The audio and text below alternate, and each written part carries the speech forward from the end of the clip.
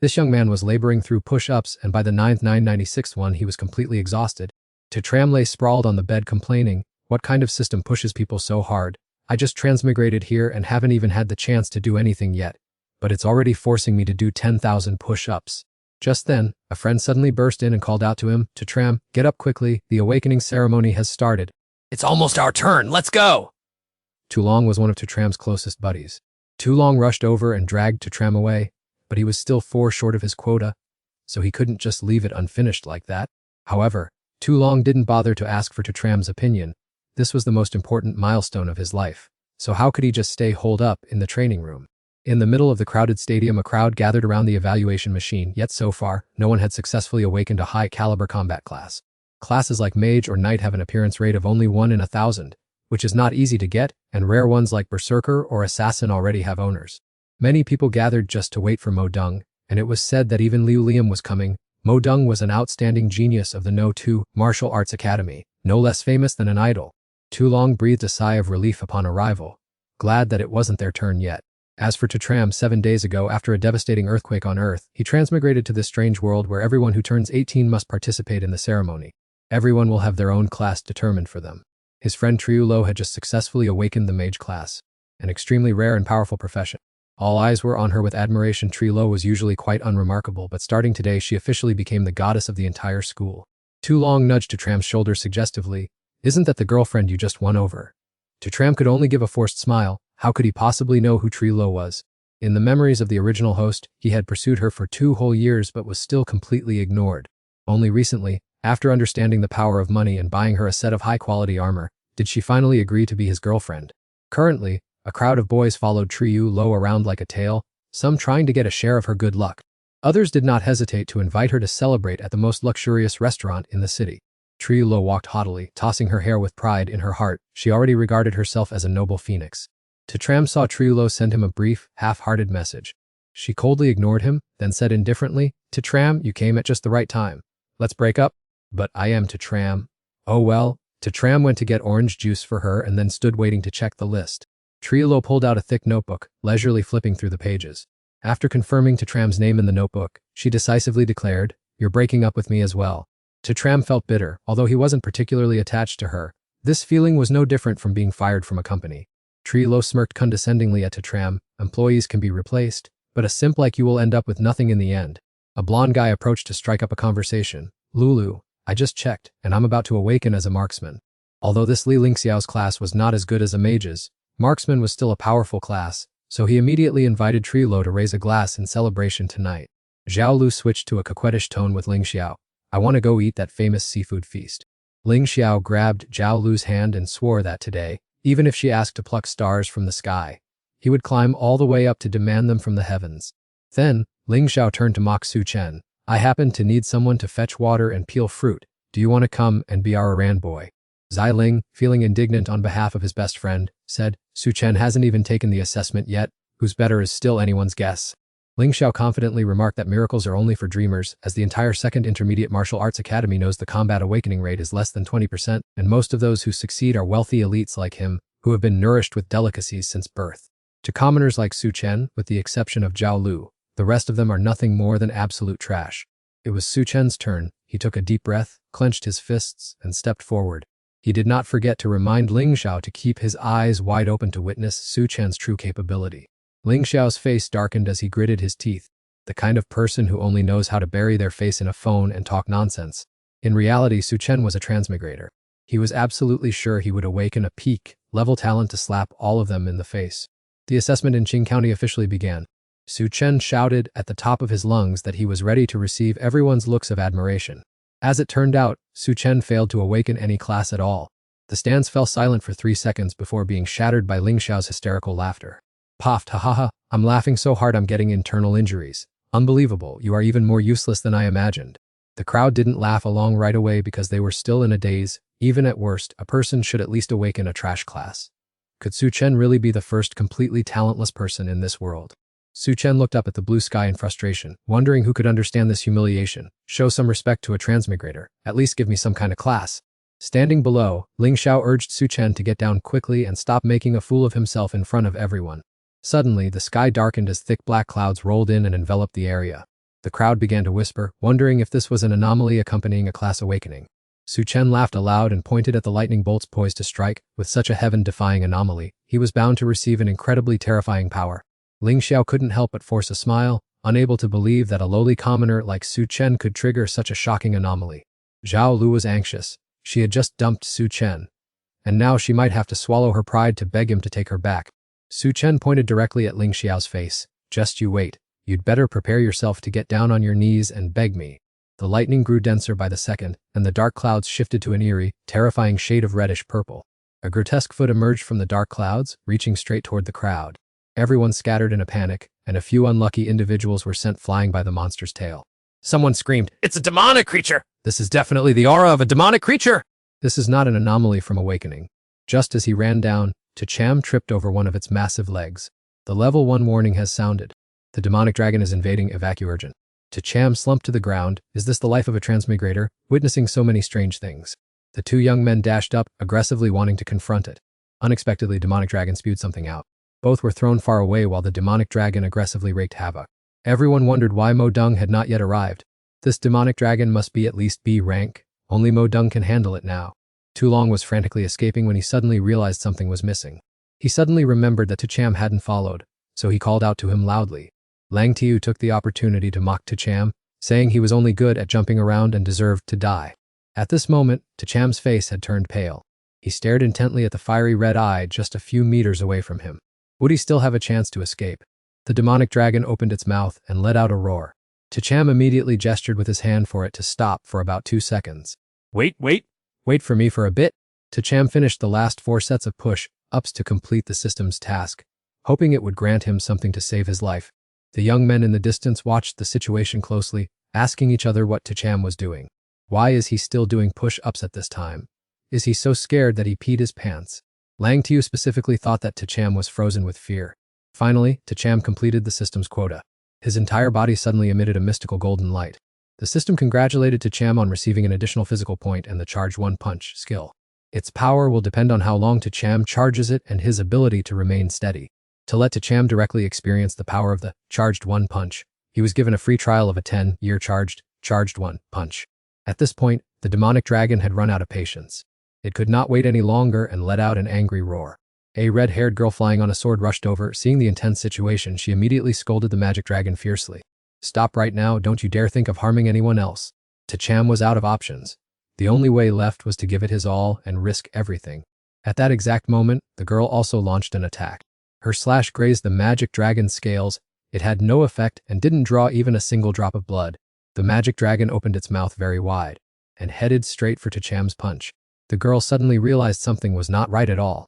She immediately backed away from the magic dragon. A horrific explosion erupted from its mouth and spread all the way to its tail, a fatal blow. The young people witnessing the scene gaped in surprise and reported the news. Oh my god, the magic dragon is dead. Look quickly! That is Mo Rong Lulin!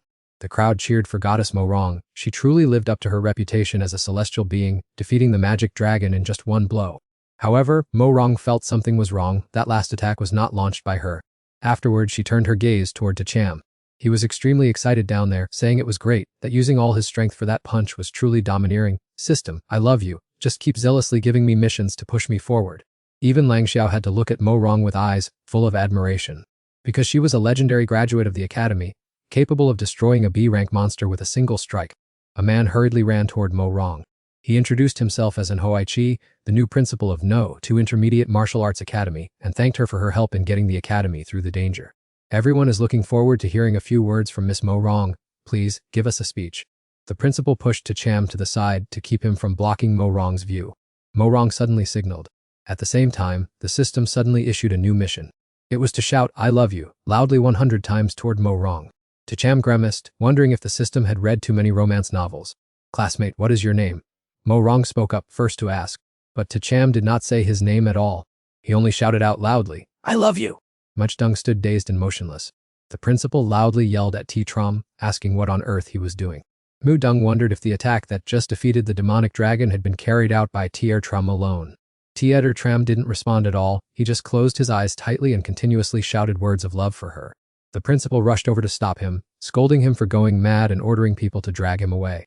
2 young men grabbed Tram and dragged him away, even as he was being pulled and continuously expressed his feelings for Dung.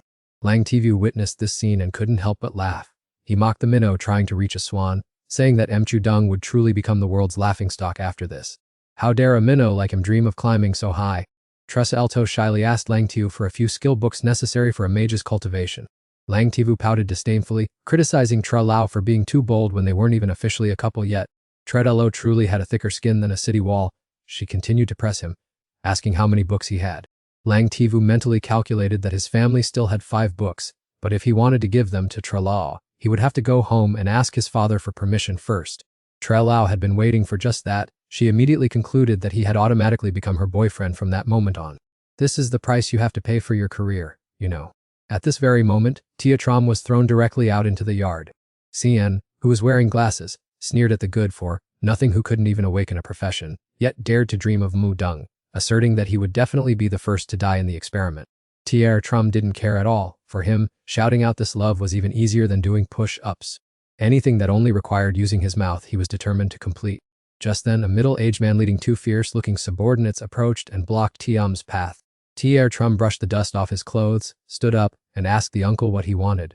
The middle-aged man grabbed Tia Trom's collar and roared that he was only 18 years old, demanding how Tia Trom dared to call him uncle. The henchman standing behind added that Big Brother LLI had ordered that if they couldn't get 1,000 yuan in protection money today, they would have to cripple him. Tia Trom immediately remembered that this LLI, who looked as old as 40, was the Academy's #1 bully, specializing in extorting protection money from the original owner of this body. Reflecting on it, the original owner's situation was truly pathetic. His parents had died early, he lived with his uncle and aunt, and no one cared for him except for his uncle who occasionally helped him in secret. So, when he was bullied, he could only swallow his tears. Ellie's eyes rumbling voice pulled Tia Trom back to reality. He demanded money and threatened to beat him to a pulp. The current Tia Trom was no longer the weakling of the past. He would never tolerate being suppressed any longer. He clenched his fist and threw a punch directly at LLI's face, vowing to get fair retribution for all the grievances the original owner had suffered. LELI was punched until his head spun. He was stunned, unable to believe he had just been hit back by his opponent. Tia Trom also stumbled and lost his balance at that moment. He wondered why this punch, packed with so much power, was so weak. Perhaps the time he had to accumulate energy was still too short. Taking the full force of Tram's punch, Leloy finally snapped out of his daze. Cracking his knuckles aggressively, he declared that he was extremely surprised by the recklessness of a weakling like him. His duo of underlings standing nearby were also dazed, whispering to each other that Tram probably didn't know their boss had just awakened as a tank fighter. So the punch just now was as harmless as a mosquito biting steel. While Tram was still struggling and didn't know what to do, Leloy roughly grabbed his collar, exhaled breath that smelled like he hadn't brushed his teeth in a week, and roared demanding 10,000 yuan, leaving Tram with no choice but to reluctantly ask to defer the debt so he could find a way to get the money. Shoving Tram to the ground, Leloy gave him exactly half a day to gather enough money. Right at dinner time, Leloy promised to return and stake out the door of Tram's dorm. As soon as Leloy's gang turned to leave, Tram scrambled to his feet. Half a day was more than enough time for him to find Mo Dung and complete his mission, instead of trying to borrow money. After running all over the school, he finally spotted Mo Dung being respectfully escorted by Principal Dixon, who kept praising her as the pride and legend of the No. 2 intermediate martial arts school ever since she got admitted to the country's most prestigious academy. Suddenly, Tram jumped out to block their path and shouted out a love confession to Mo Dung. The principal immediately ordered his staff to drag Tram away. He had never once bothered to ask if she felt the same way. Inside the meeting room, the principal earnestly hoped Mo Dung would share some exam tips with the lower classes, as the crucial exam was just a short month away. Unfortunately, the beauty had no special tricks to share. The sole secret to her success was simply her outstanding innate talent and unparalleled power. Her response was so brutally honest that it left the entire school administration present completely speechless. Just then, Tram's shout drifted through the window once again. "Goddess, I love you!" The principal flung the door open and roared at Tram, asking if he had lost his mind. Turning to Mo Dung, he quickly advised her not to pay attention to that lunatic, explaining that his mind had become unstable after failing his class awakening. The principal's explanation unwittingly piqued Mo Dung's curiosity. If he was truly powerless, then the miracle of him slaying the evil dragon before might have just been a misunderstanding. Outside, Tram clung to a tree like a monkey, repeating his confession like a broken record and giving the principal a massive headache. "Will someone please go out there and shut his noisy mouth?" Mo Dung shouldered her sword and leaped straight out the window. Seeing the beauty approach him of her own accord, Tram immediately fell into a panic. Mo Dung grabbed him by the collar and soared up into the sky. The crowd below stared up until their necks grew sore, watching the young woman fly higher and higher. They feared the poor student would be dropped into a free fall to the ground. Only then did the principal remember that Mo Dong was actually the great demon king of the Tianfu Academy. She was a terrifying nightmare to countless geniuses of her generation. It seemed to Tram's fate was sealed as a panicked scream, asking what she was going to do echoed down from high above. Weren't you the one who said you loved me? If you can utter, I love you, 50 times before hitting the ground, I will believe you. To Tram smirked, this girlfriend really knew how to tease people. Mo Dong immediately let go, and she didn't forget to remind to Tram to try his best to finish his words. Otherwise, he would meet an unpleasant end. As he fell, to Tram continuously reproached Mo Dong for being a maniac. But then, he still covered his ears tight and exerted all his strength to shout, I love you, until his throat was dry. The school leaders gaped in shock. He had already fallen. Miss Mo Dong was truly heartless. To Tram peaked. When the ground was only a few meters away, he cried out for help in a panic. Immediately, Mo Dong appeared and pulled to Tram up. It seems you are lucky. I believe you now. To Tram almost experienced the sensation of transmigrating again. This trauma was indescribable. Are you demon? Mo Dong chuckled. Indeed, many people had called her that.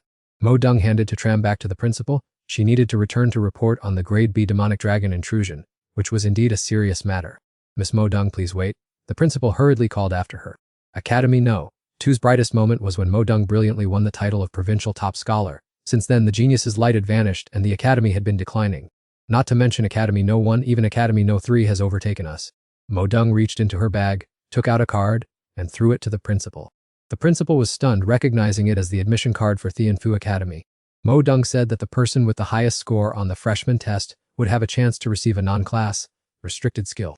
The school leaders were overjoyed. Non-class restricted skills were a privilege of geniuses, as common classes could only awaken class talents, and class skills could only be obtained at high-level academies through special means. Holding the card in his hand, the principal regained his confidence. If it were truly so, Academy No. 2 would surely achieve better results in the college entrance exam. On the way back, to Tram was still trembling. Mo Dong looked terrifying, having just thrown him down from a height of over 1,000 meters. Luckily, his quick mouth had saved his life. However, he was still 3 sentences short of the system's 100-sentence requirement, yet Mo Dong had already left. Right at this moment, Liloy's group was already waiting at the dormitory. They burst in and demanded money. To Tram? Where is my 10,000 yuan? Boom, Lilai was suddenly sent flying outward. The locked wooden door also burst open along with him. The 2 lackeys saw to Tram's smoking fist and retreated in fear. We've confirmed it with maximum power. 5 hours of suppressed energy are enough to defeat a newly awakened warrior without needing to Tram's rage. Liloy lay sprawled on the ground, his whole body trembling and begging for mercy. Brother, I was wrong. To Tram patted his face and asked, Your name is Liloy. Do you know that girl Han Mai Mai? Liloy looked back blankly. Yes, I don't know her. So to Tram slapped him hard. The slap echoed throughout the area. If you don't know her, why give her such a name? Liloy clutched his swollen cheek, crying and explaining, That name was given by my mother. To Tram ordered Liloy to find Han Mai Mai. If he found the girl, To Tram would let him go. The next day, Principal Dixon gave a speech to the entire school. After receiving the power card from Murong, he said, Today is the first test in your student lives. The results of this test will directly affect your performance in the martial arts exam taking place in 1 month. This test is even more special because students from all 3 academies, number 1, number 2, and number 3, are participating together. The principal advises you to avoid conflicts with students from other academies. I won't say any more. Form groups of 3 to 5 people and set off immediately. Teams quickly formed. Some were determined to defeat a 1-star elite this time, aiming for the number 1 military academy. Rumors about the reward for the academy's top performer, who could receive an item independent of profession from Murong, spread rapidly, becoming the target for many. Meanwhile, To Tram was isolated in the crowd, only able to lament his fate with the loudspeaker. These people are so heartless. No one wants to team up with me, do they? At this moment, Lu Long called out to Tram. To Tram was overjoyed, thinking he was also struggling to find a team. However, Lu Long actively didn't want to team up with anyone, unlike To Tram, who was being shunned by his peers. The principal, seeing To Tram standing dazed, urged him to form a team quickly. Ling Xiao suddenly appeared, sarcastically mocking like fishwives at the market. Haha, it's not that he doesn't wanna, it's that no one wants to team up with him. Who would want to team up with someone without a profession? They are useless and will drag the whole team down. Many sympathetic eyes looked towards To Tram. Someone please don't team up with me, To Tram. It's hard enough to save myself. I don't see why someone without a profession would participate in the test. They should just withdraw. At this moment, a helicopter flew in from somewhere. A young man jumped out of the helicopter, landing on the ground with extreme coolness. He took off his headphones. Excuse me, principal, am I late? The principal was overjoyed. He hurriedly introduced, This is a genius transferring from Academy number 1. He will soon join our Academy number 2 and will participate in the survey with everyone this time. The helicopter boy quickly grabbed the microphone and began his speech. I come from Academy Number 1. I am not necessarily the most talented person at Academy Number 1, nor am I necessarily the most handsome. I am also not the most outstanding or humorous. I am not necessarily stronger than everyone from Academy Number 2. I am not sure I will win first place. I also dare not assert that I will receive a professionalist skill from Sister Mu Rong. His speech was quite confusing, but because he was handsome and seemed humble, the girls fell for him at first sight. The other guys also encouraged the male student from the top school to feel free to express himself. Even I don't know what confidence is. The guy on stage finally introduced himself. I thought to myself, I came here because I admire him. I will definitely win first place. Those who were just full of praise for him have now all joined hands and left for the mountains. Good grief, so it's all an act. Let me praise you all morning then. The principal was stunned. He instructed Tat Hoi to accompany Tacham's team because Tacham had no class, so at least with Tat Hoi nearby, he could stay alive. On the way, everyone was buzzing. They heard that a new dimensional gate had appeared in this survey, and there was indeed a 1-star location, very suitable for beginners like them. Someone urged them to go inside quickly. This time all 3 schools were conducting the survey together, and they feared there wouldn't be enough monsters to go around. 30 minutes later, Tulong and Tacham were waiting for Tat Hoi so long their hair almost fell out. Tacham was curious what kind of class Tulong had awakened that made him unwilling to team up with anyone. Tulong shyly admitted that he had awakened as a warrior. Tacham cheered excitedly, Great Warrior is the most essential combat class. Tulong scratched his head and added, Not exactly, I'm a Sailor Moon warrior. The atmosphere between the 2 boys suddenly became very awkward. Tacham suggested Tulong transform so he could see it. Tulong turned his back. Background music played from somewhere along with magical sparkling effects and even some mystical smoke to cover sensitive parts. In an instant, the muscular Tulong had transformed into Sailor Moon without anyone realizing it. Incredible, Tacham was so astonished that he no longer recognized his friend. So this is Tulong's true face. Tulong, I have an idea. Tulong suddenly frowned. He swung his axe, sending Tacham flying into the distance. Do it for sister right now. Poof, Tulong reverted to his original form and hurriedly ran to help Tacham. For some reason, whenever Tulong transformed, he became inexplicably short-tempered. Then he couldn't help but want to attack others. Tacham seemed to be thinking about something, placed his hand on Tulong's shoulder. I've decided. You are my teammate. Right at that moment, Tat Hoi walked by. Tacham immediately called him back. Don't you two see us standing here? We've been waiting for you for so long that our legs are aching. Tat Hoi indifferently asked them what they were waiting for him for. Tulong replied that the principal had arranged for them to be in the same team. It wasn't as if anyone actually wanted to be a die-hard fan of Tat Hoi anyway. Tat Hoi turned on his heel and left, declaring that he only wanted to fight alone and had no interest in cooperating with the weak. Tacham watched him and muttered that the guy was a show-off who really knew how to make people's blood boil. Suddenly, Tat Hoi stopped in his tracks. I know who you are now. You're that thick-skinned guy who dared to confess to Sister Mu Rong in front of everyone. And you're even looking down on her. Tat Hoi continued to ramble incessantly as soon as Mu Rong was mentioned. Tat Hoi had never actually managed to strike up a conversation with Mu Rong. Despite that, he had never mustered enough courage to confess his feelings to her. Yet Tacham's immediate confession of love infuriated Tat Hoi. Get out of my sight. My hands itch to hit you every time I see your face. Tacham remained silent at this point. Even jumping into a river wouldn't wash away this injustice. Tat Hoi was determined to take the top spot this time, so he could honorably stand by Mu Rong's side. No one was allowed to stand in his way. Brother too! Li Lai ran over with 2 teammates and found it strange to see Tacham only with Tulong. Tacham shrugged sadly. No one wants to join a team with us. Li Lai beat his chest and invited Tacham to join his team, saying those other people were truly blind. The girl accompanying him immediately protested, blaming Tacham for being someone without a class.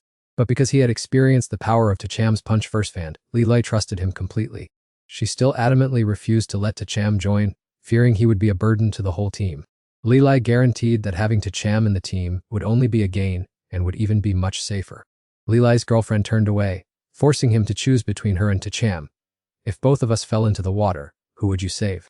I would save Tacham, Li Lai replied bluntly, leaving her in shock. What did you just say? You'd dump your girlfriend for a useless loser. Li Lai shrugged and said, Get lost. Women only slow down my attack speed. She left in a rage, swearing to find a teammate even better than Li Lai.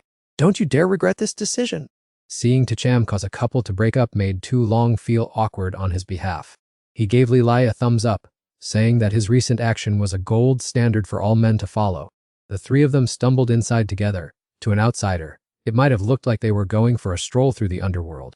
As soon as they stepped through the door, they felt a very strange wave of vital energy, far different from the outside world. The surroundings were empty. It seemed that the monsters in this area had been dealt with cleanly. The group had no choice but to continue further inside. After walking a bit further, they began to catch glimpses of four-legged beasts. Tram observed them and realized they looked very similar to the red hog demons in the textbooks. Liloi immediately crouched behind some withered grass to hide and peek. Indeed, two monsters were wandering on the grassy patch. One was clearly a red hog demon. The one next to it was also a red hog demon. Tram's face contorted. What is this guy muttering? Why hasn't he gone up to teach them a lesson yet? Liloi nudged Tu Long's shoulder, but she shook her head. The female warrior's fragile heart lacked the courage to join the battle at this moment. Liloi had to turn to Tram, who sighed in frustration. Do you really need me to take down such a low-level monster? You two should go ahead. But both Tu Long and Liloi adamantly refused. Tram gave him a painful smack on the head. You're the vanguard fighter. If you don't step up, who's going to carry the load? Liloi explained that if he made a move, trouble would likely follow. Tram unceremoniously shoved him forward. Don't stand there and babble nonsense anymore. The pair of red hog demons immediately bared their teeth and growled, ferociously lunging straight at Liloi. Liloi did not hesitate for a second. He swung his powerful iron fists, striking the skulls of the two aggressive creatures with precision. Tram and Tu Long cheered in excitement. He truly lived up to the title of #1 fighter. Liloi really did have talent. Right at that moment, strange sounds gradually approached. From the horizon, a pack of red hog demons came charging towards them. Every single one of them was plump and fatty, their wobbly bellies jiggling as they dashed. Tu Long was so terrified she tumbled down, her legs trembling too much to stand up. Only then did Liloi explain with a tearful face that although he was a tank, he possessed a hidden talent for attracting monsters. Whenever he struck any kind of beast, their entire extended family would immediately show up to hold him accountable. Tram cursed in anger. This guy, why didn't he say so sooner? At this point, the only option left is to slip away quietly. On the other side, Triu Lo and Lang Tiu's group were doing their best to deal with 3 scarlet glyph beasts. Using her scepter, she immediately unleashed 3 blazing fireballs. However, those scarlet glyph beasts suddenly changed direction and hurriedly fled. Lang Tiu suddenly found it extremely baffling. Suddenly, one of them pointed, signaling that the entire horde of scarlet glyph beasts was rapidly gathering and rushing in one direction. How could Triu Lo let this slip by? Scarlet glyph beasts were the most numerous and easiest monsters to defeat. If they didn't level up from them, the growth rate of the entire team would be severely affected. Seeing more and more scarlet glyph beasts gathering, Tu Long knew that continuing to run was clearly not the solution. Tram quickly dashed toward the rocky hills far in the distance. He wanted to herd all the scarlet glyph beasts into a single spot to easily finish them off. Tu Long immediately warned Tram not to act too recklessly. With so many of them, how can we possibly chase them down? Having been charging up all day, Tram immediately ordered them to quickly fall back. Alone, he stood proudly facing the entire horde of scarlet glyph beasts. Gathering his strength, he unleashed a single punch. Tram threw an extremely powerful, devastating punch. That charged punch sent the entire herd of fat pigs flying high into the air. In the outside area, the teachers were intently watching the rankings leaderboard. Notably, in the top 10, Tat Hoi and Triu Lo were the only students from Academy No. 2. Principal Lythene Deep of Academy No. 1 kept teasing and putting considerable mental pressure on the principal of Academy No. 2. On that leaderboard, our Academy No. 1 is crushing all rivals, and we have also defeated the most monsters. Our Academy No. 3's genius, Tiu Ho is also sitting comfortably in second place. Principal Han Lam of Academy No. 3 stepped forward and asked Principal N why he was staying so quiet. Principal N forced a smile and replied, Our Academy No. 2 isn't doing too badly either, we are in 4th place. Han Lam sneered at An Hoi Chi, pointing out that Tat Hoi, who is currently in 2nd place, was actually a transfer student from Academy No. 1, not originally from Academy No. 2. Principal Lai shook her head. She felt that Academy No. 2 not only lacked talent but also recruited people from her own Academy No. 1, which was truly not a good way to do things. Principal An put his hands on his hips and replied loudly, If they want to recruit, they are more than welcome to poach from Academy No. 2. I'm not stopping anyone. Principal Heen stepped forward, clicked his tongue and said, You really know how to flatter yourself. Does your Academy No. 2 even have any worthy talents that would be worth our effort to poach? We have already overwhelmed Academy 2. There's no need to discuss it further. Teacher Hein believes Academy 3 should receive more favor than Academy 2 this year. Teacher An could only awkwardly make excuses, saying the exam hadn't concluded yet. With his extensive experience, Teacher Lai assessed that the competition structure was set from the beginning, and the difference in strength would widen as students defeated more alien beasts. Suddenly, the scoreboard showed a surprising shake-up. T-Chem unexpectedly surged to the top of the entire server with 98 points. Teacher Li was also surprised. He had never heard of this person. Suddenly jumping 98 points, he wondered how many alien beasts he had defeated. Even Teacher An couldn't believe his eyes. But first, he had to gloat. Hein Lam, you've let your students show off enough. Now Academy 2 is in 1st place, do you accept it? Teacher Hein felt something was wrong. While Teacher An didn't care, he'd gloat first and then deal with it. Teacher Hill approached the control panel, surprised to see T-Tier Chem, whose name was said to be widely known, now ranked first and so far ahead of the second place. Teacher An took the opportunity to taunt, "Everything here is operated by the Central Intelligence. Everyone knows it never makes mistakes." Teacher Hull angrily slammed the table and ordered someone to check. Teacher An clasped his hands behind his back and laughed heartily. "Go ahead and check. I will certainly anger you to death. Haha, Academy 3, don't even dream of surpassing Academy 2. T-Long inside didn't expect his friend could defeat all the demonic beasts with one punch. Tet shone brilliantly. He himself didn't understand what was happening to him. T-Long realized T-Acom was evolving to the 1-star professional level. Reaching 1 star right at the start of the exam, this speed far surpassed the geniuses of Academy 1. However, T-Adrid Chem didn't have a profession yet, so he didn't feel any changes. At this moment, at another canyon, 2 bald men were dealing with a pack of lone wolves that moved in herds. One of them spoke, "These weak 1-star demonic beasts don't know their limits. Our strengths are all above 1 star. In this 1-star competition, no one is our opponent." One man with thick lips reminded him, "Don't bother with these 1-star demonic beasts. Let's get to work." The bald man took out a suitcase. He confirmed this was the place. Although this spatial point had just appeared, it wasn't entirely new. 1,000 years ago, someone had set foot here. They activated the green stone, and the entire ground shook as if about to collapse. The canyon ahead opened, revealing a door. The demonic beasts also sensed the disturbance. Their eyes turned blood red. The man with thick lips realized the strength of these demonic beasts had increased. The other man tried to open the door but failed. Suddenly, an underwater monster emerged with great ferocity. He was startled to realize that the creature had reached the rank of a 2-star monster beast. How could their leveling speed be so fast, in just a single moment? They should have realized then that they had just acted quite foolishly. Activating this place upgraded the spatial point from level 1 to level 2 of the trial area. In Tia Tram's area, LPLE was on his way, thinking he had never encountered such a calm examination. After traveling for half a day, he still hadn't seen a single monster. The Scarlet Swine had been wiped out by Teeter Tram. If they wanted to find other monsters, they would have to venture deeper into the trial area. Just then, several other monster beasts suddenly appeared. T-Long immediately recognized them as leopard-headed chickens. These level 1 monster beasts were much stronger than the Scarlet Swine. Shortly after, another group also appeared nearby. It was the team of LLI's ex-girlfriend. La Li quickly stepped forward and cut in. "Doot doot, we discovered these leopard-headed chickens first." Doot doot burst out laughing. "You guys? Li, I admit you have some talent, but by bringing that Tier Tram along, your team's strength is cut in half. Even if I let you have them, do you even have the strength to take down these 3? Eliel then complained to T. Tram. Big brother, she's looking down on you. "Go out there and show her what you're made of." "Show off my foot." T. Tram replied. "I just exhausted all the energy I've saved up all day. Right now, I'm just an ordinary person." Li then urged T. Long, "We can't let a girl look down on us." But of course, T. Long didn't step forward. "Then let me do it." Lav rolled up his sleeves, despite only wearing a T-shirt, and aggressively prepared to rush into the fight. T. Eder Trem and T. Long had to use all their strength to hold him back. If LPLI had rushed in, all 3 of them would have lost their lives instantly.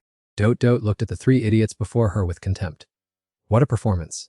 Every one of you is just a waste of space." At that moment, another group arrived. "Young Master Huan of Academy No 3 is here to clear the area." "Anyone with no business here, move aside." Elekwai had heard that Akati of Academy No 3 was ranked 3rd there and was considered a genius. More importantly, he was the biological son of Principal Huan. A thuggish man shouted threats on Hu Wan KT's behalf. "Listen up, Tiertram and Dote of Academy. No, 2. Our young Master Huan has claimed this entire spot. The monsters here are already spoken for." Elpai glanced around with a look of confusion. "Is this place a bar or something?" Dote quickly ran over to Huki, looking eager. "Brother Hu, do you still remember me?" Hooch K recognized her and declared that everyone except her had to leave. Doot looked at T-Utter Tram's group with utter disdain. "Let them stay," she said. "Let them see what real power looks like." Hu Neki nodded in agreement with her. "After the examination ends, come to the villa I just bought. My cat knows how to do somersaults." One of the 3 warriors aggressively rushed forward, ready to fight to the death. They coordinated smoothly, blocking the chicken heads. Zilong suddenly realized those 3 were definitely armored warriors, but Lilai heard this and angrily snapped back. "With a massive build like that, you call them warriors? They look no different from mobile tanks." Yu proudly held her head high and declared, "Lilai, look closely. I've joined a stronger team now. You abandoning me was the biggest mistake of your life. Just wait and see yourself ranked dead last in this exam." At this moment, an energetic young man spoke up. "I am Heim Kai, as in triumphant spirit, a true swordsman. Everyone stand back and let me show off my skills." She rallied her teammates to charge forward. "Let's go together and quickly finish off these chickens." At that exact moment, the ground suddenly shook violently. Startled, he asked in surprise, "What is going on?" The 3 chickens suddenly transformed into sawtooth monsters. Leaving Haika dumbfounded, he blurted out, "What on earth is this?" It swung its razor-sharp saw blade, knocking him far away. Caught off guard by the sudden attack, the 3 armored warriors cried out, "What the hell is going on?" Shocked, Zilong questioned, "This is a 2-star sawtooth beast. How can that be? In the blink of an eye, a 1-star beast has evolved into a 2-star one?" Flustered, he wiped the blood from the corner of his mouth. "A 2-star sawtooth monster. What on earth is going on?" His 2 teammates anxiously urged him, "Young Master Huang, don't worry about the reason, let's run. A 2-star monster is not something we can fight." That's right, let's get out of here! Just then, Yu hurriedly grabbed his shirt. She pleaded desperately, Young Master Huang, save me! Take me with you, I'm injured! Hun Kai coldly brushed her off. "Let go of me." The sawtooth monster went wild and charged straight at the warriors. Seeing this, Yu sobbed and hugged his leg tightly. "Brother Huang, I can't move! don't abandon me. You promised to take me home to see your cat!" He heartlessly kicked her to the ground. "Get lost. I can't even save myself right now, let alone you." She screamed in panic and despair. "Oh no, what do I do now?" Somebody save me! Hun Kai fled as fast as his legs could carry him. Run quickly! In the blink of an eye, it moved at lightning speed right in front of them. Shocked, his teammates hurriedly asked, "Young Master Huang, what do we do now? The 3 of us combined probably couldn't even handle one, let alone face 2 of them." He calmly pulled out a small sphere and reassured them confidently, "Don't panic, my father already prepared a life-saving amulet for me." Hun Kai maliciously threw the item hard toward him. "You bastards, here is a gift for you." Toy Cham curiously reached out to catch it. "What is this?" Zilong screamed in fear. Toy Cham, throw it away quickly! "That's a beast-attracting artifact. It will draw their attention for a certain period of time." No sooner had he finished speaking than the sphere shattered, releasing a green smoke that enveloped everything. As soon as the saw-toothed monsters caught the scent of humans, they roared with excitement. Growling, they slowly closed in on their prey. Running triumphantly and arrogantly, Hun Kai shouted, "This young master is generous. There's no need for you saw-toothed monsters to offer any gifts." He angrily swore, How dare you set me up? I'll remember this! The system displayed a notification anger Ftendo 86. He did not hesitate to continue provoking. "You're about to be finished anyway. Why would this young master be afraid of you holding a grudge?" Diet Doyet's face went completely pale. I'm dead meat? What should I do? I don't want to die, I want to live! Someone save me, I'll do anything you want! Liloi barked. "Shut up. You're being too noisy. Can't you see we're still here?" She turned her head in annoyance and sneered, "You guys? What can useless people like you even do? You don't even dare to touch a level 1 chicken. Let alone a saw-toothed monster!" A saw-toothed monster lunged and leaped right over her head. In a panic, Tacham quickly looked back. He was suddenly ambushed from behind. He cried out in panic, "We're doomed! Even Brother 2 is no match for this saw-toothed monster." Liloi braced himself for a battle to the death. "The only choice left is to risk our lives and fight it out." Just then, Zilong stopped him and grabbed his arm firmly. He stopped him decisively. "You must not make a move. Let me handle this." Without a moment's hesitation, the saw-toothed monster charged forward like lightning. Zilong accelerated and charged with an incredibly powerful aura. Instantly, his figure blurred into the thick screen of dust and smoke. Zilong transformed into an elegant female warrior. Liloi's eyes widened in shock as he asked, What on earth is this?" She swung her axe violently against the sharp saw blade. Zilong firmly instructed the group, To Cham, you guys go ahead! "I'll hold off this saw-toothed monster." Panic-stricken Diet kept urging, Great! Hang in there, we're leaving first! She weakly urged them. To Cham, Liloi, support me, quick! The 3 of us need to escape right now! However, the saw-toothed monster used brute force to break through the blockade. Sensing that something was wrong, he immediately backed away. Grabbing his sleeve tightly, Doyet kept urging him, To Cham, are you deaf? While someone is holding it back. Run away already! Coldly yanking his sleeve back, he replied, "If you want to leave, then go. I'm not going anywhere." She sneered, "A classless nobody like you. How can you still pretend to be so noble and fearless of death at a time like this?" Then, Doyet cursed in frustration, "Why is my luck so rotten? I can't believe I ended up with trash like you guys." I slowly slapped her hard across the face, feeling incredibly annoyed. Yu gnashed her teeth and growled, "How dare you lay a hand on me?"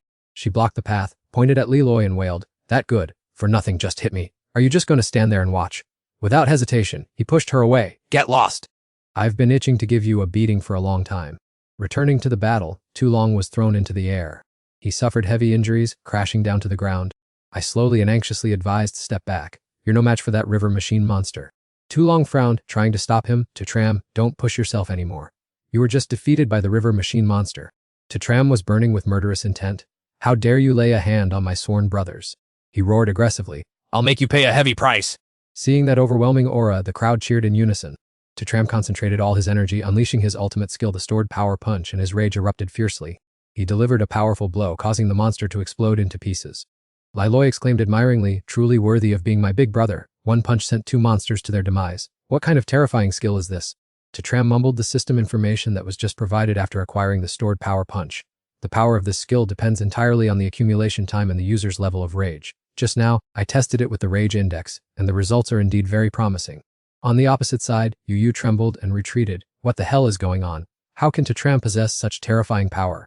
It must be because we injured the monster first, so he was able to snatch the credit. She recoiled in horror. We're definitely doomed. More and more river saw beasts are being lured here. Yu made a sour face and complained. If this continues, even with someone blocking, we won't be able to escape. He honestly admitted. The problem is that the previous punch completely depleted half of the anger within me. The very next second, Tram firmly told himself, I need to find a way to rekindle my rage. He angrily fired a few shots. Ha, you damned ancestor. Rage points flew 100. The index didn't increase much. Tram dejectedly complained, this isn't good. Even that detestable Haikai couldn't help me reach enough rage points. The river saw monster started howling and charging madly. His 2 teammates anxiously called out loudly, Tram brother too! He poured all his strength into his burning hands, delivering a decisive blow to the enemy's head. Rage points 10-86. Tram seized the opportunity to unleash a move that wiped out the monsters. He fought and shouted, 14 years of arduous resistance. The Korean War, I'm boiling with rage. Rage points to 10-86. Tram unleashed all his fury, causing his opponent to explode. He eloquently listed historical events, from the Battle of Yaishan to the Manchus' entry into China. The indomitable spirit of our nation will forever be etched in memory. Tram punched while expressing intense patriotism. From the wars to the burning of Yuanmingyuan, this is the hatred that has seeped into my bones, and it will explode with just a touch. Lai Loi, like a rabid fan, cheered excitedly. This is truly insane. Brother 2 is beyond insane. As if immersed in extreme rage, he charged forward with terrifying power. I possess this punch enough to engrave hatred for a lifetime. Tram roared and delivered a decisive blow, venting all his frustration to create a miracle that brought glory to the country. When the dust settled, he let out a long sigh of relief. Everything was finally resolved, which was truly lucky. Diet trembled and almost dropped his shoes. How could someone without a profession defeat 2-star monsters? Could this be a divine miracle? Tram held his head high and declared solemnly, this world contains countless dangers, but once I have set foot here, I will fight alongside it and protect this place just as I loved my former homeland. He approached curiously and asked, Mr. 2, is your true profession really a mage? What incantation did you just chant? Your words became more powerful as you spoke them.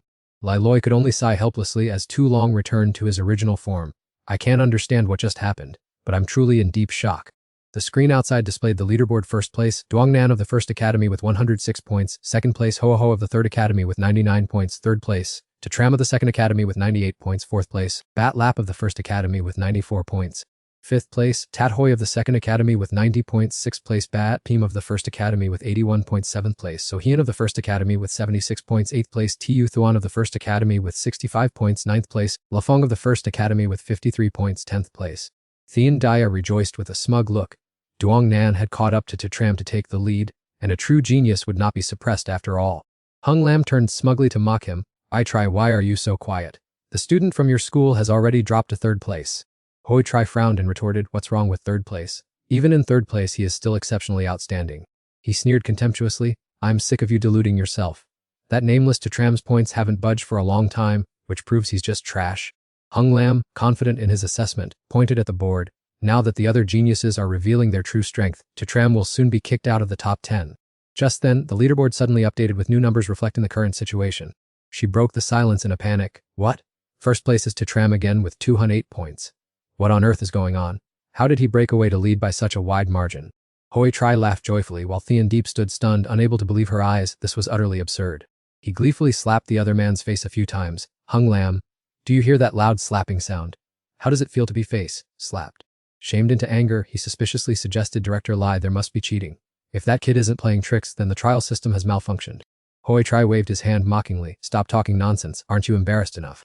Right then, the large screen suddenly displayed a flashing warning signal. Hung Lam asked in confusion, what is that? This is a level 1 warning, an incident has occurred in the trial. He seized the opportunity to continue his taunts. Just as I predicted, there's a problem with the trial. Ho Tri, who's the embarrassed one now? Tram's 1st place ranking is as good as gone. Ho Lam rushed over to report, Director, something terrible has happened. He urgently recounted the incident. Just now the student's trial area suddenly transformed and upgraded from a 1-star training ground to 2-star. All 3 directors cried out in unison, what? Hung Lam asked blankly, how could such a strange thing happen? Thien Deep asked urgently, have you found the cause yet? Ho Lam replied tensely, not yet. After the training ground turned into 2-star, all the monsters inside evolved to become extremely dangerous. She clenched her fists and said in despair, this time we're doomed. 2-star monsters aren't something students who haven't even reached 1-star can withstand. He expressed his pessimism uneasily. Even a genius like Duongnan would likely struggle just to stay alive.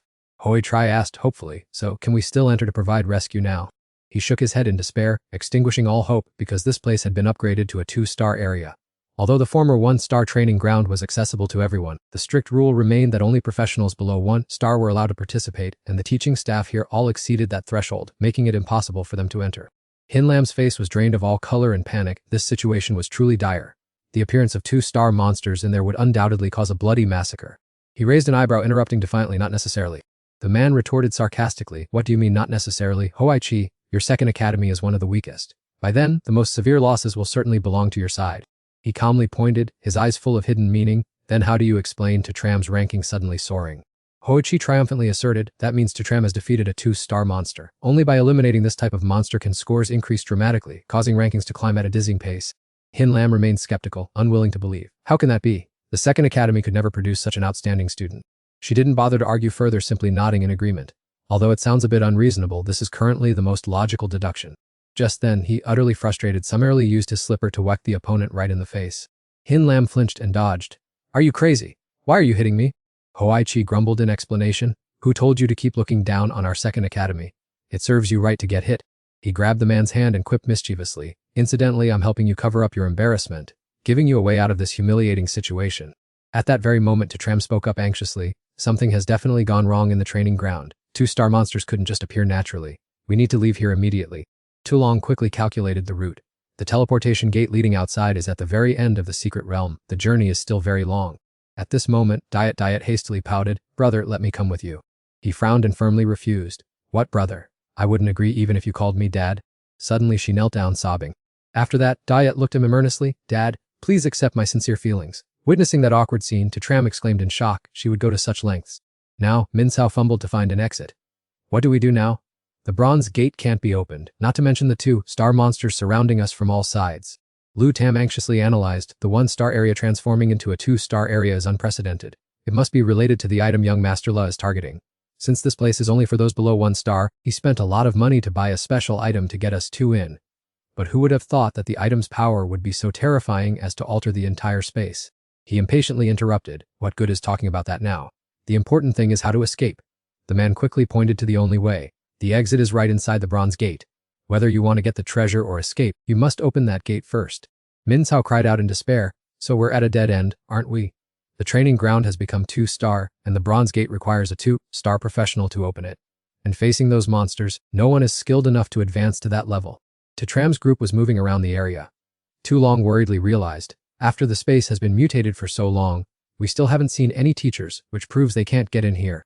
It seems we'll have to fend for ourselves for everything, life or death. Lai Loi warily assessed the team's future. Everywhere we go along the way are 2-star monsters. How can we easily reach the exit? I wonder how many lives will be left behind in this place. At the same time, very close by, Lang Tiu rushed over, breathlessly shouting, careful! It's caught up! Hun smiled confidently, turned around and fired repeatedly, 16 shots per gun, taking only 3 seconds to prove his true male prowess. However, those powerful volleys of bullets did not cause a single scratch on the one-horned wolf. Lang Tiu fled in a panic. It's over! My bullets are completely useless against 2-star monsters. Chi Lo immediately stepped forward, let me handle it. She turned around and chanted, Mother Earth bind. Immediately, the monster sank into the pile of mud and sand. The man in charge witnessed the scene and praised it. Ah, it's truly thanks to your talent. The mage profession is indeed very powerful. The young woman reassured him, then moved closer to the unicorn, urging everyone to quickly leave the area. I can only temporarily seal this beast for a short while to prevent its actions. Yang Shu pointed forward. That's Lulu's group. It seems they're encountering a very ferocious 2-star unicorn. Hearing the familiar voice, Lang Xiao turned around sharply and sneered. Tu Chen, so it's you. Someone as jobless as you has a lot of nerve. I have to admit, you're incredibly lucky. Zhao Lu raised her eyebrows coldly and decisively said, no need to bother with him. Let's go our separate ways. The man quickly agreed, Lulu is right. Let's head this way, lest we be held back by them. She put on a lecturing tone and gently warned, Tuo Chen, don't blame me. We have no connection anymore. Don't follow me, I definitely won't take you, let alone save you. He remained silent, watching their figures gradually disappear into the distance. Li Lai couldn't suppress his annoyance on behalf of his friend. Who would ask for help from them to begin with? They really have no shame. Dai put her hands on her hips, feigning indignation at their attitude. I really can't stand those foolish girls. They judge people so poorly, it's truly terrible. She looks no different from how I used to.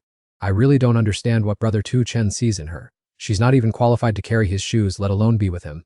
Zilong scratched his head, sighing. I truly admire her. To flatter Tu Chen, she's even criticizing herself. Upon hearing this, Tu Chen's rage boiled over, and he decided to vent his frustration on the monsters. Damn it! I'm so annoyed! I'm gonna hunt a few 2-star monsters to cool off. I can't let this anger go to waste.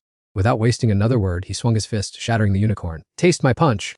He stared with wide eyes at the terrifying power. So strong. Brother Tuo, what profession do you actually have? Could it really be that you have no profession? I increasingly can't see through him. The man nodded in agreement.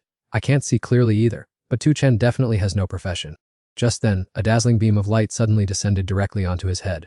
As the light dissipated, Tu Chen looked up at the sky in confusion, wondering what on earth was happening. Li Lei exclaimed excitedly as he recognized the star advancement phenomenon. Brother Tuo, you've already reached the threshold for 2 stars! Just one small step further and you'll officially be a 2-star professional. He turned back in astonishment and asked, how did I level up so quickly? Is advancing levels really this simple? The man was stunned. Simple. This is the first time I've ever heard someone say advancing levels is easy. Li Lei began to explain thoroughly. Advancing to 1 star is relatively easy because you're already close to the threshold after awakening. But from 1 star onwards, each level up is an immense abyss, and the difficulty increases tens of thousands of times. Most professionals never manage to advance to 2 stars in their entire lives. Even geniuses often get stuck at 2 or 3 stars, unable to break through further. Zilong, standing nearby, added, that's not all. Starting from the 2-star mark, anyone who wants to advance must pass a rigorous class advancement trial. This is precisely what eliminates a large number of professionals. Tu Chen looked bewildered by this new information. What is a class advancement trial? The man scratched his head and asked sheepishly, Brother Tuo, aren't these theoretical subjects all covered in the lectures? Didn't you study them? He proudly declared, I was too focused on actual combat, so now I want to test everyone's knowledge a bit. Immediately, I volunteered to show her understanding. Brother Tuo, let me explain. Each profession has a corresponding star tower. When a professional wants to break through a realm, they must enter the specialized tower for assessment. Only by succeeding will they be considered to have completed their star advancement. However, those star towers are extremely dangerous. Every year, countless talents perish or are crippled there, their future ruined. They are the giant obstacles that have blocked countless seasoned experts. Zilong looked impressed and further explained the peculiarity. Those with high star levels are all rare individuals. The reason Tu Chen advanced so rapidly is undoubtedly due to his ability to defeat monsters above his level. To be honest, for other professionals, a 1-star defeating a 2-star is simply absurd. He frowned and asked with concern, if advancing to 2 stars requires entering the star tower of my profession for a trial, then where should someone like me who has no profession go to test myself?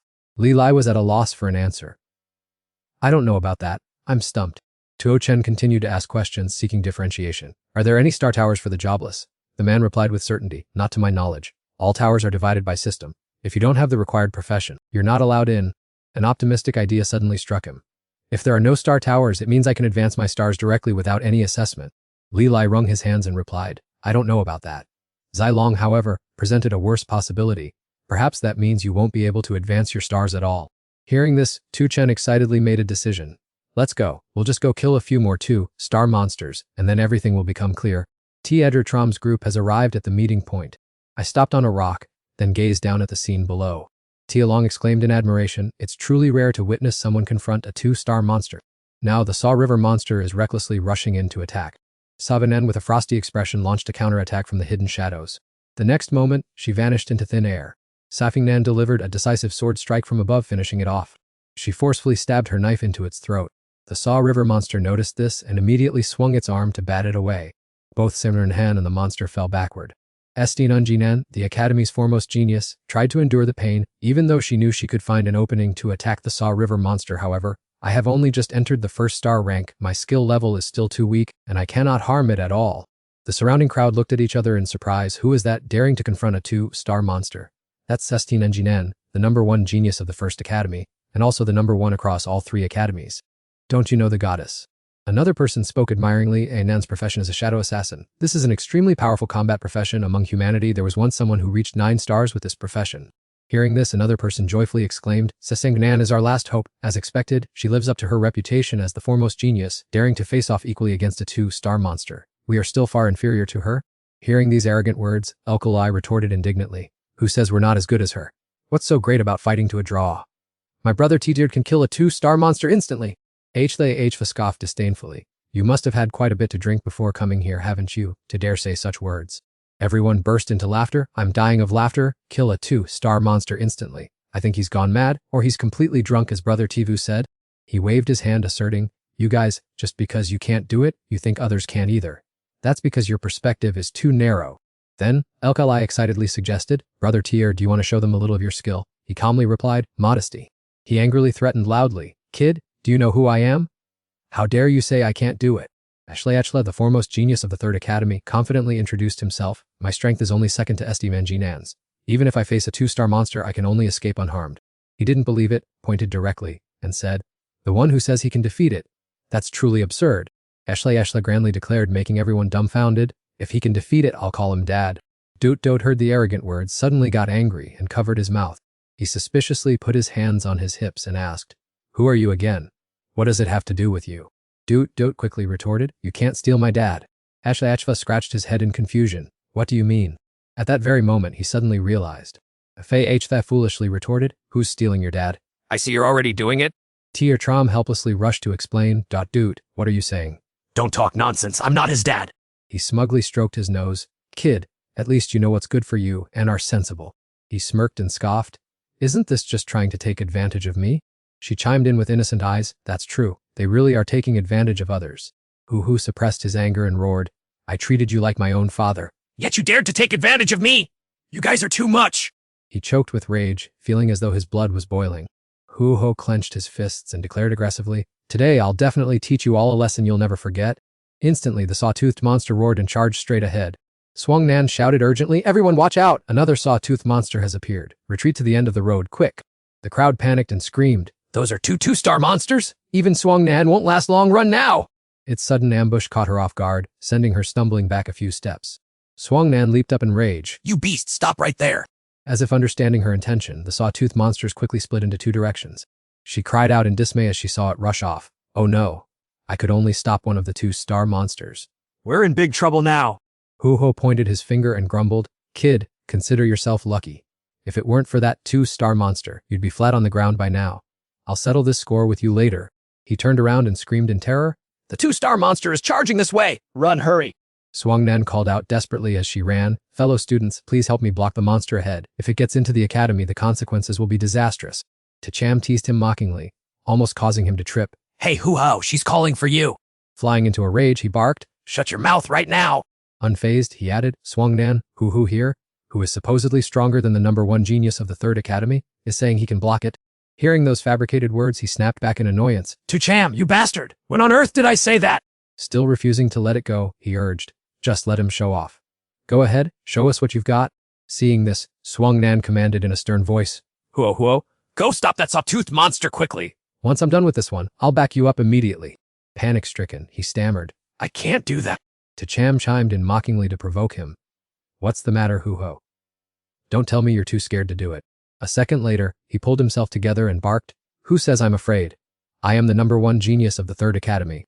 Summoning all his courage, Hoo charged forward like the wind, on behalf of the Third Academy. I will stop this 2-star monster. Die! In the blink of an eye, he was sent flying by the monster, as light as a dry leaf. Humiliated, Hoo scrambled to his feet and ran for his life. Oh my god, 2-star monsters are way too terrifying!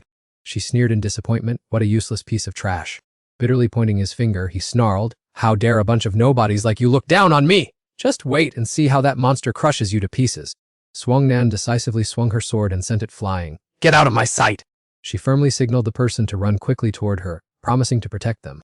Tacham threw a wind-piercing punch and sneered, This guy is truly unlucky. The rage I've gathered is just enough for one blow. Ho continued to arrogantly taunt. Am I seeing things? This fool dares to challenge a 2-star monster. Do you think you're Swung Nan? She restlessly warned him, don't be reckless. A 2-star monster isn't something an ordinary student can handle. Ignoring their constant chatter, Tacham needed only one strike to make it vanish. He gaped in shock. What is this? One punch sent the sawtooth monster flying, turning it into a pile of scrap metal. Witnessing that, Swung Nan felt a stir in her heart. It would be unbelievable if she hadn't seen it with her own eyes. She thought she was the strongest among the 3 academies, but she never expected someone to be even more powerful. Whose student is he anyway? Suddenly, a strange light enveloped his body. What on earth is this? Then, Tacham felt a piercing pain in his brain and let out a scream. Tu Long and Lai Loi rushed over in a panic to check on him. Tacham, what happened? Brother Tu, are you alright? He frowned and rubbed his temples. I'm fine. I think I just reached 2 stars. Who would have thought that leveling up would cause such a splitting headache? He widened his eyes in astonishment. 2 stars. Really, breaking through to 2 stars without entering the star tower, brother to truly is peerless. Tu Long exclaimed in amazement. To Tram, being classless is already a rarity, so it's not surprising that he can level up without the star tower. After composing himself, he rejoiced inwardly. The good news was that he could level up without the star tower, but the bad news was that while others' power skyrocketed at 2 stars, he saw no change at all, except for the pounding headache. At that moment, the young lady approached to introduce herself. What is your name? I've never heard of such power that can defeat a 2-star monster in one punch. What exactly is your class? Faced with her curiosity, he replied nonchalantly, Tram has no class at all. She was stunned and made a mental note. No class. Seeing his doubtful expression, Suangnan sighed, never mind. If you don't want to say, I won't force you. After all, we are still competitors. She declared solemnly, Tram, you are the first true rival that I, Suangnan, have ever encountered. With excitement burning in her eyes, Suangnan said, let's compete. I definitely won't lose to you. Hearing this, Tram sighed, who has the time to compete with you? I told the truth, but you didn't believe me. Is a genius's mindset really that different from everyone else's? Sensing the tense atmosphere, he urged everyone, let's go. Now is not the time to stand here talking, we need to leave this place quickly. Then, Tram was surprised to see that Ho-Ho was still standing still. Why haven't you moved yet? He pleaded tearfully, please let me come along. Staying by Tram's side is the safest option right now, I must cling to this golden thigh no matter what. He sneered and demanded, give me a convincing reason to take you with us. He knelt down and said solemnly, I, Ho-Ho, have drifted for half my life, only regretting that I had not yet met a wise master. If you don't mind, I am willing to acknowledge you as my foster father. The whole group was left speechless by this bizarre and dramatic vow. They were truly at a loss for words. To the side, Tram clapped his hands excitedly. You really are a genius at being dramatic. Along the way, Liloy reported honestly, according to the directions, we are almost at our destination. Behind that bronze door, there is a teleportation array that leads outside. Zilong observed the gathering crowd and exclaimed in surprise, something was extremely wrong. Why was it so crowded here? Yet no one dared to enter through that bronze door. Anxiously, he placed a hand lightly on a student's shoulder and asked pressingly, what is the situation like right now? The student replied sadly, Brother Lei, this bronze door requires a 2-star profession to open. We are in a dire situation, we just joined forces to repel an attack from several 2-star monsters. After hearing this, Li Lei spoke up earnestly, only someone with a 2-star profession can open it. Brother Lei, in this urgent situation, we have to rely on you to lend a hand. Right at that moment, a pack of sawtooth beasts and one horned wolf suddenly rushed in as fast as a storm. They swept forward aggressively, as if wanting to devour everything in their path. The panicked crowd shouted, we're in trouble! It's the 2-star monsters coming to annihilate us again. Form a formation quickly. You students in front, move aside, I'm weak, so let me retreat to the very back. They irritably pushed Lang Xiao and Zhang Lu aside. Get out of the way! Don't block our path, let me get to the front first. Lang Xiao shouted in anger and frustration, what do you want? I am Lang Xiao, a fast spearman. Our profession naturally has high attack but low defense, so we must stand in the back to stay alive. Shi Hao from the 3rd Academy dismissively interrupted. I don't care what your profession is. We of the 3rd Academy will fight inside, while you from the 2nd Academy must handle the monsters outside. Hearing this, the crowd cursed in indignation. This 3rd Academy doesn't dare bully the 1st Academy, so they turn around to oppress us in the 2nd Academy. With so many 2-star monsters appearing, isn't this just sending us to our deaths? Zhang Lu stepped forward arrogantly and introduced herself. Classmate, I am Zhang Lu. My profession is a noble mage, and I am the #1 genius of the 2nd Academy. I hope you will show me some respect. His face darkened with contempt. Stop your rambling. I am Shi Hao, the 2nd-ranked prodigy of the 3rd Academy. You have no right to demand respect here. Our strength is superior to yours, so we can do whatever we want. Gritting her teeth in resentment, she made a note in her book. Shi Hao. Right? I've memorized your face. Su Chen interrupted loudly, move aside and let me through. Lang Xiao frowned and muttered. Is that Su Chen's group? Why aren't these people dead yet? At that moment, Shi Hao shouted, didn't you hear me? All students from the 2nd Academy, get out now. He confidently asserted, step aside and let me open this bronze door for everyone. Hearing this, Shi Hao burst into mocking laughter. Are you putting on a show? This bronze door can only be opened by someone with a 2-star profession. Crossing his arms, he declared solemnly, all our hopes now rest on Shuang Yan, the #1 prodigy of the 3rd Academy. Everyone is waiting for her to arrive. Shi Hao sneered with disdain. Who do you think you are? If you can open it, I'll call you father, immediately. Su Chen frowned in confusion. Does your 3rd Academy have such a strange hobby of wanting to call other people father? Hearing this, he flew into a rage. Does a piece of trash from the 2nd Academy like you dare to provoke me? Shi Hao pointed arrogantly. Do you know that a mediocre person like you isn't qualified to speak in front of prodigies like us? He bluntly raised his middle finger and asked, did you just eat something filthy? Your mouth stinks. Lang Xiao questioned in shock. Su Chen, who do you think you are, daring to speak so insolently to Shi Hao? Zhang Lu smugly speculated, Perhaps he wants to pursue me, and being near me has given him this foolish sense of confidence. Just then, Shi Hao, boiling with rage, reached out. Do you really have a death wish? Today I'm gonna shove your head up your own ass, he whispered in hateful agreement. This guy really deserves to be beaten to death. At that moment, Su Chen didn't bother saying much and immediately swung his hand, giving him a slap. Get the hell out of my way! Thach Hao took a stinging slap to his face and stumbled headlong toward Lang Tiu. He held his face and howled in resentment. Which bastard just hit me? Step out here! He gritted his teeth with a flushed face. Thach Hao, you fatso, do you not recognize your lord here? He quickly bowed his head submissively. Brother Ho, why are you here? The crowd whispered in astonishment. That is Hoa Ho, the #1 genius of the 3rd Academy. I heard his strength is no less than Suang Nan's. Without letting him explain, he beat him while yelling, Who gave you permission to touch him? What did I tell you to do? Once again, Thach Hao fell on top of Lang Tiu. He defended himself resentfully. Brother Ho, this kid is just trash from the 2nd Academy. He dared to make me call him father, so I absolutely wouldn't let him off. Hearing this, Ho Ho coldly slapped him. Someone like you dares to demand to be someone's father. For the 3rd time, Thach Hao fell headlong onto him. He looked up in confusion and asked, Am I not worthy? Lang Tiu quickly dodged and whispered, Lolo, why is Hoa Hoa helping our 2nd Academy? She smiled smugly. There is only one reason, it's because he wants to show me some respect. Seeing this, Han showed admiration. That must be the only possibility. Only you Lolo could make a genius like Hoa Hoa humble himself like that. Having finished, he scratched his head and asked, Are you satisfied with how I handled this? Lolo casually adjusted her glasses and took the credit. I'm satisfied. Lang Tiu excitedly thanked him profusely. Brother Ho, you are too polite. On behalf of the brothers of the 2nd Academy, I sincerely thank you. Speechless, Ho Ho pushed them both away. Who needs your thanks? Get out of the way quick! He slowly stepped forward toward him. Both of them were so astonished that their faces flushed. What is going on? Ho Ho stood up straight solemnly. If there is anything you are not satisfied with, just speak up. Witnessing this strange scene, he was utterly bewildered. What the hell? Why is Ho Ho's attitude toward that trash so respectful? She gritted her teeth, harboring a secret grudge. Ha Ho, right, I will definitely remember this name. Right at that moment, Suang Nan and her teammates suddenly rushed forward. Kill. They charged straight into the beasts, slaughtering them in all directions. Seeing them, everyone cheered. Look, it's Suang Nan, Angai Tat, So Hien, and Bat Pam! They are all geniuses from the top 10. There is hope for us! She forcefully commanded, Everyone move aside. Let me open the bronze gate myself.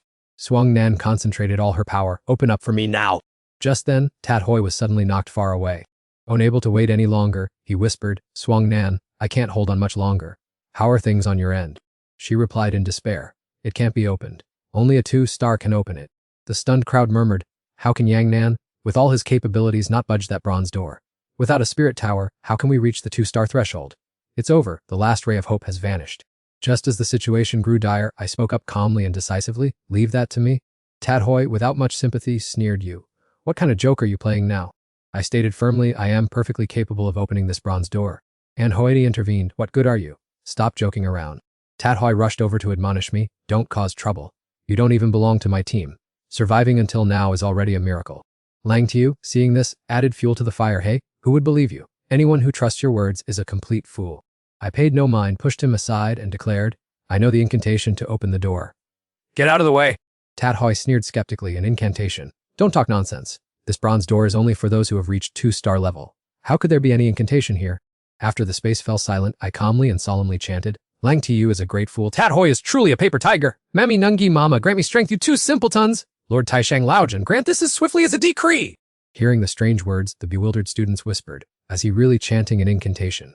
It sounds like he's calling Lang Tiu a fool and Tat Hoi a paper tiger. What kind of joke is this? How can this possibly open the door? He took a deep breath, gathered his strength, and pushed hard. Open for me. He challenged loudly, If you can open this door, Lang Tiu, will willingly eat dung. In the blink of an eye, he gaped in astonishment. What the hell is this? Immediately, the bronze door slowly opened wide before everyone's eyes. Tat Hoi was stunned into silence, completely dumbfounded. Both froze for a few seconds, then stammered, Did the door really open? Everyone was joyful and astonished. It opened. He actually opened the 2-star secret realm door. I didn't see him use any class power. Could that incantation really be effective? Now, Yang Nan understood the situation and secretly marveled, 2 stars. He's already reached the 2-star threshold. How did he manage that so skillfully? At that very moment, elite monsters appeared simultaneously. They swiftly rushed to attack everyone. The students panicked and ran for their lives. 2-star elite monsters have appeared. Who can withstand this? Quick, run into the bronze gate now! In the distance, Lu Tam was secretly observing. The bronze door was opened again by an unknown brat using an incantation. This is truly unbelievable. Min Cao anxiously urged, Let's go. Hurry and enter to complete the task young Master Lao assigned. Everyone hurriedly but cautiously stepped inside the cave. Yang Nen gasped in astonishment. Standing towering before them was a terrifying gigantic queen spider. The panicked students pointed. It's a 2-star queen spider, boss. Boss-level monsters usually only appear in 3-star dungeons or higher. Can someone explain what's happening? How can a low-level dungeon contain this kind of monster? It growled, swinging its claws frantically. Come here, quickly, into my belly to be my dinner. An unlucky student had fallen into its sights. That student was so terrified that he soaked his pants and kept begging for help. The spider queen showed no mercy, coldly tossing the victim into her mouth. Ultimately, the unfortunate soul became a gourmet delicacy for her. The spider queen savored it with delight, completely satisfied with the aftertaste. The hopeless crowd screamed helplessly, completely unable to resist. They thought they had escaped, only to find themselves in an even more dangerous tiger's den. Right then, Shuangyan decisively gave the command, everyone retreat outside immediately. Bai Hui shook his head sadly and replied, our escape road is blocked. That 2-star monster is standing right at the entrance. She bravely proposed a daring plan. Then, let's just risk our lives and confront the spider queen. The spider queen disdainfully tossed her aside. What right does food have to demand a rebellion against its master? I watched in agony as she tumbled onto the cold ground. He worriedly rushed to help her up and asked solicitously, are you hurt anywhere? Shuangyan wiped the blood from the corner of her mouth, helplessly admitting that the strength of a 2-star boss was too terrifying, far beyond their current ability to handle. The spider queen murmured excitedly, the cookbook said that if humans know how to fight, their meat will taste quite rich. She shouted a warning in panic. Everyone get out of the way. Absolutely do not let her sharp claws touch you. Another student looked around in frustration. Where can we even hide? Every place is the same. Get out of the way quickly. Right at that moment, she aggressively slammed her sharp legs down onto where the two were standing. I was enraged by such arrogance. Who do they think they are? Do they think they can just slaughter us like livestock whenever they want? He furiously focused his internal energy to its peak. I'm really mad now, die! Rage meter has reached 10,000! Shuangyan cautiously reminded him, do not face it head on. Not even a second-tier professional is a match for it.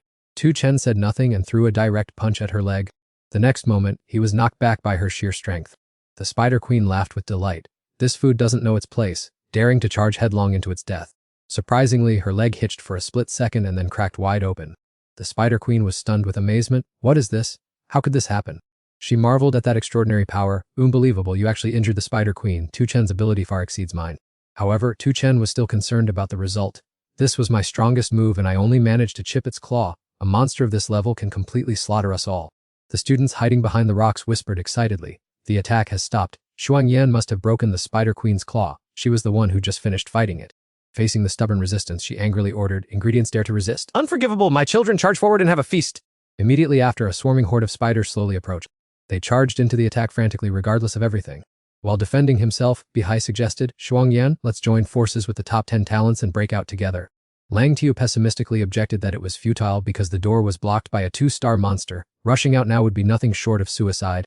He restlessly advised that waiting for death was better, while he calmly argued that by waiting, they could live a bit longer, whereas rushing out like that would result in immediate death. I irritably interrupted them. Stop the noise, let me say a few words. As soon as he finished speaking, the group immediately fell silent. No one dared to speak up. I stepped forward and demanded, Tat Hoi, give me Lu Liam's phone number. Hearing that, the entire group looked at each other in total confusion. He was angry and could not understand him. Are you crazy? Thinking about that at a time like this. Meanwhile at the Inkin High-Level Martial Arts Academy, Lu Liam was engrossed in battling the monsters. She calmly realized, so this is the legendary boss that everyone fears upon reaching the 4-star level. It could no longer stay patient and charged forward frantically. Lu Liam directly unleashed her move, the blade drawing strike. After the strike, she teased that what she wanted to say was that it was a bit weak. At that moment, mysterious ancient characters suddenly appeared on the ground. Witnessing the incredible power, Miu Miu joyfully exclaimed, the 4th floor is lit up, truly worthy of being someone's wife. She maintained a cold expression and walked straight forward. She excitedly spread her arms. Lu Liam, congratulations on your successful star upgrade, officially reaching the level of a 4-star Great Blade Master. Come here quickly so I can give you a kiss. She blocked her with her hand and threatened sternly, Miu Miu, you are itching for a beating, aren't you? She playfully teased. That's right, come and spank me, I'm waiting for you. Lu Liam indifferently avoided the subject. Whatever, I still have to replace the teacher in passing on professional experience to all the academy's students. She dejectedly thought to herself, teacher is really something, pushing this task onto me even though I'm not a mentor. Miu Miu followed her coquettishly. Wife, wait for me. I'll go with you. On this side, I urged nervously, hurry up and call me, I have a plan. Tat Hoi scolded irritably. What kind of plan could you have? Don't even think about defiling my goddess. He sighed warily. I just want to save everyone. He analyzed suspiciously. Senior Mo Dung has already returned to Thean Keen Academy. Even if you call her, she can't arrive in an instant to save you. How do you plan to save us all? I firmly asserted, when I was opening the bronze door, you also said it was impossible. He lost patience and yelled, stop talking nonsense and hand over the phone. Tat Hoi reluctantly handed it over and warned, take it, but let me remind you, you are not allowed to defile the goddess. At the same time in the hall, Lu Liam was intently preparing her speech. The crowd whispered and gossiped below, taking the opportunity to gaze at Liao Lian as she lectured. She truly lived up to her reputation as the Academy's #1 beauty. Just being able to touch her hand would be more than enough. Keep your voice down. Although Liao Lian is a goddess, this great demon king is no pushover. If she throws you into a nightmare dungeon to train, you'll suffer. But if I get to touch the beauty's hand, I'd gladly accept even being thrown into the abyss. Miu Miu frowned, carrying a heavy stack of love letters. As soon as she set the pile of papers down on the table, she asked in astonishment, what on earth is this? Miu Miu casually explained, all of these are love letters addressed to you. Liao Lian coldly emphasized the punishment. As per usual, I've informed the student council that these love letter writers will be sent to the alchemy secret realm to gather items. If they don't earn 100 points, they can forget about coming back. This bunch must have way too much free time on their hands to not realize how urgent the current situation is. She angrily slammed the table in dissatisfaction. These boys really need to be taught a lesson. Don't they know that I Miu Miu am your person? Just then, her phone suddenly rang. Miu Miu picked it up and saw an unfamiliar number.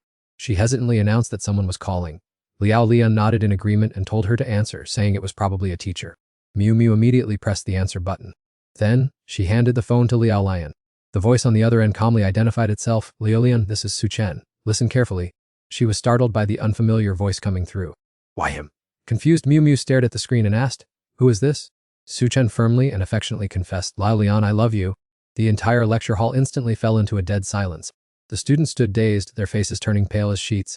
Everyone criticized him in horror. Su Chen must be insane to dare say such a thing. He persistently repeated his confession, I love you. Liao Lian's face turned pale with rage as she growled, Su Chen. As soon as he finished speaking, he let out a sigh of relief. The task to reach 100, I love you, was finally complete. The crowd criticized him in outrage. Who is this kid to dare humiliate senior sister Liao in broad daylight? We only write love letters in secret, yet he dares to confess openly. What nerve? Is he not afraid of becoming the public enemy of the entire academy? Find him immediately. I want to teach him a lesson. Actually, never mind. It'd be a miracle if Liao Lian even gave him the time of day. Fuming with rage, Miu Miu grit her teeth and said, Liao Lian, this guy is way too arrogant to dare say those words under these circumstances. I've never seen anyone so thick-skinned. We absolutely cannot let him off. We must throw him into the abyss dungeon right away! At that moment, she stood up to calm everyone down. Quiet down, please. The students quickly fell dead silent. Liao Lian calmly announced the shocking truth. As you have all heard, his name is Su Chen. The students curiously asked one another, which class or department is Su Chen from? I know all the famous guys here, but I've never heard of Su Chen before.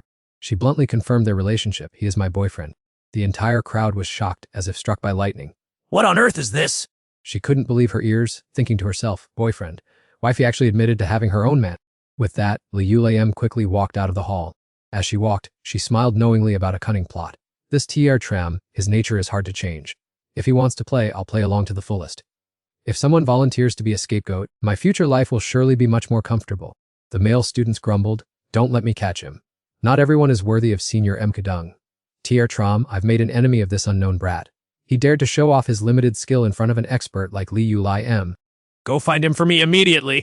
Young Master Lang demanded immediate action. Within 10 minutes, I must know all information about Trem. Just then, the system chimed in with good news. Congratulations, host, for reaching the milestone of 100 exclamations. You also received 1 physique point and 10,000 fire spirits. Tia Tram was stunned after hearing this. Oh, system. Are you trying to trick me again?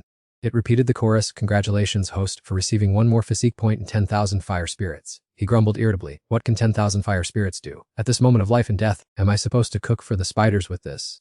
Theater Tram held his head, feeling helpless at the system's reminder about the special skill hidden within the 10,000 fire spirits. A group attack with terrifying power, a monstrously destructive move. On the other side, Lulu Tam asked in fright, what should we do now? If it continues like this, we'll die here? Min Sao took out a sphere and made a suggestion. I have a way. He exclaimed in horror, isn't this the forbidden item, the monster attracting gas? He explained thoroughly, to be prepared for any situation. I brought quite a lot. Only then did Elu Tam realize in shock, you're planning to use those students as human shields for us, aren't you? Min Sao nodded in confirmation, exactly. We can only sacrifice them to gain a chance of survival for ourselves. He pondered and assented, let's do it. After throwing the monster, attracting gas, we will seize the opportunity to sneak behind the Spider Queen, where there is a portal leading to what I long for. Surprisingly, a strange green smoke enveloped the entire space. The students screamed in panic, "What's happening?" It's the monster attracting gas! "Which bastard released this poisonous thing? This is nothing less than pushing us to our deaths!" Immediately after that, a series of level 2 monsters swarmed in, blocking all exits. They screamed in despair, "The monsters have been attracted. They're going berserk and are out of control. Take care of yourselves." This era is truly harsh with the appearance of spatial rifts. The aggressive spiders unleashed powerful attacks. A poor soul was brutally torn apart by the monsters. Someone finish me quickly. "I don't want to be eaten alive by these beasts." The Spider Queen laughed mockingly with glee. "I never expected someone would add a little extra spice to make this feast even richer." Minhwa seized the opportunity and immediately urged, This is the moment. Run now. Lang Tivu saw that scene and angrily shouted, "Even now, those traitors are still causing trouble." Tekachbai said sarcastically and bitterly, "Tia Tram, didn't you want to be a hero? Now's the time to show it," he chimed in. "This guy is only good at talking nonsense, wasting everyone's escape time." He sternly admonished them. Shut up. I know what I need to do. Tia Edred Tram rushed forward anxiously. Can't release 10,000 fire spirits in the middle of the crowd. Otherwise, everyone will be burned to ashes by the flames before they can even fight back against the monsters. He cried out in horror, "T. Trum, what are you trying to do? Do you want to die?" Lang Tivu sneered contemptuously. "You piece of trash, just die already and be a human shield for us to escape." He mumbled a spell. Lang Tu is a big idiot, and Teti Achbai is all talk and no action. May these two fools grant me strength. At that very moment, the spiderlings swarmed forward to attack. Full of excitement, I looked up at the sky and shouted loudly, Come fire! He grimaced and reproached, "Why put on an act at this hour? Are you planning to play childish games again?" Out of nowhere, swarms of brilliant flames suddenly poured down like rain. They indifferently and mercilessly trampled over the spider's body. Tat Hoi exclaimed in shock, "What on earth is happening?" Everyone was bewildered to see the flames chasing the spider. "What's going on? Why did so many flames fall? Isn't this just rubbing salt into our wounds? Facing these monsters is exhausting enough, but strangely, why aren't they attacking our side at all?" The Spider Queen shuddered and wondered, how did these strange beasts appear in my territory? Seeing the flames rushing forward, she cried out in panic, "It's critical, this wave is crashing down right here." Without saying much, the fire sprite immediately displayed its skill, delivering a fiery kick straight to the enemy's head. They majestically trampled her body under their feet. The Spider Queen gritted her teeth in irritation. Are these monsters crazy? Why are they attacking me? Could it be they aren't servants of the Wild God King? Next, they took turns trampling using the skill Demon Arrow Kick. At this moment, Minsao excitedly announced, "Young Master Law's treasure has finally fallen into our hands." He urged, "Let's go quickly." Young Master Law must be waiting impatiently outside the teleportation array, so we must make haste to get out now.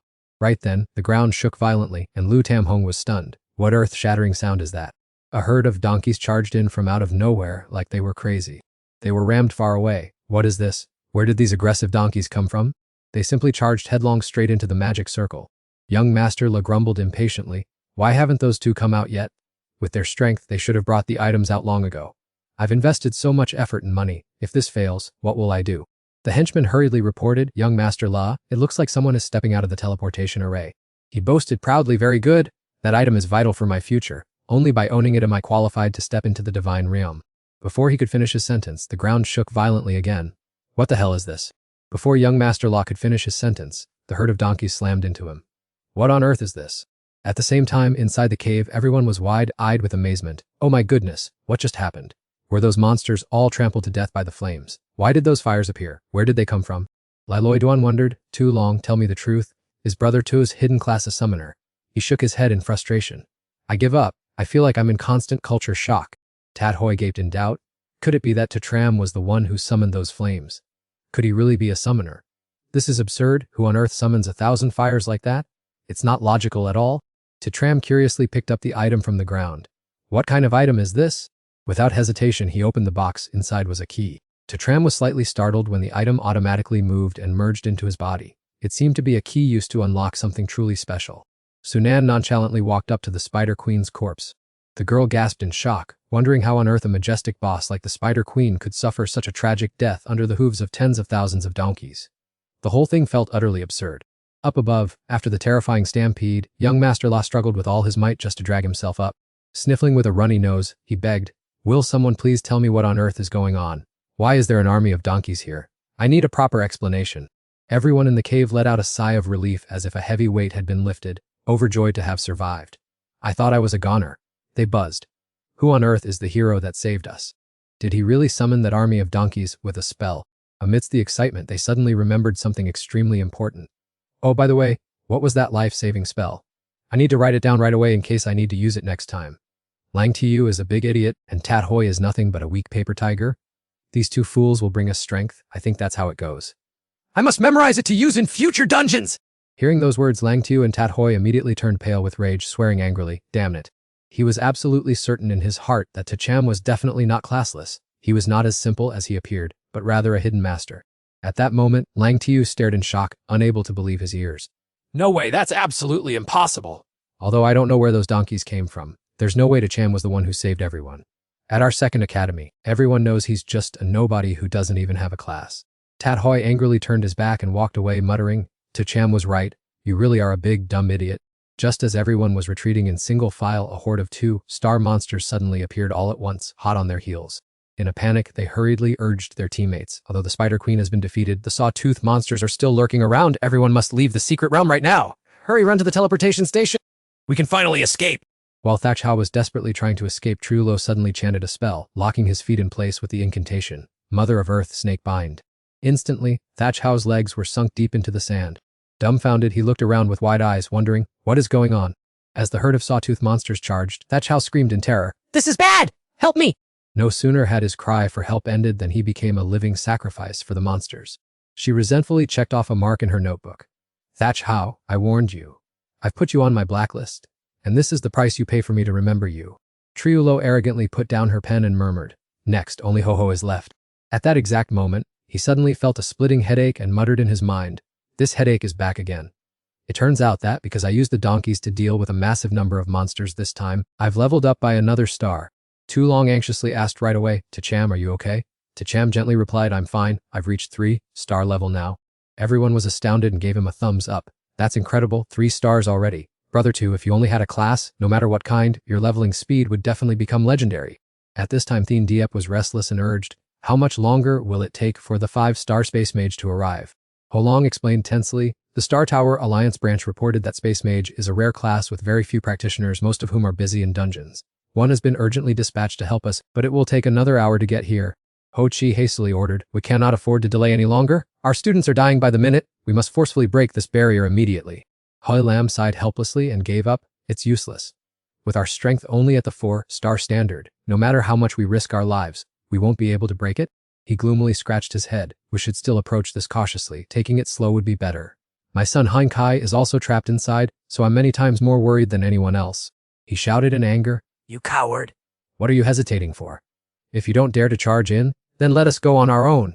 Hoi Chi immediately turned around, determined to find a way inside.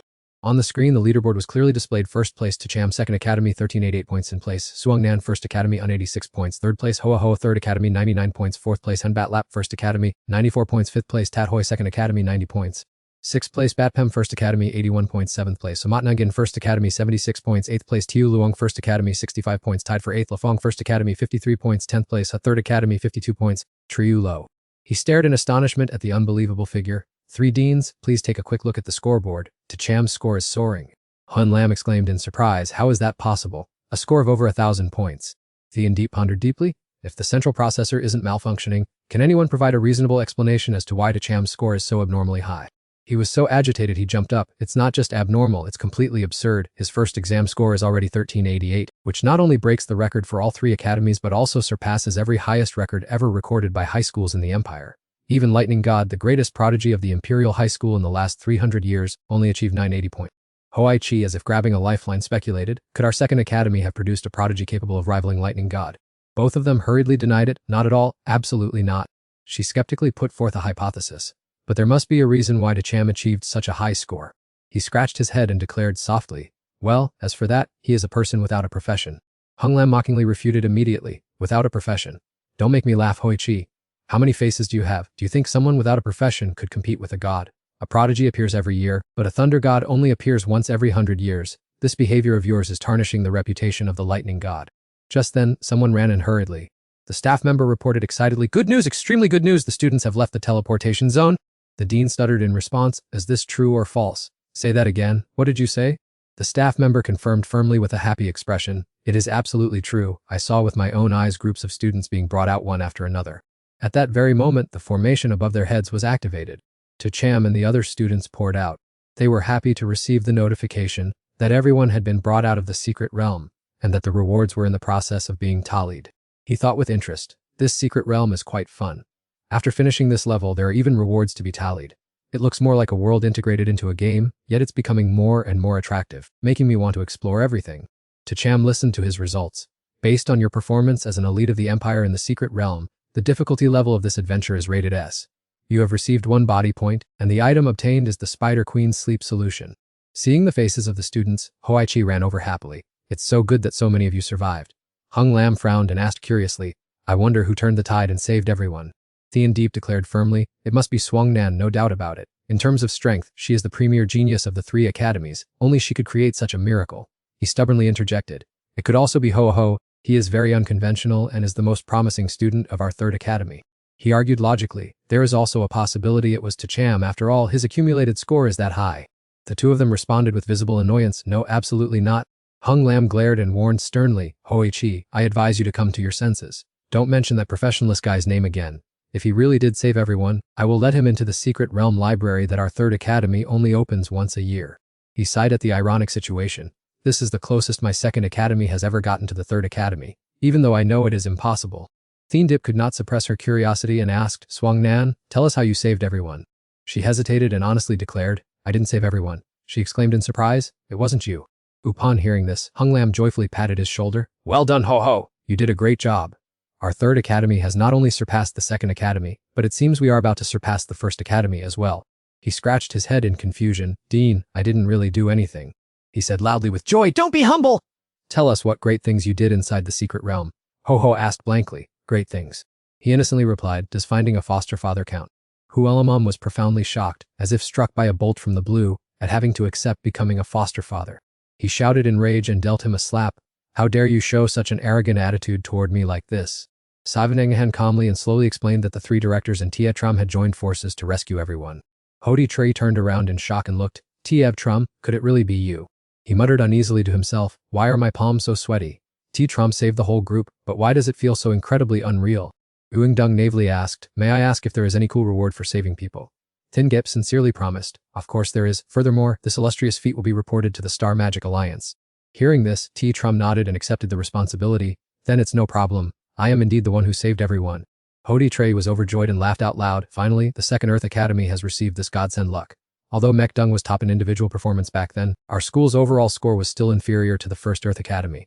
But now Tram's total score alone far exceeds that of the 1st and 3rd Earth Academies combined. This time, our school will definitely secure 1st place in the overall team ranking. Huayum could not believe it and retorted harshly, this is impossible. He is just a jobless person, he certainly couldn't have achieved anything. I'm not looking down on Trum, but forget about defeating a boss. Even if I stood still for him to attack, this piece of trash couldn't even scratch me. Not wanting to argue, he quickly threw a powerful punch at him. The whole crowd stood frozen for a few seconds in sheer shock. Mr. Hodi Trey laughed excitedly. You said it yourself. Keep your promise and grant me the right to enter the formless secret realm. Madame Nungi spoke up strictly to stop them. Everyone, stop right now. In this instance, the secret realm dungeon difficulty suddenly increased from 1 to 2 stars, which is unprecedented. The situation with tens of thousands of fire monsters handled by Trem is too complex. Every final decision must wait for the judgment of the Star Magic Alliance. He scratched his head in confusion and asked, that's right, let me ask one more thing. What exactly are slaying god points? Hodi Trey explained gently, slaying god points only appear when a candidate reaches a flawless, perfect performance. Even S-rank geniuses only have a minuscule chance of obtaining them. Thin Keep asked wonderingly, Tram, could it be that you have actually earned a slaying god point? Tietram calmly replied, I have only accumulated 1 point so far. She exclaimed in horror, only 1 point? Do you know that countless geniuses at top universities cannot even earn a single point until the day they graduate? Thin Gip advised thoughtfully, Tietram, with what you've shown in the secret realm, I am no longer that surprised. He proudly placed his hand on his shoulder and praised generously, simply outstanding. This time you have rightfully taken first place in the newcomer trial. Mukdung Luglim, our school's eternal pride, will grant you a reward of a non-occupational skill. You must make the most of this once in a lifetime opportunity. Tram smirked, thinking ironically, Lulu Liam, if she met me now, she would probably just want to pull out her sword and slash me repeatedly. Escher Nan stepped forward and arrogantly declared a challenge. Tram, you performed slightly better than me this time, but the human race exam is our true arena. See you at the test site in a month. I, Stenjunan, will definitely claim the title of provincial top scholar. Trem flatly stopped her. I advise you not to waste your time competing with me. She frowned in confusion. Are you looking down on me? Trem sighed and explained, because I am an idle system player. Asinganan asked blankly, you mean your specialized skill? At the same time, in a ruined wasteland, someone was screaming in fear, "Save us!" That person was tied up tightly and cried out in despair. I beg of you, please let us go. Surrounding them was a group of grotesque figures performing frantic rituals. "Great evil god, you are the future master of this world. We are followers of the evil god cult and your most loyal servants. Before this world completely collapses, we are willing to dedicate everything to you." At that very moment, at the center where the sacrifice was located, a surge of dark red mist suddenly swirled violently. The other person shrieked in excruciating pain. Engaithian excitedly exclaimed that there was a disturbance. The wilderness god had answered them, and all the sacrifices offered were finally being rewarded. Right before their eyes, the silhouette of a ferocious demon gradually emerged. Han stared in wide-eyed astonishment. It really was the wilderness god. Beside him, Tamin also welcomed the presence joyfully. Even though it was only a remnant shadow, the majesty it radiated made us tremble. "I truly cannot believe the wilderness god has descended upon this branch division." At that moment, Han suddenly flew into a rage. "I am absolutely furious." Engaithian respectfully inquired, confused, "Great wilderness god, what is upsetting you? We are your loyal followers and are willing to do anything for you." Han roared with resentment. "My fourth son recently sneaked out to hunt human flesh and was murdered by someone. That is precisely why I had to descend here." The two of them showed their indignation and determination for revenge. "Sir, who could be so audacious? Wilderness god, who on earth dared to kill the fourth highness?" Han coldly ordered, "Go investigate immediately and then return to report to me." Engaithian obeyed without hesitation. "Wilderness god, please rest assured. Since the fourth highness was a high-level monster, there must be a hidden story if he was harmed. We will do our best to investigate and clarify everything." Han threatened and then vanished into thin air. "No matter who it is, I will inflict the most brutal punishment. Even if it were the Thunder God, he would pay a heavy price for this." At a luxurious villa nestled high in the mountains, Min Cao asked anxiously, "Young Master La, are you all right?" He grumbled while rubbing his injuries. "How could I be all right? After being rammed by 100 donkeys, there's nothing left of me that isn't broken." He respectfully reported the urgent situation. "Young Master La, the matters you ordered to be investigated have been cleared up. In the secret realm, a student named Tram performed exceptionally well. It's likely the item you're looking for is in his hands." Young Master La's expression changed, and he asserted firmly, "That thing is extremely important, and I must obtain it at all costs. I will personally finish that kid off." Min Cao hurriedly waved his hand to stop him. "Young Master La, Tram saved many students in the secret realm, and this has been reported to the Star Tower Alliance. It might not end well if you take action personally," he declared with a stern face. "I, Young Master La, have never known fear. Who could possibly make me hesitate?" Concerned, he quickly backed down. "Of course Young Master La isn't afraid, but in the long run, the consequences won't be good at all." He coldly gave a decisive order, "Then place an order on Jingmi. Hire 2 5-star assassins for me. We must snatch that item back from that kid immediately." Min Cao obeyed and calmly reassured him, "Don't worry, Young Master La. I promise to settle everything properly for you." While they were talking, the ground suddenly shook violently. He cried out in panic, "What is this terrifying commotion? Why is there an earthquake?" Min Cao panicked and reported the news. Young Master La, it's a disaster. "A herd of donkeys is charging toward us frantically." Looking out the window, he stared in wide-eyed amazement. Young Master La suddenly screamed, "What the hell is this? It's those donkeys again!" Before he could react any further, he was immediately rammed in the stomach by the herd of donkeys. Young Master La burst into tears of frustration and exclaimed, "Damn it!" The herd of donkeys successfully leveled the entire magnificent mansion. Looking at the ruined villa, he clutched his stomach and cried silently, "This is the manor I just bought." With a distorted face, Young Master La sighed helplessly, and yet, it's been completely trampled to pieces by these donkeys. At Su Chen's house, shocking news was spreading like wildfire. The city had just experienced a terrifying major fire, but thankfully, no one was injured or killed except for one unlucky man named Luo. It was then that he suddenly remembered he had forgotten about 10,000 fire donkeys leisurely roaming outside. Su Chen snapped his fingers and quickly asked, "System, can my 10,000 donkeys be recalled?" It immediately replied, "The 10,000 donkeys are the army you summoned. You can completely recall or unleash them at any time you wish." He calmly commanded, "Those 10,000 donkeys, all of them, recall them for me." Instantly, the donkeys' figures gradually vanished in the blink of an eye. Su Chen was delighted by this dominant power. 10,000 donkeys had been neatly summoned, and he could even call them out to fight at any time. What a truly audacious idea. Just then, Zilong rushed in, panting to deliver the news. "Su Chen, there's an urgent announcement that the class meeting is about to begin." Hearing this, he asked in surprise, "Zilong, what kind of meeting is so urgent?" He excitedly explained in detail, during the final challenge in the secret realm, most students couldn't hunt even 1 star due to unexpected incidents. Moreover, the human race's university entrance exam is only 1 month away, so the 3 major academies have decided to open secret realms and demonic domains to help students improve their strength. Bewildered, demonic domains. Zilong thoroughly analyzed. Demonic domains are places originally occupied by demonic beasts, just like the demonic dragon that attacked our school last time. They are not like the spirit beasts in the secret realms. Instead, they are extremely cunning and treacherous. Furthermore, demonic domains often exist right in the real world where demonic beasts proclaim themselves kings and overlords. Anyone who accidentally steps into one is as good as dead. Hearing this, He asked skeptically. If they exist right in the real world, why don't the top experts step in and eliminate them? He patiently clarified, firstly, demonic domains are springing up like mushrooms all over the world and new ones are constantly appearing. Secondly, they are filled with ferocious beasts, and experts dare not act rashly for fear of provoking a wave of demonic beast attacks. If by chance a greater disaster were to be caused, it would be unpredictable. Over the years, humanity's living space has significantly shrunk, and humankind is truly facing a terrible survival crisis. Su Chen rubbed his chin in thought. So, the thorny question here is, where do those demonic beasts come from? Zilong shrugged and replied cryptically, some escape from secret realm instances, while others crawl through spatial rifts. That's all I know. To understand more thoroughly, one must attend higher-level educational institutions to be taught. Suddenly, the system displayed a solemn notification. Congratulations, you have received the Prosperity Through Progeny Achievement mission. Please produce 3 descendants contribute to the eternal survival of humanity. He cried out in alarm. System, are you kidding me? It replied with an emotionless voice. This system always operates with utmost seriousness and absolutely never jokes without permission. Su Chen angrily grumbled. Good heavens, what kind of bizarre mission is this? I'm still just a kid and you're making me have children. Change the mission for me right now. The system firmly asserted, once a mission has been issued, it cannot be retracted. Please complete the objective quickly. He turned beet red in despair. I don't even have a girlfriend, so where would children come from? If you're going to make me procreate, at least the system should set me up with a girl. It flatly refused. No, Su Chen tried to plead. This matter can certainly be flexible. The system maintained its unyielding stance and replied, I already told you there isn't any. Feeling he was at a dead end, he awkwardly turned to ask, Zilong, let me ask you something. He looked up with a puzzled expression. What's so secret? Su Chen asked directly without any hesitation, is your female principal capable of having children? After hearing such an impactful question, he froze for 5 seconds, utterly stunned. In the classroom, students were buzzing with discussion about the events that took place in the secret realm. Had Tacham really saved them all? Although many had witnessed it, the superiors were still verifying the events, so the rankings had not yet been announced. Originally, Tat Hoi from the Second Academy was considered the top genius, but now it seems that title belongs to Tacham. Tat Hoi felt incredibly furious. He remained confident that he was the most outstanding one. He believed he was not inferior and would never allow that guy to offend his goddess Modung ever again. Meanwhile, as he walked slowly into the classroom, he was lost in thought. This mission was even more difficult than the one in the book. I love you. And it was hard to find a plan to complete it. The students were whispering and gossiping, saying that Tat Hoi's performance was not very impressive, and that aside from boasting, they didn't see anything special about him. I thought Tacham wasn't a person without a class, but surely possessed a special hidden profession, perhaps even stronger than Tat Hoi's.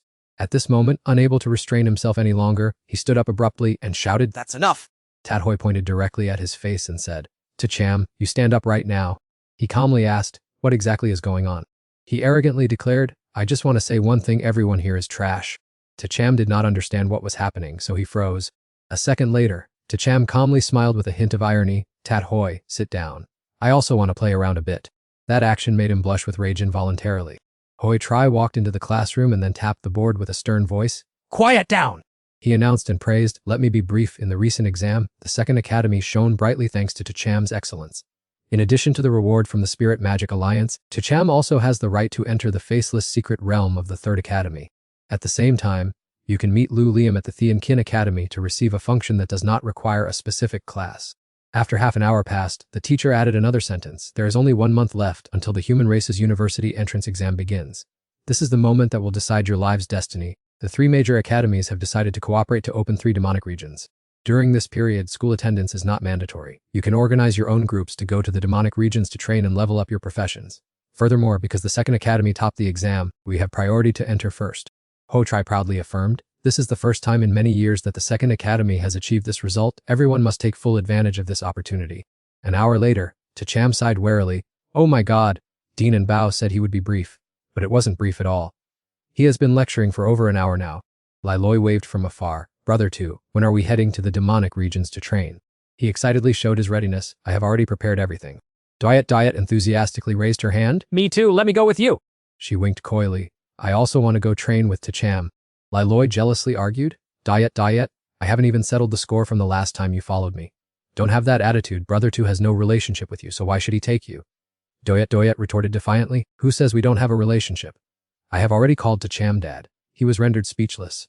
What on earth is this? At that very moment, the system suddenly signaled, congratulations on having descendants. More descendants will bring more fortune. Progress is 1/3 complete. Tacham gritted his teeth in frustration. Even that works. The system must be broken. Just then, Tat Hoi appeared and said seriously, Cham, I have something I need to say to you. He pointed his finger in warning. Don't you dare continue to bother Miss Modung anymore, otherwise I will definitely not spare you. Cham waved his hand and explained hurriedly, Tat Hoi, actually I have no bad intentions towards Miss Mo Dung.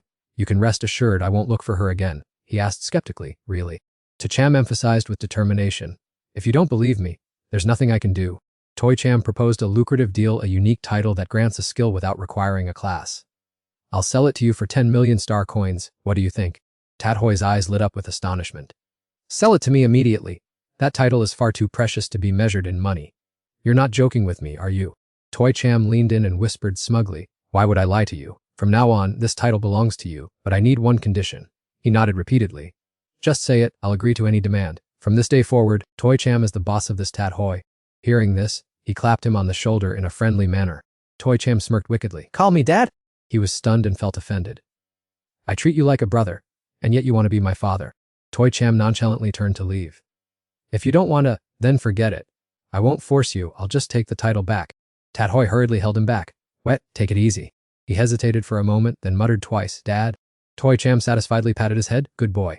At that very moment, an update notification popped up, system congratulations on having descendants. By having many children and grandchildren, you have accumulated more blessings. The mission is now 2/3 complete.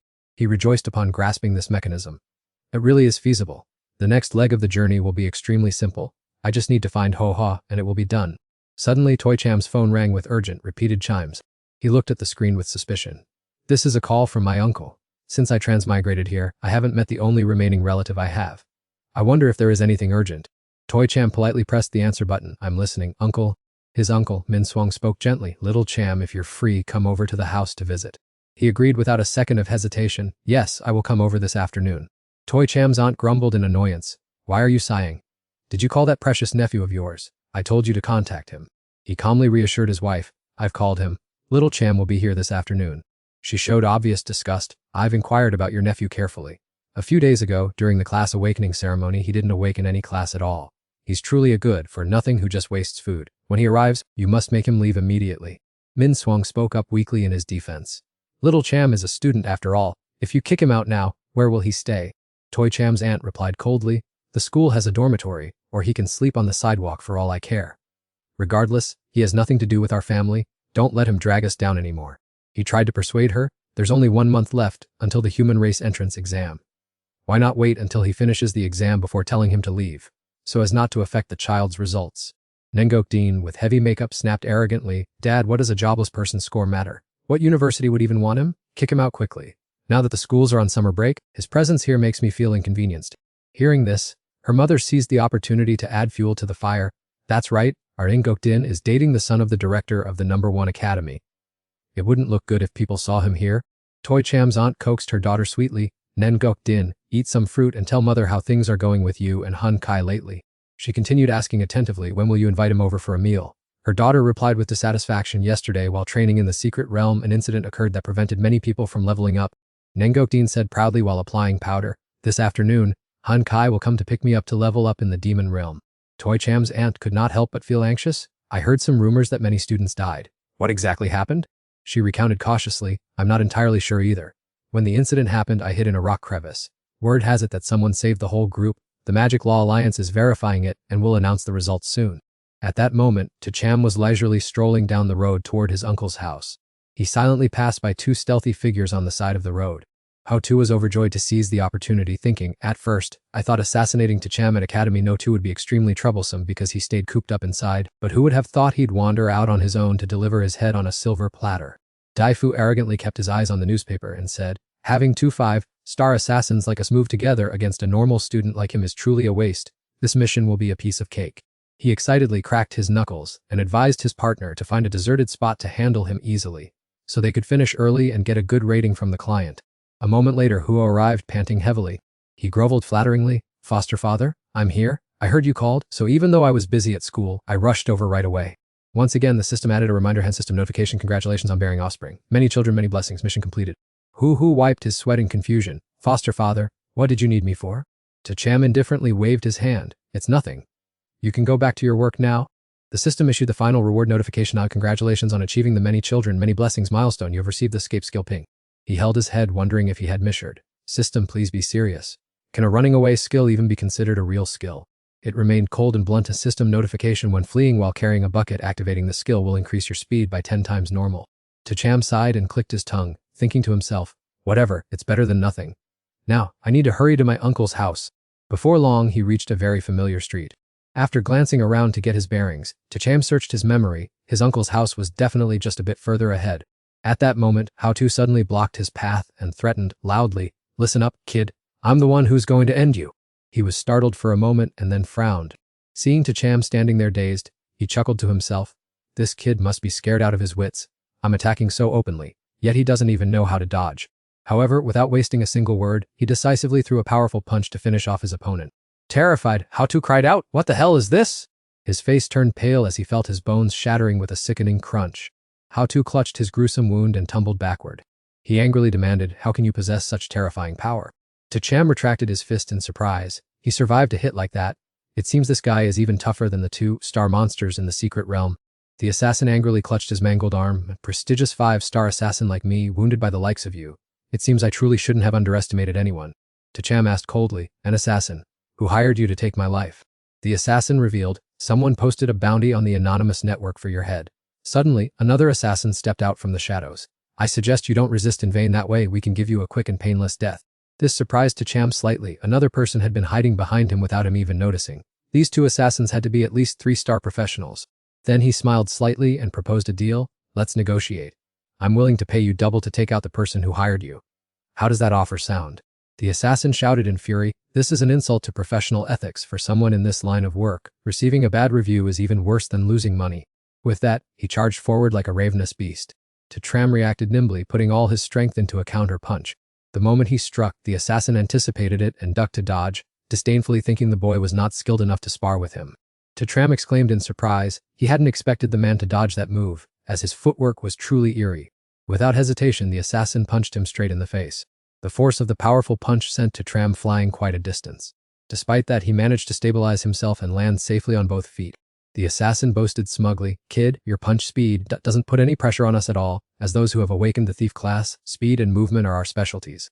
Cham laboriously wiped the blood from his lip. This was his first time facing someone who had truly awakened a class, and indeed, every profession has its strengths. These 2 were very tough to handle.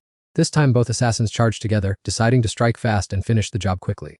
Faced with this dire situation, Cham had no choice but to turn and flee. The arrogant assassin mocked him, "How ridiculous. We told you speed is our expertise. Where exactly do you think you're going?" Cham began to panic. If things continued this way, it wouldn't end well. These 2 were far faster than him and were about to catch up. Just then, a street vendor appeared ahead, calling out, "Knives and scissors sharpened here." The old man, carrying his gear, walked along shouting through the street, "Who has knives and scissors to sharpen?" Cham cleverly made use of his surroundings. "Sir, let me borrow your tools for a moment." He snatched the old man's carrying pole, leaving him completely bewildered and unsure of what was happening. One of the assassins caught the rope on the basket and said gleefully, "I told you, you can't escape." At that exact moment, a notification appeared as the system prompted activating the sprint for your life skill. In the blink of an eye, Cham sped away, leaving the assassin far behind. Leaving the man standing there dazed. What on earth is this? How is his speed so terrifying? Despite that, they refused to give up, screaming in pursuit, "At all costs, do not let him get away!" Only the poor street vendor was left standing there in misery. "My gear! Give it back to me, quickly!" Cham silently calculated this skill increased his speed tenfold, so it was entirely possible to shake them off, but these 2 5-star assassins would certainly stick to him relentlessly.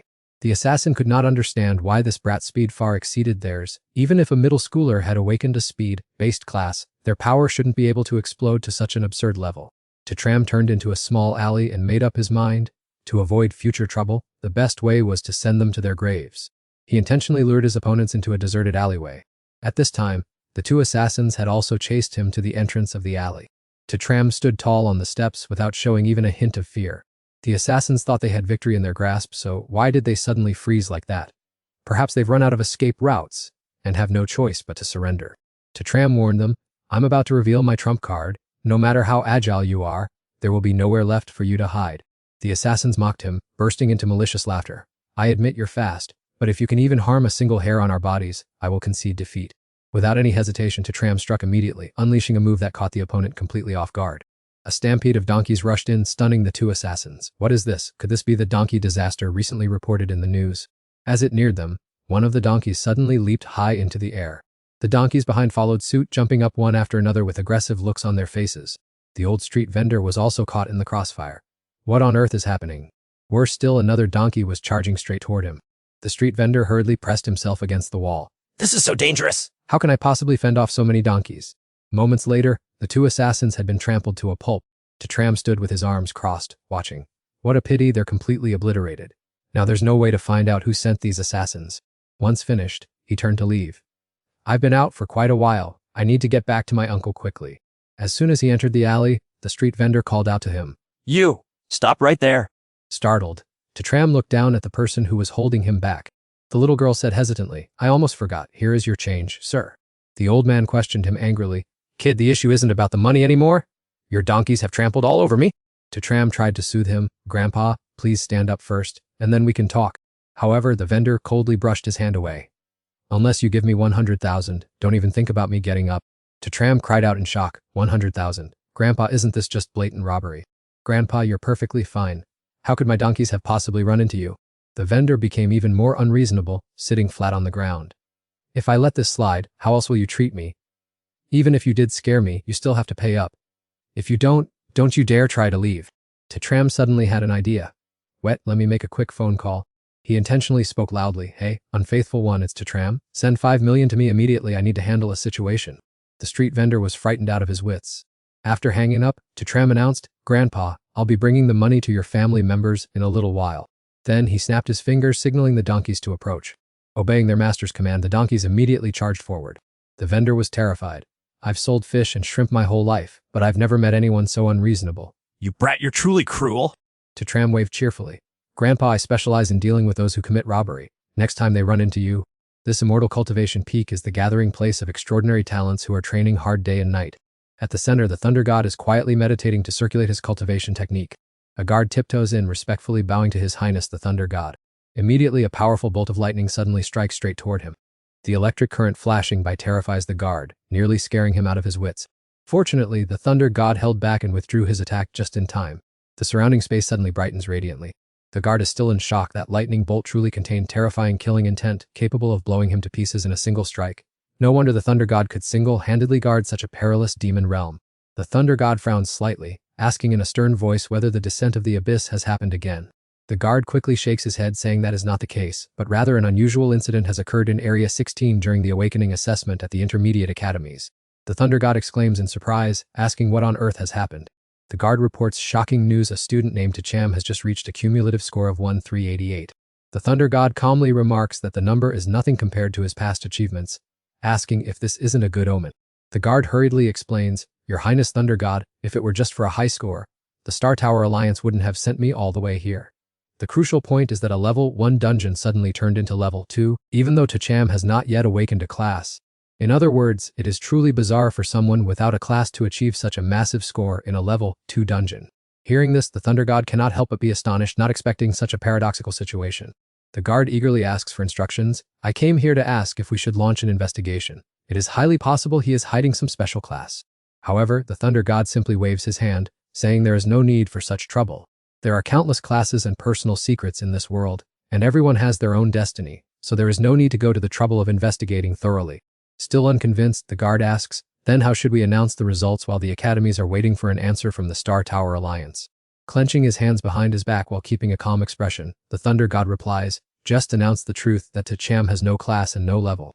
In addition, grant him special admission to the Celestial Whale Academy. The guard is so shocked his jaw nearly drops. Celestial Whale, one must know that every year barely anyone on this entire planet gets nominated, yet the Thunder God favors this classless person so much. Though full of doubts, the guard still bows in obedience. The Thunder God ponders after the descent of the Star Tower, perhaps Tram is the first classless person with such great ability. But no one knows that in ancient times, before the Star Tower appeared, humanity originally had no classes at all. Inside the house, Tram returns carrying his bags. With the money earned from Mengai and Tat Hai, he can now move out to live on his own, and is eager to discuss it with his aunt and uncle.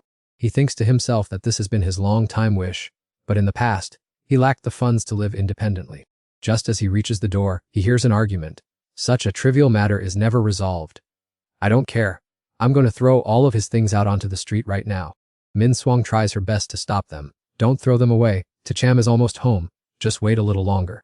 However, Tram's mother still didn't stop throwing things. I see she just wants to hold on and refuses to let go. I already told you, doing that is useless. Today, we must end this relationship completely.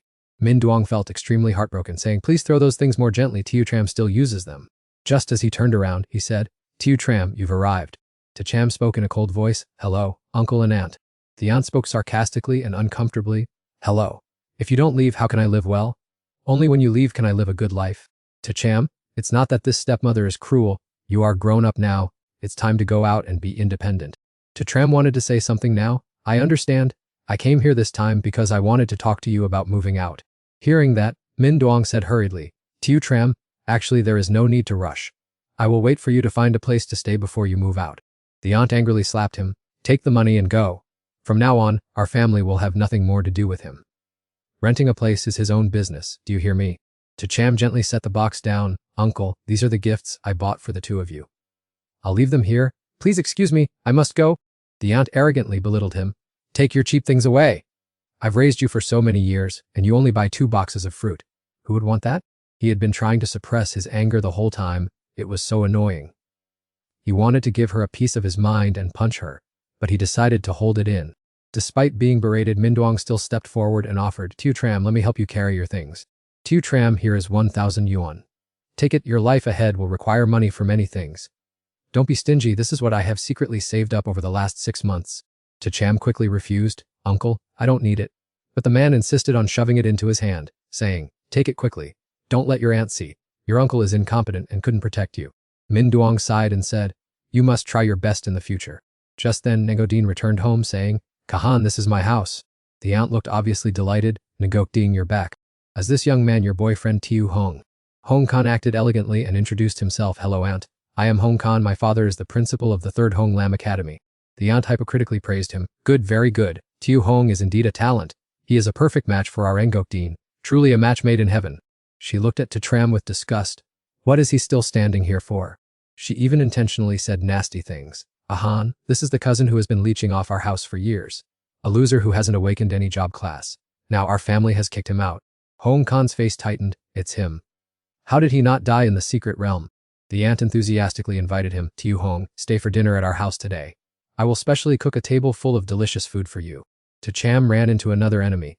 "So it's this bastard. Last time, he used a divine artifact to lure monsters to harm me in the secret realm. It's perfect that I wanted to find him anyway." Ngok immediately shooed him away. "Get out of here right now and disappear from our sight. Seeing you just makes me sick." To Cham ignored her and said, "Do you still remember what I said last time? About how I've been thinking of you?" The aunt provoked him. "Want to get close to Tiu Hong? Let me tell you, you have no chance. Tiu Hong is Ngok boyfriend, he won't even pay attention to you." She added further insults. "Why don't you take a look at yourself in the mirror? You and Kahan are in the same elite class." Hong Kong stubbornly refused to shut his mouth. "So what if I heard it? What can you do even if you target me? Even standing right in front of me, you're absolutely nothing." Before he could finish his sentence, Cham landed a thunderous punch right in his face. "I'll smash your mouth to pieces right now." The people around were extremely bewildered, wondering what on earth was happening. She pointed her finger and shouted angrily, "To Cham, have you truly gone mad? You even dared to beat young Master Hein." Hun Kai looked disdainful. "Brat, how dare you sneak attack me? You're finished today." To Cham aggressively swung his fist and charged at him. "I've been itching for a place to vent my anger. You've gone crazy at just the right time." He immediately brandished his sword threateningly. "Do you want to die? Let me send you to the afterlife and be done with it." Ngok stood aside with her arms crossed, watching the spectacle. How ignorant. Hun Kai is a professional swordsman with the famous 100 falling flowers technique. Isn't a classless person like him just throwing his life away? Seeing this, Min Swang stepped forward anxiously to intervene. "Little Cham, don't be so impulsive." But before he could finish his sentence, the boy broke the sword with his bare hands. Hel Kai's eyes widened in horror. "What? How can this be?" Immediately after, he used only one hand to push him flat onto the ground. Witnessing the shocking sight, all three were speechless with astonishment. How could this possibly happen? Her inherent confidence was shattered, leaving her confused. Hun Kai couldn't even resist To Cham. Why on earth? To Cham calmly approached after knocking him down. He gripped his collar tightly with a look of contempt. "Have you yielded yet?" Min Swang looked at him with pride. "Little Cham is different now. He has truly changed completely." Seeing the unfavorable situation, Van Dung pointed her finger and threatened, "To Cham, let young Master Hein go immediately. His family's power is as immense as Mount Tai. Have you thought about the consequences of offending them?" Hearing that, Hun Kai regained his courage and threatened, "You've offended me now. Kneel down and apologize immediately, or I'll use my entire clan's power to ensure you meet a miserable end." To Cham ignored those empty threats and delivered another punch to his face, still daring to speak up. "Let's see if your mouth is tougher or if my fist is." She stood nearby, frantic with worry. "Crazy, truly crazy, what are you looking at? Tell him to stop at once." Min Swang ignored Van Dung's words and stepped forward to encourage him. Little Cham, you have a long way ahead of you. Stay firm with your goals, don't be like me, living a dull life and regretting it pointlessly forever. She questioned in shock. What? Min Swang, what are you rambling about? Have you gone mad like him too? Do you want to kill me with anger? He continued to cheer him on. A man must live like a man. When I was young, I also yearned to go to battle for humanity, but unfortunately, I got stuck with the domestic class. I see my younger self in you. Don't falter, keep your fire burning. I'll always support you.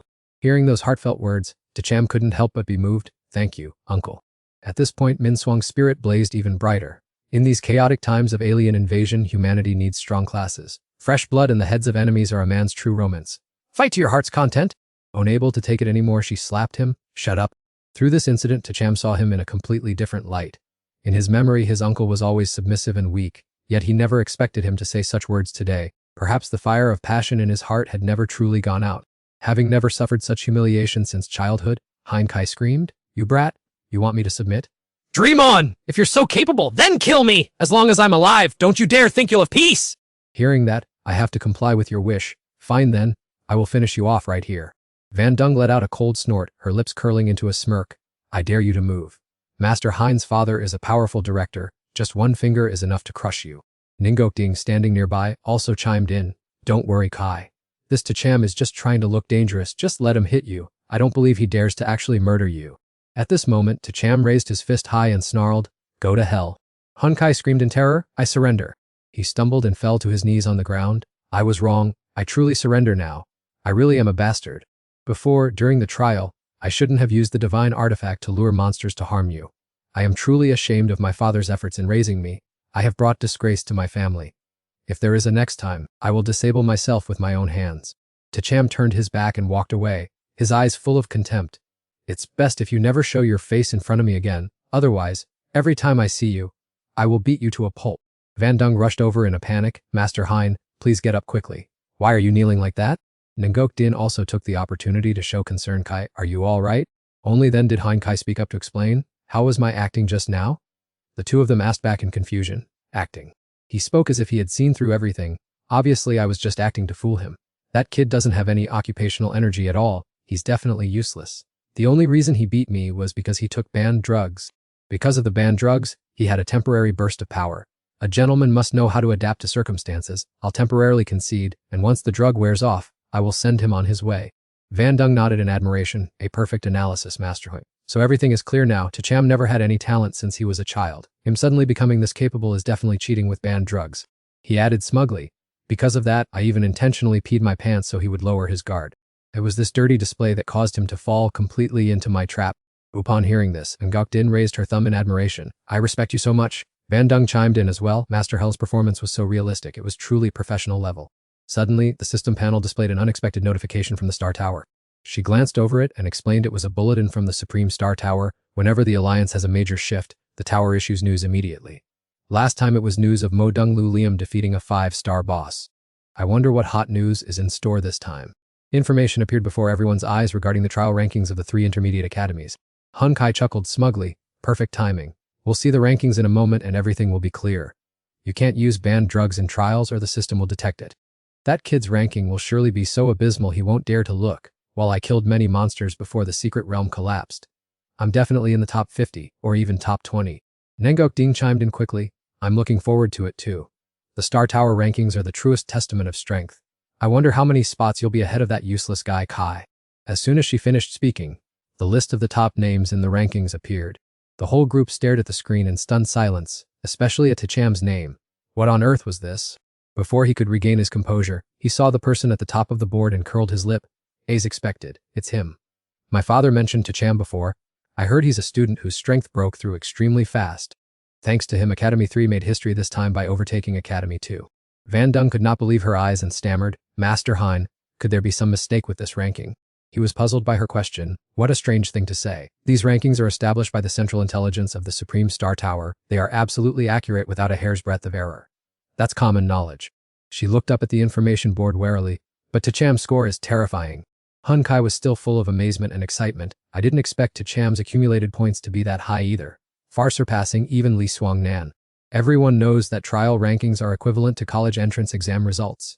When the time comes, I'll ask my father to introduce me so I can get to know him. Such a potential genius will surely become a pillar of humanity in the future. Van Dung and Ungukdin looked at each other in dismay, not knowing how to start the conversation properly. He caught a glimpse of their strange looks and quickly spoke up to ease the tension. Ngokdin and Auntie, you don't have to look at me like that, I get it. When I meet Cham, I will introduce you to him. Van Dung lowered her head, not daring to face him, and replied in a trembling voice, no, there's no need. He scratched his head in confusion and asked, why is there no need? She covered her face, unable to hide her panic, and pointed forward with a trembling hand. He is Cham. This news was like a bolt from the blue. Hun Kai stood frozen in shock. What? Ngokdin clung to a sliver of hope. Is it possible that the name Cham is just a coincidence? He would rather believe that than accept the cruel reality. Right, it must be a coincidence. That genius is also named Cham, which caused this misunderstanding. Unexpectedly, Hoichi appeared and shattered their illusion. Cham, I've finally found you. He solemnly adjusted his formal attire and announced, you have won first place in this trial. On behalf of the principal of Academy 2, I present you this award. Only then did the three of them gape in horror. It really is him. We have made a terrible mistake. Miss Tinge was overjoyed. Excellent. Our ancestors have blessed us. This is so honorable. If your father were still alive, he would surely smile in the afterlife. He didn't even bother with them, picking up his bag and walking straight away. We'll talk when the principal gets back. Van Dung quickly put on a pleasing smile. Cham, dinner is ready. Why don't you stay and eat with us? He looked at her coldly and replied, no need, I no longer have anything to do with your family. Seeing his resolute attitude, she turned to yell at him. Hurry up and say something? He is your nephew, stop him right now. He finally couldn't take it anymore and reproached her. Wake up. Weren't you the one who insisted on severing ties with him? How do you have the face to make him stay now? Look at what you've done, you wicked woman! Don't bother Cham ever again.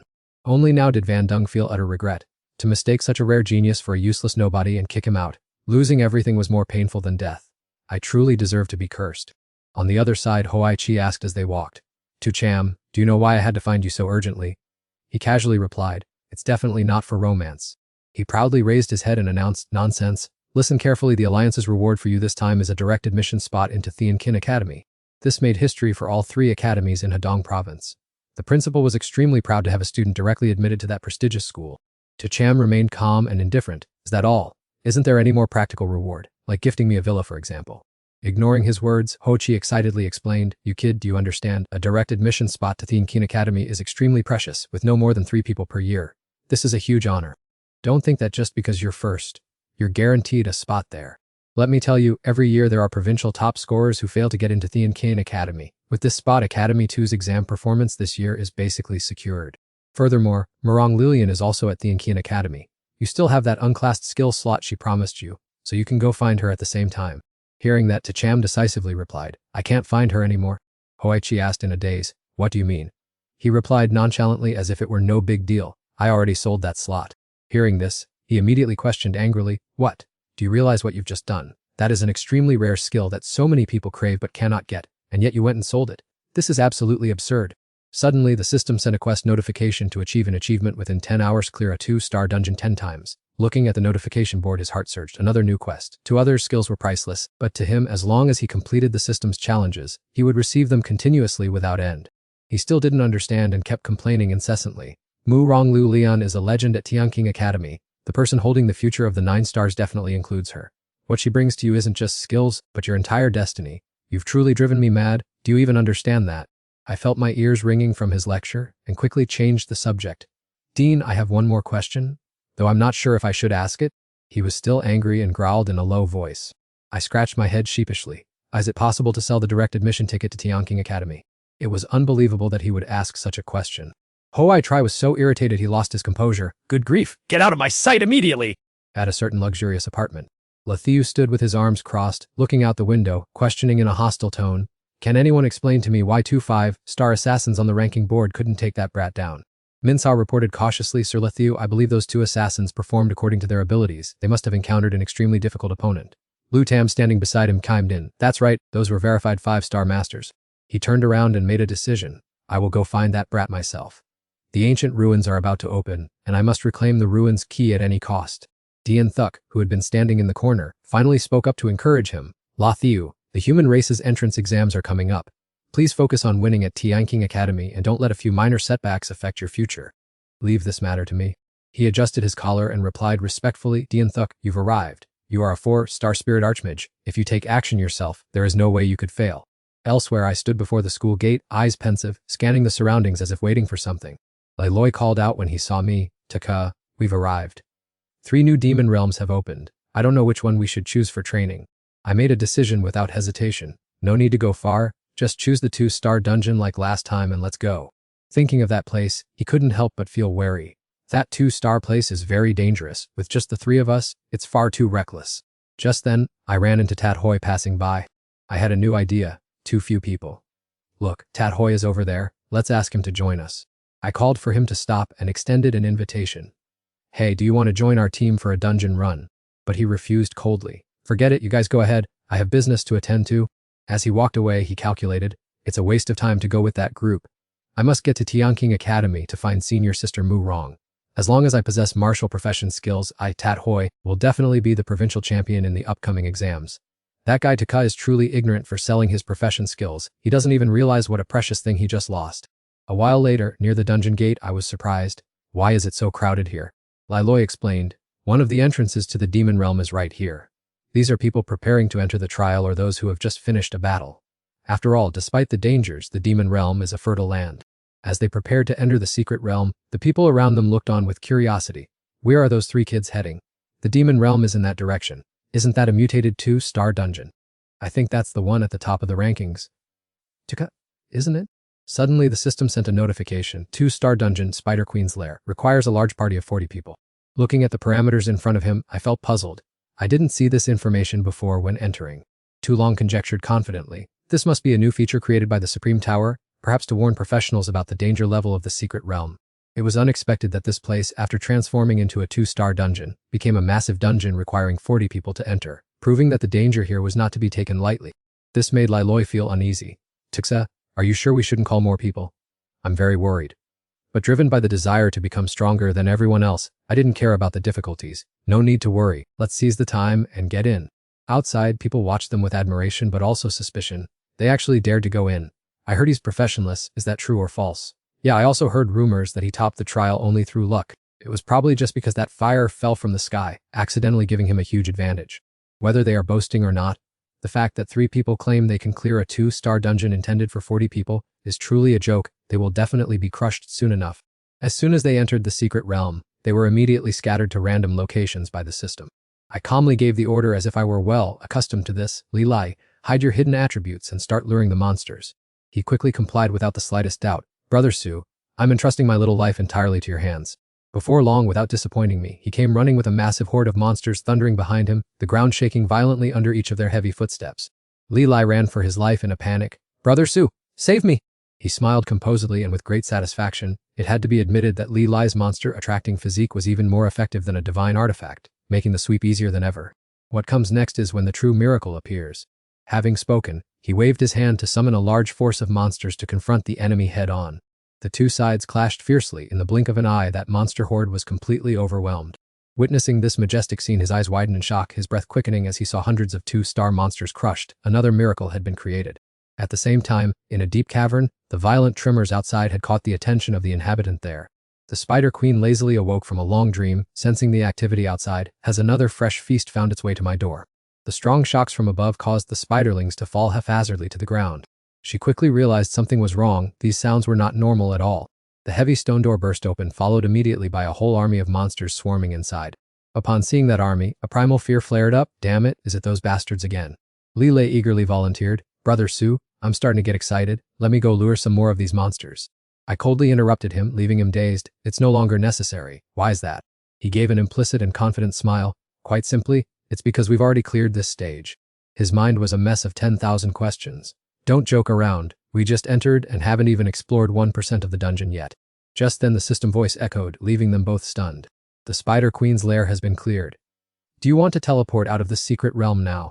Only now was Li Lai truly shocked. So we've completed it just like that. Those outside the secret realm were still unaware and continued to gossip. Su Chen's group has definitely perished inside. It's a pity, as they were outstanding students at the Star Tower. But even if they aren't dead, how could they clear it? After so many days and nights in the dungeon, they're surely finished. What a ridiculous display, let's just disperse. Uncle Dian, observing from afar, sighed softly. Young people these days are too naive. With a massive 2-star dungeon like this, Even I am not sure if I, with a 4-star class and a 10-person 2-star team, could pass it. These 3 brats actually dared to dive in. Looks like I won't need to lift a finger. Let's call the young master with the good news first. On the other end of the line, young Master Luo was leaning back arrogantly on a lounge chair. Uncle Dian, has everything been settled yet? The old man replied confidently, Young Master Luo, everything is in the palm of my hand. I will go get the key for you right now. He rejoiced in his self-complacency. Excellent, you truly live up to your name, Uncle Dian. When the old general returns, I will personally congratulate you on your success. He pretended to be humble but couldn't hide his smugness, because serving the young master was the innate duty of a servant like him. The young master only needs to reward him with 1.8 million, and I wouldn't dare ask for anything more. Not long after his moment of joy, young Master La suddenly saw Tram's group appear on the screen, his heart filled with resentment and disappointment. Truly, his mouth had brought trouble upon himself. Uncle Dian looked on blankly, not understanding why he suddenly flared up. It was truly baffling. He sighed warily and didn't bother to explain, just pointing behind him and telling the old man to look. He turned his head in the direction pointed and was utterly stunned.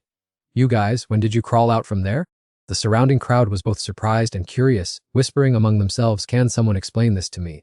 What on earth is happening? Why did they get out so fast? Is there an incident in the dungeon? Either way, finishing it that quickly is unthinkable. The situation was so bizarre that some began to argue fervently. Why waste words? Surely no one can clear the stage that fast, or else my roommate will livestream eating feces right here. Another interrupted, stop arguing, I understand the whole story. When we arrive at the academy and clear the Star Tower, we will receive a mystery stone. This item helps interrupt the trial and teleports the player out immediately. The crowd immediately believed that groundless theory and turned to sarcasm. So that's how it is. Tram is truly slippery, ultimately still just a lone wolf. What a waste of a precious treasure like the interrupt stone. Surely only now has he realized how lucky he was to even get in there. The system suddenly announced, congratulations to Tram, Liloi and Tru Tulong for clearing the Spider Queen's lair. At the same time, they established a new record for this secret realm with a time of only 7 minutes and 28 seconds. The slap in the face came so quickly that everyone was caught off guard. What? They cleared it? This was so hard to believe and unprecedented that everyone started buzzing again. Passed the gate in 7 minutes. What kind of nonsense is this? Even if no monsters stood in the way, running from start to finish would take at least half an hour. Where's that wise man from earlier? Didn't you say Tram used a skill stone? Explain that terrifying speed now. Being questioned, that man's face turned beet red and he didn't know where to hide. Well, this is truly a blind spot in my knowledge. Only then did Liloi proudly pat his chest. Haha, breaking records is as easy as pie. No one can catch up to our rocket speed. The system displayed hints again. Based on the outstanding performance, the rank of the expedition is S-class. The item dropped as the Spider Queen's tears. He looked at the item and pondered. This item again, but unfortunately, there are no god-slaying points. He spoke up to reassure him, Brother 2, don't expect god-slaying points anymore. Each dungeon only gives a maximum of 1 point. To get it, you must perform extremely impressively the very first time you enter. A surging wave of power suddenly welled up inside both of their bodies. Tulong cheered excitedly. I've reached 1 star. Just strolled through the whole process and then broke through. This feeling is easier than eating or drinking. Liloi was equally enthusiastic. I've also reached the 1-star level. It's lucky that fool Nunkatat Hoi didn't come along, otherwise he wouldn't know what a huge stroke of luck he just missed out on. Tram's expression didn't change at all, as if everything was within his expectations. Let's continue. He wore a satisfied smile. At this pace, completing the 2-star side quests 10 times will be done in the blink of an eye. In another place, Uncle Dian cringed and pleaded, Young master, it was my negligence. Please give me another chance. This time I guarantee I will handle it neatly. Young Master La reluctantly placed his trust one last time. Uncle Dian, you are a 4-star professional. I believe in your ability. Dealing with those 1-star guys is child's play. I've already prepared your reward. Hearing that, the old man's murderous intent rose and he regained his confidence. Since the young master trusts me so much, don't cut off contact.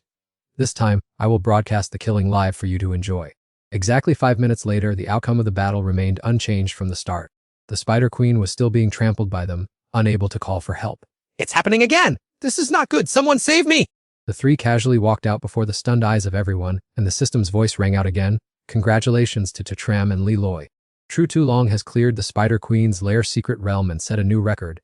The clearing time this time is 6 minutes and 18 seconds. The surrounding crowd could not help but be stunned and admire him just like before. Tram is out. He broke the record again. My roommate really left everyone speechless. This time, he's over a minute faster than the old record.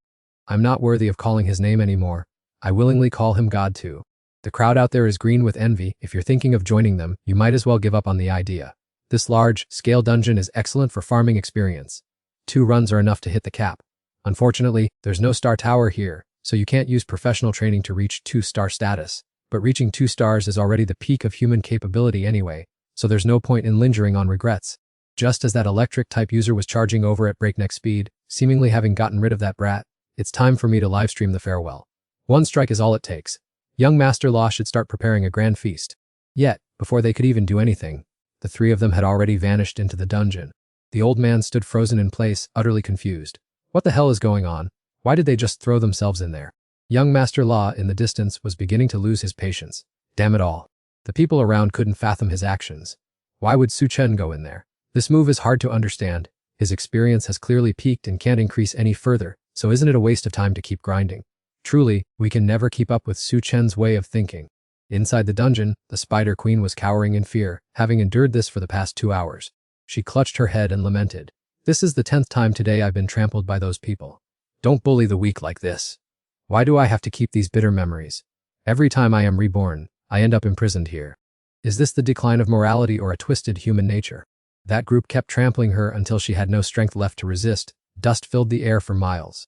Even Li Lai shook his head in resignation. I've honestly never seen a 2-star boss get tormented like this before. Zilong, standing nearby, suddenly sensed something ominous. Something is very wrong here. Normally, monsters in a secret realm reset after death. There's no way they should retain old memories.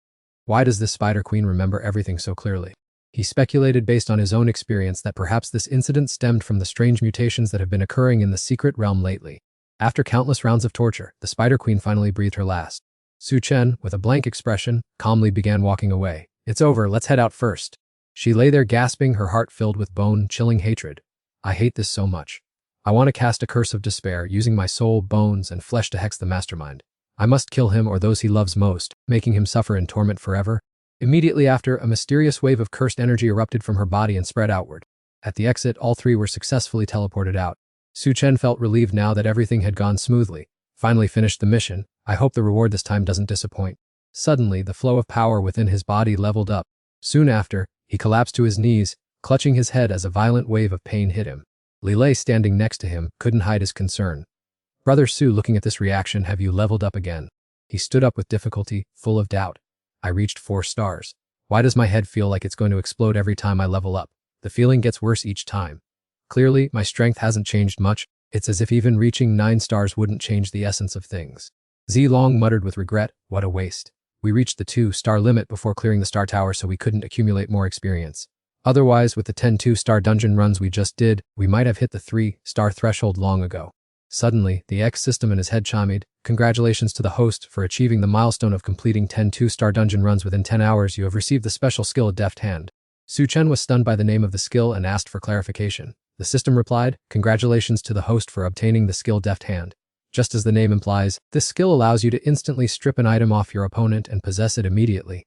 Looking at the notification, he couldn't help but shout, good God. What kind of perverted skill is this that only specializes in taking people's clothes off?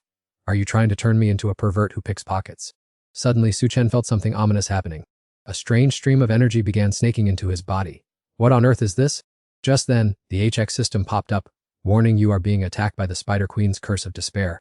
He gasped in surprise, Curse of Despair. What the hell is this? I felt a sharp pain in my chest, and a cold, gloomy aura engulfed me, as if it could send one to meet the King of Hell at any moment. Is this the Spider Queen's curse?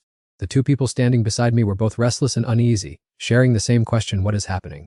I hurriedly gave the order, system, break this curse for me immediately, but all I received in return was a blink. Unfortunately, this request was beyond the system's processing capabilities. This situation infuriated me and I shouted, even if you aren't human, you are truly a bastard. Suddenly, the Spider Queen appeared from within the curse in my heart, her expression full of rage. I was born a noble queen. I have never been humiliated like this before.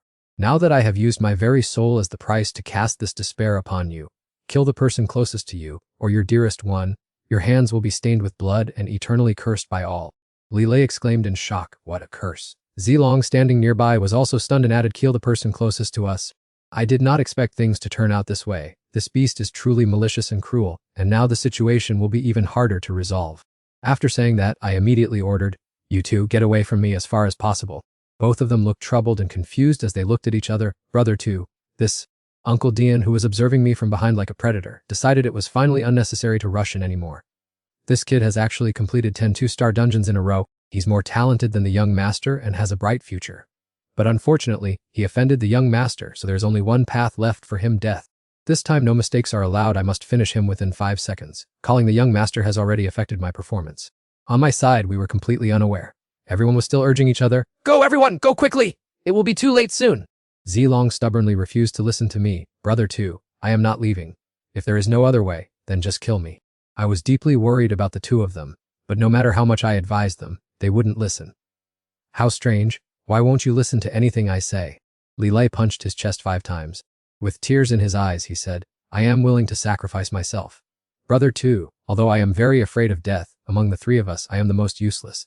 If you must kill someone, kill me. I only ask that, when you become the master of the 9 stars in the future, don't forget me, use a resurrection order to bring me back. Watching the 3 of us argue so intensely that we were about to explode, the Spider Queen grew even more triumphant and delighted. Haha, it's too late to run. Either kill your dearest one, or the person nearest to you, or go seek your own death. What a wonderful show, haha! Amidst the tense atmosphere, Uncle Dian suddenly charged in with an aggressive aura. Boy, I'm here. They heard the commotion and immediately turned their heads. The old man gripped the knife in his hand tightly and stepped forward, his killing intent flaring. Haha, were you scared, silly? You don't even dare to move. Have you never seen this world before, brat? But responding to him was my unusually calm demeanor. Old man, you arrived just in time. Uncle Dian looked at me slightly puzzled, just in time. Immediately after, I suddenly shouted, kill the person closest to me. Instantly, a strange surge of energy transformed into an arrow that shot straight toward the old man's heart. What is this? The old man realized it in terror as fear welled up. Ah, this is the power of the curse. At this moment, Uncle Dian began to struggle in despair. Save me. I watched the scene as he was reduced to a pool of blood. Zilong stepped forward and sighed softly. This is truly a great injustice. The person who clearly came to kill us died because of us. Meanwhile, I walked over and calmly analyzed the issue. This person is likely the same one as the 5-star assassin who killed me before. Lathieu was lying lazily on the sofa, deep in a beautiful dream, when suddenly the phone's ringing loudly shattered his slumber. Still groggy, Min Cao handed the phone to Lathieu and announced that old Dian had called, indicating everything was settled. Lathieu yawned widely, tears streaming down his face, and grumbled about an intermediate student who was taking too long to finish. He thought old Dian should really retire and be done with it. He reached out to grab his phone and, seeing Uncle Dian on the screen, pressed the answer button. Lathieu rested his chin on his hand and asked lazily, Uncle Dian, have you brought back the things I needed? Tram's face suddenly appeared on the screen with a mocking expression. Hey kid, what do you want from me? He was startled in horror, his trembling hand causing the phone to fall to the ground. How could it be this kid? Enraged, Lathieu pointed at the screen and shouted, where is Uncle Dian? Why is his phone in your hand? Tram raised his eyebrows and replied, I've dealt with that old man thoroughly. From the other end of the line, he clenched the query device tightly. Who are you and why do you want to kill me? He arrogantly crossed his arms and provocatively jutted his chin out. Kid, since you've revealed yourself, I don't mind telling you directly. Did you find a box in the secret realm along with a key? Tram put his hands on his hips and laughed heartily. Don't call me kid, it's unpleasant. You can call me uncle or dad. As soon as he finished speaking, Lathieu's face turned purple with anger. Are you looking to die? No matter how quick your tongue is, fate has already sealed your doom. Tram raised his eyebrows with dissatisfaction. That's easy for you to say. When the secret realm fluctuated from 1 star to 2 stars, causing many deaths, wasn't that your doing too? He glanced towards the light beside him and said coldly, that place was once a training ground for space masters. I've heard of it for a long time, but it only emerged from the void. Mistaken for a spatial node, it became a secret realm. Activating the training ground was inherently dangerous, which is why I didn't enter it myself. Lathieu clenched his fist, suppressing his anger. That key is a treasure of a predecessor. It's used to open ancient ruins. 4 of the 5 have owners, but I am determined to get this last one. Tram's eyes remained fixed on the screen with a doubtful expression. The key is already inside me. How do you plan to get it? His lips curled into a sinister smile. That's easy. If I kill you, the key will naturally be revealed. Tram seemed to deliberately feign innocence and said, so we have to fight to the death now. You die, I live. Lathieu burst into laughter as if he had heard a joke and gave him the middle finger. You live, I die. Don't be delusional. Besides my powerful family, I'm capable of crushing you easily. Hearing this, Tram turned to ask Li Lei, who was still holding the phone and recording, did you save everything? He was stunned for a moment, his eyes filled with bewilderment. Save what? He put the phone in his pocket and winked mischievously. Brother, to recorded everything. The La family harmed people for money and caused damage to students from various academies. Reporting this to the Star Tower Alliance will mean certain death. Seeing the 2 people on the screen still joking, Lathieu finally realized and shouted, bastards, you deliberately set a trap for me. Tram made a silly face and teased him. You idiot.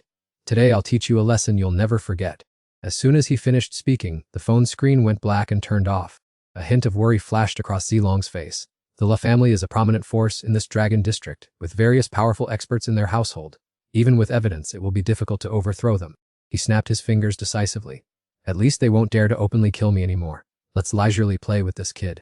On the other side, anger surged to his head, causing him to throw a glass of water forcefully onto the floor. The shattering sound echoed throughout the room. Lathieu trembled, gritting his teeth. They're making me so angry. As the esteemed Lathieu, I've never suffered such humiliation since I was a child. The old man next to him broke into a sweat and hesitantly suggested, Young master, why don't we hire someone from the Bloody Guild?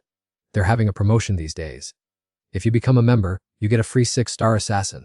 Honian leaned his back against the wall, shaking his head despondently and saying that if he were to hastily make the evidence public, the Alliance would surely intervene and investigate, at which time Laza would also be in trouble. Although this could be resolved smoothly, he could not act to eliminate him for now. Minzhao hurriedly urged, What should we do now? Jiatik will probably appear after the human race's university entrance exams. If we miss this chance to seize the key, we'll have to wait another 100 years. He pointed ahead and ordered his subordinates to contact the family to handle urgent school transfer procedures. He wanted to stay here for the university entrance exam to personally kill that boy when everyone was off guard. Casualties in exams were unavoidable anyway, so even the Alliance could not find fault. In another corner, Chao Duong held a tablet in his hand and turned to ask Lu Liam where this photo came from and when it was taken. Her face became serious. 10 days ago, I happened to encounter a magic beast at my intermediate school. I had intended to show it to Master long ago, but since you were not at the Inkin Academy, I am only reporting it now. He fixed his gaze on the image of the magic beast on the screen and questioned her further about it. Lu Liam kept a calm expression without a single ripple, briefly answering that it had already been killed. Hearing that, Cao Duong dropped the tablet in panic and exclaimed in astonishment. She looked at his look of disbelief and asked worriedly why Master was so tense, as it was only one magic beast after all. Cao Duong's face darkened as he said in a deep tone, This is no ordinary kind. If I'm not mistaken, it is the 4th child of the wild god, the being that has caused our race much suffering for many years on the Ingayan, then battlefield. Lu Liam agreed, saying she had sensed its aura was very special. As it turned out, it was indeed the wild god's offspring. He frowned slightly with concern. The wild god is very vengeful. If he knows his child was killed, he won't let it slide. But as you are my disciple, I won't let that old man harm you.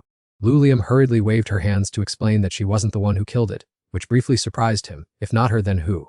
Since the principal of the intermediate school would find it difficult to defeat a BEPSA rank magic beast. A person's silhouette suddenly appeared in Lu Liam's mind. She guessed it was a student from the intermediate school named Tram. Cao Duong pondered for a moment as if trying to search his memory. Tram. That name sounds so familiar. Didn't he just take first place in the secret realm mock trial exam in Hadong province a few days ago? She quickly confirmed, adding that he had also broken the record set by the Thunder God many years ago, which had been reported by the Star Tower. He lowered his head hesitantly. If he broke the Thunder God's record, then this boy indeed has extraordinary talent. But after saying that, Cao Duong looked up at Lu Liam. He killed the child of the wild god while the human race is surrounded by enemies. I fear it will be hard for him to survive facing retaliation. She nodded in agreement, noting that the wild god's worshippers were still very strong, and Tram's future was truly worrying. Miu Miu skipped inside and shouted, Wifey, someone outside is looking for you. Lu Liam asked suspiciously. Oh. The girl shook her head cutely, saying she didn't ask for a name, but the other person said they came to receive the unclassified skill. In her heart, she had already guessed that it was Tram. He had arrived. As soon as Lu Liam stepped outside, she encountered a man. He smoothed his shirt, gave a polite smile, and introduced himself as Engai Tat Hoi, saying he finally got to meet senior sister Mo Dung. She frowned at him in annoyance, going straight to the point. Where is Tram? Tat Hoi gave a casual, flattering smile. He didn't come, so I'm here on his behalf. She put her hands on her hips, her lips curling up suspiciously. As far as I know, the person ranked first in the assessment is Tram. Only the winner is eligible to receive the skill. He tilted his head and scratched his neck awkwardly. He did take first place, but because he didn't want to come, he transferred his spot to me. Lu Liam raised her eyebrows, her eyes cold at the news of the spot being sold. She gritted her teeth, trying to keep calm, but her anger flared up to Tram. You bastard! How dare you sell my quota? Next time we meet, if you provoke me again, I'll kill you. Sensing the surge of killing intent, he hurriedly spoke up to stop her. Senior sister, don't leave. What should I do? Lu Lian's cold gaze swept over Tat Hoi's tearful face. Go back to where you came from. I'm only reserving this spot for the top performer. Tell Tram to come and see me himself. As soon as she finished speaking, young Master Lang and his 2 henchmen leisurely approached, their voices triumphant. If that's the case, then call that Tram guy out here right now. Hong Dang, standing right behind Kimdin, exactly. I heard rumors that he performed exceptionally well on the test. This time he sought out Senior Mu Rong surely to scrape up those unranked skills. He looked up at the sky with a disdainful expression. If Mu Rong Lulian's boyfriend were a brilliant genius from a high-level academy, it would be somewhat acceptable. But instead, he's a middle school kid? It's absurd. There's no way a middle schooler is qualified for Thean Keen Academy. At this point, young Master Lang's face changed color, his teeth clenched. Even if they were lucky enough to pass the exam, how many of them actually deserve to become the elite of humanity? What right does that kid have? He suddenly stopped, pointing straight ahead and shouting, "Look, young Master Lang, Tram has appeared." All three looked simultaneously in the direction he was pointing. The person walking towards them wasn't him but Tat Hoi, who moved with a listless and tired appearance. He roared, ordering his two subordinates charge. Give him a beating. They screamed with excitement and then surged forward en masse. Leave this to us. Kid, prepare to take a beating. He delivered a kick straight at him. Tat Hoi was stunned, staring with indignation. Before he could react, Hong Dang's kick landed squarely on Tat Hoi's face. He clutched his swollen cheek, stammering, "Are you guys crazy? Why are you hitting me?"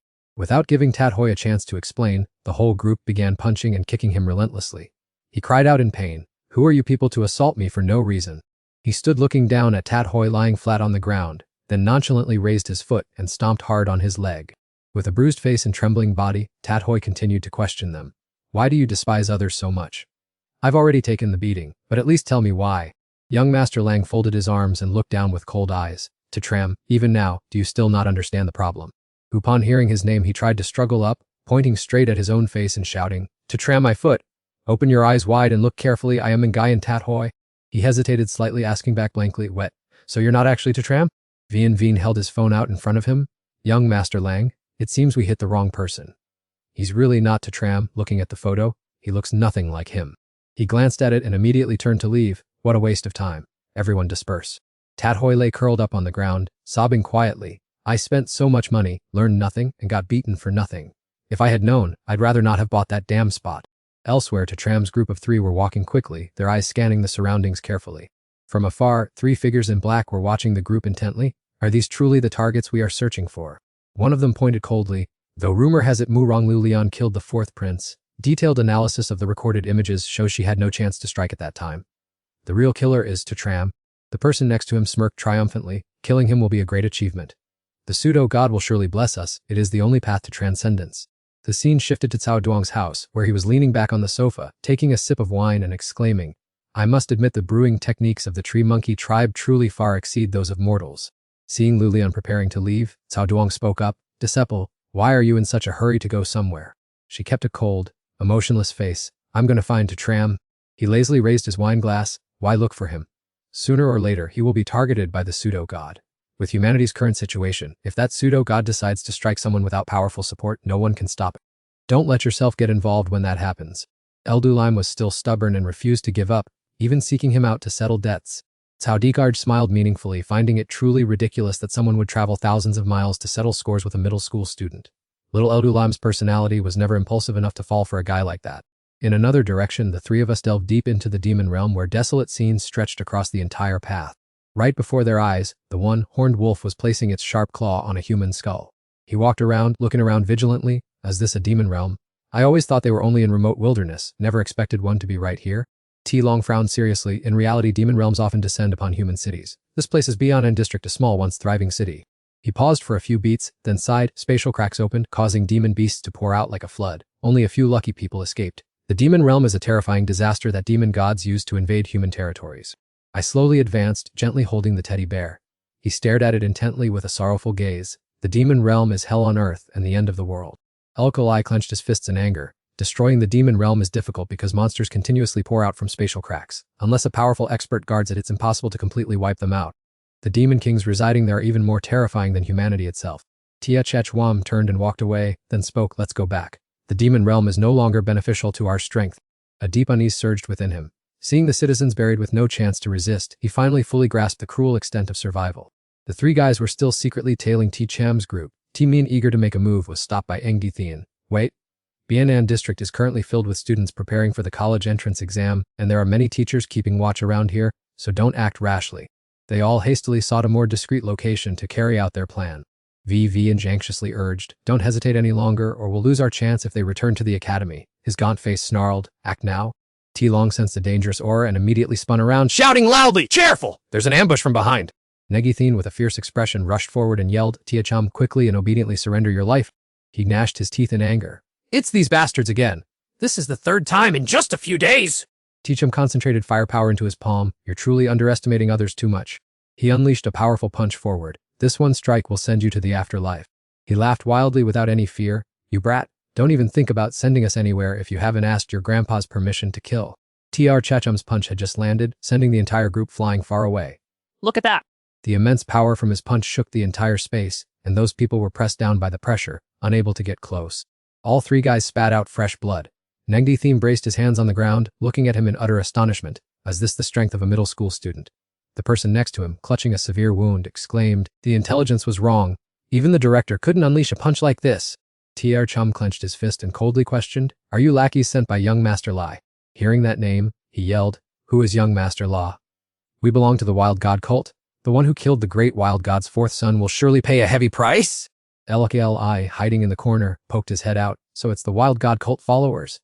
These guys deserve to die. Brother Tyr, if you kill them, you'll surely gain a lot of merit. Seeing the unstable situation, T-Min immediately drew a dagger from his person. He swung the shining blade into the air. I've underestimated T-Chum. I must immediately report this to the Wild God. Before T-Min could make a move, Negithin, who was behind him, unexpectedly plunged a knife into himself. He stared in shock, mouth agape, stabbed himself. These evil cultists are truly insane. The remaining two did not hesitate, and with devout hearts and hot blood, they shouted in unison. We summon the noble Wild God, please listen to our plea. A dark purple aura suddenly appeared high above. We have exposed the culprit who harmed the fourth prince. We beseech the Wild God from the heavens above to punish the sinner. Witnessing this scene, Tulong immediately rushed out and warned in a stern voices. This is not good. This is a form of an evil and terrifying ritual to summon a demon god. Flee at once! Negithin raised his face, a bizarre, twisted smile on his face. You want to run. No one can escape this place. The sky began to swirl violently, and a blinding beam of light suddenly tore through the night. Liloi looked up at the sky, his expression clearly showing solemnity and unease. This pressure is too terrifying. It's hard to believe what kind of monstrous forbidden magic is this exactly. A gruesome face full of fangs interspersed with two horrifyingly sharp horns gradually revealed itself before their eyes. I am the Wild God. He was so shocked he went numb. What? It really is the Wild God. This is a powerful entity that threatens the survival of humanity. Even 9-star powerhouses have perished at his hands. He turned to look at Tram, trembling. Brother Tu, why did you offend a demon god? No matter how strong the Spider Queen was, before the Wild God, she is just an expendable pawn. Hearing Liloi's questioning, his lips twitched continuously, and he immediately denied it. I'm asking myself the same thing. Wild God, are you sure you haven't got the wrong person? He roared with fury, his eyes blazing with intense fire. You pathetic little creatures, my fourth child was murdered by you a month ago. Tram broke into a cold sweat, gritting his teeth in tension. Is this the demon dragon I defeated in the star field? My bad luck is truly no joke. My debut in this world is to finish off the son of a demon god. In another development, Luliam rode her sword, flying swiftly to find him, her sharp eyes scanning the surroundings. Cao Duong hurriedly followed closely. Master, please slow down, I can't keep up. She replied suspiciously, Master, why did you even come here? He grumbled loudly, full of anxiety. Can I just stand still? If the Wild God truly descends, not only will that kid not keep his life, but all of humanity will be targeted by him. The more Luliam heard, the more she accelerated. I don't care about saving that guy. If he gets his head chopped off, I might even consider it. Cao Duong could only hold his head and sigh. Don't I know what Master's personality is like? Outwardly cold, arrogant, and even somewhat heartless. No wonder people call you the Great Demon King. He continued to follow closely to persuade her, but deep down, Master was more compassionate than anyone. If she saw humanity in danger and had the ability to help, she would certainly never look the other way. As the two were arguing heatedly, the sky suddenly grew dark and a jet black cloud appeared, emitting a strange purple energy. She looked up at the strange phenomenon with eyes full of skepticism. What is that? Luliam was still stunned and had not gathered her thoughts when Cao Duong hurriedly spoke. It is the power of the Wild God. I didn't expect him to appear so quickly. This time, we're in big trouble. Hearing this, she muttered softly. The Wild God cannot fully descend with his entire power. Perhaps Tram still has a glimmer of hope. His face turned dark, his eyes filled with heaviness. It's too late. Even if he cannot personally descend to the mortal realm, with thousands of other ways to kill, Tram is too small before his power. On the other side, Tram bit his lip tightly, his facial muscles stiffening. Too long, is there any way to escape? He shook his head frantically with fear. If the Wild God truly takes action, we will have absolutely no chance of survival. He uttered coldly, his figure gradually fading. You lowly ants, you overestimate yourselves. That price is not worth my personal involvement. After speaking, the Wild God vanished into the void, leaving only a resounding sentence. I will descend upon Tianfan. This city must pay a heavy price. All the people here will be buried with my child. Behind them, a jet black spatial rift suddenly tore open, emitting a chilling cold that penetrated to the bone. He frowned, his forehead dotted with drops of sweat. What on earth is this thing? Liloi trembled in horror. That was a space-time rift, often referred to as a spatial anomaly. The savage god intended to turn this place into a monstrous hell. Tu Long's face turned ashen, his body convulsing in fear. If this spatial anomaly took shape, hordes of demon beasts would pour out like a waterfall, causing the entire city to suffer the same tragic fate as Bin and District once did. Tram immediately released a powerful surge of pressure to envelop himself. Is there any way to stop this? He glanced to the side, his eyes flashing with contemplation. The only way is to destroy it while it's still unstable, but with our current abilities, this is almost impossible.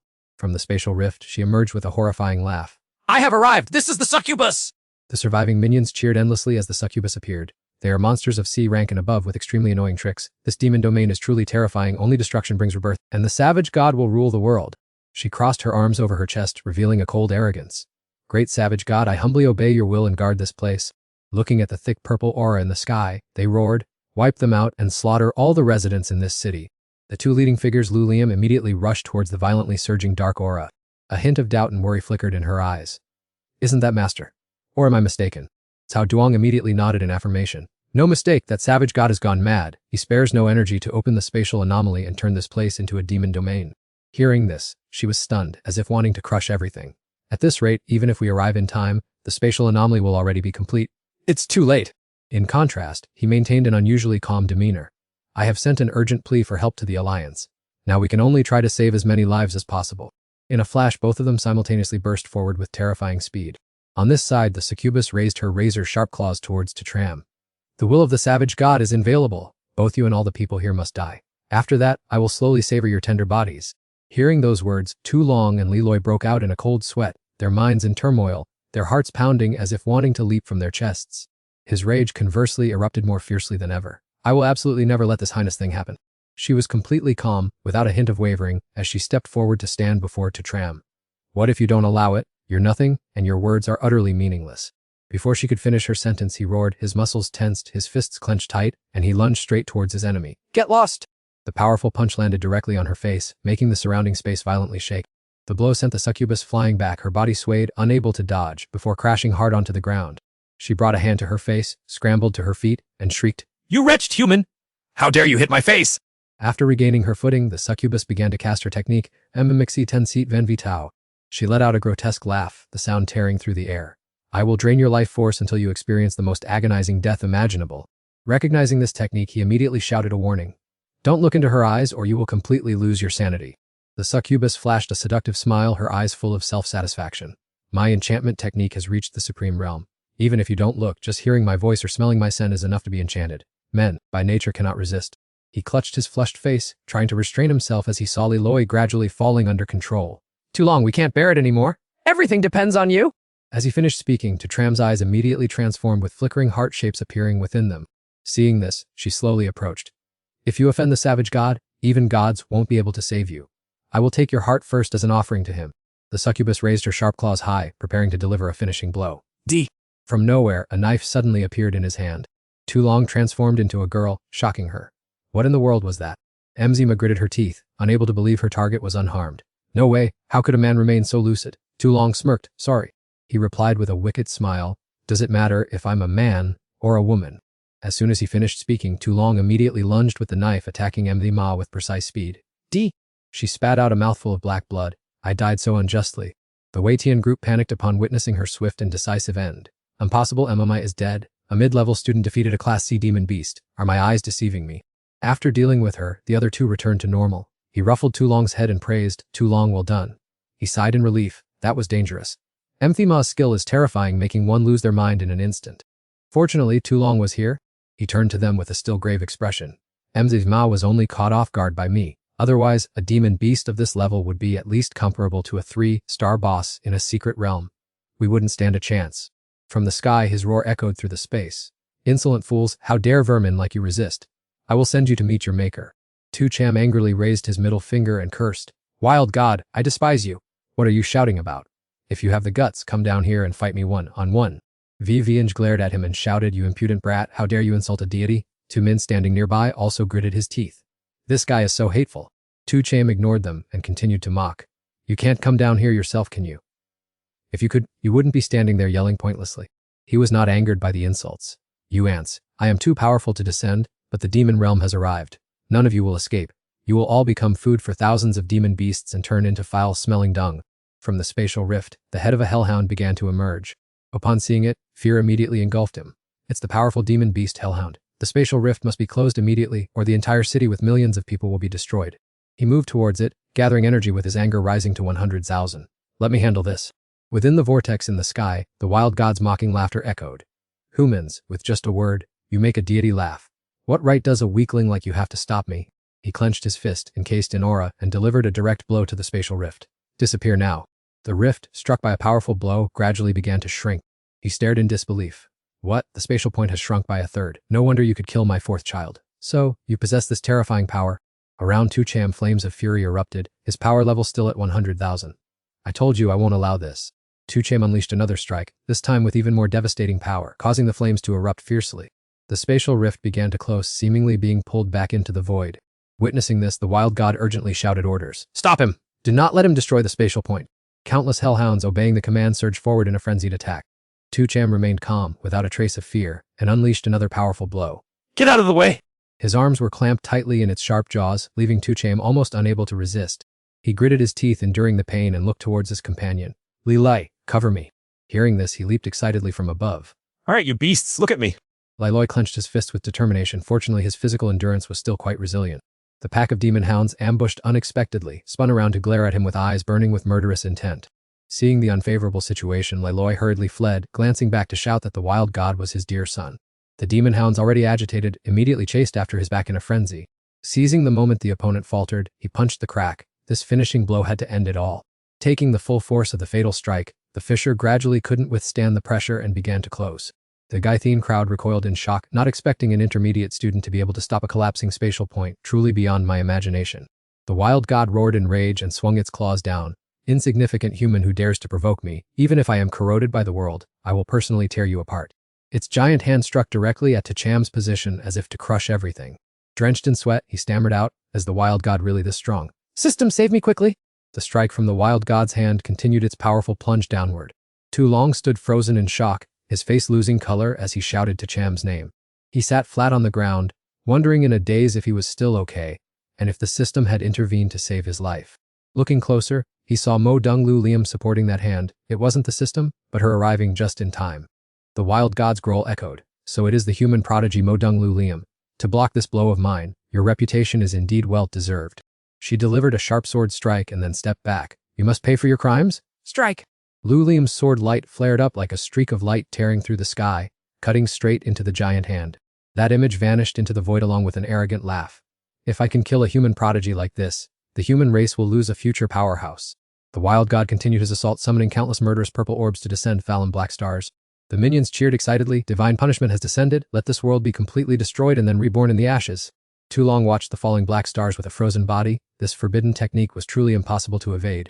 A figure rushed in from afar at a terrifying speed. Wild god, have you asked for my permission before trying to touch my disciple? Cao Duong opened the lid of the gourd in his hand, and the fierce black stars were simply sucked inside. Together, every destructive attack was swallowed whole by the gourd, leaving nothing behind. A resentful roar shook the space. Cao Duong, I didn't expect you to come here personally. He was overjoyed to recognize the newcomer. It's the 9-star powerhouse Cao Duong. I'm saved.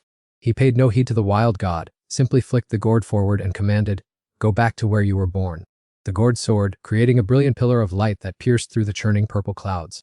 Everything came to an abrupt halt, leaving the wild god choked with rage. After being so humiliated today, none of you will survive. The gourd returned to Cao Duong's hand. Wild god, never underestimate humanity. We are growing stronger and sooner or later, we will drive all of you away from here. Lying flat on the ground, Tucham felt his body so worn out it seemed as if it were about to break. Everything had finally come to a temporary halt. The sky gradually cleared up, and the purple rift disappeared. One day I, the false god, shall descend to this place in person. Just as he finished speaking, he shook violently. Could it be that everything had already gone wrong? A beam of purple light shot from out of nowhere directly into his body. Tucham panicked and fumbled all over his body to check what on earth was happening. Had he been hit? Cao Duong rushed over, grabbed his hand and ordered, stand still and don't move. Let me examine you closely. After a period of careful observation, he cautiously placed his hand on a strange spot on Tucham's body. It was indeed true. The false god had planted a mark on him. Tucham asked, what is a mark? Cao Duong pushed him away, took a few steps back, and watched him intently. That person has placed a special mark on you that allows him to lock onto your aura, making it easy to track your whereabouts no matter where you are. Cham was startled to hear this. Does that mean the false god can come to take my life at any time? He explained thoughtfully and in detail. Theoretically, he could indeed find you, but it's not entirely cause for concern. Although the false god is powerful, it is difficult for him to descend to this realm personally due to the resistance of the world's will. Not to mention, as long as you avoid special places like the abyss or battlefields, his ability to sense your location will be very vague. Cham nodded, understanding Cao Duong's point. Then do you have any way to remove this bizarre mark? He shook his head solemnly. It's impossible. This type of mark is deeply etched into your soul. Only when you break through to the 8-star rank and your soul undergoes a qualitative transformation will you be able to remove it yourself. Immediately after, a hint of craftiness appeared on Cao Duong's face as he paced back and forth, looking at Cham. But then again, the false god only places marks on humans he is extremely wary of, fearing they will become a great threat, like the thunder god of old. So, what did you do to make him take notice of you like that? Cham sighed warily. What other reason could there be besides the fact that I sent his son on his way? Cao Duong shook his head in disagreement. That's not it. The false god has countless hairs and never cares whether they live or die. He is hunting you down simply because he cannot swallow this insult. He tilted his head in confusion. Then could it be because I destroyed the spatial node? His eyes widened, his face showing extreme astonishment. What? The spatial node has been destroyed.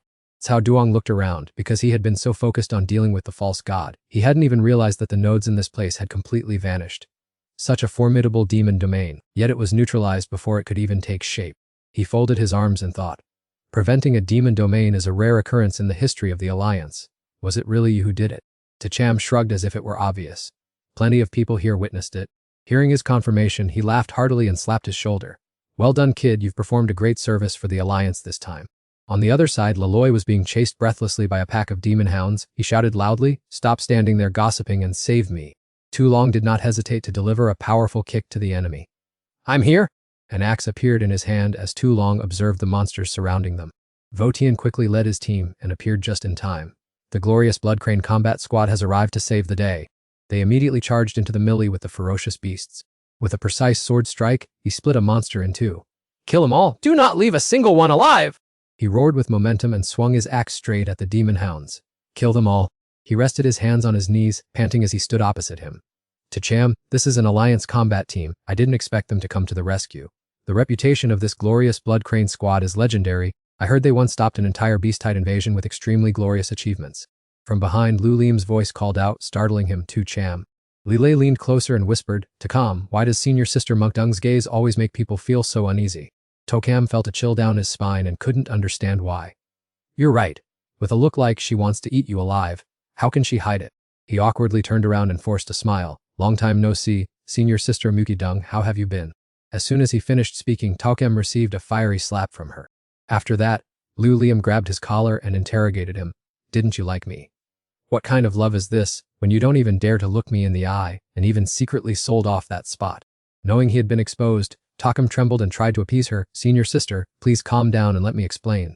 She didn't bother to care, cutting him off. Just follow me. I don't want to hear any explanations.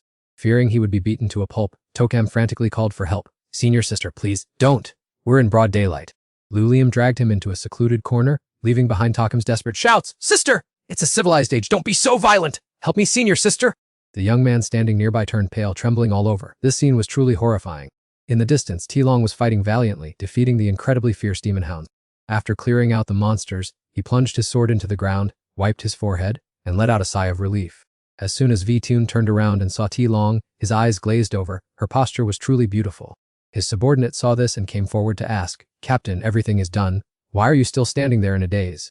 His gaze remained fixed on T-Long's back. That girl's demeanor is quite remarkable. The subordinate followed his gaze and nodded in agreement. An intermediate academy student who just awakened, yet already possesses such impressive combat skills, truly extraordinary. He nudged VR-Tin's shoulder playfully. Captain, if you think she's so talented, why don't you boldly pursue her? His face suddenly turned red, full of doubt. Pursue her. As soon as he finished speaking, another person quickly chimed in. You're the captain of the renowned Blood Crane squad. Defeating D-level monsters isn't even difficult for you, so what are you afraid of that you don't dare to approach her? Another person echoed, That's right, Captain! It's rare to find someone you truly like! He acted like a love expert. You need to be more proactive and confident. If you keep being so timid, when will you ever win her over? V-Teen still hesitated. Wouldn't that be too abrupt? The subordinate put an arm around his shoulder encouragingly. Captain, girls like her are definitely won over by strong individuals. Just use your status to express yourself and it's bound to succeed. Tin took a deep breath and told himself, all right, today I will be proactive for once. He walked forward, confidently striking up a conversation as he went. Beautiful, may I get to know you? I am LDC Tin, captain of the famous Blood Crane squad. He tried to appear suave and elegant. I would very much like to invite you out for a meal and pursue you to become my girlfriend. Long crossed his arms disdainfully. If I were to reveal that, I'd be even more impressive than you. Tin froze, feeling as if he had just taken a fatal blow that made him collapse on the spot. He walked away dejectedly, his shoulders heavy with sadness. Is there a hole around here? I want to crawl into it to escape this humiliation. Upon hearing this, the subordinates were stunned and started discussing. Could that be a powerful senior disguised as a girl? Is that beautiful girl actually a fake? Seeing Tin sulking in a corner, the group didn't know what to do. Has the poor captain's first love truly ended just like that? Meanwhile, his screams grew more and more desperate. It hurts so much! Just kill me already! I am a real man! You can't force me! Lilai standing nearby sighed. Takam's cries sound so pitiful. Should we retreat? Long glared at him. Just you dare. He waved his hands hurriedly. Even if he were bold enough to defy the heavens, he wouldn't dare do such a thing. No way! Senior Murong is the legendary, great demon king. She even managed to withstand a blow from that wild god just now. Inside the abandoned house, I tied Tacham up and threw him onto the ground. What exactly are you trying to pull? And don't you dare get out of line! Ignoring his grumbling, Lulium calmly took a needle and pierced it straight into Tacham's body. He groaned in pain, his scream tearing through the air. What on earth did you inject into me? Pulling the needle out, Lulium replied in a cold voice. This is a device specifically used for tracking wild gods. If they find you again, your body will immediately send a signal to the central brain. Her eyes were glued to Tacham, carefully calculating the spatial trajectory of the wild god to trace the whereabouts and origin of the enemy. Completely bewildered, he questioned her. Tracking wild gods, what exactly are you plotting? Lulium put her hands on her hips and spoke coldly. This has nothing to do with you. I'm just borrowing your body for the time being. Remember to keep this a secret from me. Tacham struggled to sit up and made a deal. Fine, if I help you this time, consider our old grudges settled. Lulium turned around and poured a bucket of cold water on him without a hint of mercy. Are you daydreaming? From now on you are my legitimate boyfriend. Tacham was stunned. A legitimate boyfriend. What kind of bizarre language is this? As Lulium prepared to leave, he shouted, Girls can never see through us! There's a conspiracy here, definitely a terrifying one. She led Tacham outside and as they walked, he untied his bonds. Seeing this, Liloi asked with concern, Brother Tu, are you alright? Tacham frowned anxiously. I'm asking you both seriously, what are the consequences of being Murong Lulium's boyfriend? He leaned in toward Tu Long and put his arm around his shoulder. Liloi began to explain, the senior is now the nation's goddess, which makes countless guys green with envy. Watch your back when you go out at night, or you might end up with a fist in your face. Tu Long added, the human prodigies won't let it slide. They'll come to challenge you one by one, and sooner or later, they'll beat you to a pulp. Hearing this, Tacham felt even more distressed. He pulled at his hair. Are the consequences really that dire? He vented his frustration, looking up at the sky and roaring, Break up! I must break up! I can't handle this boyfriend title. Just as he was shouting dramatically, Cao Duong approached leisurely. Tacham, the three of you performed impressively today. Once the Star Tower Alliance clarifies the situation, you will receive appropriate rewards in a few days. The appearance of a wild god is a serious matter. To avoid mass panic, you must keep this strictly confidential until the Alliance makes an official announcement. Seeing Lulium's expression, Tacham quickly changed his tone and waved his hands. Senior, can we break up? I really want to break up. Don't force me to fight back against you. He silently cursed his fate.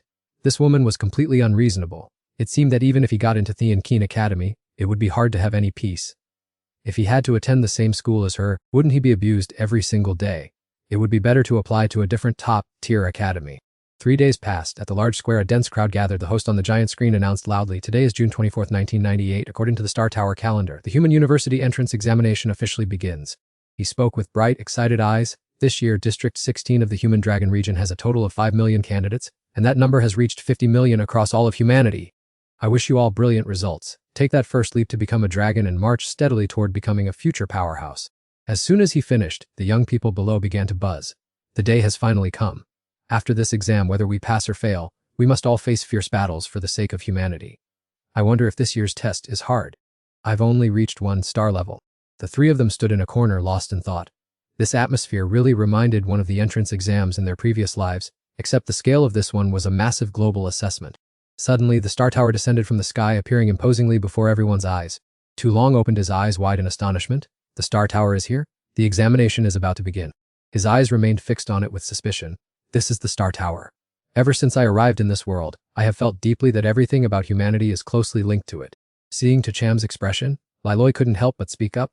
To be more precise, this is one of the 1-800 sub-towers of the Supreme Star Tower.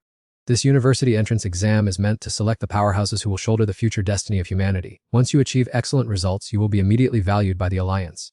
You could say this is the first stepping stone on the path to becoming a powerhouse. Hearing this, he clenched his fists, his eyes filled with hatred as he thought about the god. I have been marked by them and am always on the edge of disaster. There is no turning back. Only by becoming stronger can I change this miserable fate. Suddenly, the system displayed a mission notification requirement: achieve the feat of breaking 3 historical records in the Human University entrance examination. Cham frowned, his face showing clear tension. This mission seems really tough. According to historical records, those old records aren't easy to break. A mysterious voice from the Star Tower announced that this year's Human Race College entrance examination would have 3 main stages: scoring, knockout rounds, and super duels. Candidates would only advance if they met the required milestones in each section. A girl whispered to her neighbor, "What is a super duel? There's never been such a strange event before." He suddenly jolted awake, his eyes shining with hope. I read that this is a special round organized by the Alliance for talented individuals who didn't get to fully showcase their abilities in the first 2 rounds. Only the most outstanding will have a chance to participate. To compete with the top players in the Dragon Zone or at the international level, one must at least achieve the provincial champion's rank to be eligible. As the noise subsided, the voice spoke again. "Contestants from Hadong Province, District 16 of the Star Tower Alliance, please prepare yourselves. The official college entrance examination begins." As he finished speaking, countless blue spatial gates appeared and a mystical aura enveloped the area. The students, as they stepped into the spatial gates, mumbled words of encouragement to themselves. "We must pass the scoring round to qualify for the knockout stage. If we don't want to fail college, we have to accumulate maximum points because the acceptance rate in District 16 is pitifully low." On the other side, Ling Xiao was blocking the path, questioning, "Lulu, how could you leave me? We've only been dating for a month. Why are you breaking up with me?" She jotted down a few notes and closed her notebook with a detached expression. "Because you failed your internship completely." Hearing this, he felt as if he had died. His heart ached, and he collapsed onto the ground. Watching Zhao Lu walk away, Ling Xiao, with tears streaming down his face, ran after her and clung to her leg. Lulu, when we meet again, you must live happily. "Promise me you must be happy?" "Lulu, I can't live without you." Li Lei, who happened to witness the scene, scratched his head. "Well, another one dumped. This Zhao Lu changes boyfriends like she changes clothes. But why do I feel like something's off?" Tuo Chan, not bothering with romantic matters, urged everyone to hurry inside. As soon as they stepped through the gate, the 3 were separated. He found himself in a dilapidated castle. Tuo Chan surveyed his surroundings. It seems this is the location for the scoring round. It looks like each person has to fend for themselves. The Star Tower's cold, dry voice echoed again. "The scoring round begins. Your mission is to destroy the combat turret." A turret slowly emerged. It looked like a beast with 4 limbs. This was a superior combat turret controlled by a central core.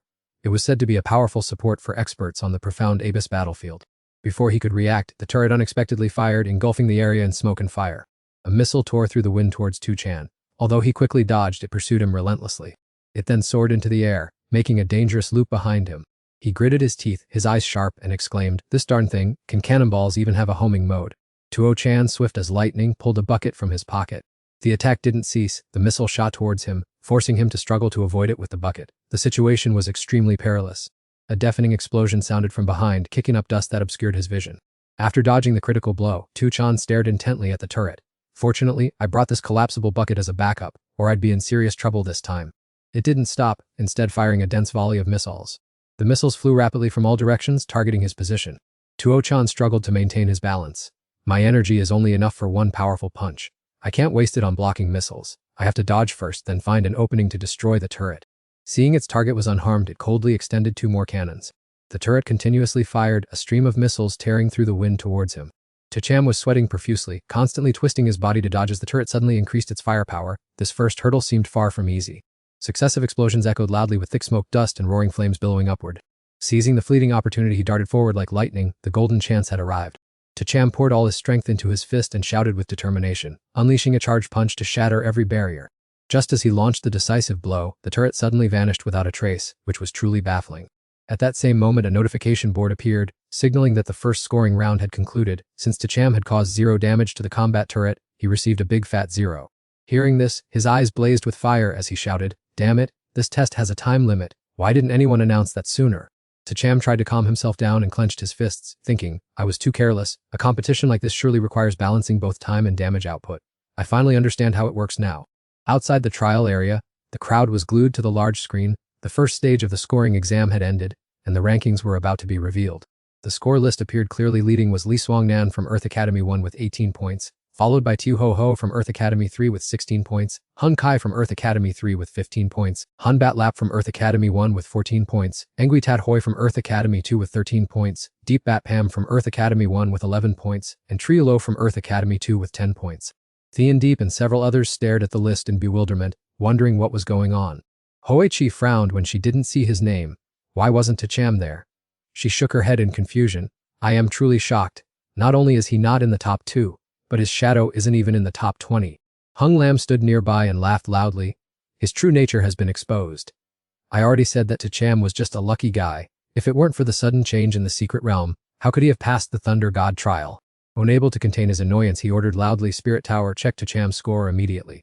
The screen instantly displayed his rank and score: rank 726, Tacham, Earth Academy 2, 0 points. Hoi-chi widened her eyes and gaped, unable to believe what she was seeing. What? 0 points. He stroked his chin and sneered. How ridiculous. Is this the peerless genius of Earth Academy 2 that you are so proud of? Only receiving a 0. And Ho-chi, this time Earth Academy 2 will surely be left far behind by my Earth Academy 3. Inside, Tacham stood calmly listening to the announcement. The second scoring round begins. Defeat the 3 wind demon beasts. Immediately after, 3 wind demon beasts snarled and appeared before him. One of them suddenly lunged forward at a terrifying speed. Tacham narrowed his eyes, focusing on every movement of the 3 monsters. Their speed was incredibly fast. The name Wind Demon Beast certainly lived up to its reputation. It opened its mouth wide to reveal sharp teeth and charged straight at him. Tacham skillfully twisted his body to avoid the dangerous attack, but he was far more agile. Suddenly, his kick struck the beast's face with such force that it left the creature dazed. After the impact, its body swayed as it struggled to regain its balance. Seeing their companion being struck, the remaining ones immediately charged forward with bloodshot, murderous eyes. From his side, a violent stream of fire suddenly erupted and shot straight at the enemies with rapid intensity, crushed them. They split into 3 directions to launch relentless attacks on the wind demon beasts. The Spirit Tower's voice announced, the second assessment round has concluded. In 56 seconds, Tacham inflicted massive damage on the 3 wind demon beasts. Because this round has set a historical record, the central brain is calculating the score. At the same time, the system sent a notification. Congratulations, you have completed 1/3 of the mission. Watching the fire beast putting on airs like a male god, the system announced that because it had slain countless monsters, it had now evolved and its attributes had been upgraded. Hearing this, Tacham's mouth twitched uncontrollably. It turned out his fire creature had also just leveled up. It arched its body, and a sharp horn began to sprout right in the middle of its forehead. He wondered what this ability was used for. Suddenly, it opened its wide mouth, creating a spatial zone that swallowed Tacham inside. He was sucked into that space without any preparation and ended up in a strange place. The fire beast had actually locked him in. Tacham spread his arms as his body floated in mid-air, unsure of where he was because the space was so vast. He wondered if this was a new skill from the stupid fire beast after its upgrade, or if he could use it as a storage dimension. Having just thought that, he tried whispering softly, "Go out." To his surprise, Tacham was able to completely control it and escape from that space. He happily looked at the grinning fire beast. Sure enough, the space inside its stomach was fully under his control, making it convenient to enter or exit at will. A loudspeaker boomed throughout the turret, announcing that the second round had ended. Congratulations, you have broken the historical record with a total of 56 points.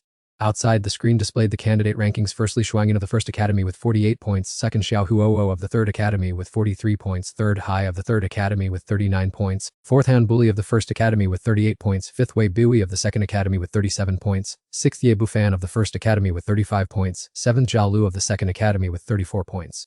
Thean Depp raised her eyebrows and crossed her arms suspiciously. The second round scoring match had concluded, yet why had the rankings not shifted at all? Standing near Yen Nian, he cursed silently, not understanding what Tacham was up to since he had been directly admitted and this was a world-class exam for all secondary students. He represented the reputation of the academy.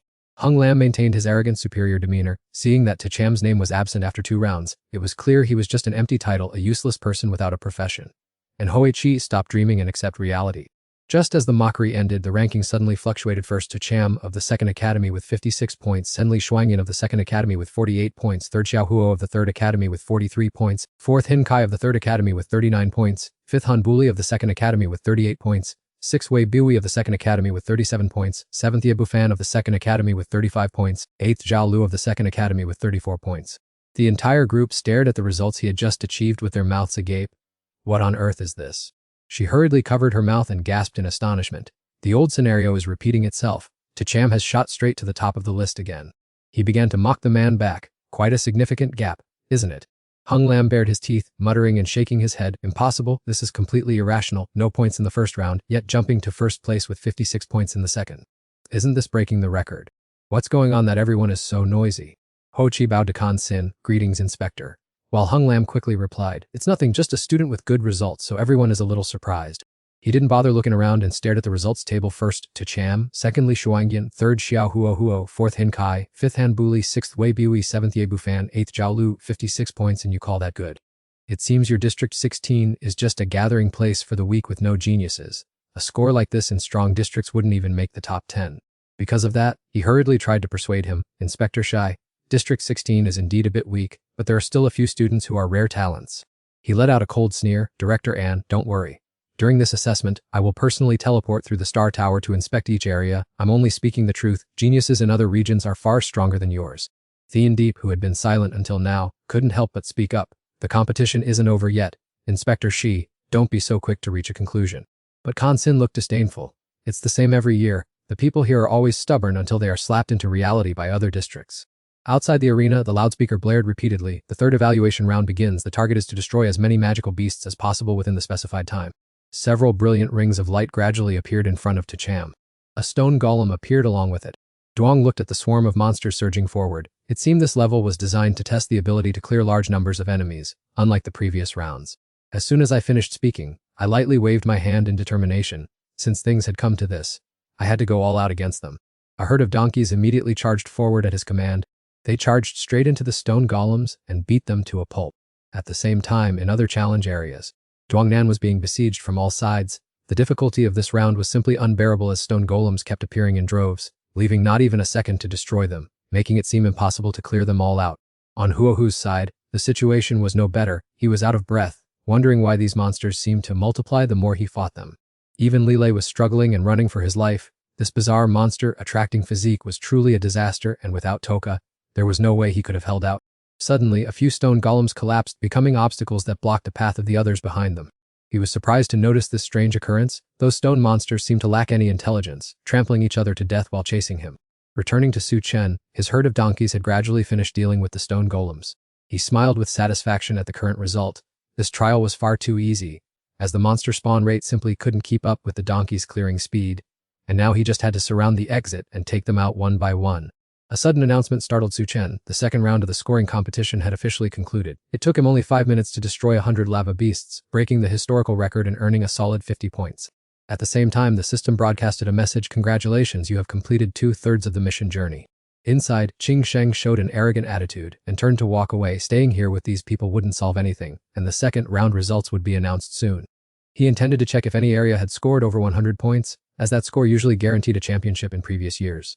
However, after just a few steps, the rankings appeared in order: Su Chen of the First Earth Academy with 106 points, Li Shuangyan of the First Earth Academy with 86 points, Xiao Huo of the Third Academy with 73 points, Xing Kai of the Third Earth Academy with 69 points, Han Buli of the First Earth Academy with 58 points, Yi Bui of the Second Earth Academy with 57 points, Ye Bufan of the First Earth Academy with 55 points, and Zhao Lu of the Second Earth Academy with 53 points. After reading it, he was stunned and confused. Was he seeing things? Su Chen had 106 points? Could a student from District 16 actually reach over 100 points? Huai Zhu was naturally ecstatic about this result. He laughed heartily, remarking that he truly had no rivals. Seizing the opportunity, Tian Diep mocked Qing Sheng without hesitation. You're not mistaken, that slap is already imprinted on your face. Wang Long was also beaming with joy. Even though Su Chen's score was so high that his Third Earth Academy couldn't overtake the second, he felt extremely vindicated that they were no longer being looked down upon. His ego bruised, Qing Sheng was left speechless. He growled an order, Star Tower, check the highest score in the competition immediately. The verification system responded instantly. The person leading the scoreboard was Han Yan from District 1 with 110 points. Additionally, there were 25 other students who also exceeded 100 points this time. Regaining some of his dignity, he raised his chin and said, look, don't be so smug. First place is 110 points, there are 25 people over 100, and many other students are far superior to Su Chen. Not wanting to argue, she simply replied nonchalantly, we aren't being arrogant, we have been very humble all along.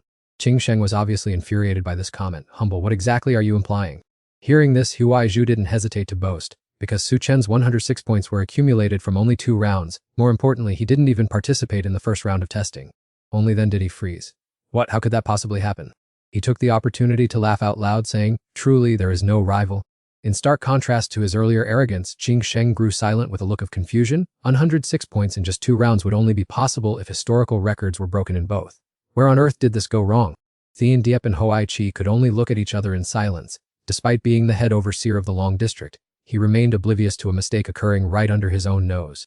He cleared his throat a few times to save some face. Let's assume I was mistaken. I never expected a genius to emerge from the habitually wretched District 16. Even Mu Rong Lu Lian didn't amount to much back then. She only shone after entering the higher academy.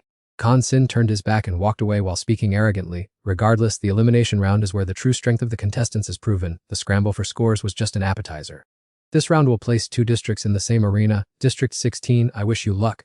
Hope you don't encounter anyone stronger. As for me, I'm off to enjoy the performances of the monsters from other sectors. Ho Chi watched the man's back and spat on the ground in resentment. That damn overseer finally got out of our sight. For an overseer, he's always looking down on our District 16. Beside him, Thien Diep could only shake his head and sigh. There's nothing we can do. Ever since the shocking incident in District 16 20 years ago caused our talents to wither away, this place has always endured prejudiced looks from outsiders. However, he quickly regained his confident demeanor, then just let an unrivaled person like Tram continue to slap them in the face. Huayan Lam, who had been quietly observing, spoke up calmly to remind him, and Hoai Chi, don't be too conceited. The elimination round rules allow contestants to steal points from each other. I'm afraid he'll face big trouble at this stage. She rested her chin on her hand, analyzing with a slight frown. In this preliminary round, the students who know Tram has a massive score, but no profession will surely see him as a primary target to hunt. At this moment, his true nature was revealed. I don't mind telling you straight, in order to surpass the second academy, I've ordered all third academy students to join forces and attack Tram whenever they see him. Hoai Chi was so frustrated he gritted his teeth. Hein Lam, you're a bastard. What good will that do? The elimination round is far different from the point scoring round. It's not just our 3 schools, there are countless contestants from other areas competing as well. Hun Lam remained shameless and unapologetic. Of course it's worth it. I don't care about anyone else. My life's greatest desire is to take down the second academy. As soon as they stepped outside, the announcement boomed over the speakers. Contestants may now move into the elimination round battlefield. This is a survival elimination mode where everyone can view their own scores and search for opponents. Simply by breaking a scorecard, you will claim their points. Tram was immediately teleported to an unfamiliar land. He glanced at the information displayed on his device. Tram 106 points. He then exclaimed excitedly, so this round is for contestants to purge each other. Looks far more interesting than hunting monsters. The system continued to announce, note students from District 16 and District 5 will compete in the same battlefield. The teleportation process is complete. We emphasize that any intentional act of killing contestants during the elimination round is strictly prohibited. Tram summoned his fire mount and climbed onto its back to scout the terrain. There will surely be opponents from other districts. For now, I'll search around for the whereabouts of Tu Long and Li Li. Back with Hoai Chi's group, he cried out in alarm. Did I hear that correctly? District 5 again. Thien Diep also spoke up in frustration. It's absurd. District 5 is a formidable top-tier opponent. In previous years, we only encountered similarly ranked districts. How are we so unlucky to fall into the group of death with District 5 this year? Hell Lam suddenly had a thought. Could it be because of Tram? This kid's astonishing performance might have caused the central AI to miscalculate its assessment, leading to us being grouped with District 5. The other 2 nodded in agreement. I'm afraid that's the only logical explanation. He pointed directly at Hoai Chi's face and stated firmly, and Hoai Chi, this time the second academy, and that Tram kid have doomed us. District 5's strength far exceeds ours. It looks like District 16 will definitely finish in last place again. In another corner, Bai Lu and Fan Qing were looking around. The students of District 16 are really good at hiding. We haven't seen a trace of any of them after searching for so long. He calmly reassured his teammate, no rush, there's plenty of time in the qualification round. Our District 5 is lucky to be grouped with the weakest area. Let's take the opportunity to gather points from District 16. I feel I'm strong enough to set foot into a first-class academy. Not long after he finished speaking, Tram came charging in from afar on his fire mount. Fan Qing squinted and gently tugged his arm. Look, a student from District 16 has appeared. Seeing this, Bai Lu cheered excitedly. This is a mobile score bag. Quick, block him. From a distance, he also happened to spot them. There are strangers up ahead. Judging by these outfits, they must be contestants from District 5. They quickly approached and blocked Tram's path. Stop right there. Hand over your scorecard now. He grimaced defiantly. And what if I don't give it to you? Despite his bold words, when facing Tram, he couldn't help but shiver. Then try not giving it to us and see what happens. Backlock's body began to tremble violently as it visibly expanded. He raised his eyebrows in surprise. Giantification. This is the first time I've ever seen this type of profession. On the other side, Femthan was busy tinkering with a device. Let me check how many points this kid possesses. Tram's information appeared instantly. Student of Sector 16, he has a whopping under 6 points. He beamed with joy after reading it. 106 points. We've hit the jackpot. This score is even more insane than all of ours combined. Backlock raised his leg threateningly. Hand over your scorecard. You're going to be eliminated anyway. If you aren't sensible, You'll lose your life as easily as playing a game. As soon as his foot stomped down, it was pierced through by Fire Spirit's horns. Horrified, Backlock quickly pulled his foot back, blood gushing incessantly from the wound. Cham hopped down from its back and praised it. Not bad, little donkey. You already know how to fight opponents on your own. Then he excitedly slapped Fire Spirit's rump. Charge! Crush them for me! It immediately dashed toward them with the speed of lightning. Fiamthan held his shield horizontally to protect his comrade. Let me take on this Fire Spirit and see what it's got. Its drill-like skill was brought to a dead stop by his shield. Fiamthan smirked boastfully. I am a flicker shield warrior. No one can break my shield's defense with a frontal attack! Fire Spirit was no pushover, as it decided to leap high over his head. Taking advantage of Fiamthan's lapse in attention, it delivered a thunderous kick to the back of his neck. Cham watched from the sidelines, cheering repeatedly. That's it! Attack from behind. Keep aiming for the neck. After that blow, Fiamthan gritted his teeth and hunched over. I was too careless. This summoner possesses as many as 2 summoned beasts. Backlock hurriedly charged in the fray, activating his acceleration collision skill before lunging forward. Fire Spirit opened its mouth wide, as if it wanted to swallow the entire world. Before that giant maw, even in his enlarged form, Backlock could not evade it. Fire Spirit gently swallowed him whole. Cham nodded contentedly. Swallowed in one go, so this is the correct way to use the space inside this donkey. However, his system kept sending notifications. Life energy detected within the dedicated space. Converted into pure energy for the donkey herd to absorb. Cham panicked and immediately ordered, don't convert. The system just announced that intentionally taking lives is not permitted in the qualifiers. If they're turned into energy, there'll probably be nothing left of those guys but a handful of ashes. Cham licked his lips and walked slowly toward him. I was originally just a mediocre gamer. A while later, he stood there casually crushing an object in his hand, while Backlock and Fiamthan lay sprawled on the ground. Now I just need to smash the scorecards to collect the points.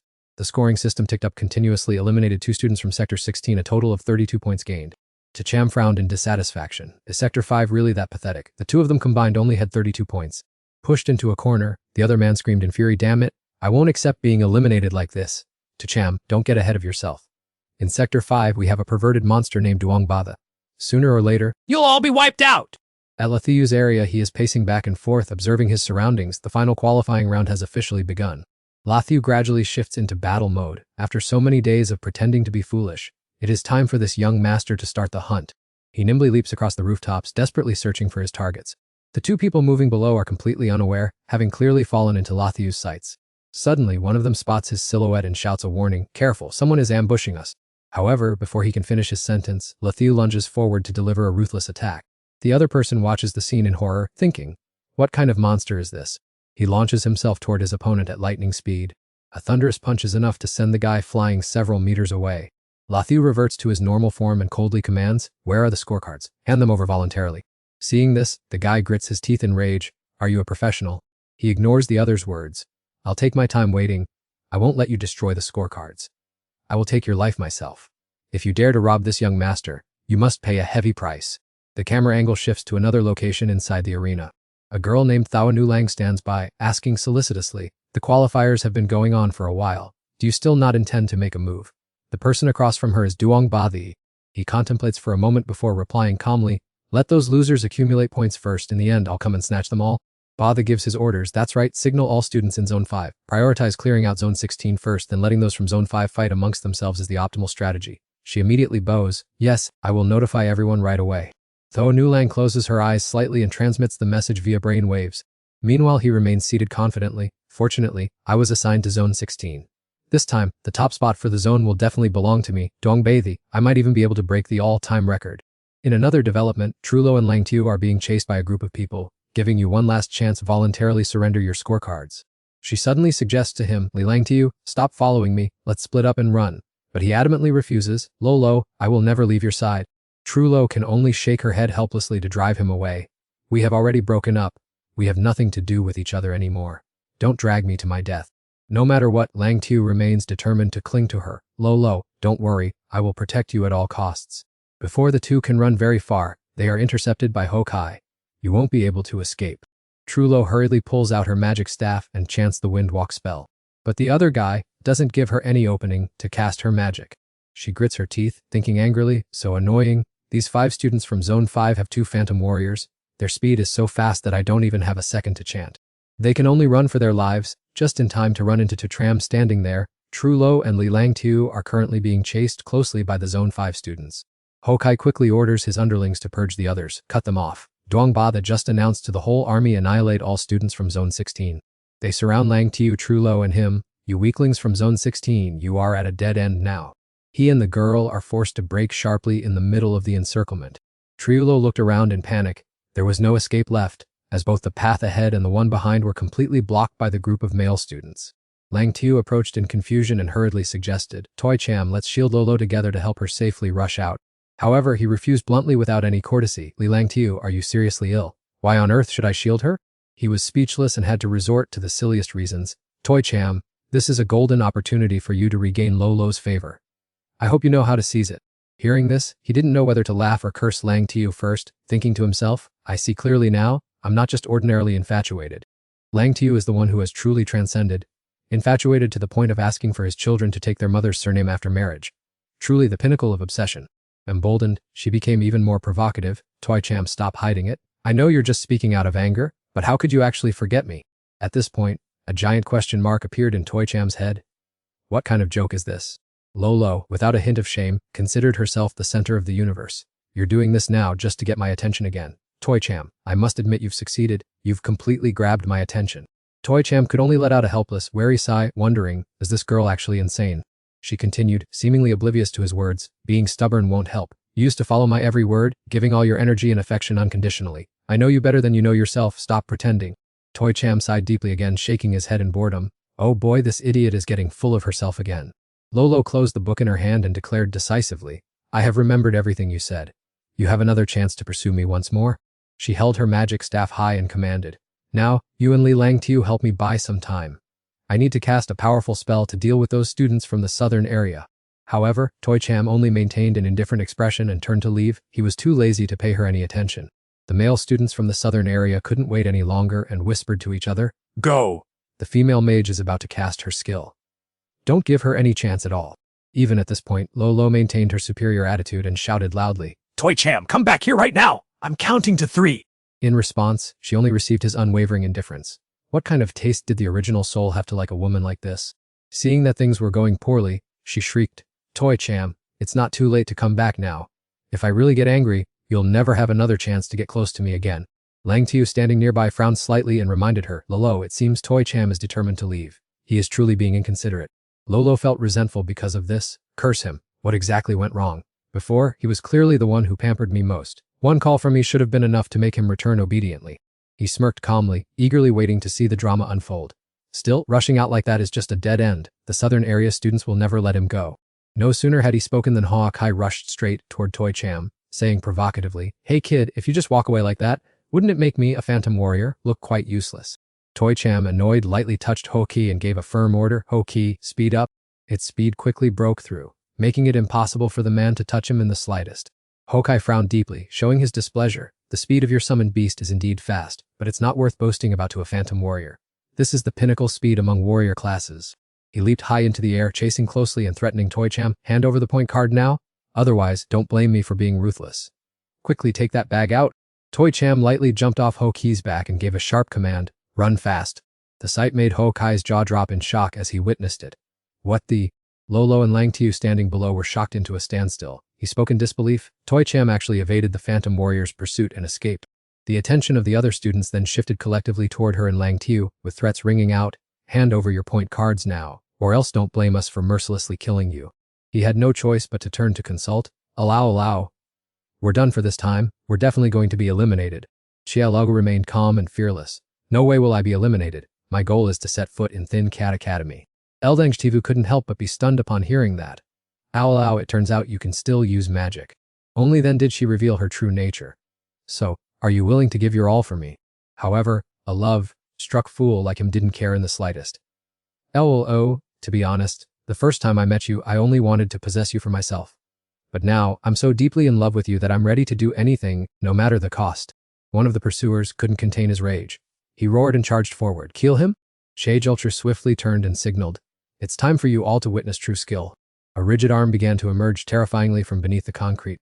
He stared in horror at that hand. What kind of monstrous thing is appearing now? She seized the opportunity to unleash her technique, Falling Thunder Art. A powerful blow sent the opposing attacker flying backward.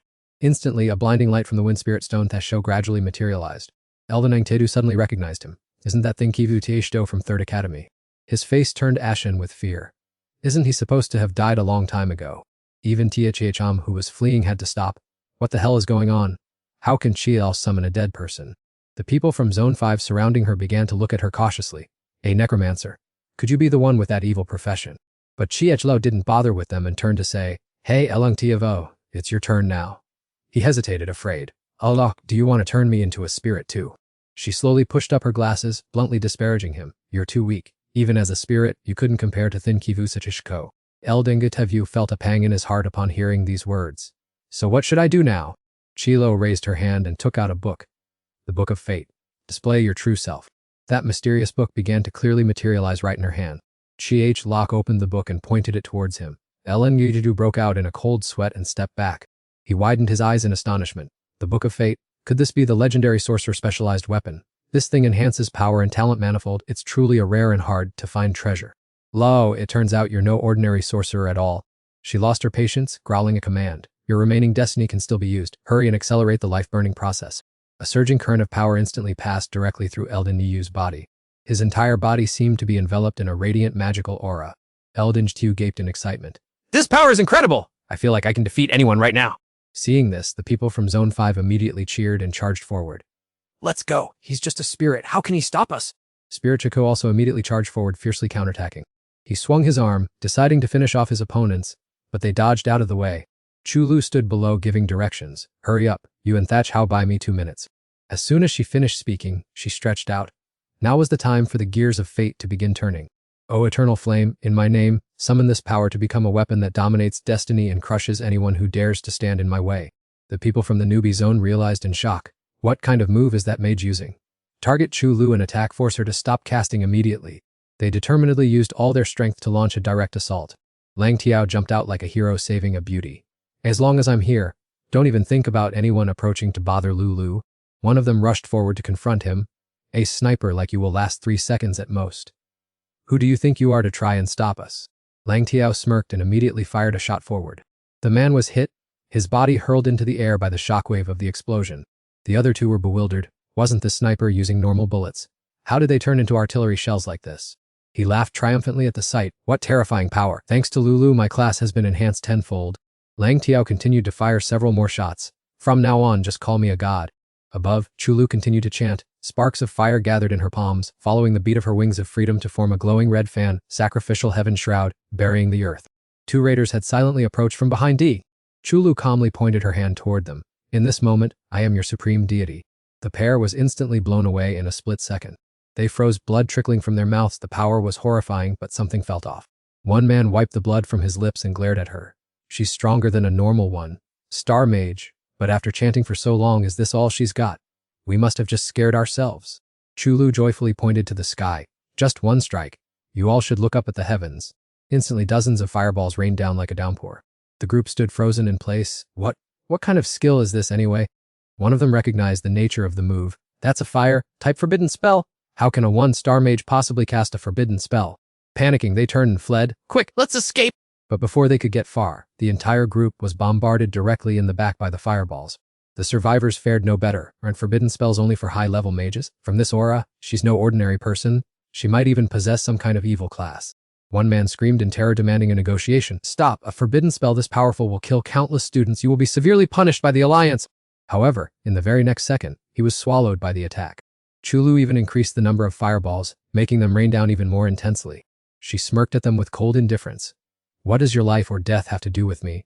The Alliance only worships the strong. As long as I am powerful enough, I can do whatever I want. They can only scurry away like mice now. This forbidden spell is too terrifying. I'm out. One guy, due to extreme panic, crushed the scoring device with his own hands. Gradually, the rest of them had to follow suit. Life is paramount. I'm not foolish enough to stay any longer. Her notification board kept updating rapidly. 11 students from Zone 16 were eliminated, bringing in a total of 210 points. Trilo saw her chance and went all out. She wanted to level the examination area to completely oust all the contestants. After this assessment, my reputation will resound across all zones in the entire Alliance. A barrage of fireballs began raining down on other areas. Why are meteors suddenly falling from the sky like this? Is this part of the qualifiers? I've never heard of it! Quick, run and find cover! Many contestants were ambushed, caught completely off guard. On Thao Nu Lang and Botha's side, an urgent report just came in about a super-grade forbidden spell about to erupt, set to hit in just 3 minutes. He jumped out of his seat, his voice faltering with horror. A forbidden spell? What the hell is this? Back on the battlefield, Tacham could no longer stand by idly. This Trilo has unleashed her ultimate move. She truly kept her trump card hidden. With this terrifying power, no one can stop her. She arrogantly pointed and commanded, "You are already on the death list. Hurry back and obey me like a loyal dog. This is both an honor and a karmic destiny you cannot escape." Yet, he calmly retorted, "Dream on about me being your loyal dog. Being your father, however, I might consider." That remark made Trilo furious. She screamed, "Then go to hell!" A meteor shower then rained down onto Cham's position. He frowned and shouted to Ho-Kei, I have no time for games! Let's charge! Lang Tiu laughed maniacally, gripping his gun tightly. This brat Tacham is truly foolish. That's a forbidden spell. If he can get through that, I'll change my last name to his. He assertively commanded it, swallow it all. Ho-Kei gaped its wide mouth and devoured the meteor sphere whole. Witnessing that scene, his eyes nearly popped out. What in the world was that? Tacham patted its head with great satisfaction. Excellent, well done, Ho-Kei! He continued to urge it forward so Ho-Kei could clear away the remaining meteors. She couldn't hide her horror as she witnessed it. It swallowed it. A forbidden spell was swallowed whole. How is that possible? Tacham crouched down and commanded it to charge straight towards Triulo to return her forbidden spell in kind. Triulo raised her hand to stop him. Dream on! Stop it for me! In front of Tacham now was a wall of meteors crashing down. Ho-Kei was still as impressive as ever, gaping its mouth and devouring it all.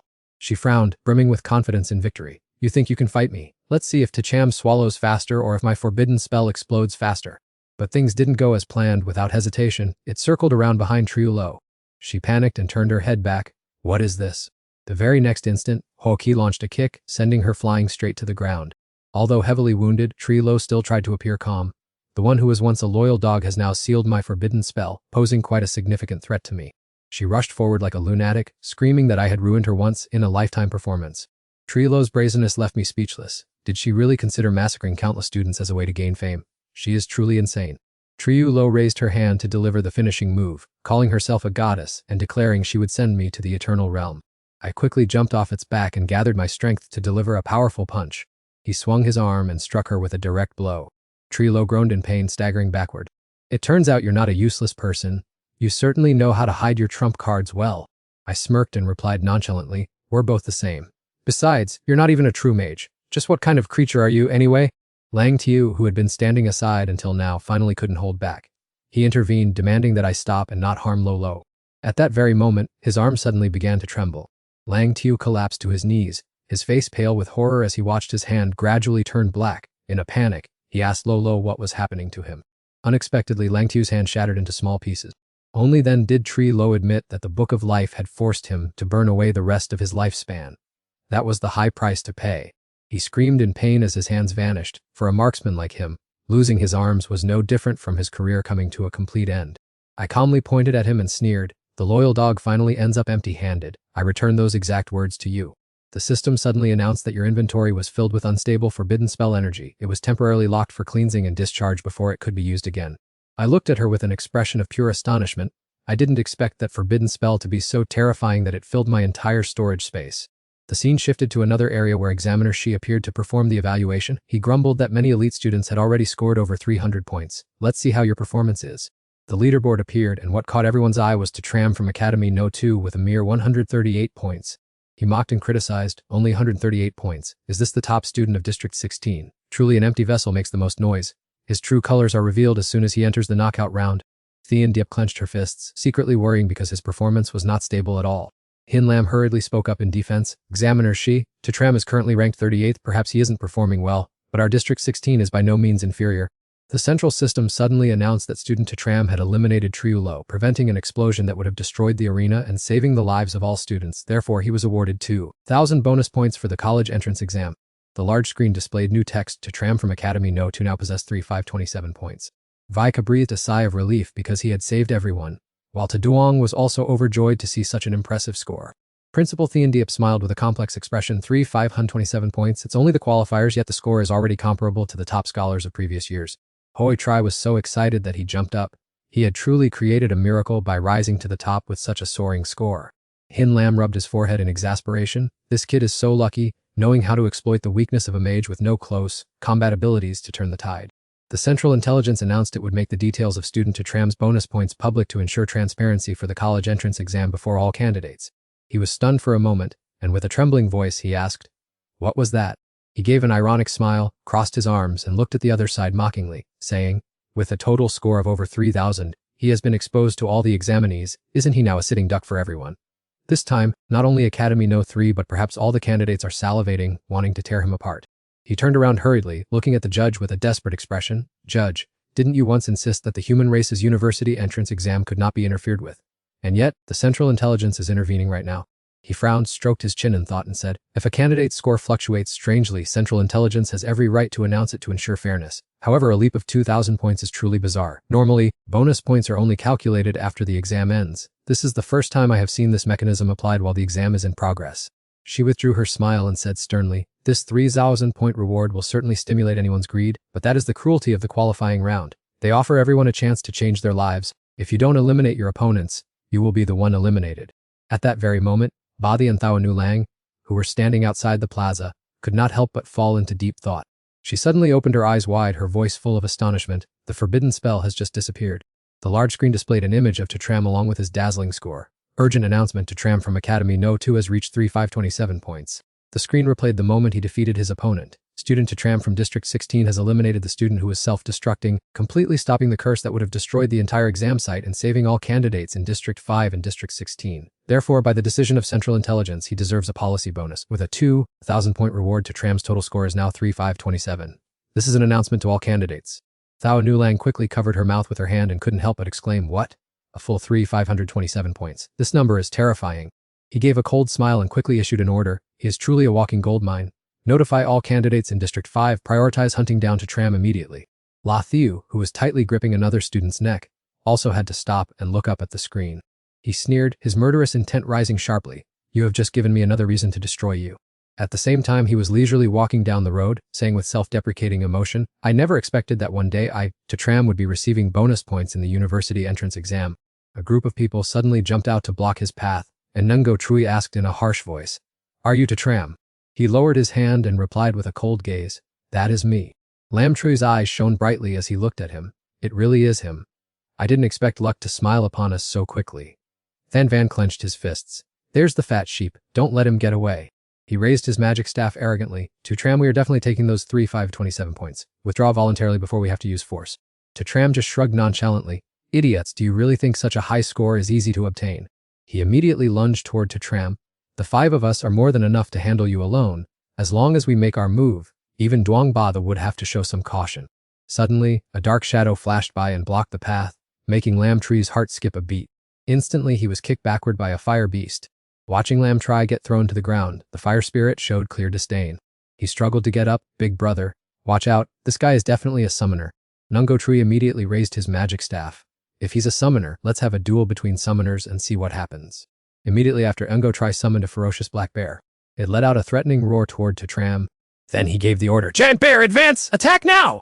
With just a wave of its arm, it sent the fire beast flying several meters away. Witnessing that scene, he didn't forget to mock. Your fire beast looks so weak. My giant bear here is more than enough to take on 3 of those.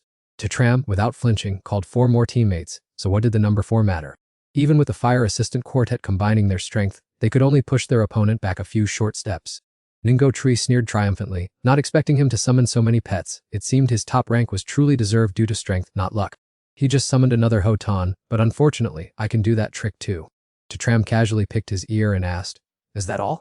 Nungo Trui's arrogant smile faltered.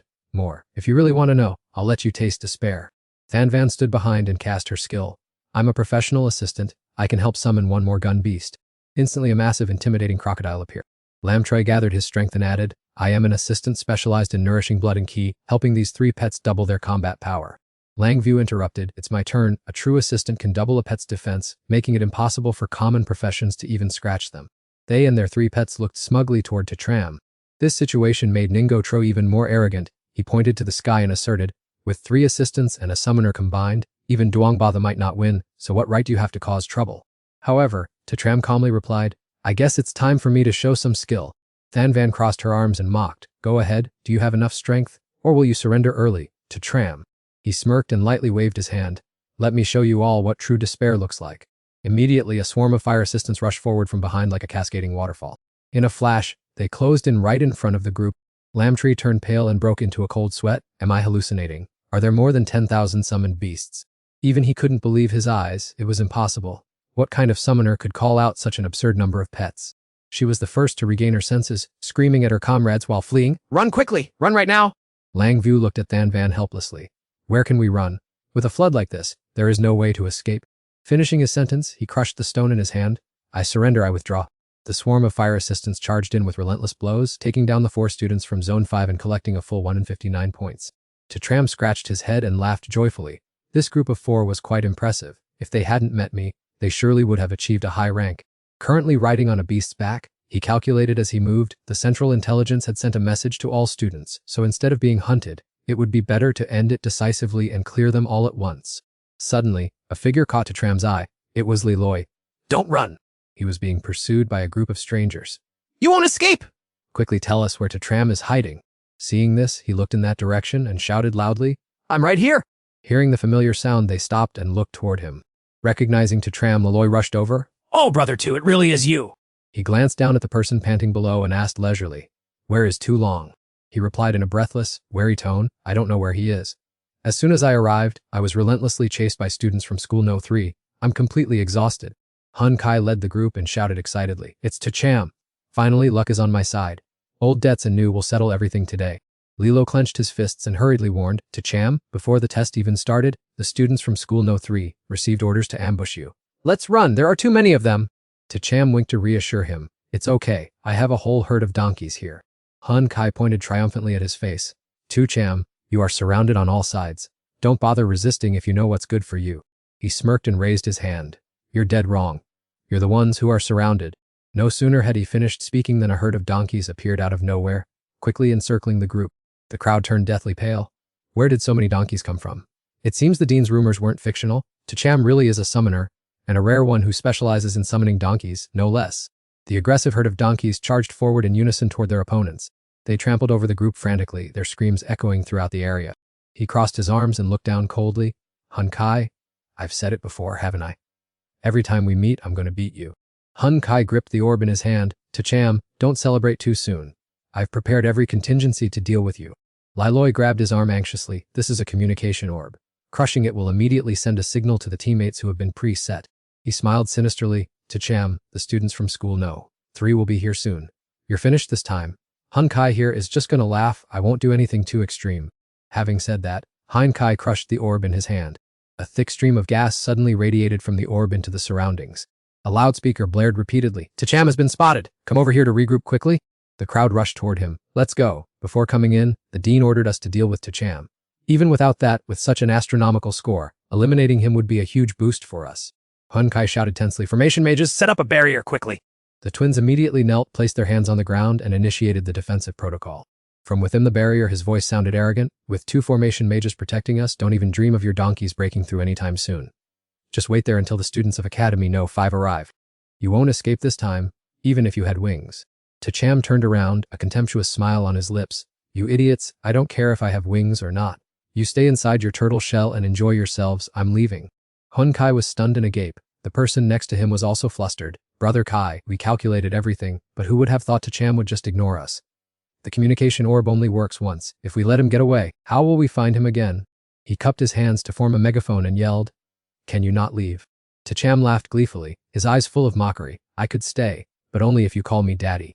Hun Kai, showing no shame, reached out as if pleading, his tone extremely serious. Daddy. Cham was speechless while sitting on the back of a donkey, looking down with a bored expression. Brother Two, this brat is actually doing it just to keep you here. The crowd swarmed in with loud cheers. There he is! Surround Cham! Don't let him disappear! Everyone at the scene cheered. They've arrived! The students of Academy No. 3 are all here? He tilted his face up smugly. I, Hun Kai, have always excelled in acting. With just a call to Dad, I tricked you into obediently stalling for time until the students of Academy No. 3 arrived. Liloy whipped his head around, his tense face urging Tram that if they hadn't all arrived yet, there was still time to break through the encirclement. He raised his eyebrows and replied with unusual calmness. There's no need for that. The ones I'm waiting for are exactly them. Hon Lam burst out laughing smugly, his face contorting with satisfaction. I've caught you this time! Ho Tri frowned in disgust, mocking him. Han Lam, do you have some mental issue? Why are you laughing excitedly like a madman? He clenched his fists, joy evident on his face as he believed that since the shield sphere had activated, it meant Tram was being captured by his son Hun Kai and would soon be wiped out by the Academy No. 3 students. Ho Tri raised an eyebrow and adjusted his tie. For an entire academy to mobilize so many people just to handle to Tram alone. Only Academy No. 3 could be so shameless. But I still place my full faith in him.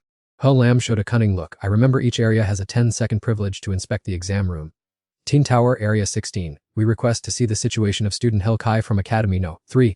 The large screen in front began displaying footage. Han Kai's voice rang out pleadingly. Hey, can you please not leave? To Tram's face was enlarged on the screen with a smirk, mimicking verbatim, not leaving. Then call me Dad. With a resolute look and no hesitation, his voice rang out pathetically and hoarsely, Dad. He was so stunned that his hair stood on end, his face filled with panic before he could retract his smug expression. Wait, what? Hoi Tri laughed until tears came to his eyes, patting him on the shoulder mockingly. Hein Lam, is this the scene of your precious son catching to Tram that you were bragging about? Turns out he caught him by calling him Dad. Thean Dip covered her mouth and giggled. Headmaster Hong, you really know how to make a joke. He rolled up his sleeves and growled threateningly, this unfilial son. I'll give him a thrashing when he gets out. Ho Tri, don't celebrate too early. He's already been surrounded by the Academy No. 3 students. In another corner, a young woman told her teammates that they had found to Tram, but he was currently being surrounded and attacked by all the students from Area 16 of Academy No. 3. She decisively issued an urgent command notifying Area 15 students to move there immediately. They must not let anyone else steal him away. The surrounding crowd began whispering. If we can eliminate to Tram, the top province spot will definitely belong to Academy No. 3. The headmaster was truly far-sighted to tell us to gather and deal with him first. The schoolyard quickly formed a solid encirclement as crowds swarmed around to Tram and the fire pack. He looked down at his hand, silently calculating. After subduing the fire, his control had increased significantly and these flames no longer ran wild like before. Han Kai waved his hand to make the protective barrier vanish. To Tram, don't dream that these flames can protect you. With our current numbers, we wouldn't even bother to look at those toys. To Tram stood defiantly on the fire's back. In that case, I'll let you all see your fill. The number of flames suddenly surged, their momentum becoming increasingly overwhelming. Everyone broke into a cold sweat, their panic-stricken faces wondering exactly how many flames he possessed. It was truly unbelievable. Suddenly, someone in the crowd pointed upward. Up there! Everyone has been completely surrounded! From the distance, hundreds of figures were rushing forward like a cascading waterfall. The rhythmic sound of footsteps made the ground shake violently. It's the Area 5 students. Why are they all coming at once? Look, their numbers are several times higher than our Academy No. 3's. He also braced himself and shouted the command to attack. Everyone from Academy No. 3, stop! So what if there are many of them? Whoever takes to Tram's head wins? He put his hands on his hips and laughed delightedly. You've arrived right on time. He was so terrified his face turned pale. 2/3 of the students in the examination room had gathered just to deal with Tram alone. This unprecedented situation had no parallel. He gripped her hand tightly and strode toward the boy, thinking, this guy Toi Cham will definitely belong to me. The crowd began to murmur and gossip. That's the leader of Sector 5, Duong Badi. Rumor has it he just awakened a legendary class and is now capable of going one-on-one with a C-rank magical beast. Though it's hard to say how much of that is true. Bada maintained a cold expression, reached out his hand, and ordered firmly, hey you, hand over your point card to me right now. Toi Cham crossed his arms and sneered with a provocative look. If you want it, call me daddy first, and then I might consider it. He was so angry that he gritted his teeth, thinking, has this guy Toi Cham lost his will to live? Suddenly, a clear voice rang out, Daddy. The crowd looked at each other in astonishment. Was there really someone who dared to call him Daddy? Dai Toyet struggled to push through the crowd, shouting, make way! I need to get to him immediately. Toi Cham narrowed his eyes as he looked at the girl running toward him. What are you doing here? Anger burned in Diet Doyet's heart. They dare to bully Daddy. I can't stand to watch it, so I had to come here. Another person also jumped out from the crowd and called out, hey Toi Cham. He looked back, asking, are you here to join the fun too?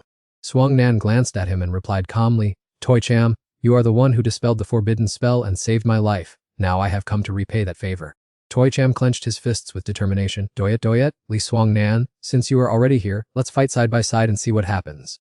The people around them laughed mockingly, fight side by side. Hey Toi Cham, stop playing the comedian. What can the four of you even do? Even if Academy No. 3 and Sector 5 combined forces, either pair could easily deal with a sloth beast. Hun Kai patted his shoulder gently, advising, Toi Cham, face reality. Hand over your card. People on the same side shouldn't make things difficult for each other. Giving it to me can just be considered a contribution to Sector 16. She pointed directly at him, furious. How can you say that? Didn't you hear the announcement from the intelligence center just now? Toi Cham saved all those people? Now you intend to rob your benefactor of his points. Do you have any humanity left at all? Hun Kai gave a cold, indifferent laugh. Little lady, this is an exam. I am simply following the rules of the game to eliminate this guy, Toi Cham. Bada brandished a fireball in his hand. You guys are talking too much. I have to make my move right now. Duong Nan raised her head in defiance, calling his name firmly, Dongba. If you want to eliminate me, just step forward. If you have the guts, let's have a fair fight. Toy Cham just dispelled a forbidden spell to save everyone, yet you repay kindness with evil. You are truly low lifes without a shred of morality. He sneered with contempt and launched the fireball, morality and empty theories. This era belongs to the strong, the weak have no choice but to bow and submit. She reacted extremely quickly, lunging forward to draw her sword and block the blow. Let me handle this. The fireball exploded and the powerful shockwave sent Swang Nan flying back. She struggled to stand up, wiped the trail of blood from her lips, and said, "Come on, again." Toy Cham raised his hand to stop her. Li Swang Nan, stop. There is no need to fight him. Bada laughed triumphantly. It seems you know your place after all. Hand over the point card and I will let Toy Cham leave here safely. Otherwise, with my strength, if I really want to kill you, you won't have any escape route. Toy Cham pointed at the crowd, his voice firm and fearless. Duong Ba Di, Hun Kai and all those who want to steal my points today, listen closely, I saved all your lives. Do you really not have a single shred of gratitude? The crowd shouted back mockingly, Toy Cham, those words are useless. Are you trying to play the poor victim card? Who asked you to save us? How self-absorbed can you be? Do you think you're a living saint? Didn't you just do it for the points anyway? Hun Kai rubbed his chin with a sinister look. It seems this guy Toy Cham is at his wit's end. That's why he's putting on this act of being pitiful. He clenched his fist and growled, only the incompetent need something like gratitude. For warriors like us, the only goal is to defeat the enemy at any cost to gain an advantage. Everyone chimed in. Does this guy Toy Cham think he's the center of the universe? Forbidden spells, what of it? I don't believe we couldn't have managed without him. To be honest, if you hadn't saved us, someone else would have. Duong Ba was more than capable of doing it himself. Tiedra Cham's expression darkened as he coldly announced that since that was the case, he would give them what they wanted. He waved his hand to recall the bursts of fire, making the enemy's formation look truly feeble. The crowd gasped in shock as he taken back the fire. Don't let your chum escape! Get ready to seize the credit! His voice echoed everywhere. I'm returning the forbidden spell to you all. Hearing this, the fire users' faces turned pale. A series of fireballs were launched simultaneously without any mercy. They soared into the air, turning the sky a burning pink, with dazzling light converging right in the center. Everyone below looked up in confusion, unsure of what this thing was. The bunny girl flew past in a panic. Could it be that the forbidden spell has appeared once again? The crowd whispered in fear, is this a real forbidden spell? Wasn't that ancient type of forbidden spell already banned? He stood dazed with eyes full of doubt. How could a forbidden spell possibly reappear? Tia Cham decisively waved his hand and let out a powerful shout. The orbs in the sky fell one after another, covering the ground like a rain of fire. People grimaced and knelt in fear, begging, this pressure is too terrifying. I can't take it anymore. Don't do this. Take it back quickly. If this continues, we'll surely lose our lives. Tia Cham crossed his arms and sneered sarcastically. Weren't you all confident you could resist? Feel free to show me what you can do. Batha raised his hand and punched hard at an incoming orb. Damn it! Turn to ashes for me. The orb slammed into his face, and a blood-curdling scream of pain rang out. The crowd ran while wailing and pleading. I was wrong, I'm sorry! Please stop the forbidden spell. I take back what I said earlier. I was being foolish! Don't eliminate us before we can even earn a single point. But it was too late. They were battered by the orbs, with fresh blood and ashes scattered everywhere. Tier Chejum gave a contemptuous laugh with an icy voice. Weren't you going to have someone else save you? Why don't you try asking them? Everyone wailed and cried out in agony. Even Batha has been pinned to the ground by a fire meteor. Who else has the strength to save us? I regret it so much. If only we had been grateful from the start, it wouldn't have come to this. Lil laughed heartily. How satisfying, you despicable people deserve this. Dai Doit's eyes sparkled with flattery. Dad, you're always the best, the most powerful and the coolest. Huaki dodged the chasing fireballs while cursing. How annoying! How did things end up like this? Get lost! What goes around comes around. He was immediately struck by an orb and sent flying in agonizing pain. A few people with soot-covered faces sighed. There's no other way. Survival is the priority. I'm withdrawing. No one can survive this forbidden spell. Tia Sekunri's face turned frantic as he pointed at the screen and shouted, Look, Cham's score has changed again. Hearing that, Hua turned around smugly. It's no surprise he was eliminated. My son Hua Kai must have climbed to the number 1 spot by now. At that moment, the large screen displayed the rankings. Top 1 was Tichem with 21,988 points, while top 2, Tral with 21,389 points, had been eliminated. Receiving the notification that his son was eliminated, he was so shocked his eyes widened as he exclaimed, What is going on? Looking at the incredibly high score, Hodi Trei had to rub his eyes several times thinking he had misseen it. It was over 10,000 points. Thean Deep's eyes widened in shock. This was absurd, or perhaps they were all hallucinating. Henlam spun around and shouted, Quickly call Examiner Ta! Something big has happened with his score. It took him a long time to regain his composure. Kansin rushed over to examine the situation. As soon as he stopped, he puffed out his chest and held his head high arrogantly. What is all this panic about? Why are you in such a rush? You are all high-ranking academy figures. This is unseemly. Huel Lam frantically pointed at the screen. Examiner Tay, there is a problem with Tram's score. Even I don't understand what the issue is. Kan Sin, still unaware, spoke reassuringly. A problem. At most, the score is just a bit high. I am used to that. Before anyone could explain, he declared solemnly, let me tell you, I have conducted a review. The geniuses in other areas have nearly reached 1,000 points. At this rate, surpassing him is not impossible. However, looking at the leaderboard, rank 1 to Tram from Academy No 21-9 at 88 points, rank 2 Trilo from Academy No 21-3 89 points eliminated. Kan Sin's jaw dropped in shock. What on earth is that? Realizing the gravity of the situation, he hurriedly ordered, contact the Star Tower Alliance immediately. There is a major error with his score. Returning to the extremely tense battlefield, thick smoke and dust drifted everywhere between the skyscrapers. On the ground at this moment, only Tram's team remained standing firm. Students from other teams were suffering from severe injuries. Countless people, unable to endure it any longer, decided to drop out of the game. Sunan was stunned by the scene. The forbidden spell just passed, and no one is left standing. This is terrifying. Hearing this, Diet also spoke with a tremble. Look at this scene. Anyone who comes here would have no choice but to call him daddy. He quickly suggested to them, several people on the ground have been killed in the blast. You three go and collect some points. Suddenly, Bada landed right in front of them. Tram, will you stop this right now? Seeing the person clearly, Liloy clenched his fists in annoyance. I didn't expect this guy to still be alive. He raised his arm and summoned his sword. Bada swung his arm aggressively and charged straight at Tram. You focus on gathering points from the students. I'll handle Tram. He kept shouting excitedly, you're helping me, Bada, increase my kill points. Having finished speaking, he pointed his sword at Tram. I am invincible! Die! He slowly clenched his hand into a fist, concentrating all his power. With only his bare hands, Tram completely shattered Bada's sword. His momentum plummeted along with it. Impossible, how can a summoner possess such terrifying fist techniques? Before he could finish his sentence, Bada took the full force of a powerful punch from him. Driven by the momentum of the punch, he fell straight to the ground. Bada staggered, looking at Tram with a panicked expression.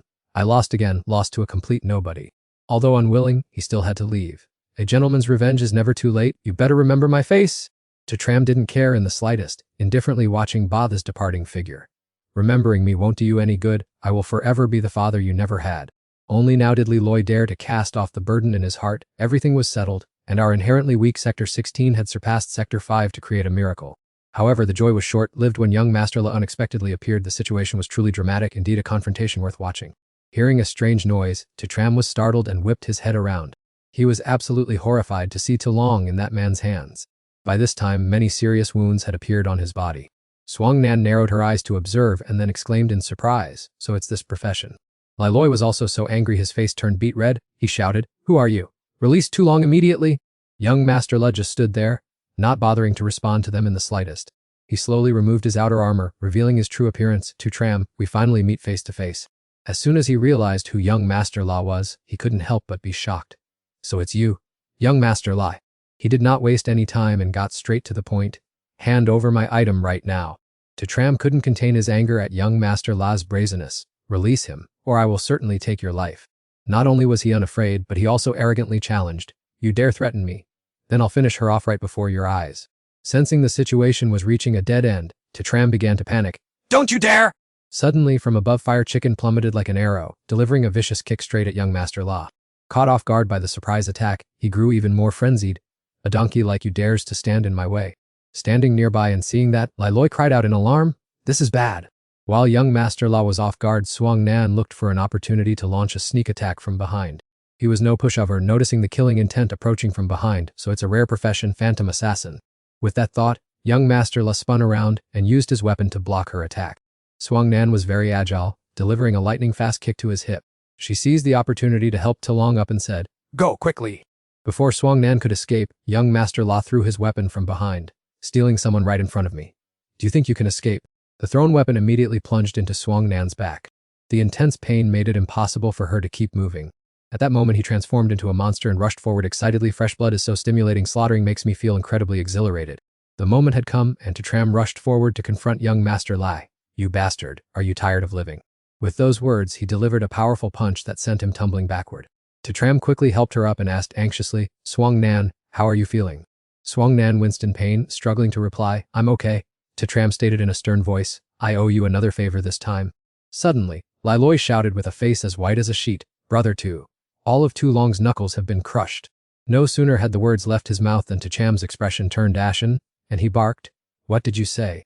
Tu Long's whole body was trembling violently as he whispered, "Hurry, destroy the scorecards and retreat immediately. That young Master La possesses terrifying and cruel combat strength." Behind him, the man juggled the scorecard while sneering, "To Cham, Tu Long's scorecard is right here in my hand. If he doesn't voluntarily forfeit and you dare to run away, I swear I'll take his life right now." To Cham immediately turned to face young Master La and hissed, "You bastard, I will definitely kill you." That reaction amused him greatly. "Are you furious? I love the helpless look of you inferior people who can't do anything." Without bothering to argue further, To Cham waved his hand to summon a herd of donkeys and commanded, "Trample him for meat." Following To Cham's order, they immediately surged forward. In a flash, young Master La's figure disappeared from view. He stepped back with an incredibly arrogant attitude. "I must admit these donkeys have formidable strength, but they still don't have the skill to confront this young master." Hearing that, To Cham summoned even more donkeys. Is that so? All troops charge! However, young Master Lo had been prepared for a long time. A talisman suddenly appeared in his hand. "I have long prepared a move to suppress you." Seeing that object, Sunan exclaimed in astonishment, "Isn't that a sealing talisman drawn by a grand great master?" Wasting no time, just as the herd of donkeys was about to pounce, he threw the talisman. Go! She screamed in panic to warn him. To Cham, Hurry! Dodge it quickly! but by the time he reacted, it was too late. The talisman was stuck directly onto To Cham. With his source of power sealed, the silhouettes of the donkeys began to fade away. His face was now in extreme shock. "What is that? Why have all the donkeys disappeared?" To Cham frantically tried again but failed. He felt he had completely lost the ability to summon. Witnessing his pathetic state, young Master La laughed gleefully. "The sealing talisman has the ability to cancel out all summoning magic. To Cham, now you are no different from a lamb waiting to be slaughtered." Liloi clenched his fists and shouted indignantly, You cheater! "I will definitely report you to the Star Alliance." Unfazed, young Master La lunged forward and taunted, "Report? How ridiculous. It seems you know nothing about my La family's power. Besides, do you think I'll give you the chance to go and report it?" Cutting to another scene, on top of a majestic mountain, a man was quietly cultivating. He kept his eyes tightly closed, focusing on channeling his internal energy. Suddenly, behind him, the Blood God stepped forward and questioned, "Thunder God, you dare to interfere in the human race's entrance exam again. I will report this to the Alliance headquarters." Hearing him, the man replied dismissively, "Blood God, are you so free that you have nothing better to do than meddle in my business?" The Blood God frowned in annoyance. "This exam has increased the resistance against super students. My student Yami has awakened a special faith profession. She needs to shine to bring glory to the human race, and I will not allow anyone to stand in her way." He seemed unconcerned. "It's not that I don't know. The entire exam is operated automatically by the Star Tower, so no one can interfere. I only skillfully adjusted the rules to pre-award students points that they would normally receive only after the exam." Hearing that, the other side glanced coldly. "I've noticed that student To Cham. He's just someone with no profession who is lucky enough to possess a rare skill." The Blood God finally left in frustration. "This time, I will have my student Yami defeat him personally." As soon as he was out of sight, the Thunder God muttered, "What a lunatic." Just as the Blood God departed, Tatunji's figure immediately appeared. He drained a gulp of wine and curiously asked, "Why must you go to such trouble? Could it be that you truly favor that kid so much?" The Thunder God slowly stood up and explained, "The extraordinary must go through unusual things. That is the only way to achieve the fastest breakthrough." Cao Difinger's face suddenly turned stern and solemn. "To reach such heights, the price to pay is certainly not small." He sighed softly and shared, "The future of the human realm will be full of danger. When geniuses from other races descend from the demon realm, we won't have many peaceful days left." Tia Cham gathered his strength and lunged forward with a punch, the powerful energy pushing young Master La far back. It was indeed a mighty blow. Delivering a rapid succession of punches, Tia Cham roared to release his anger. "You have the audacity to touch my friend. You are the first one to make me this furious." He still arrogantly uttered mocking words. "I didn't expect a lowly commoner like Tr Jam to surprise me. It turns out that besides your summoning skills, your individual strength is quite decent." Ignoring those empty words, Tia Chem paused in his stance and coldly replied, "What's the point of wasting time talking about this nonsense?" Young Master La laughed heartily and pointed at himself conceitedly. "It matters because taking you down personally will be far more satisfying." T. Chetham's eyes burned with anger as he gathered his internal force and charged forward. "If you're so confident, you must have a trump card. Hurry up and show it." Before he could react, he took Cham's iron fist head-on. Suddenly, the god's armor gear covered his body. As soon as the command was finished, light and lightning radiated around young Master La, throwing him back. Jin Nan, with a face full of wounds, stood there stunned. God's armor was only found in Abyss dungeons, and using such an overpowered treasure here was no different from blatant cheating. He tilted his nose disdainfully. Young Master La didn't forget to wave his hands mockingly. "What's wrong? Come on, keep attacking me." T. Cham narrowed his eyes, locking onto his opponent, concentrating all his spiritual energy to charge forward, determined for a battle to the death. The barrier surrounding him was so solid that his attack rebounded, causing him to tumble over. From behind, LLPI watched anxiously. "It's hopeless. It's impossible to win.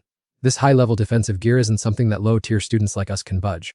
Young Master La crossed his arms and laughed arrogantly. To deal with you, T-Chem, I've prepared a flawless plan. The La family will crush a poor, ignorant person like you. Finally, he took the initiative and lunged forward. Now I will send you to the King of Hades to reclaim the key. Unable to react in time, he took a devastating blow right in the ribs. Still showing resilience, T-Tom dug his feet firmly into the ground to maintain balance after the impact. T-Long, trembling, struggled to drag himself up. Chom, ignore me. Everyone, find a way to escape quickly. T-Uzur-Jam clutched his stomach in pain, coughing up blood, and thought to himself, how should I handle this? Could my experience from 2 lifetimes really end so miserably? Young Master La strolled over with a triumphant look. None of you can escape. Even if you get out of here, the La family's execution order will hunt you down to the end. He tried to open his eyes and advised with his last bit of strength, Tia-Chiem, run now. Otherwise, I will kill myself right in front of you. T.M. frowned, looking quite tense, and his voice suddenly became sharp and cold. T-Long, calm down, let me take one more chance and see. Come at me! Let the fire of rage in this chest burn everything down? He lifted his chin in a challenging gesture. It's all in vain. The god's armor can even block attacks from 7-star masters.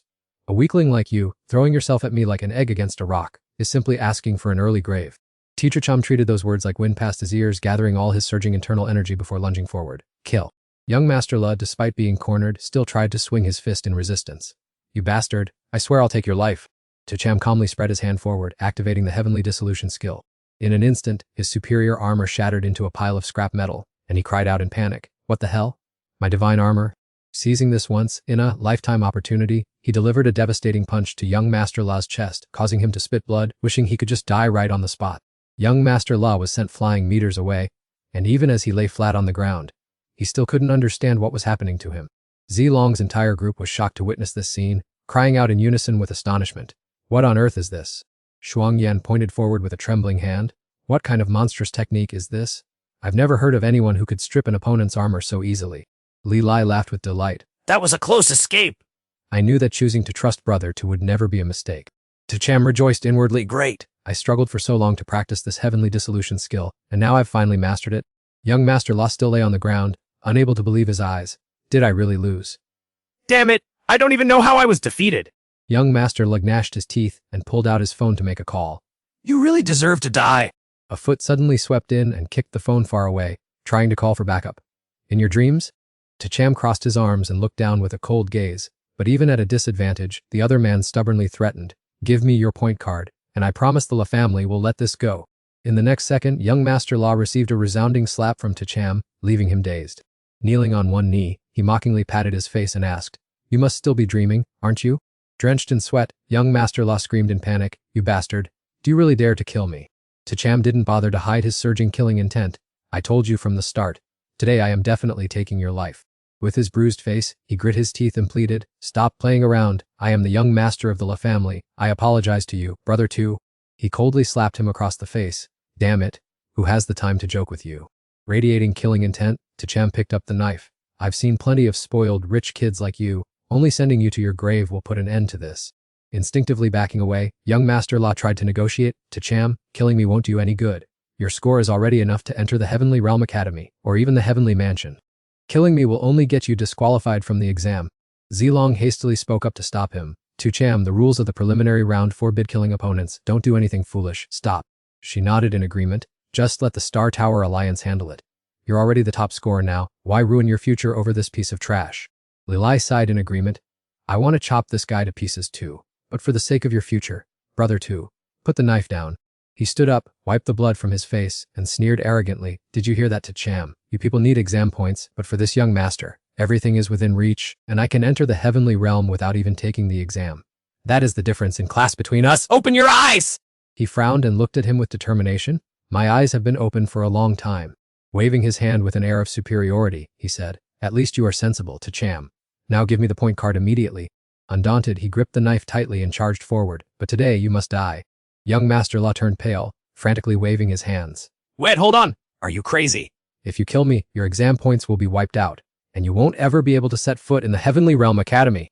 Without any hesitation, Cham decisively stabbed young Master La. He looked up at the sky with a somewhat strange expression, then smiled and said, don't worry about it. I've already been directly admitted. He was furious. His body swayed as he leaned on Tr Cham's shoulder and stammered, what's going on? He turned his back and walked away, not forgetting to add, don't worry, I already have a guaranteed admission slot at the NC1 Academy. S-Nan immediately spoke up, but the score record that Tia Chacham set in the Human Races University entrance exam was just wiped out. What a pity. He smiled gently and threw something over, so those points can't just be wasted like that. She quickly caught it. Nan looked at the phone in her hand, full of confusion. Hey, what is this? Tia pointed, signaling, just start by eliminating me. You're intentionally trying to erase my scorecard. Nan asked worriedly, but if you do that, what will happen to your valedictorian title? Tia Chem calmly replied, just do it. The scores will eventually be wiped clean anyway, so why not make the most of them? Dote was moved to tears. Even now Dad is still sacrificing for us. I'm so touched I want to cry. HNGLM eagerly spoke up, Judge, has the Star Tower Alliance responded yet? He replied, nothing yet, but with such a major incident, the Star Tower Alliance will surely get involved quickly. Hodichi excitedly suggested, if these scores are completely valid, then hasn't T-Chum rightfully claimed the title of Human Races valedictorian this year? HNGLM immediately retorted, there's no way there aren't any problems. For 10 years now, the Human Races valedictorian hasn't been from our Dragon Zone. Stop dreaming. Kuten received the information the Alliance has responded. The announcement stated that after inspection by the Star Tower Alliance headquarters and the Central Intelligence, T-Chom's scores were confirmed to be completely accurate. HNGLM stared in astonishment. How can there be no errors at all? He continued, it's unbelievable that they're completely valid. This time a truly terrifying monster has appeared among the human race. Only Hodichi cheered joyfully, a clear lead! Just keep leading globally! The system announced, according to the regulations of the Human Races University entrance exam, the penalty will be enforced and his scores will be officially wiped out in 1 minute. He had barely celebrated before he was dumbfounded. What did you say? HNGLM scoffed triumphantly, his scores have been wiped out, Hodichi. Go ahead and celebrate all you want, you'll end up empty-handed anyway. The rankings were announced. First place is S-Nan from Academy No 1 with 12,355 points. Second place is T-Chekium from Academy No 2 with 21,988 points, disqualified. Third place is Triula from Academy No 2 with 1, Pritza disqualified.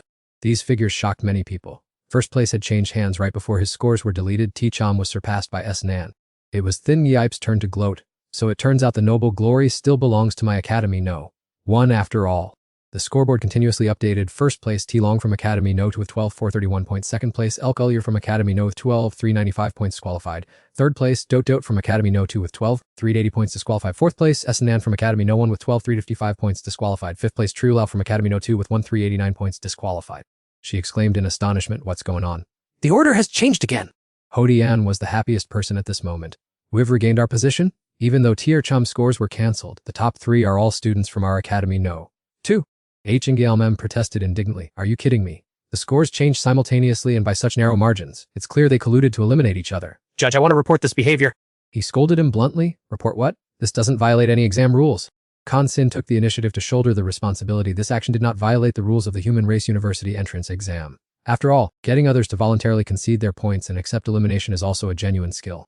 The announcement echoed outside the exam area. Time is up. The Human Race University entrance exam has officially concluded. Congratulations to all the candidates who have opened a new chapter in history. You will scatter to every corner to contribute to our species. Every profession is equally noble, and all are aimed at the prosperity of the human race. Lilai let out a sigh of relief. Everything was finally over. This university entrance exam had truly been arduous. The system continued its announcement. Furthermore, the top 100 candidates with scores exceeding 1,500 will be eligible to participate in the Super Student Duel. Hearing this news, Zilong felt a sense of melancholy in his heart. The notice board displayed 2 options. Do you wish to participate in the Super Student competition? Select yes or no. Lilei was overjoyed to see that both he and Brother 2 had made it into the global top 100, though he probably wouldn't need to participate in this duel. Zilong said dejectedly, with my current state, I couldn't participate even if I wanted to. Conversely, Shinian expressed a desire to try. I want to see for myself and meet the most outstanding geniuses of the human race. She looked at him and said, Tacham, thank you for providing me with this precious opportunity. Tacham replied, don't be so formal. Thank you for saving Zilong, I owe you a favor. If you need any help in the future, just let me know. Shinian bid them farewell. See you at the Heaven Realm Academy. Diet felt her decision was very wise. Following Brother 2, even a green tea girl like herself could have a change of fortune. Just thinking about it brought tears of emotion to her eyes. Meanwhile, he was wondering about his erased points, not knowing how the system would calculate them, especially since he had broken 3 historical records in this exam. The system announced congratulations on achieving the milestone of breaking 3 historical records in Human Race University entrance exam. Tacham finally felt at ease. Fortunately, the system still accounted for the points he earned in the elimination rounds. The following announcement made his smile vanish. Congratulations on receiving the skill 1/draw. Tacham cursed incessantly. What kind of rubbish skill is this? It doesn't look reliable at all. 1/draw, and they dare call it an A-rank skill? The skill details appeared. 1/draw allows you to ask someone else to perform 1/ on your behalf. When the other person places their full trust in you, the power of the slash is released randomly, reducing the enemy's combat power by at least 10% with a chance to deal critical damage. Cham weighed his options. 1/draw could reduce combat power by at least 10% and even finish off an opponent. This skill is decent, but the mandatory requirement is that the opponent must trust you absolutely. That seems quite difficult. Li Lai returned with his battered companions. Brother 2, what should we do about Zilong's injuries? He made a decision. Let's go. We'll go ask Dean and what to do. Looking at the shattered armor lying on the ground, Cham added, we can't waste the divine armor, bring it along. Zhao Yang watched the scene curious. What exactly is this kid planning? After killing the La family members, he let his score be completely erased. Lathan smiled and replied, I on the other hand think he handled it extremely wisely. He looked worried. Without the dark horse Cham, the performance of the students in the upcoming super student duel will surely not meet expectations. Lathan said regretfully, sharing points with teammates and eliminating each other to avoid wasting effort. This strategy is truly brilliant. Why didn't I think of that back then? Zhao Yang agreed. I now understand why you value Cham so much. This kid is just like you, he never follows the beaten path. Bringing Li Lai into Dean An's office, Cham asked, how is the situation? He replied with a grave expression, the results are not optimistic at all. His limbs are not only broken but also infected with an extremely difficult type of toxin. If not treated immediately, I'm afraid he won't last 7 days. He asked in a panic, is the situation really this serious? Huai Qi reassured him, don't worry too much. In the formless secret realm of Academy No. 3, there is a type of spiritual herb that can cure 100 poisons. Thanks to you winning the right to enter the secret realm last time, I will go retrieve it right now. Let me handle this, principal. You just stay here and help me take care of Zilong. In the mysterious formless secret realm, he was galloping on the back of the fire beast. Tatham thought to himself that the secret realm's destination was right ahead, and he was about to pass the trial. Huayan Kai was furious at this moment, slamming his fist hard against the wall. He bitterly admitted that this time, not only did he fail to steal Tatham's points, but he also helped Academy No. 2 shine, which made him extremely frustrated just thinking about it. Huayan Lam could only sigh in frustration. What's done is done. What else can be done now? Huayan Kai snapped. The most bitter part is letting him run wild in Academy No. 3's secret realm. That was supposed to be my privilege once every 3 years, but Tatham snatched it away right from under my nose. He tried to calm him down. The die is cast.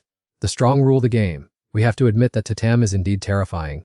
He refused to accept it. Dad, there's still an extremely powerful boss in the secret realm. Let it loose to finish off Tatham once and for all. Hearing this, Huayan Lam lost his temper. What nonsense are you talking about? Have you lost your mind from being too agitated? Now that the exam is over, go find a decent factory job. Huayan Kai argued back defiantly. On what basis does he get to enter the advanced academy while I have to go turn screws in a factory? A loud shout echoed at the door. That's right. On what basis is it like that? Startled, Huayan Lam turned around and asked who it was. A group of strangers suddenly appeared at the door. Looking at their attire, he was slightly startled. Are you members of the Wild God cult? The leader politely replied, I am Vanla, the cardinal of the Wild God cult in Hadong province. Huayan Lam was shocked. A cardinal, no less. A big shot of the Wild God cult dares to deliver himself right to me. I will finish you all off right now. He quickly intervened. Wait a moment, principal. Calm down and listen to me. We can completely cooperate with each other. Huayan Lam coldly refused. The evil cult and the righteous path never walk the same road. Don't even dream about it. He persuaded, though we do not share the same ideals, the enemy of my enemy is a friend. Our goal is to eliminate Tatham, and this is a small token of our sincerity.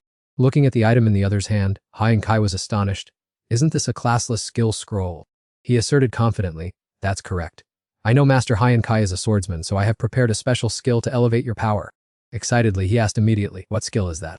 Huayan Lam shouted, Huayan Kai, shut your mouth! No matter what it is, I will never shake hands with the Wild God cult.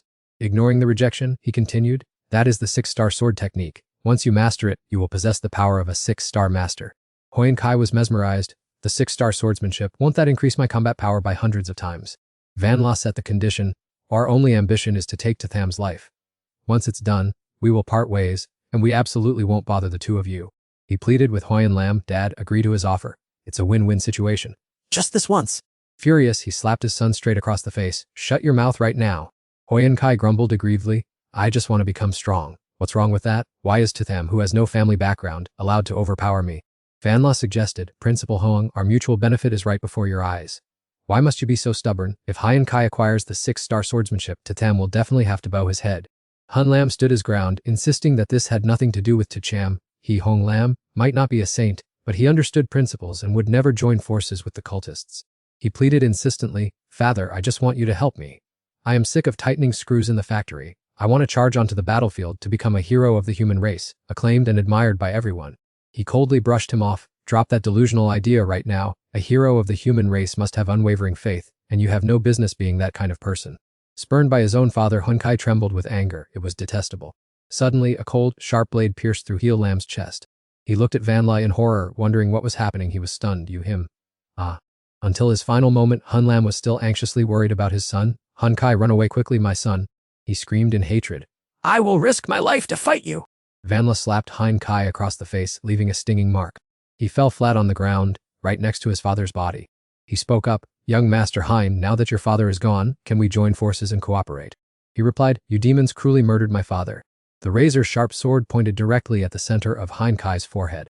His whole body shook violently, stuttering incoherently. This, he threatened. Are you going to cooperate or not? Hunkai turned pale with fear and hurriedly nodded. Yes. Please don't kill me. I am willing to do as you say. Vanla handed him the secret manual. Very well, this 6-star swordsmanship technique will be yours from now on. We are allies with a shared goal. Hunkai began to absorb the power from the 6-star swordsmanship manual. The flow of energy between him and the ancient artifact scroll connected tightly. A third eye appeared in the middle of Hunkai's forehead. The 6-star swordsmanship. I've gained enlightenment. My power has increased significantly. He demanded. Now lead us into the secret realm to destroy Tacham. He said confidently. Bishop, there is no need for such trouble. In the formless secret realm, there is an unawakened hidden boss. If I wake it up, Tacham will surely meet his end. Having finished speaking, Hunkai turned to rummage through Hai Lam's body. He pulled out a token. Found it. Vanla hesitated. Are you sure that boss is reliable? This time I will not allow any mistakes to happen. Hunkai explained. Bishop, that boss is extremely formidable. Those with a profession below 6 stars are no match for it. It is also incredibly bizarre, to the point where even 9-star masters are helpless against it. Its very existence is what turned this place into the formless secret realm. He pondered, boss capable of birthing an entire secret realm, with power reaching the 6-star level.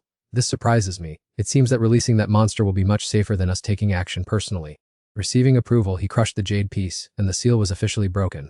Hunkai's face revealed a cruel expression. Tacham, the grudge between us ends here. Go to hell. Deep inside the formless secret realm. Tacham suddenly realized that this was indeed the spirit herb. Judging by its appearance, he was certain this was a type of medicinal herb with detoxifying properties. The system announced that he had successfully completed the challenge in the formless secret realm, earning an S rank for his adventure performance. Tacham was surprised to discover that this place allowed for the accumulation of god-slaying points, which are usually reserved for outstanding achievements in special dungeons, indicating that the formless secret realm was by no means ordinary. Taking the book, Tacham was astonished by the title, Formless Strategy. It was just a regular skill book, and this was the first time he had ever received a book for clearing a dungeon level. That's right, let's quickly retrieve the medicinal herb and leave. Zilong is still waiting. He carefully uprooted the precious spirit herb. The ground around him suddenly began to tremble slightly. Tacham was surprised when the system notified him that he had received 1 accumulation point. He received an item, which was the Formless Strategy book. Something seemed to be about to emerge from the ground. A mysterious cube shot up from beneath the ground. He exclaimed in terror, "Oh my God, the entire secret realm is shaking violently!" The system reminded him that when the ancient seal is broken, wonders will return to the world once more. Tacham was confused, not understanding what this was. The cube continued to emit sound, explaining that an external force had accidentally triggered a seal within the formless secret realm, temporarily preventing everyone from escaping. He muttered, "So it is truly formless. This is rarely seen in dungeons. No wonder I was able to earn god-slaying points." The entity spoke, "I am the formless, the absolute destruction of everything tangible in the universe, the pinnacle that no living being can ever reach."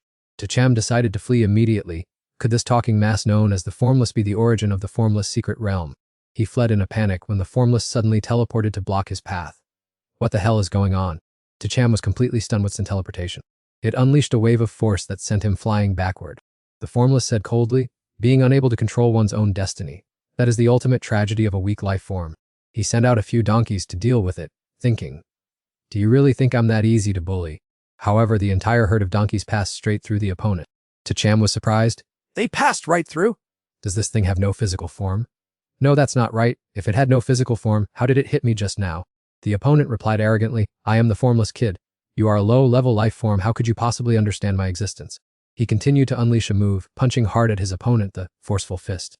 However, Tacham himself passed right through the Formless. He stood frozen for 5 seconds, stunned by this unbelievable situation. Tacham was puzzled, untouchable, completely beyond reach, so how could he possibly fight? "It is time for Votuang to counterattack. Kid, it is over. Cry out. It will make you feel a little better." He hurriedly picked up the bucket, grabbed the crate, and fled quickly. Earth-shattering explosions rumbled continuously. Based on Tacham's experience, since he could neither fight nor escape, he had to think fast. No boss could be insurmountable. Vo Tuong was determined not to let him make history. To let a low-level being escape would be a disgrace to him. Tacham suddenly focused all his attention on the manual in his hand. He hurriedly flipped through each page, hoping to find a secret to deal with Vo Tuong. It seemed there would definitely be a clue in this book. Suddenly, the ground beneath his feet cracked apart. What was happening? It turned out that Vo Tuong was looming up from deep underground. Tacham cursed, "Damn it, what is this thing doing? Is it going to take me up high and drop me to my death?" It was lifting him high up. At first, Tacham decided he would lunge and jump down. Yet Vo Tuong was like a lingering ghost, appearing right under his feet. He was pushed upward again. It was no use. This Vo Tuong could freely change positions, and no matter how he jumped, he still appeared underneath. Tacham continued flipping through the manual. He had to quickly find a solution now. He mulled over the contents. The book said Vo Tuong was formless, coming without a shadow and leaving without a trace, incredibly mysterious, a spatial life form. To deal with him, one can only use space to defeat space. Furthermore, Vo Tuong seemed to have some odd hobbies, such as collecting the tears of living beings. Use space to defeat space. He wasn't some rare spatial mage, so how could he use spatial arts to defeat him? Meanwhile, Vo Tuong continued to lift him up. He decided to take him to the peak, 25,000 meters in the air, to frighten him into tears. "If you survive, I will spare you." Tacham saw the figure gradually fade and disappear, then began to hurl insults. His entire body began to free fall downward. Tacham spread his arms wide. It was time to show off his real skills. From the palm of his hand, he began to summon. He actually summoned a donkey, and both unfortunate creatures hurtled down together. Tacham tried to stand steadily on the back of that donkey. He kept summoning and retracting repeatedly. Everything was going quite well. This was perhaps the donkey with the most miserable fate in the world. It truly looked incredibly bewildered at that moment. A while later, Tacham's feet finally touched the ground. He breathed a sigh of relief. The landing was successful. "Oh, my little one, why are you burning so fiercely? It is truly against professional ethics." Tacham repeated what he had just said. "You made the promise yourself. If I survive, you will spare my life." He began to scowl. It was simply unbelievable. He felt as if he were being teased. "What are you saying?" Voidless indeed didn't care at all. "Every promise and oath humans make to me is worthless because I am voidless." Tacham angrily pointed directly at his face and scolded, "I see you truly are a shameless flame." He continued to channel energy into his flame to fight. Tacham looked forward to seeing if the space inside the flame's body could trap him. Voidless gradually disappeared into its massive mouth. He secretly rejoiced because it seemed he had succeeded. However, he had already vanished inside the massive mouth of the flame. After that, he suddenly appeared right in front of Tacham and delivered a push. He realized this method was completely useless. This isn't good. This thing can teleport. It can't be swallowed into the inner space of the flame. He dashed toward Tacham, saying, "Go ahead and cry, I'm advising you." The impact made him ache with pain, and he spat out a mouthful of blood. Tacham suddenly paused to think, why did he keep urging him to cry? Perhaps this was related to the strange hobby mentioned in the Voidless Guide, collecting the tears of all living beings. Voidless began to explain, "Every life is unique and special, but not every existence has a purpose. Take a weakling like you, for example." Tacham took out the Spider Queen's tears, the reward he received after completing the spider dungeon earlier. Let's see if this has any effect. He was surprised to see it, wondering, is this a tear? He was delighted it really was effective. Voidless remarked, "These are the tears of a creature I have never collected before. I didn't expect them to be so beautiful." The owner of this tear must have been filled with resentment. At that moment, the flame opened its mouth and lunged forward as if to swallow the tear. He angrily rushed toward the flame, shouting, "Stop right there! This is a treasure I want to take for myself!" And so Voidless carelessly fell into the trap, charging straight into its mouth. Tacham waited patiently. It worked. Now let's see if I can keep Voidless locked up. He returned to the interior of the flame's space.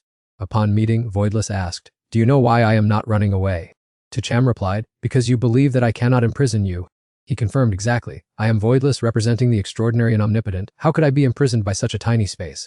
As soon as the words left his mouth, Vo Tuong delivered another strike, draining him completely. Tacham taunted, "It seems you still want to show off a bit more, don't you?" In the blink of an eye, it immediately performed a shape-shifting displacement to escape. Unexpectedly, Vo Tuong fell freely straight down to the ground. It was in shock, unable to believe how this could happen.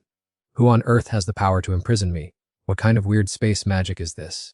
He calmly replied that it was the system Great Magic, thinking to himself that his system's level far surpassed the omnipotent miracles of that Vo Tuong fellow.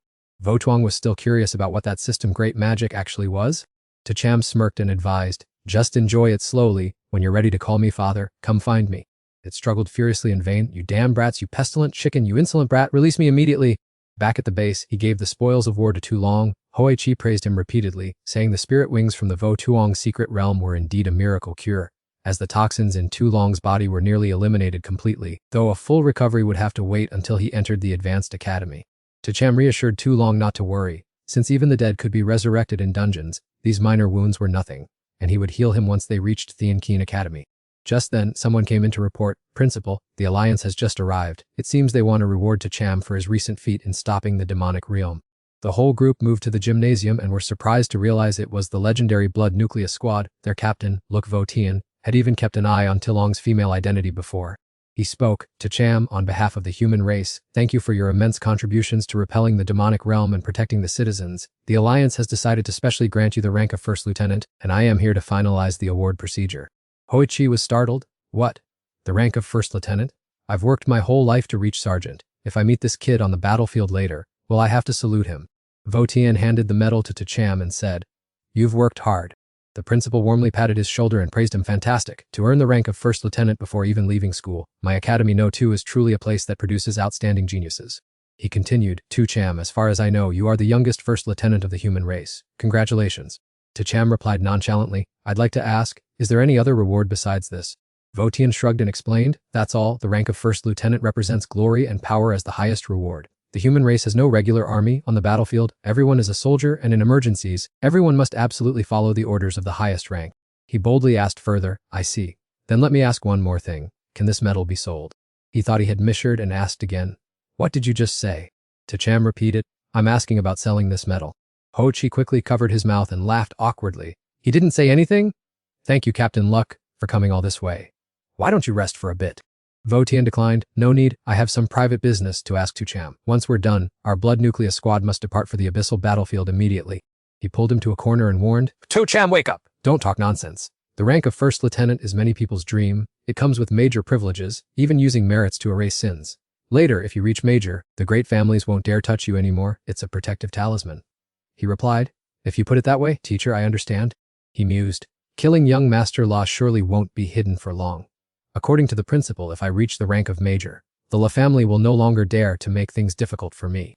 He also pulled Cham aside and whispered, "Let's talk. Is that person who wore women's clothing last time still here?"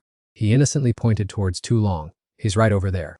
Votian stared wide-eyed. "What is this? No way! How is she a pudgy man like that?" Tram ordered Long, "Quickly disguise yourself as a woman." He immediately changed his appearance, becoming graceful and feminine. Tian blushed with embarrassment. "What the hell is going on?"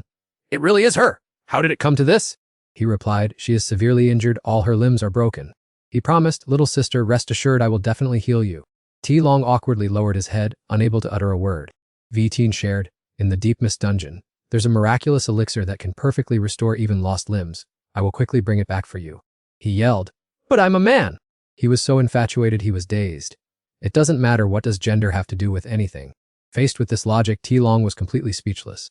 Hu on Katse's side was still anxiously waiting. Vatla was suspicious. Why is there still no news echoing from the secret realm until now? Suddenly, the secret realm shook violently and unexpectedly. Han gleefully pointed, "Look, the formless secret realm is experiencing strong aftershocks." Hu Katse's face changed in terror. "This isn't good. The formless secret realm is shattering. How can this be? It should only collapse when the boss exits. What the hell happened?" He interrupted, "I only care about Tram's safety." Han affirmed confidently, Tram is finished, Your Holiness. Whether killed by the boss or vanishing with the secret realm, he certainly won't return alive. Velo was half believing, half doubting. "Are you that certain?" Hua Kai beat his chest and swore, "I swear to high heaven, it's absolutely correct down to the last detail." He nodded in satisfaction. "Excellent." Quickly returned to perform the ritual and report this good news to the wild god. The companion pointed at him and asked, "Your Holiness, what should we do with this brat?" Huakte shrewdly knelt down and pleaded, "I pledge my loyalty and will join the Wild God sect immediately." Tram's group began their departure from the academy. Long sadly sighed, "Going to the advanced academy this time, I wonder when I'll have the chance to return." Elpai spoke up, "I feel so regretful, I still haven't found Aden Mai, whom Brother Tia once mentioned." Doot rushed, carrying a pile of luggage. "Wait for me, Father Tia. I'm coming with everyone." Elkai asked in surprise, "Doot, are you always clinging to Brother Tita like that? And why are you carrying so much stuff? Are you planning to move?" She frowned and replied, "Girls' things are naturally many. What's so strange about that?" Tram urged, "Hurry up. The train is about to depart." Doot ran after them, shouting, "Everyone give me a hand." He coldly replied, "Who has time to help you?" "If you can't walk, then stay behind."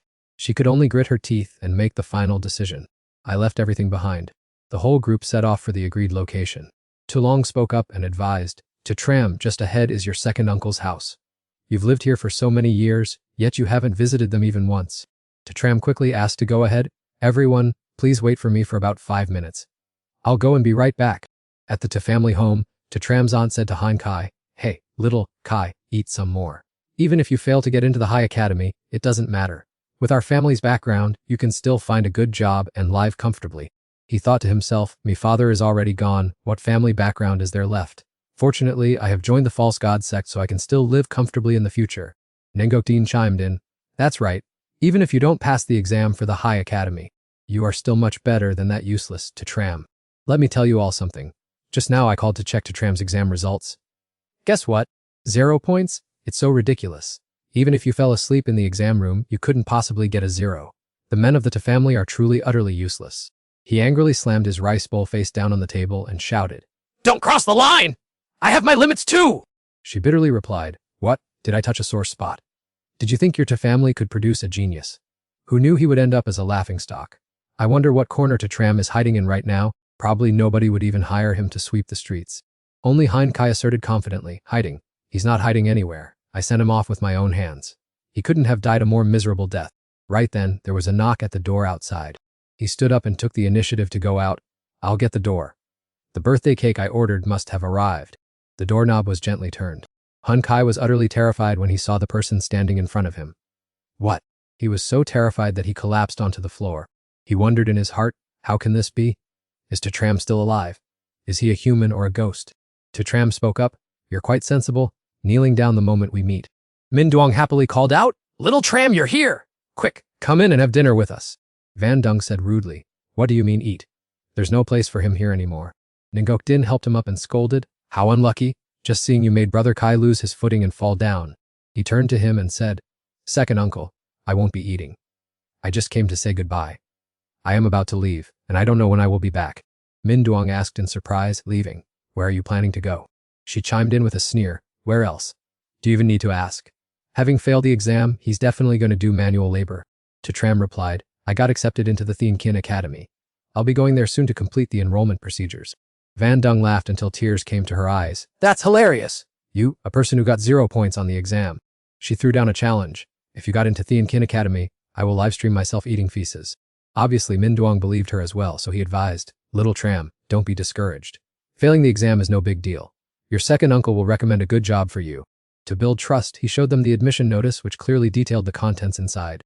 Admission letter for To Tram, congratulations on officially being admitted to the academy. Carrying the aspiration and passion to overcome the great hurdle, we hope that every step of your future will be steadfast and glorious. Signed, the Admissions Board of Thien Kin Academy. Min Duong cheered excitedly. It really is the admission letter from Thien Kin Academy, there is no mistake about it. Ningok Bin snatched the paper away. Who are you trying to fool? You probably just forged this to save some of your pathetic dignity. Van Dung angrily turned back inside the house. I'm gonna get a lighter and burn it right here to see where else this brat dares to show his face.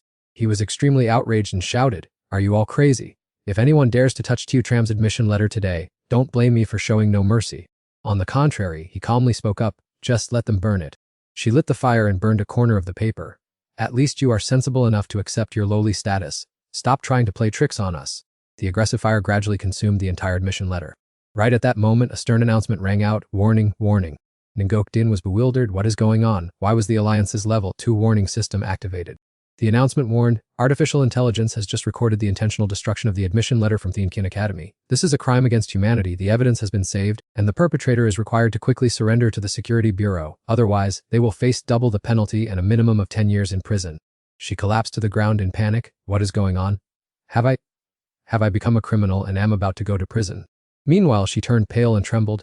I can't believe that admission letter was actually real. Van Dung shifted the blame onto him. You boy. If it was real, why didn't you say so earlier? Did you deliberately set me up, you malicious brat? Min Duong scolded her back. You stupid woman. Clearly, you were the one who insisted it was a fake and demanded to burn it. Now you are blaming someone else. Your sheer stupidity is going to drive me to death. She turned to beg Hein Kai, Master Kai, I don't want to go to prison. Please save me. With your family's background, you can definitely settle this matter smoothly.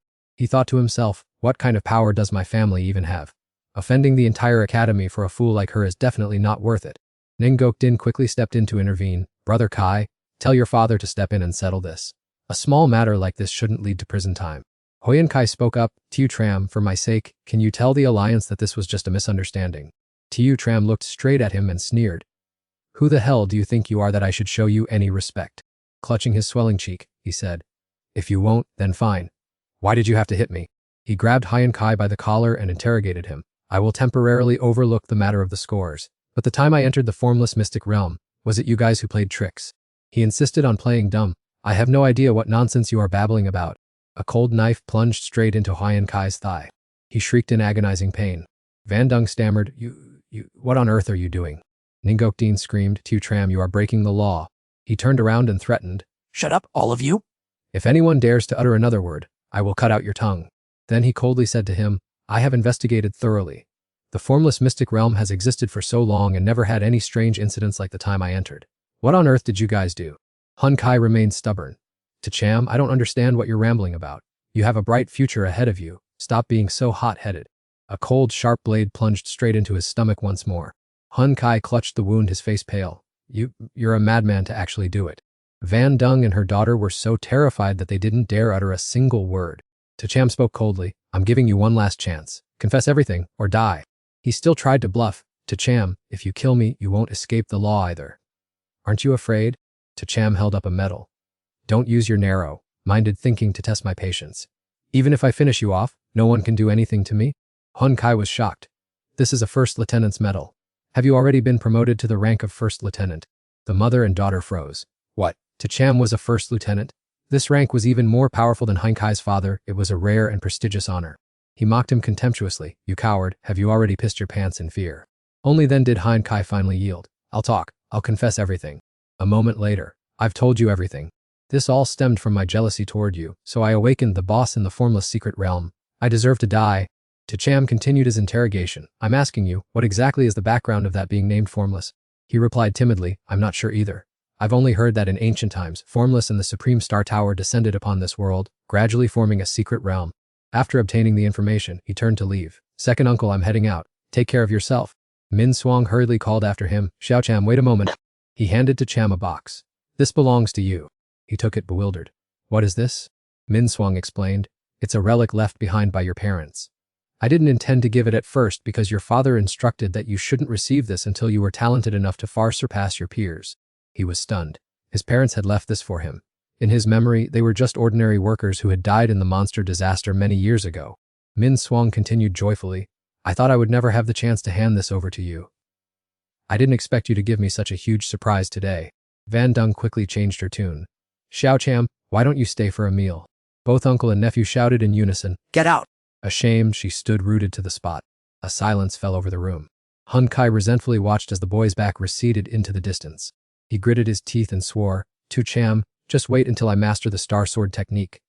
Let's see how much longer you can be arrogant. I'll send you to your grave with a single strike. The entire team has now arrived at the station. Liloi shyly admitted, this is the first time I've traveled this far. I'm actually feeling a bit nervous. Diet, I've studied the map carefully. Our upcoming journey to Theankeen Academy will pass through many wilderness areas occupied by the demon domain, so everyone needs to be extremely cautious.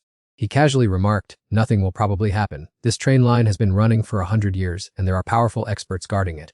What magic beasts would dare to come and cause trouble? Tu Tram excitedly cheered, the train is here. The whole group patiently waited for the train to pull in. The steel train slowly decelerated. Diet narrowed her eyes vigilantly at the train. He didn't understand what could possibly be wrong with the train. She looked closely at the information on her phone and muttered, it seems this train arrived at the station 10 minutes earlier than scheduled. Liloi, being naturally carefree, said, arriving early is a good thing. Let's get on the train quickly. Seeing her still standing there looking around anxiously, he called out loudly, Diet, what are you looking at? Get on the train quickly. She still looked suspicious. How strange, why is the station so desolate today? I don't see any other passengers besides us. Liloi explained, that's easy to understand. With demon domains popping up everywhere, who would be in the mood to wander outside? Tu Tram also felt that something was off. Such a sparse crowd of passengers indeed didn't look like a major train bound for a bustling city. Once the passengers settled into their seats, the train began to move. It accelerated, speeding toward the next destination. At the adjacent table, a passenger excitedly asked, Brother Duong, is what you're saying really true? Qianthan confidently confirmed, of course it's true. I am a regular student of the Thienvo Academy in the capital, which ranks only behind the renowned Theankeen Academy. I, Qianthan, am pleased to meet you. Ina chimed in immediately, Brother Duong is so talented. Nagayat Thien and I only got into the modest Thienlin Academy. He began to brag, "It's nothing special. My cousin is actually a student at Theankin Academy.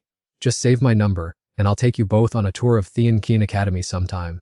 She joyfully asked, "Are you serious? That's amazing. I've always dreamed of setting foot in Theankin Academy."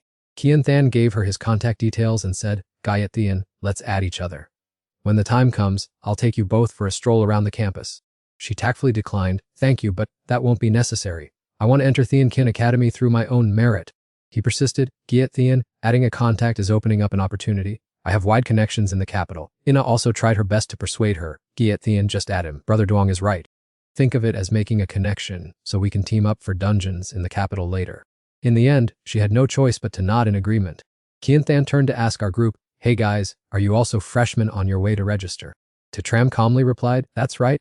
He asked curiously, "Which academy is it? Tell me, maybe we'll end up being schoolmates." He replied, "Theankin Academy." Everyone around was stunned. Theankin Academy. Kian Than burst out laughing mockingly, "Brother, are you kidding me?" Lai Loi spoke up to affirm, "No one has time to mess with you. All four of us have been admitted to the Theankin Academy." He sneered, "Hey uncle, are you trying to make me die of laughter? You're taking the university entrance exam too. Look in the mirror to see how old you are. Have you even hit 40 yet?" He angrily pointed at his own face. "Damn it, I just turned 18. Kian Than began to mock. "The four of you, including an old man and someone in a wheelchair, also happen to be from Hadong province. Everyone knows Hadong is the weakest place. Even the top scorers each year aren't guaranteed to get into Theankin. You dare claim you all passed? Only a fool would believe that." Ina curled her lip in disdain. "There's no shame in being inadequate. But why go out of your way to lie just to show off? And more importantly, to show off in such a pathetic, failed way." Nagayat Thean gently intervened, "Everyone please lower your voices.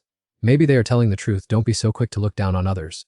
Kian Than swore, "Hating Gayat Thean, if these people aren't lying Kian Than, will call them father." She chimed in, "Exactly, Gayat Thean, you're too naive. Don't be so trusting. You can tell just by looking at this group that they're bottom tier." Lai Loi's blood boiled even more. "This is infuriating. Doyet. When it comes to being fake, they're the absolute best. Speak up and shut them up so they can't say another word." Doyet suddenly stopped and asked, "Does anyone smell something strange?" Talong stopped humming, "A smell. I don't notice anything unusual." I spoke calmly, "Did you notice something suspicious?" She mused pensively, "I sense the smell of a magical beast nearby." He smirked, embarrassed, "So you're starting to change the subject. Couldn't you find a more convincing reason than making up a story about a beast on the train?" Ina added, "You really know nothing. This train is protected by a level 7 Great Mage Guide. How could a beast possibly dare to approach? Even if one appeared, it would be instantly crushed by the defensive array on the train." I turned to my teammate and asked, "Are you sure?" Diet affirmed, 100%. My hidden ability increases the sensitivity of my 5 senses tenfold, so my sense of smell is much sharper than that of an average person. Furthermore, that beastly smell is getting increasingly stronger. The train continued to hurtle forward. Its speed showed no sign of slowing down. However, a demonic worm had appeared right on the tracks. It slowly slithered out of the way of the tracks. Then the monster headed straight into the empty clearing. Diet panicked. "Oh my god, the entire train is being surrounded by a beastly aura. I am so scared." Kian Than adamantly refused to believe it. "That's quite an act. Regardless of whether there's a beast or not, even if it were standing right in front of me, Kian Than, would only need one strike to finish it off." Ina admired, "Mr. Duong is so courageous. As expected of a student from Theanvo Academy, anyone in this field must have that kind of character to be worthy." Nagayat Thean looked worried. "You two stop it. Whether they are telling the truth or lying, it's better to check just to be safe." I immediately ordered, "Lai Loi, open the window and see what's happening outside." He pulled with all his might, but the window remained shut. "Damn it, I can't open it, this window is stuck solid." I continued the directive, as I suspected something is definitely wrong. "Use your strength to smash it open." Lai Loi shook her wrist and nodded in agreement. "All right then." Kian Than frowned uncomfortably and grumbled, "You guys are overacting. Vandalism of public transport can land you in jail." At the same time, his fist struck directly against the window glass. Yet there was no movement at all. It was definitely broken, as no amount of hitting could shatter it. This time it was Cham's turn to act. "Let me give it a try." He threw a powerful punch at the glass surface. Cham's whole body trembled uncontrollably. If even his full force punch had no effect, the situation was truly dire. Diet proactively suggested, "I will temporarily project my soul to scout the surroundings. Everyone please protect my body carefully and don't let anyone disturb it." He nodded and replied, "Go quickly and remember to check thoroughly." He blocked them and said, "That's enough, stop causing trouble. You guys are an eyesore. Since that place over there is empty, go sit there and don't be a nuisance while I'm hitting on these two girls." Cham commanded in a stern voice, "And you, get away from us right now." Kian Than sneered, "A student from some third-rate school like you can't even break a window, yet you dare to lecture me." Without a word, he swung his hand and delivered a painful blow to his opponent. Having just projected her soul to scout, she exclaimed in a panic, "What on earth is this? Could what I just witnessed be real?" Inside, Ina hurriedly ran over to help Kian Than up. "Mr. Dong, are you okay?" He muttered in reply, "I'm fine. It was just a surprise attack by that brat." She put her hands on her hips and scolded. "What a brute." He resorted to thuggery after being exposed. "This type of person belongs on the abyss battlefield." Kian Than gritted his teeth and swore, "You dare lay a hand on me? Do you think you can do whatever you want in this capital? I will make you pay a heavy price right now." After her soul returned, Datuet burst into tears. Lai Loi asked with concern, "What's wrong? Why are you crying all of a sudden?" She sobbed and trembled. "It's too terrifying. I saw a giant insect and this entire ship is actually inside its belly." Hearing this, all three were stunned for a few seconds. "What?" Tu Long raised an eyebrow and questioned. "Are you sure you didn't see it wrong?" Regarding this, Diet asserted firmly, 100% sure, there is no mistake. I'm so scared I'm going crazy." He suddenly realized, no wonder the ship arrived earlier than expected and the passengers were unusually scarce. It turns out the Zerg are in disguise. She continued, "Worse still, we have veered off our original course. Who knows where this monster is taking us?" Cham made up his mind, regardless of where it's going, we must escape this hellish place immediately. Kian Than raised his fist threateningly, "Damn it, the more I listen, the more nonsense it sounds." Are you guys insane? Ina pouted. "It seems these people are trying to distract us again. They are probably scared of being beaten up by Mr. Dong, so they are putting on a scary act." T. Hedrachajim instructed, "Let's go, let's check the next compartment." Nungai Thin quickly walked over. "Let me go with you to see." He called from behind, "Auntie, Ngai Thidin, do you believe her? It's more reasonable to believe that they'd rather believe I am Qin Shi Huang than to believe her." She kept a clear head. "This is a matter of life and death. I'd rather believe it's true than not." Dot stammered nervously. "We've arrived." Several demonic beast tentacles were reaching down from above. Ina shrieked, "What in the world is happening?" Qin Dinet adamantly denied. "It must be an illusion they're playing tricks with. How could something like this exist on a train? Let me hit it to make it clear up." Before he could act, a tentacle wrapped tightly around his neck. The bone-piercing pain startled Qi Yen. It turned out everything was real. Tia Chum led the group, muttering curses. "Idiots," he pleaded. Ina, save me, please save me. Her expression changed. "Difi Eng, I'm too scared, but you're so powerful. You can handle it yourself." He ordered, "Quickly inform all passengers on the train." Li went to the next compartment and warned everyone, "Please listen carefully. I am announcing that we are inside the belly of a giant monster. The situation is extremely critical. Everyone, stand up immediately to avoid being attacked." The two passengers clearly didn't believe him. What a lunatic! How can you even say something like that as a joke? Young people really lack common sense. There should be limits to pranks. He sighed. "No one believes me?" Just then an octopus suddenly appeared. The passengers were all lifted up, wrapped by its tentacles around their necks. Only then did they panic completely. What in the world is happening? The two who had just scorned him now pleaded. Young man, save us!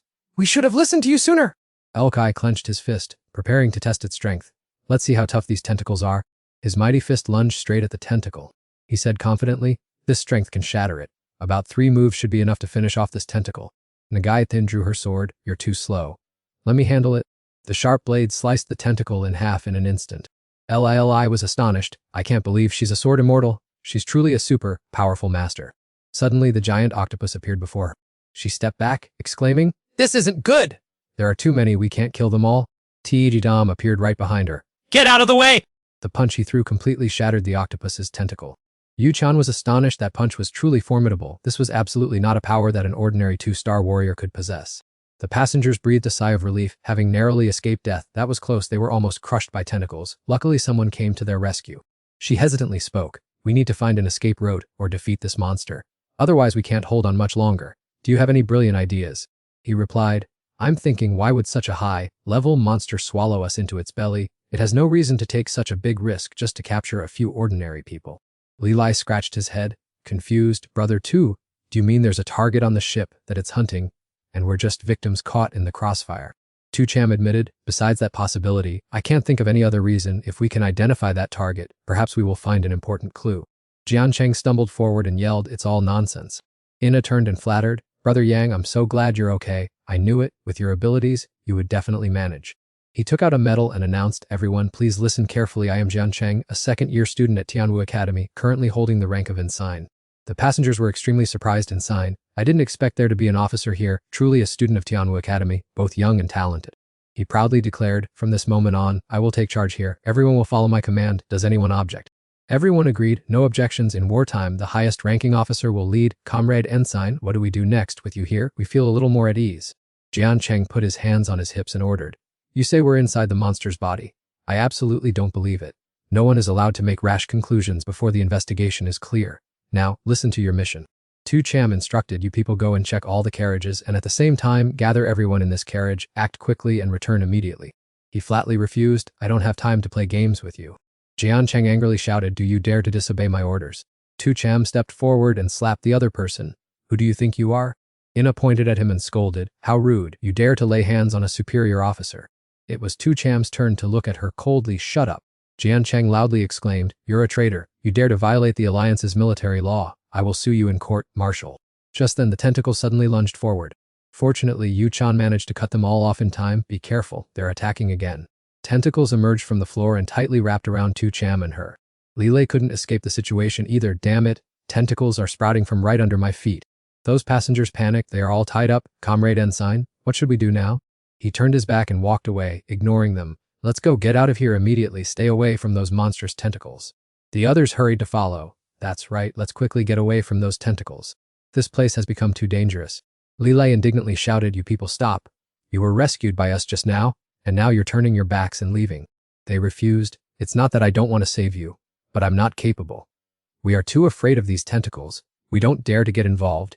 You should fend for yourselves." Hurry and escape!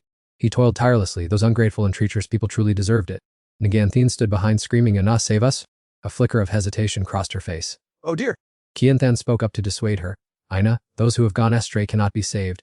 Let them follow their fate instead of shouldering the heavy burden of rescuing them." Ina made her choice decisively. "Nganthin, save yourself." Tu Long warned, "The tentacles are sprouting like mushrooms. We need to escape quickly if we don't want to be tied down and face dire consequences." Tu Tram roared, "What trickery is this?" Two fire beasts appeared consecutively, launching attacks at the tentacles. Yet, both creatures were squeezed tightly by them. He exclaimed in horror, "This isn't good. For the first time, my fire can't do anything to these monsters." And Gayathian swung her sword, severing several tentacles with satisfaction. How hateful! Is this truly the end? I will not surrender! Tu Tram suddenly had an idea. So that's it! How could I have completely forgotten this skill? Can someone help me with a single slash? All four of them looked at each other, bewildered. "Huh! What are you trying to do?" Tu Tram explained, "Exactly as I said, assist me with a sword slash to sever all these encircling tentacles." Lai Loi scratched his head in confusion, asking, "I don't understand anything at all, Mr. Tu. Why do we need to go to such lengths?" Tu Tram replied cryptically, "You don't need to understand everything. Just place your trust in me." Dai Dai grabbed the cleaver. "Stop nagging already." Just trust me, let me give you a hand. She didn't hesitate at all, swinging a powerful slash downwards. The tentacles were immediately sliced into tiny pieces. Lai Loi clutched his head in panic, unable to believe his eyes. "What the hell is this? I had to struggle to punch through just one, yet with a single slash, you cleared all the tentacles throughout the carriage." She herself was astonished. "Me, am I really that formidable? How could I not have known this myself?" Tu Tram brushed off the tentacle fragments from his body, musing silently, "This one slash alone reduces the monster's combat power by at least 10%. If this skill is utilized well, a single blow could truly sweep the battlefield clean." Dai Dai stood facing the remaining tentacles. She slashed confidently and repeatedly. "Now I'm so strong I even scare myself?"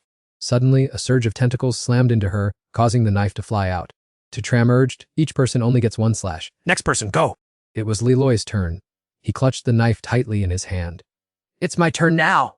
"Let me assist you with a slash and see." The section of tentacles was immediately cut into many small pieces. Nagayat thought to herself, he can increase his teammates' strength. Could Tu Tram be a word mage? And not just an ordinary one, but how could this kind of power possess such terrifying might? "Zai Long, hurry up. See if you can break that window by slashing it." He held his knife toward the door. All right. The blade scraped across the glass pane, leaving a long crack. Li Lei cheered excitedly. "The window is cracked. It actually worked." I secretly estimated that one strike had taken away at least 30% of the monster's HP, and the next blow would definitely break the door. Jian Cheng's group, dragging a bunch of tentacles with them, turned back and shouted, "Run quickly, those tentacles are catching up." An old man had been tightly wrapped by the tentacles and hoisted into the air. The old man begged in panic. Someone save me, please. The old man's head was grabbed by the tentacles and jerked around. The other passengers began to lose control, crying out, This is so terrifying! "We have absolutely no strength to resist. What do we do now? Didn't we call the Alliance for help? When are they coming to save us?" I don't want to die! Jian Cheng, still commanding us, said, "I order you, Jiang, stop those tentacles." Lai Lai flipped him off and cursed. "What the hell?" Are you out of your mind? Dream on. The old man's head suddenly spoke. "You two, legged creatures must be terrified right now, aren't you?" The terrified passengers exclaimed, "Is that monster talking to us? How terrifying! It's even using a human head to speak to us!" He continued to ask, "Do you want to live, or do you want to die?" A man replied, "Of course we want to live." It offered a condition. "Most of you are useless to me. I will give you a chance to survive. Just kill these 3 men and 2 girls, and I will let the rest of you leave." This offer made the crowd hesitate. The tentacles commanded, "I will count to 3. Once the 3 seconds are up, you won't have another chance." So the passengers left the decision to Jiancheng. "How do we choose?" "I don't know. Let's ask the second lieutenant." "Second lieutenant, what should we do?" It began to count. 3. He declared solemnly, "As an officer, I will never do anything to harm my own kind." The tentacles counted. Another passenger chimed in, "But we don't want to die!" "Second lieutenant, think carefully. If killing a few of them can save all of us, isn't it worth it?" Yes, this is for the sake of humanity, too. Jiancheng went along with it and said, "However, my subordinates dared to openly defy my orders. They have violated Alliance military orders and betrayed humanity. Don't you all agree?" The crowd agreed in unison, Yes, yes, yes. "The second lieutenant is absolutely right. We all witnessed it. We will testify for the second lieutenant. They betrayed humanity first, so we must eliminate them." Yu Tian criticized them. "Do you even know what you're doing? As humans, the most important thing is to stand united against our common enemy. Even if we die on the battlefield, we can never give up our resistance." The passenger retorted self-righteously, "Little girl, those words are useless now. Right now, we just want to survive." The girl shot back relentlessly. "A bunch of cowards who fear death and cling to life. No wonder humanity has faced increasing struggles in recent years. It's because of cowards like you." "Enough. If it has come to this, let's take action. I have no patience left." Prejudice urged Rukayo, "Hurry up and destroy them." The remaining 3 charged forward together. "We're sorry, but you shouldn't have dared to violate military orders. Don't resist, we'll send you back to the earth quickly." Ngayat Thin drew her sword. "I absolutely loathe people like you." The sharp blade pierced through someone's thick layer of ink. Li Lai felt a surge of exhilaration. That was satisfying. "These bastards deserve to die." Someone trembled with fear. How terrifying. "I didn't expect her to be such a powerful sword immortal." The man gave an irritated order. "You useless fools. What are you afraid of?" All of you charge. I'll hold them back while you lot hurry up and wipe them out. I suddenly realized that the monster was using this as a pretext to turn against us. "I can only deliver one final strike. We must get out of here quickly." "Your name is Vigi Nungyitin, isn't it?" The girl replied in surprise, "Yes, it is." I asked further, "Do you trust me?" Nungyitin affirmed, "I trust you, otherwise I wouldn't have come along with everyone." He proposed a plan. "All right, leave these guys to me. You help me with the final strike, okay?" She placed her full trust in him without a hint of doubt. "Yes, sir." The crowd charged forward once more. "Kill them. Deal with this quickly so we can leave this place soon." I summoned a herd of donkeys, and the sound of trampling hooves rang out. All the passengers were blocked. "What's happening? Why are there so many donkeys? They're about to be trampled to death." Then Ngiathin charged forward with her blade. She successfully slashed straight through the hole, revealing the space outside. Lilei was overjoyed. We did it. He praised her. "That slash was actually stronger than I expected. It definitely exceeded 10%. Well done." Afterward, I slid out from the monster's belly. Quickly, let's get outside. The tentacles screamed, "Stop them. Don't let them escape." The passengers were both relieved and astonished. Have they really escaped? "What are you still standing there for?" Hurry up and follow them. The creature roared from behind. All of you deserve to die.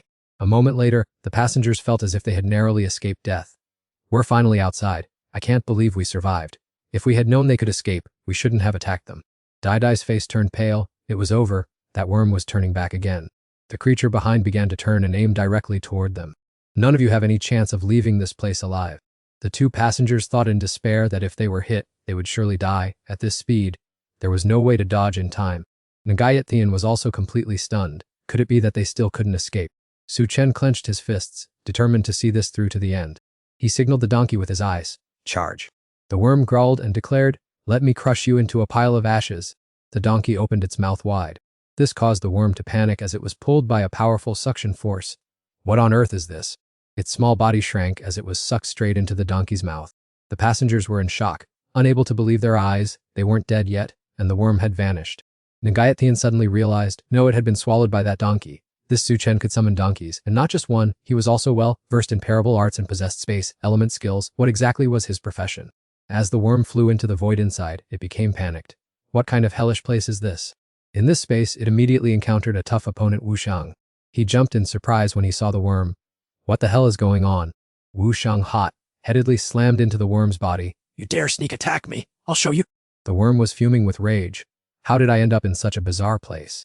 Wu Shang gave the worm a severe beating to vent his anger.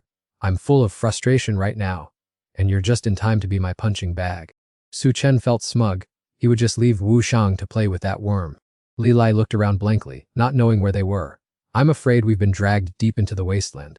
Ngayat Thean announced that she had contacted the Alliance, and a nearby rescue team would surely arrive soon to pick them up. Jian Cheng called out from behind, Su Chen, I want to have a private word with you. Su Chen replied irritably, what is it? He stated his purpose. What happened just now was only a misunderstanding. I hope you won't mention it to the Alliance people. Li Lai immediately flipped the middle finger at him, how truly shameless. Jian Cheng lifted his chin arrogantly. I'm just giving you a kind reminder, after all, you violated military regulations before, so no one will believe you anyway. There are more people on my side, and besides I'm a warrant officer, so my word carries much more weight. Ina approached and struck up a conversation. Gayat Thean, it's good that you're okay. Let's put the past behind us, we're still best friends, right? She scornfully brushed her hand away. Get away from me, you're an eyesore. She was so angry she was speechless. You! Those people are shameless to demand a share of the credit, forget it, we must unite to escape. That's right, the credit this time will be split equally among everyone. He still tried to remind them. I've made myself clear, you should know how to act, otherwise, you'll be the ones to suffer. Su Chen ordered his opponent to stop right there. Jian Cheng arrogantly retorted, asking what he planned to do. He gave him his third punch of the day. You're asking what for? To give you a beating. Ina used Jian Cheng's title to threaten him. In this situation, you still dare to lay a hand on an officer. Without the slightest hesitation, he swung his knife and stabbed the man. Trembling in pain, she asked back, impossible, how dare you use a lethal weapon? Su Chen decisively asserted, you truly are a pathetic wretch. Jian Cheng clutched his swollen cheek and screamed, Su Chen, your life is over. Prepare to spend the rest of it in prison? A sharp blade stabbed straight into his thigh. The bone-deep pain made Jian Cheng scream out, my leg. He calmly added a few more stabs to other vital spots. He fell backward, writhing in agony, my limbs are ruined. Su Chen, you bastard, you deserve to die! How dare you cripple me? Li Lai sarcastically remarked, if trash like you weren't crippled, who knows how many more people you would have harmed. Another person chimed in, what you've done is even more despicable than a magical beast. You truly reap what you sow. Just then, a rescue helicopter appeared. The Blood Corps Glory team had received orders from the Alliance to provide reinforcements. The whole crowd was surprised. People from the Alliance actually came, and it was even the famously powerful Blood Corps Glory team. The captain approached and asked about the status of the magical beast. Suppressing his pain, he stood up and introduced himself. Captain Liu, I am Jian Cheng, a second-year student at Tianwu Academy. We have defeated the magical beast.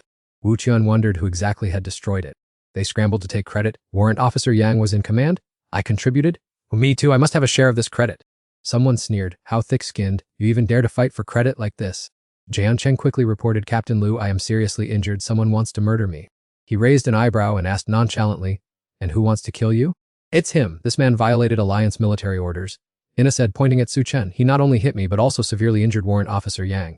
Wu Qian was astonished to immediately recognize that it was Su Chen.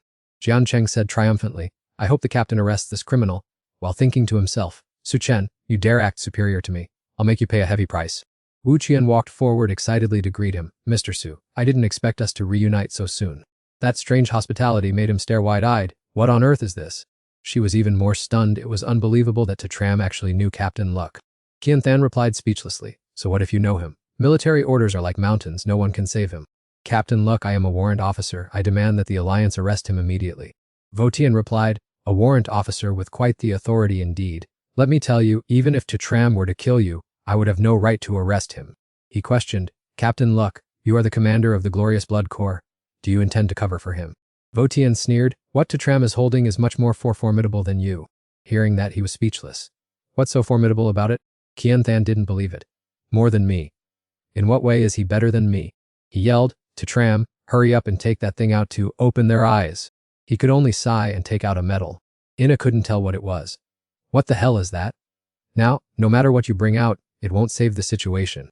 As for Qian Than, his face turned pale. A lieutenant's medal. Votian scolded, you people, open your dog eyes and look closely. Tram is currently a lieutenant and a benefactor to countless human heroes. A low-ranking warrant officer like you isn't even worthy of carrying his shoes. She couldn't maintain her composure. How could a fresh graduate attain the rank of lieutenant? How is this even possible? He collapsed to the ground in despair. It's over. This time it's truly over. A moment later, Votian spoke up and asked, Tram, everything is clear now. How do you plan to handle this group? After careful consideration, he announced, for the crimes of stealing military merit and slandering a lieutenant, you lot should prepare yourselves for prison.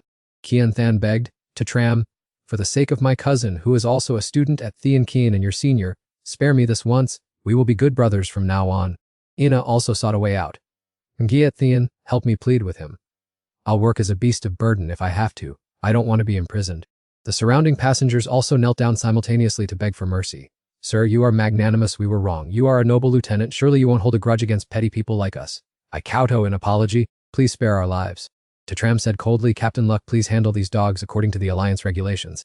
He replied, understood, you've achieved another great feat this time, I will send a report to the Alliance immediately. Votian still didn't forget to glance at Tu Long, his cheeks flushing slightly. He shyly stepped forward to start a conversation. The thing is, I have a proposal, I don't know if I should say it. He replied, just say it straight. Votian bashfully suggested, could you show me your female account for a bit? Killing Intent erupted from Tu Long. Get lost. He dejectedly and quietly turned his back and walked away.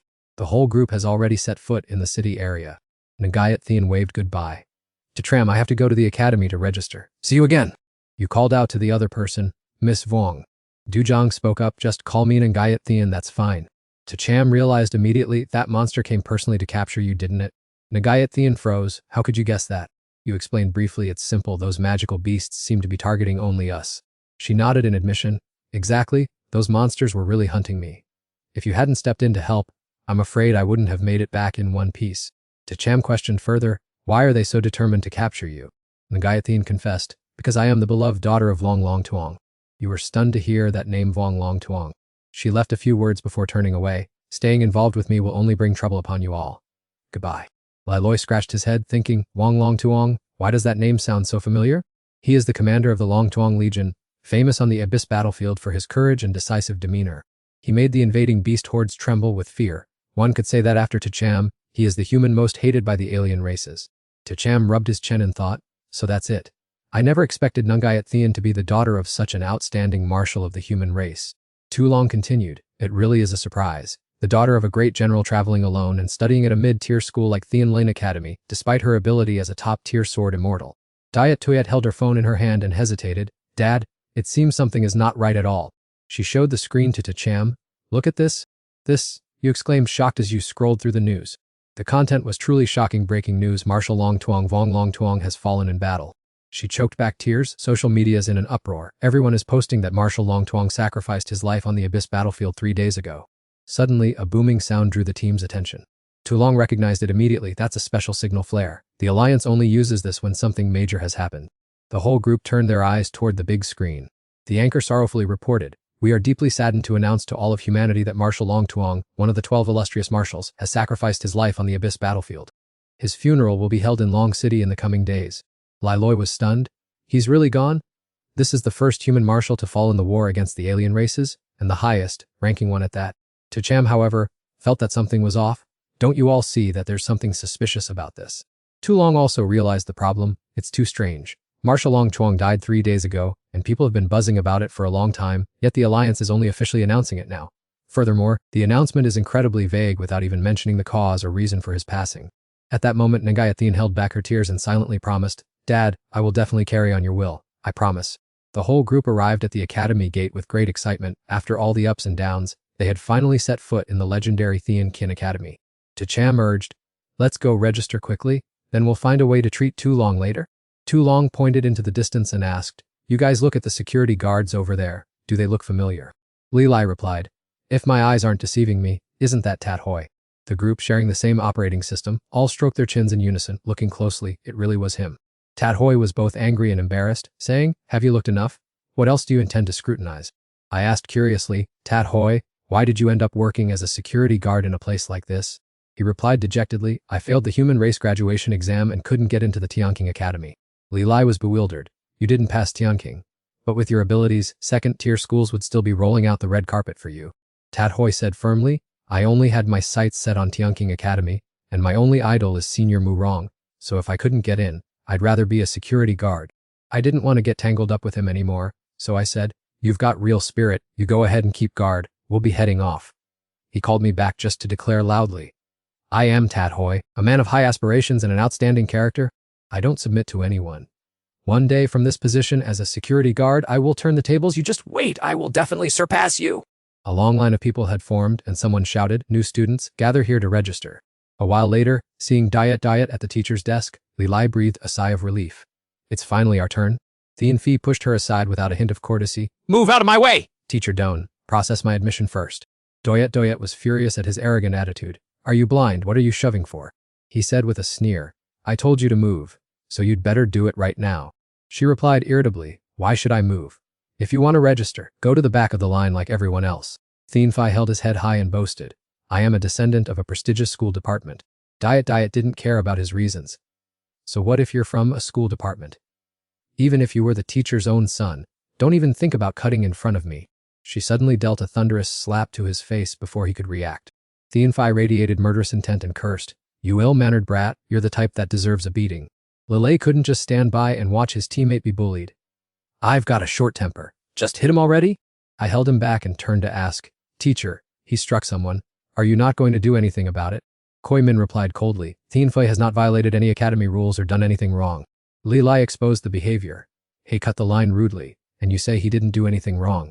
He emphasized, he explained that he is a descendant of a school department. He pointed directly at the guy and said, so what if you're a descendant of a school department? Do you have special privileges? My friend here was also a valedictorian in the university entrance exam. The guy sneered, valedictorian. Don't try to scare me with that small town talk. Here at Tianqing Academy, even average students are valedictorians. This place is full of them. Koi Min spoke up, Thienfi, explain it to these new students so they don't accuse me of being biased. He drawled, listen carefully, students at Tianqing Academy are divided into 3 levels. First are the extremely rare Tianfu students, second are the descendants of school departments, who are all offspring of powerful figures and major families and are exempt from entrance exams. A's for the valedictorians in your eyes, they are just bottom-tier students, the lowest of the low in this academy. The notification just appeared, the system confirmed the mission completion, making Tacham's reputation skyrocket at Tianqing Academy. Thienfi spoke up, have you realized it yet? Get out of my sight right now. Tacham calmly questioned, Sir, since when does our academy have rules discriminating between regular students and descendants of the academy system? Koi Min answered concisely, firmly asserting that no such thing existed. He leaned forward with a sneer, saying this was just an unwritten rule that everyone in the academy should understand on their own. Without saying a word, Tacham gave his opponent a slap. How could he dare to be so arrogant without any rules? Thienfi was utterly shocked, unable to believe he dared to lay a hand on him. He pointed back, demanding his opponent get to the end of the line and find a spot. The freshman buzzed with talk. Thienfi is a member of the powerful Hong family, so seeing him hit was unexpected. That kid who isn't on the Hall of Fame must be just an ordinary student who recently passed. Koi Min sighed with boredom. Why do this? A regular student daring to provoke a great clan is truly at a dead end. Thienfi barked aggressively. Whichever hand you use to hit me, cut it off yourself. Tacham delivered another slap. Maybe I'll cut off your head instead. He hurriedly dodged the previous blow. He sneered. It seems your reflexes are quite good. Thienfi trembled with rage. You scum! Do you think you can touch me with just that much ability? Tacham summoned a firestone and slammed it straight into his opponent's head. Lai Loi cheered gleefully, serves you right. You need to be hit on the head with fire like that to snap out of it. A fiery aura emanated from Thienfi. It turned out he was a fire-type summoner. Crimson trails of fire began to erupt violently around his body.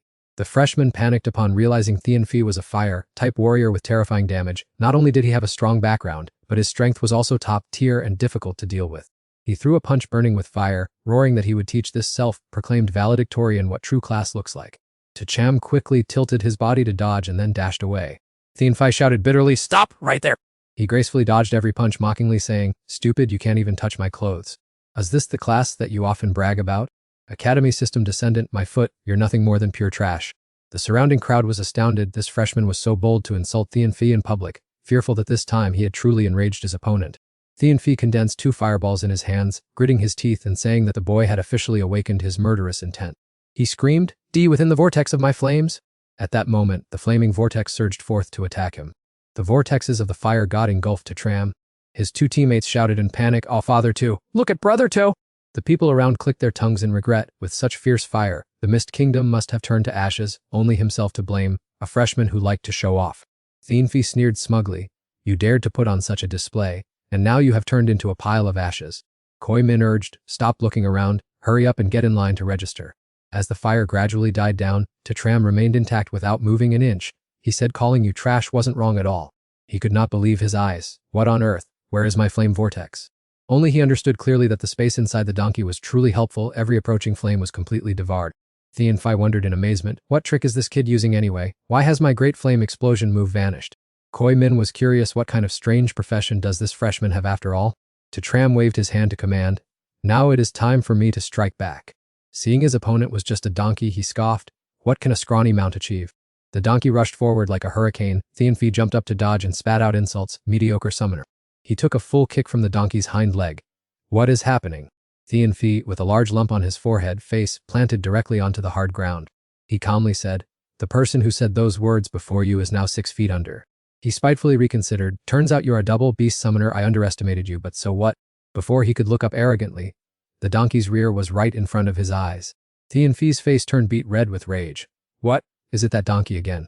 The donkey's hoof delivered a strike that shattered the glasses on his face into pieces. Not only that, it also landed an additional back kick with both hind legs. Thean Phi was still not convinced. What kind of weird summoner is this? Who on earth makes a contract with 3 donkeys? Tram held a blade to his neck. "Do you still dare to look down on me?" The freshmen were agape with horror. They didn't expect Thean Phi to lose so miserably. Until now, only Senior Mo Dung dared to slap Academy branch descendants in public, and she has already entered the Heavenly Palace. You're comparing him to her. You're giving him too much credit. At this moment, he was still trying to argue stubbornly. "You little brat." He gave the opponent a painful slap. "Listen carefully, I am Tram. If you don't want to call me by name, then call me father."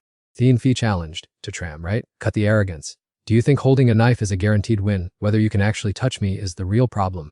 He sighed. "Then let me try to touch you and see."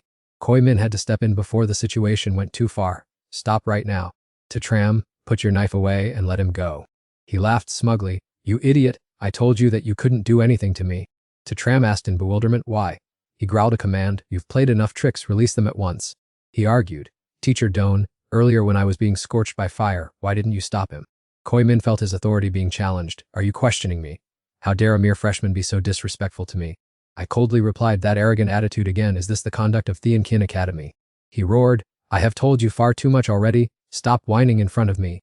He continued to question. "Teacher Doan, are you not going to maintain fairness in front of all these people? You are a teacher, don't you feel ashamed of yourself?" Koi Min firmly declared. "I don't know what shame is, I only know that professionals must live brutally. Everything is determined by power and status in this academy. Mediocre kids like you have no right to speak." I silently lowered my head without saying a word. He pressed the knife close to Thean Phi's neck. "Hearing you say that, I understand the situation clearly now." He stated flatly, "A mediocre type like you won't get very far." The incident shocked the other freshmen. "Do regular students have no human rights?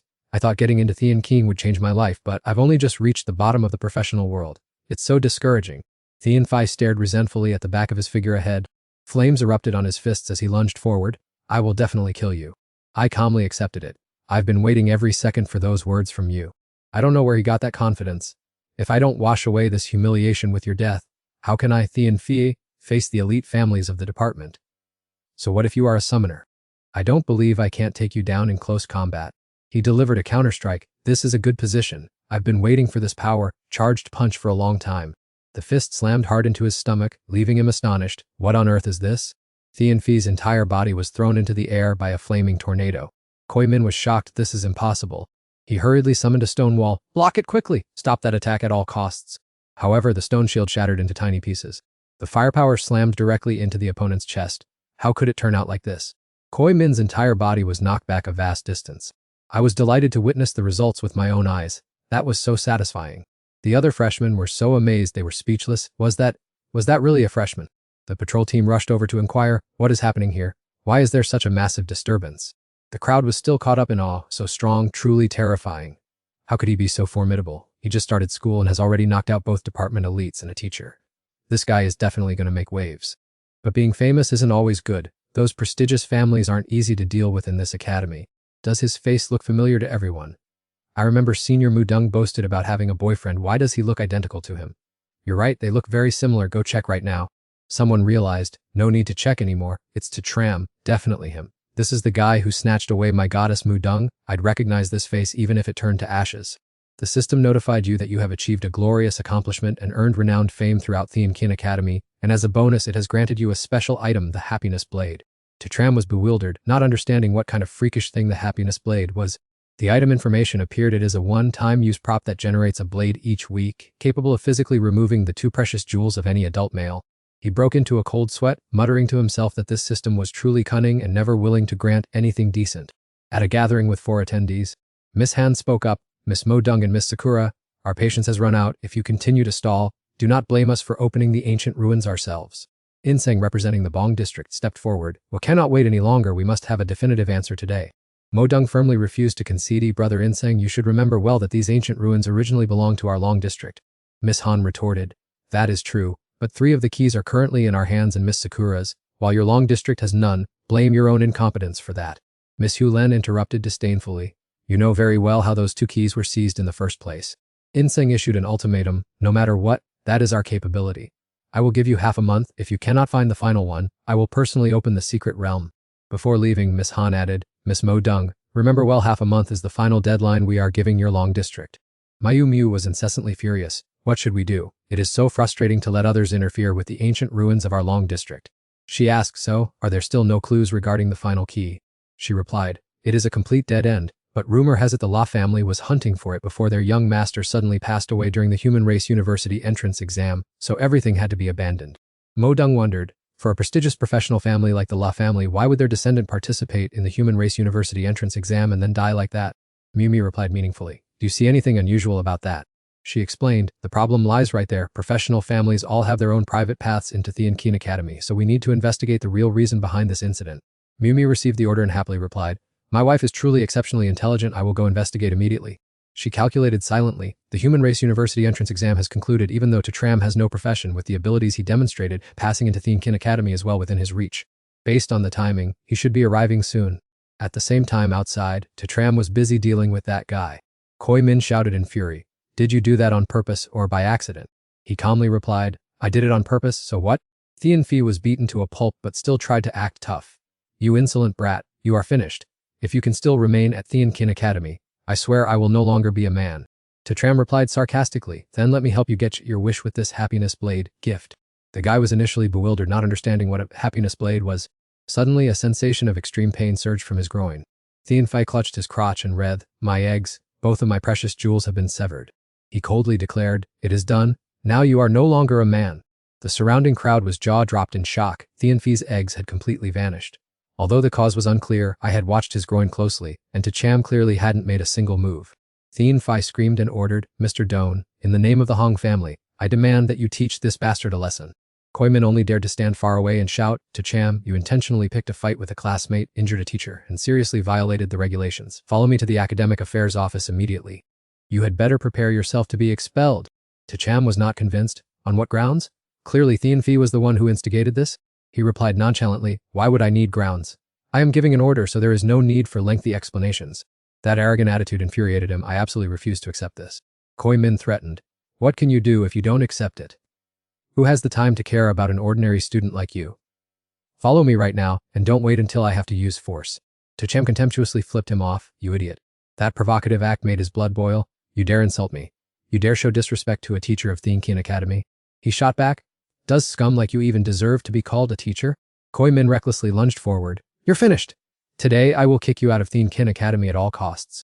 Just as he was about to unleash his move, a voice rang out. Stop. The students were astonished to see Senior Mo Dung. What is the goddess doing here? Could she really have a shady relationship with Cham? Koi Min questioned. Mo Dung Lulium, I am dealing with a freshman. Are you planning to interfere in my business? She challenged. How dare you touch my man? Hearing this, Cham was completely speechless. This senior was incredibly blunt. These words broke the hearts of countless male students. Did I hear wrong? Senior Mo Dung already has a boyfriend. I want to cry! Cham, you truly deserve to die.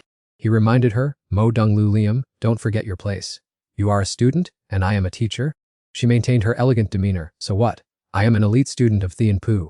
Koi Min asked one last time, do you really want to stand up and protect this Cham fellow? Mo Dung nodded in confirmation. That's right. Left with no argument, he could only turn to support Thean Fei to leave. Let's go. The other guy threatened resentfully. Cham, this isn't over yet. Let's see how much longer you can hide behind a woman. As he left with his senior, he expressed his gratitude. Thank you so much for what just happened. She replied casually, no need to be polite. I only did it for my own benefit. From now on, you are tacitly my boyfriend. You will face quite a lot of trouble, while I will get some peace and quiet. Cham replied, in that case, I really don't need to thank you then. Mo Dung aloud, do you have any other questions? If not, I'll be on my way.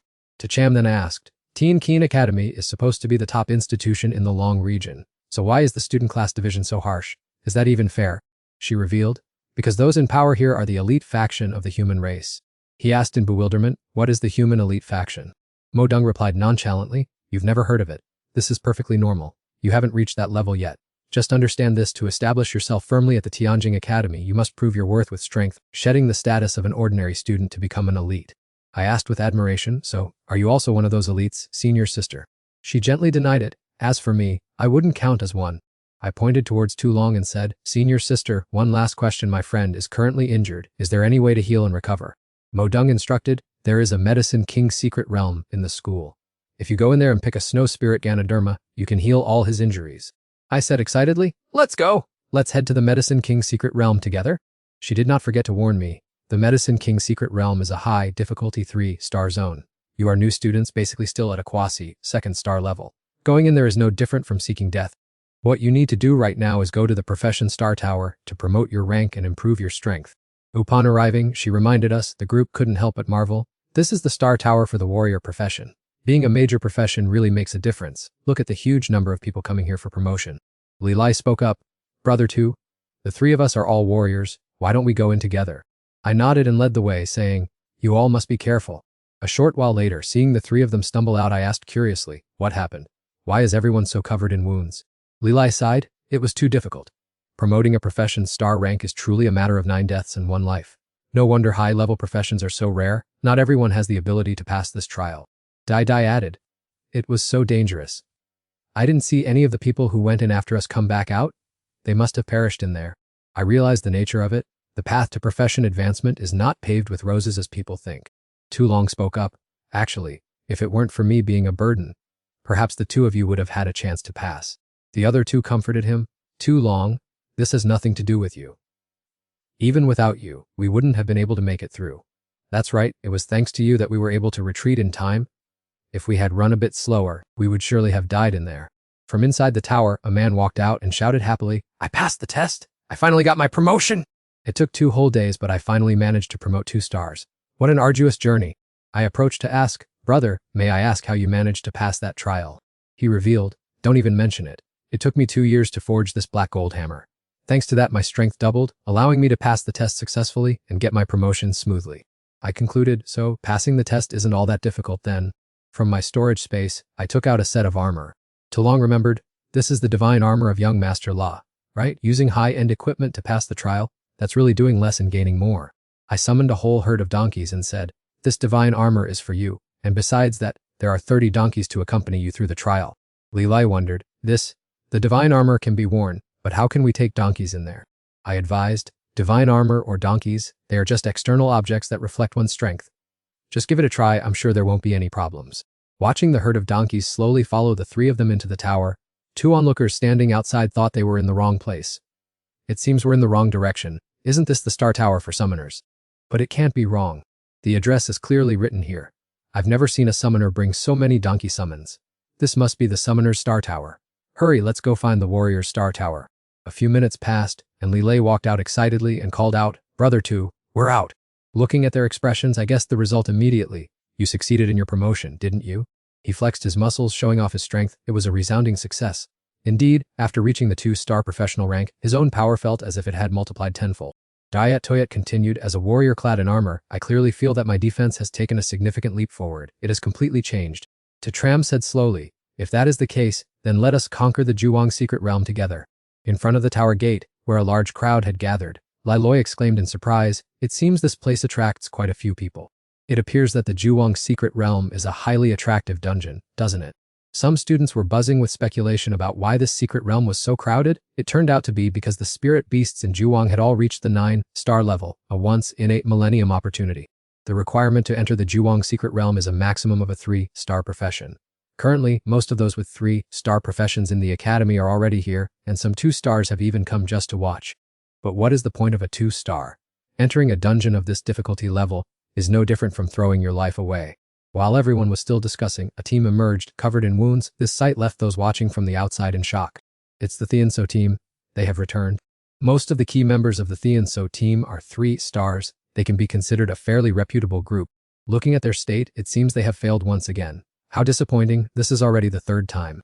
Those around could not help but shudder in fear, saying that the Juwang secret realm is classified as difficult. But in reality, because the spirit beasts reach their peak every 10 years, the dungeon's difficulty has increased.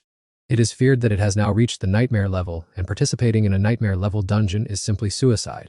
Even an experienced combat team like Thean so couldn't do it. Let's all just disperse. Tram made a decision. This Juwang's secret realm is too dangerous. You three have just advanced to 2-star, so it is better if I go in alone. Lai Loi understood his intention and replied, that's true. If we three go in, we would only hold you back. Tu Long cautioned, Tram, if you encounter danger, retreat immediately. My injuries are not an issue. He assured him, rest assured, and then followed the crowd inside. Suddenly, someone called out, Tram! Swang Nan and her team approached. Tram, I didn't expect to see you here. Do you also want to try your hand at this Juwang dungeon? Tram confirmed, that's right, what a coincidence. First, an introduction is in order, Swang Nan. Who is this? Tram, let me introduce you. This is a second-year student, senior brother to Thean Nat, a 3-star professional and founder of the Thean Nat professional clan. His strength is extremely formidable. He reminded him, every student at the Intermediate Academy who can join the Kin Thean Academy is exceptional, even legendary figures. But once they enter the Thean Kin Academy, those basic achievements no longer impress. They become very ordinary students. Junior brother 2, you should adjust your mindset later. It will be very helpful for your progress at Thean Kin Academy. Tram realized softly, so senior brother Do comes from an academy background. Thean Nat crossed his arms, his voice full of arrogance. You have that look in your eyes. It seems you've realized that my aura is different from those of ordinary students, haven't you? He retorted, that's true, an extraordinary aura. Compared to the descendants of the academies I've defeated before, you look exactly the same. Hearing the hidden meaning in his words, Thean Nat was rendered speechless. You? 2 other members chimed in to scold him. Kid, do you know what you are saying? Stop blowing smoke. On what grounds do you claim to have defeated academy descendants? I think you're just looking for a beating. He acted indifferent. Let it go. A new student is like a calf that doesn't fear the tiger. I understand this. Why bother picking a fight with him? Once he hits the harsh reality later, he will naturally learn to be humble. Sunan changed the subject. Tram, are you also going to the Medicine King's secret realm? Tram confirmed that was true. She asked curiously, and what about your team? Tram replied, I don't have a team. I'm going in alone. Sunan disapproved of this. Going alone is too dangerous. The 2 juniors chimed in. Does this kid have something wrong with his head? Going to the Medicine King's secret realm alone? From what he just said, he's way too arrogant and not reliable at all. Thean Nat spoke up. Duong Nan, if you're worried about your classmate, just let him join our group. I, Thean Nat, am very generous and won't hold it against him. She also offered, Tram, let's go in together. That way, we can look out for each other. Tram declined, no need, I'm busy. Namdae and Chi Fong, the 2 who had been resentful this whole time, said, this kid really doesn't know what's good for him. He's clearly out of his mind. Thean Nat advised, Dong Nan, it's hard to persuade someone bent on self-destruction. With your talent, you will have the chance to become an academy elite. In the future, you should have less contact with this kind of low-tier student. She explained, senior brother Do, there are very few people I admire, and Tram is one of them. He is very powerful, not as simple as everyone thinks. He replied, it seems you're still too inexperienced, Dong Nan. Thean Kin Academy is a place of hidden dragons and crouching tigers. What is Tram anyway? To put it bluntly, an ordinary student like him isn't even qualified to stand alongside our academy's elites. Just go in and watch my Thean Nat team perform, then you'll see what real power is. Tram was already inside the secret realm. He marveled, as expected of the Medicine King's secret realm, I can already smell the medicinal fragrance just by stepping inside. Spiritual herbs cost a fortune outside, but they are everywhere here. I'll gather a bunch to take back. The spiritual herb Tram was about to pick suddenly turned into a growling, man-eating flower and lunged at him. Tram quickly dodged it as usual. This guy is something else. If I hadn't been quick, I would have been ambushed. This Medicine King's secret realm is indeed fraught with danger. The monstrous tree kept growling, wanting to devour its opponent. Tram gathered his fire power and delivered a powerful punch. That punch shattered the monstrous tree into pieces. He breathed a sigh of relief. It's dealt with. Time to continue gathering spiritual herbs. The group of people entering noticed, look at that kid over there? One of them asked, hey kid, what are you doing? Tram asked, puzzled, gathering spiritual herbs, is there a problem?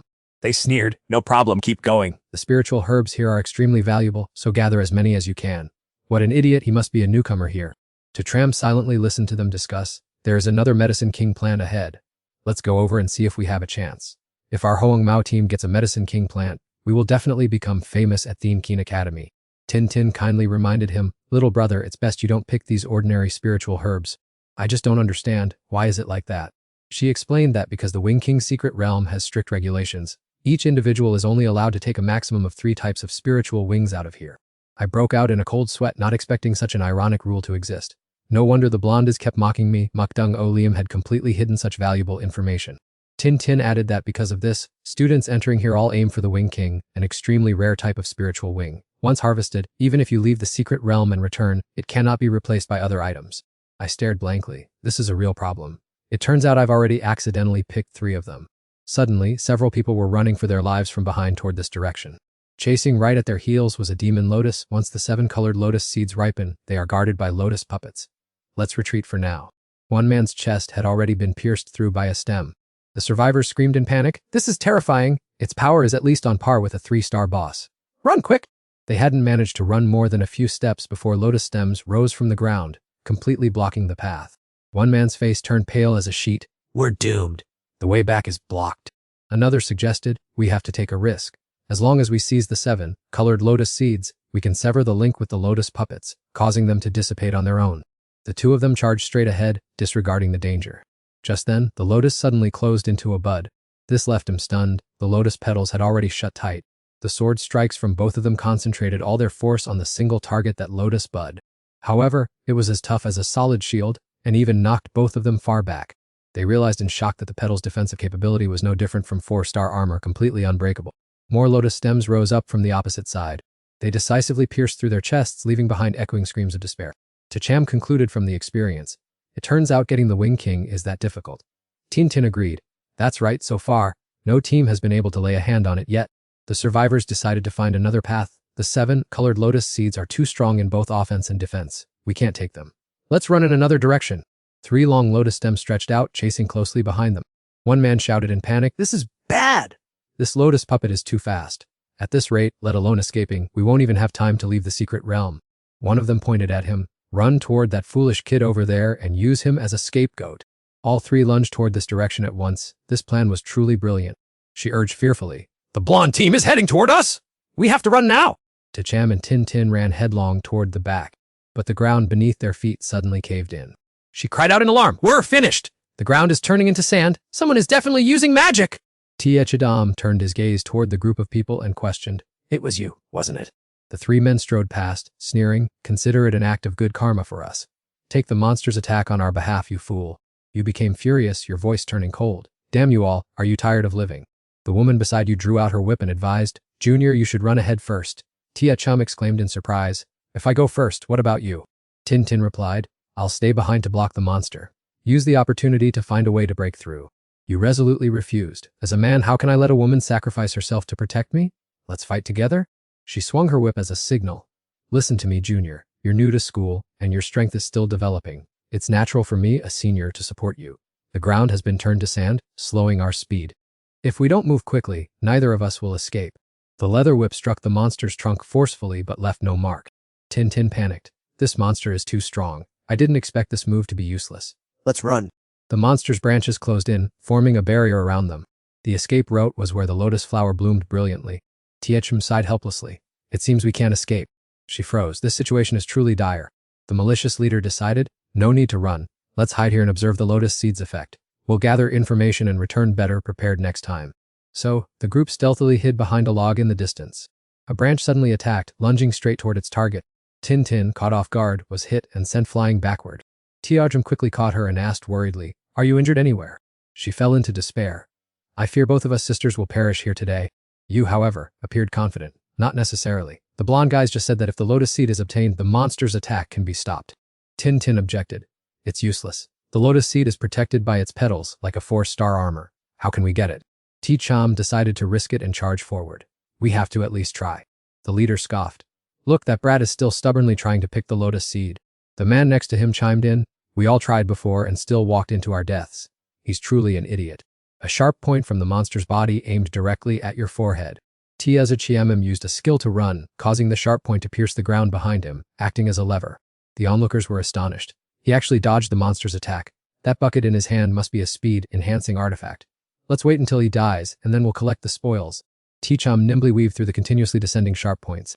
They panicked. What a close call. He actually reached the lotus flower, but it's useless. Even the petal defense, which even veteran students like us can't break, how could a freshman?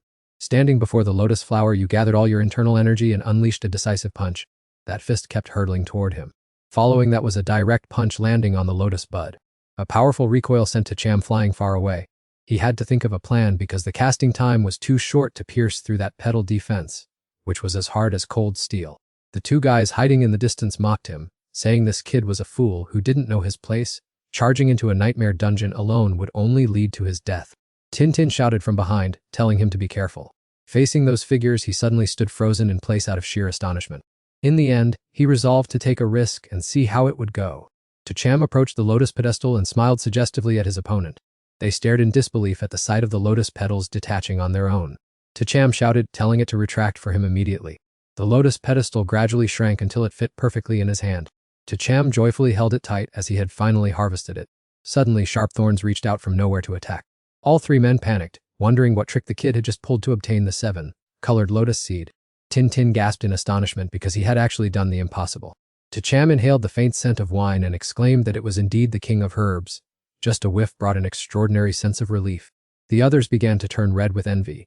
Boss, such a precious king of herbs was taken by a wet, behind-the-ears student. I'm truly fuming. The leader waved his hand and ordered everyone to go over and settle the score with him. She hurriedly urged him, Junior, quickly put away the 7-colored lotus seed. Cham tucked the item inside his shirt and replied, all right.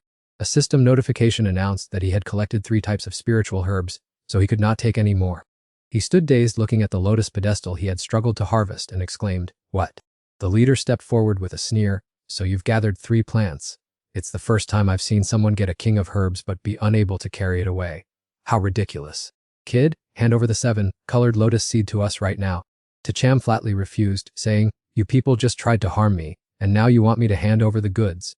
He replied, you can't take the king of herbs out, now anyway, and coming back later would be a waste of effort. If you don't give it to us, what do you plan to do? He nonchalantly tossed it behind him and said, I can just feed it to the fire. The leader roared in anger, feed it to the fire. Damn it, are you messing with me? The fire creature appeared, making everyone realize that Cham was not joking. Enraged, he pointed directly at his face and cursed, You brat, you've got a lot of nerve! daring to feed that to a donkey. I will never forgive you. He immediately threw the object behind him and smirked, you fools, take a good look and see if I dare to or not. The boss clutched his head and screamed in panic, stop it right now. The donkey opened its mouth wide and swallowed the entire lotus pod. Tintin's eyes widened in disbelief. What is this? To think the precious 7-river lotus seed medicinal king was swallowed by a donkey. The 3 men aggressively rolled up their sleeves and charged. You dared to feed such a top-grade medicinal king to that beast. You're infuriating me to death. A system notification rang in his head. Congratulations, your donkey has just swallowed an elixir and has begun to evolve, significantly increasing its power. Blazing flames erupted, enveloping the donkey's body. It threw its head back and roared, sending out a powerful, shocking sound wave. Cham thought to himself joyfully, it was well worth the effort. The donkey is evolving again. What a great bargain. The boss gritted his teeth and ordered, charge! Hack him to pieces! He smiled confidently, the real show is just beginning. I know exactly how to play this. All 3 of them rushed forward. I've never seen anything so crazy. Feeding a medicinal king to a donkey. We have to beat him to death to satisfy our rage. Cham immediately ordered the entire donkey legion to be summoned for battle. A whole pack of aggressive donkeys appeared simultaneously from the void. The boss's face darkened in shock. What on earth is that? The lackeys cried out tremblingly, Boss, it looks like they're all his summoned spirit beasts. Damn it, how can someone own thousands of them? Swept away by the aggressive donkey herd, the 3 men could only clutch their heads and wail miserably, save us! He invited Tintin, senior sister, let's go together. She immediately agreed, all right. The 2 of them rode donkeys in the lead, with the subordinates escorting them from behind. Tintin asked curiously, Cham, are these donkeys yours? He admitted it immediately. That's right, they're mine. Curious and unable to figure it out, she asked, so, what is your profession? Cham replied casually, I don't have a profession. Tintin pouted in disbelief, stop joking, you just controlled lotus petals so skillfully and summoned such a large pack of donkeys. These are definitely not common techniques, even high-level professions would be outmatched. Before them now stood a pack of demonic trees. Cham ordered, charge, level them all! The thundering sound of donkey hooves trampled the entire thicket of demonic trees. He lightly patted the rump of the donkey he was riding and ordered, Donkey leader, tell your subordinates to graze all the spiritual herbs in this area for me. It obeyed the command and let out a resounding roar. The herd of donkeys was leisurely enjoying the pile of precious spiritual herbs. She looked skeptical and asked me, you don't really intend to let the donkeys eat all of this, do you? I replied nonchalantly, it would be a pity to waste them, and besides, the spiritual herbs here have the ability to regenerate. Tintin exclaimed in admiration, this is the first time I've seen someone play like a scavenger like you. You've completely stripped the Medicine King's secret realm bare this time. I suddenly remembered something and asked, that's right, sister, why did you risk coming in here all by yourself? She answered dejectedly, because no team was willing to recruit me. You feel that's absurd, how could that happen? Tintin continued, it's all because of my profession. I speculated, is it because your profession is inherently too weak? She shook her head. No, if it were subpar, how could I have gotten into the Thienkin Academy? My profession is not weak at all, it is a dragon knight. This left you even more confused. If I remember correctly, the dragon knight is an extremely powerful profession, so why won't anyone accept you? Tin lamented sadly, because I can never seem to find a dragon. I exclaimed in shock, ha! She confessed, being a dragon knight without a dragon has no meaning, but the trouble is I can't find one anywhere. You were stunned as you realized, so you're an unemployed dragon knight. She revealed the purpose of her trip. That is why I ventured in here alone to find the dragon affinity herb. It is rumored that this species emits a unique fragrance capable of attracting and taming dragons. This is my last hope. On Theonat's side, they also started to feel something was wrong. Captain, the situation seems very strange. He frowned and spoke up. What's the matter? Namdar reported. We've been walking for so long, and don't mention the medicine king herbs. We haven't even seen a trace of a single ordinary spiritual herb. Theonat began to pay attention. This situation is indeed very strange. Another member suggested, could it be that there are so many people entering that the herbs have been picked clean? He dismissed this. Who has the time to risk their life picking ordinary herbs? Everyone is only allowed to take 3 plants out of here in their lifetime. He made a resolution. Let's just keep moving forward and see what happens. On to Cham's side, there were new developments. The system notified, your donkeys have consumed the spiritual herbs and have begun to evolve. You were stunned. Good heavens, these herbs are so nutritious, all of my donkeys have leveled up at once. Continuing to receive notifications, the system informed your herd of donkeys has evolved completely. Congratulations on receiving the group skill Donkey Roll. Cham held his forehead helplessly. Donkey Roll. Is this skill name for real? The skill information appeared. Donkey Roll is an area of effect attack that requires at least 10 donkeys to execute. The larger the number, the greater the power.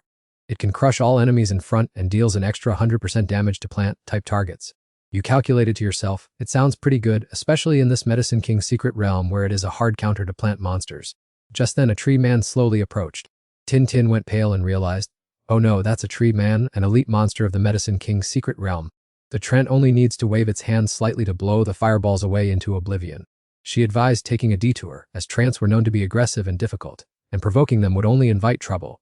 But Cham knew no fear and just headed straight forward. Wanting to test the power of spreading fire, he controlled 10 fireballs to charge forward simultaneously.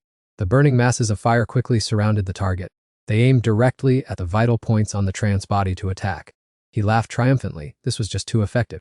But soon, the enemy swung its arm and brushed them away like dust. Tin worried that his fire wouldn't be effective, as the Trant's bark was so thick it surely wouldn't be easily damaged. Cham calmly summoned more. It wasn't that the fire was weak, but that there weren't enough of them. 50 more, go out there now. A series of fireballs competed to bombard the one blocking the way. In the blink of an eye, the Trant's abdomen was completely pierced through by the firepower. She was so stunned her jaw dropped. She never expected him to crush the Trent so easily. When only the head remained, the fireballs continued to pursue it relentlessly.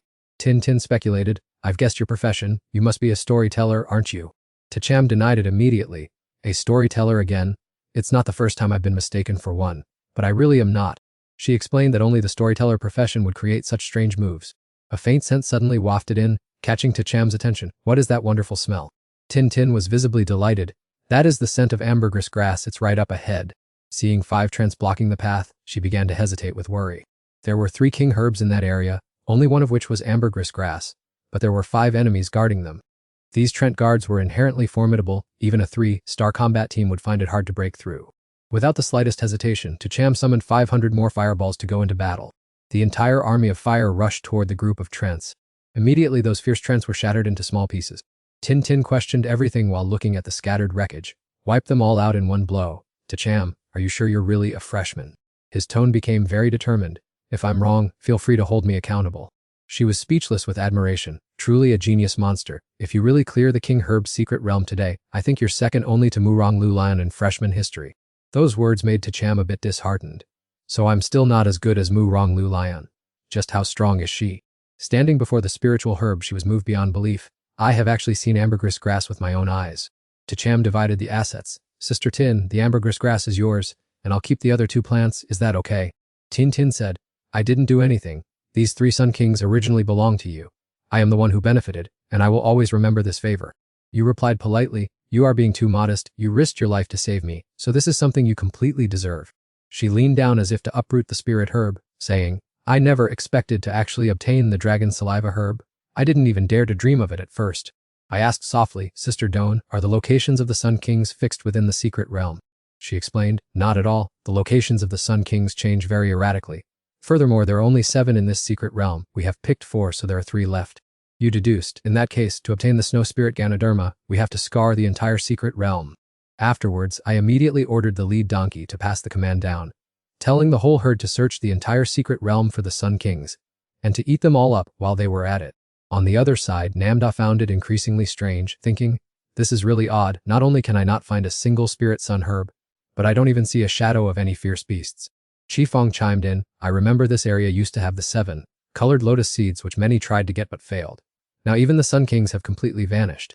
Theonat said, I fear something might have happened to the secret realm, but this could actually be a good omen for us. Let's press forward boldly. As for me, I had silently entered the frigid snow-capped mountains. You couldn't help but shiver, thinking, this place is truly bone-chillingly cold.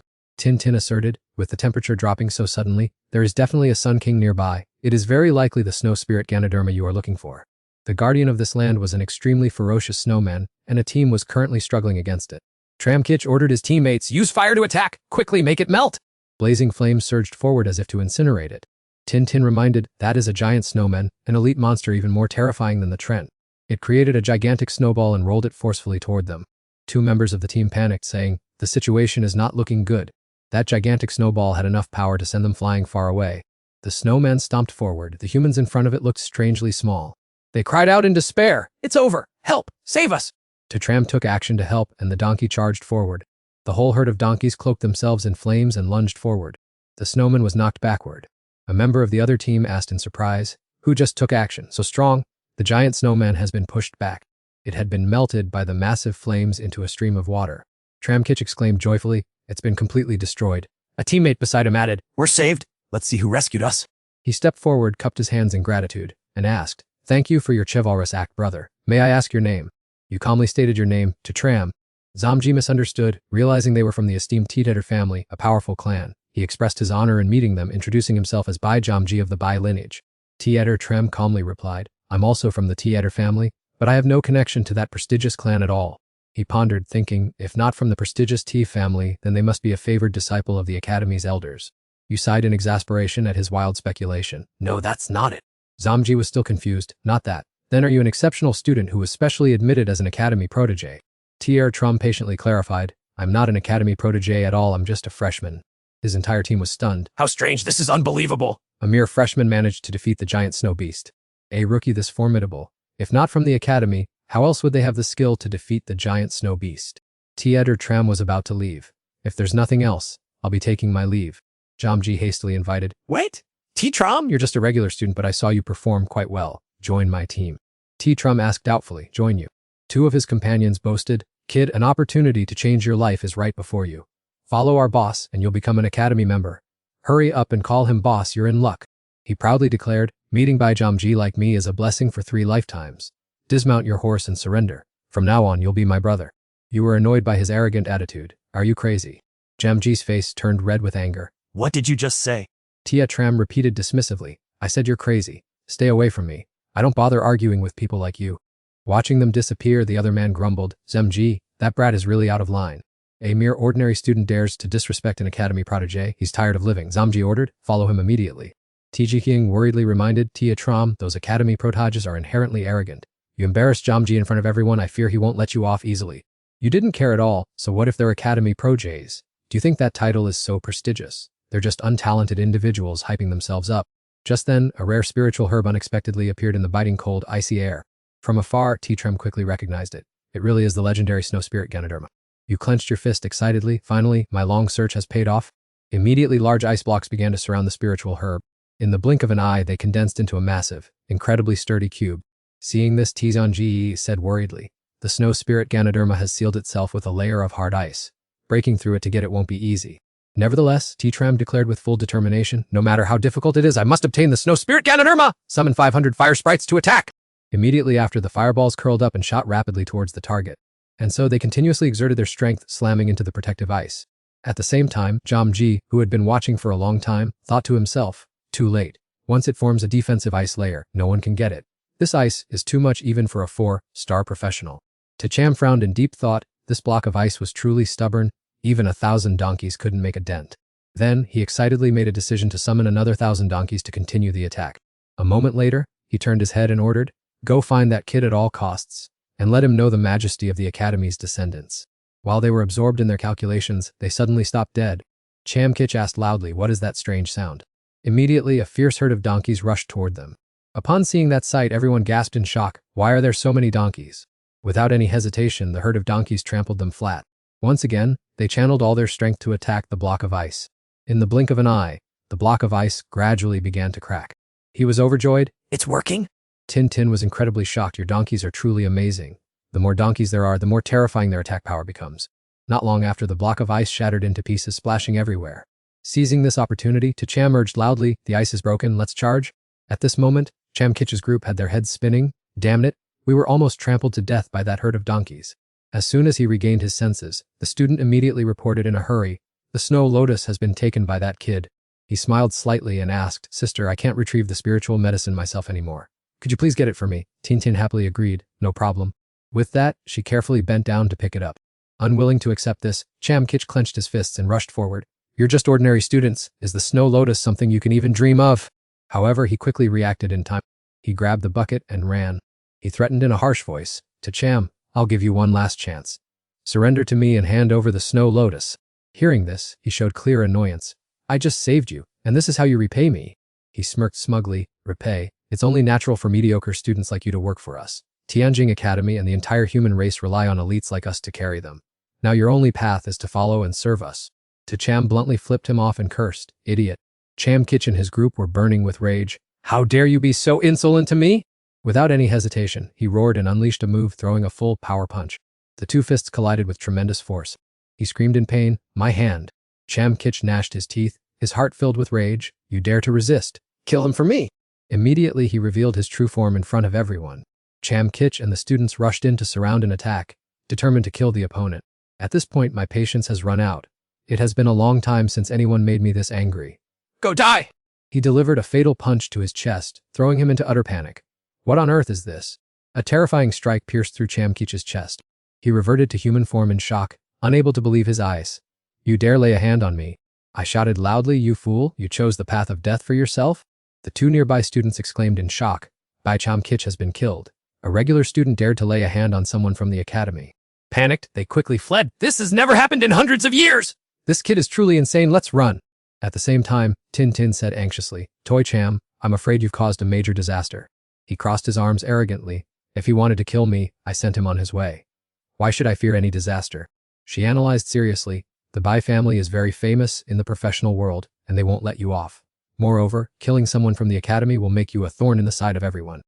Cham still appeared indifferent. "Let them consider me an enemy. I don't initiate trouble, but I don't know the meaning of fear either. Anyone who wants my life is welcome to try." In the end, Tin steadfastly declared, "No matter what the outcome is, I will always stand by your side." Not wanting to waste words, he took the initiative to interrupt. "Let's go, we still have 2 Demon King plants to find." Scene changes. Theonet's group is leisurely walking through the forest. The purple-haired student suddenly spoke up, "Brother Du, if we keep going like this, we'll soon reach the end of the secret realm." He smirked proudly. That's great. "Even if we don't capture the Medicine King, clearing the secret realm is still a miracle that will make our team proud."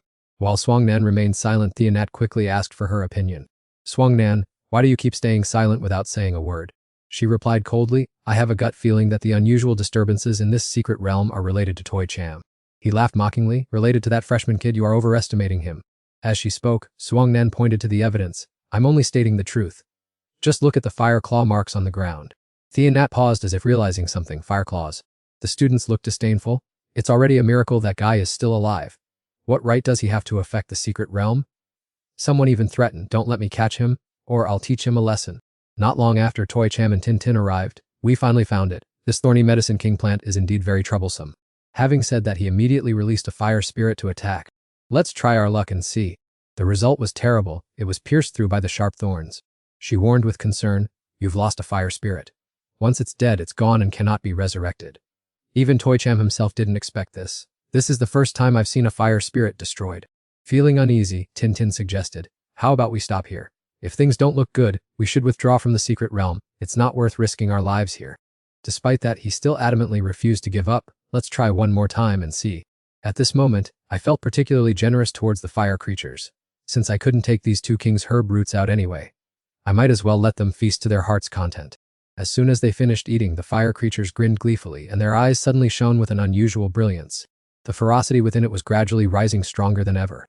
Just an instant later, the system subtly announced that the alpha fire creature had consumed the spirit medicine and successfully evolved, also acquiring a new innate skill, which made me extremely curious about this newly acquired evolutionary power. At that very moment, it proudly stretched its neck and roared, echoing across a corner of the sky. In just the blink of an eye, the fire pack quickly arranged themselves into neat and orderly rows. I watched that scene utterly bewildered, not understanding what the alpha fire creature was planning. It alone personally transmitted an abundant source of energy to the fire creatures waiting in front. And then, each individual in the pack unexpectedly possessed an incredibly impressive source of power. He kept asking himself if the alpha fire creature was starting to help the entire ordinary fire pack evolve. The system notification rang out again, stating that the alpha fire creature used its innate skill, causing the fire pack to differentiate in various directions, with 10 individuals evolving into magic-type pets capable of casting fireball. Upon hearing this, I was extremely delighted because I realized that the evolutionary power could freely control the fire pack to develop into various types of pets according to my will. He smiled faintly, imagining this fire pack transforming into a complete professional army. Just thinking about it made him incredibly excited. The fire creatures opened their mouths wide, readying themselves for a fierce attack. Fierce, blazing flames shot straight out from their mouths. All the firepower converged towards the king's herb root in front. Witnessing that scene, the chimpanzee was so shocked that it stammered praises. 11 fire creatures simultaneously launching long-range fire attacks. Indeed, your fire creatures are truly miraculous entities. The king's herb root began to show clear cracks. After the dust and smoke cleared, a brilliant lotus flower appeared and gently floated upwards. I flew over to catch that lotus flower. Another king's herb root was now safely within reach. He gave it to the alpha fire creature, encouraging them to keep eating to promote the evolutionary process. The alpha fire creature let out a powerful roar after fully devouring the king's herb root. An entire mighty pack of fire creatures once again lined up neatly, awaiting orders. They now looked incredibly valiant with their brilliantly burning flames. The system reminded again that the fire pack was utilizing their innate skill, with the next 10 individuals evolving into defense-specialized pets. I was extremely satisfied to see that those 10 fire creatures had grown thick, sturdy scales. At a glance, it was clear these were impenetrable shields. Both of them had arrived at the foot of the rocky mountain where the dandelion was blooming. The chimpanzee joyfully cheered because this was the last king's herb root. If he overcame this challenge, he would be the first person to break through the secret realm in over 100 years and would certainly become famous throughout the world. He showed extreme vigilance as he looked at the king's herb floating in mid-air, having a premonition that this would not be an easy challenge. Stay back, let me try my hand at it. The whip lashed out hard against the medicinal king root, but it didn't even leave a scratch.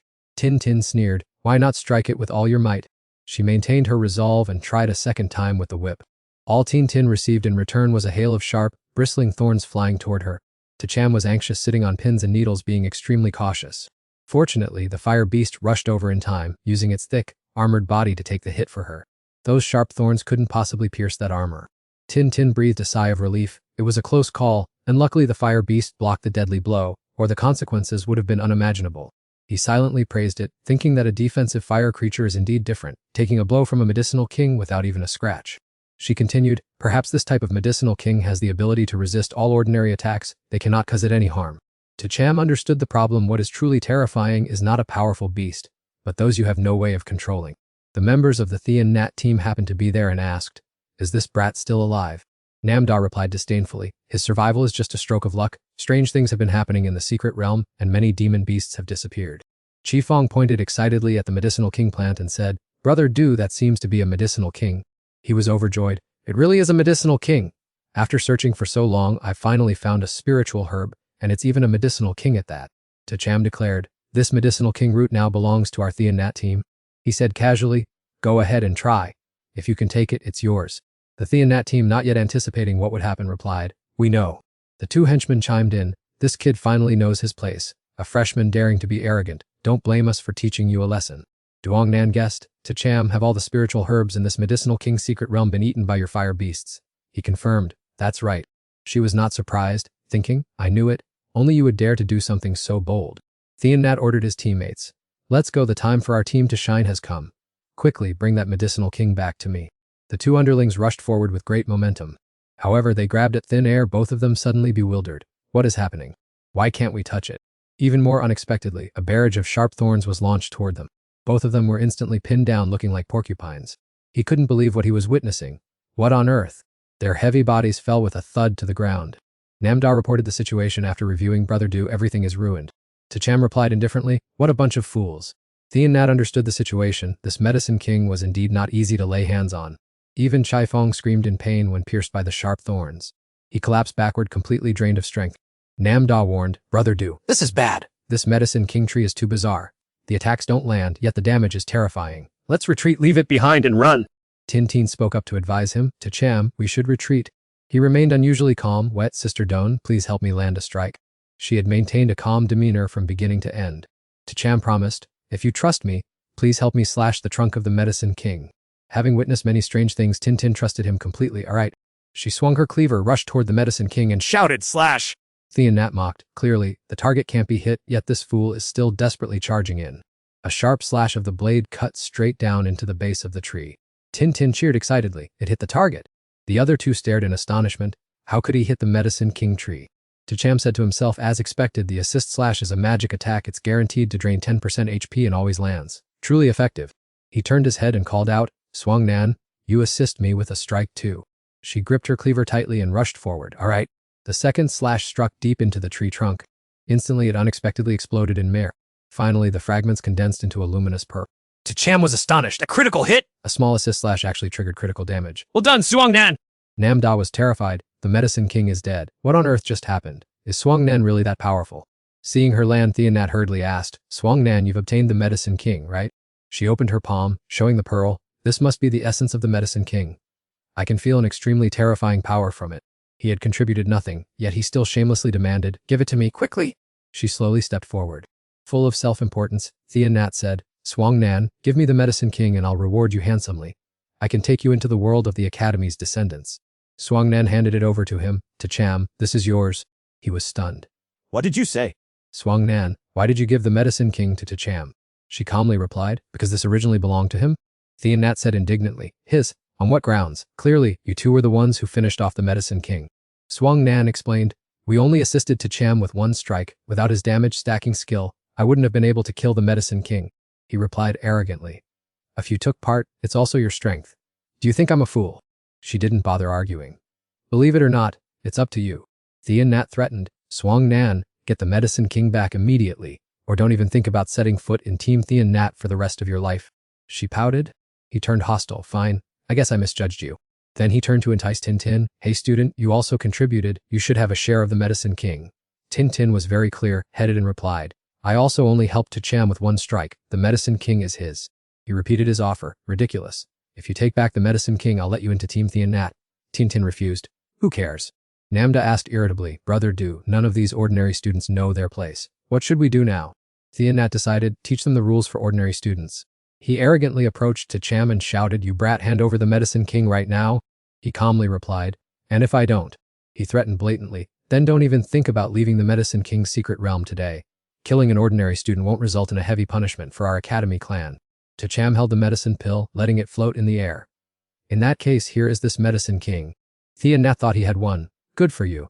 Hand it over, then get on your knees and apologize immediately. He suddenly stuffed the pill into the donkey's mouth. I'd rather feed it to a donkey than let you people touch it. He gritted his teeth in anger. You dare do that? Namda shouted frantically, are you crazy? Feeding the Medicine King to a donkey? You bastard. Do you have any idea what you're doing? Nat wished he could beat him up, fuming with rage. That's an extremely precious Medicine King. I've never seen anyone as stupid as you. Cham didn't forget to taunt him. Is it that precious? I've already collected 7 Medicine Kings. My donkey ate 5 of them. Are you mad? He didn't believe it. You're such a braggart. You needed help just to wear this one down. If you really got 7, I, do Nat, will change my surname to 2. He went along with it and replied, fine then, to Nat. Driven mad with rage, he ordered, kill him for me. Just then a teleportation portal appeared ahead. Namda said in surprise, Brother Do, it's the teleportation portal for the Medicine King's secret realm. It means the realm has been cleared. He harbored a grudge. Consider yourself lucky. I'll deal with you once we get outside. Let's head in and conquer the Medicine King's secret realm. This will surely be the most glorious achievement for Team Nat. Swang Nan pouted. What a pity, the Nat group got out first, otherwise, you should have been the first to clear the Medicine King's secret realm. Cham calmly reassured her, rest assured, based on our speed at clearing secret realms, those people won't be able to compete with us. The area by the secret realm entrance was still bustling with people, and Liloy asked anxiously, why hasn't Brother To stepped out yet? The space gate began to shake, and a swirling halo emitted a strange signal. The surrounding crowd stirred in surprise. What is going on? Is the Medicine King's secret realm fluctuating? Oh, look at the light. Could someone have actually passed the secret realm challenge? It's hard to believe who would be capable enough to defeat that terrifying array of Medicine Kings. All eyes in the crowd were fixed on the secret realm exit. Everyone held their breath in anticipation. Could it be the team of some aristocratic descendants? Since the Medicine King's secret realm appeared, no one seems to have ever conquered it. Duyan Dian said confidently, "It must be brother too. Besides him, no one else could pull this off." He smirked smugly, thinking that Swang Nan and that female student were truly blind, not realizing how great an opportunity they had just missed. Immediately, Thean Nat drew all the attention. "Captain Du, is Team Thean Nat still recruiting? I really want to join. How did you guys clear the stage so fast?" He boasted arrogantly. "Everyone, stay calm. As descendants of the Academy's elite lineage, Team Thean Nat only achieved the results we deserve. As for the secret to clearing the stage, I must say it was all thanks to my brilliant leadership." However, the notification scrolling on the secret realm gate was like a bucket of cold water splashed directly in Thean Nat's face. The ones who cleared the Medicine King's secret realm were Cham and Tin Tin. The group of students looked up at the bulletin board, mouths agape in astonishment. "What is that?" He was still turned away and hadn't noticed anything yet, maintaining an arrogant attitude. "My team has very strict selection criteria. Not everyone can join. At the very least, you have to be an elite student of the Academy." The crowd began to murmur. "It's not Team Thean Nat. Who is Cham? And Tin Tin is just a sophomore. The name Cham sounds familiar, doesn't it?" Hearing the whispers, Thean Nat frowned, confused. What on earth is going on? Namda pointed at the bulletin board. "Brother Du, look over there." His eyes widened in horror. "What? It's Cham. Why is it him? We clearly came out first. Why would the system record Cham as having successfully cleared the stage?" He walked over calmly to resolve the doubt. "Because I gathered all the Medicine Kings into my bag." How could Thean Nat accept this absurd reality? Are you dreaming? The system must have made some kind of error. Another notification from the teleportation gate made him lose face. Cham had seized all the Medicine Kings in the secret realm, officially becoming the first person to clear the stage. The surrounding crowd was shocked by such an incredible achievement. What? He took all the Medicine Kings. He heard the news like a bolt from the blue. That guy really snatched all 7 Medicine Kings. Cham didn't forget to taunt him. "Thean Nat, from now on, you might as well change your surname to Tu." Namda could not believe his eyes. "I can't accept this. It must be fake. How could an ordinary student do what even the aristocratic descendants couldn't?" Everyone looked at him in admiration. "Oh my god, it's hard enough for people to get one, and he got all 7 at once. Go investigate his background?" Could Cham be from the Thean Ku? Aside from Mo Dung, everyone from Thean Fu is mysterious. If he's not one of them, it's hard to imagine how he did it. I remember now. Isn't Cham the guy who publicly defeated the aristocratic descendant Hong Theanfi? He's just a freshman. Not only is he not from Theanpu, but he has no connection to the aristocratic descendants at all. That's incredible. A rookie with 7 medicinal kings. Are you kidding me? Does anyone want to hear something even more shocking? Tuojan's greatest claim to fame is being Mu Rong's boyfriend. The entire group of boys was stunned. What? The Mu Rong clan leader has a boyfriend? It's him. Impossible. I'm the first to object. That's right. Even if he obtains 7 medicinal kings and surpasses the medicinal king's secret realm, he still can't be the Mu Rong clan leader's boyfriend. Tuojan was at a loss whether to laugh or cry. Oh heavens, as soon as Mu Rong is mentioned, these people go crazy. Tianyi noticed. "Tuojan, you have medicinal kings too, right? You broke up with the monkeys. Clan leader, give me the snow Lingji. You don't need to know the reason, just give me the Lingji." Fine. Everyone's eyes, filled with admiration, fell upon this Lingji. This is Snow Lingji, a medicinal king. Not only can Snow Lingji revive the dead and heal all illnesses, but it's also said to have other miraculous effects. If only this medicinal king belonged to me. Tianyi became even more covetous. "Tuojan, give it to me. I'll overlook your disrespect towards me before. You slapped him. I'll give you this slap." With a swollen face, Tianyi indignantly roared, "I am a descendant of the Academy." Tuojan delivered a second slap. "The one I'm hitting is a descendant of the Academy." He was speechless. "I am from the professional family of Du." You delivered a third slap. "You're from the Tu family now?" His anger ignited. Tianyi swore, "You truly are a disobedient son, a great rebel? I will make you regret this for the rest of your life." His entire body was now engulfed in flames. Someone observed, "Flame warrior. This is also an extremely powerful profession. Tianyi is much stronger than Tianfei. I fear Tuojan is in danger." He lunged fiercely. "I'll show you the difference between an ordinary student and a descendant of the Academy." In response to his ferocity, a punch landed directly on his face, knocking out a few of his teeth.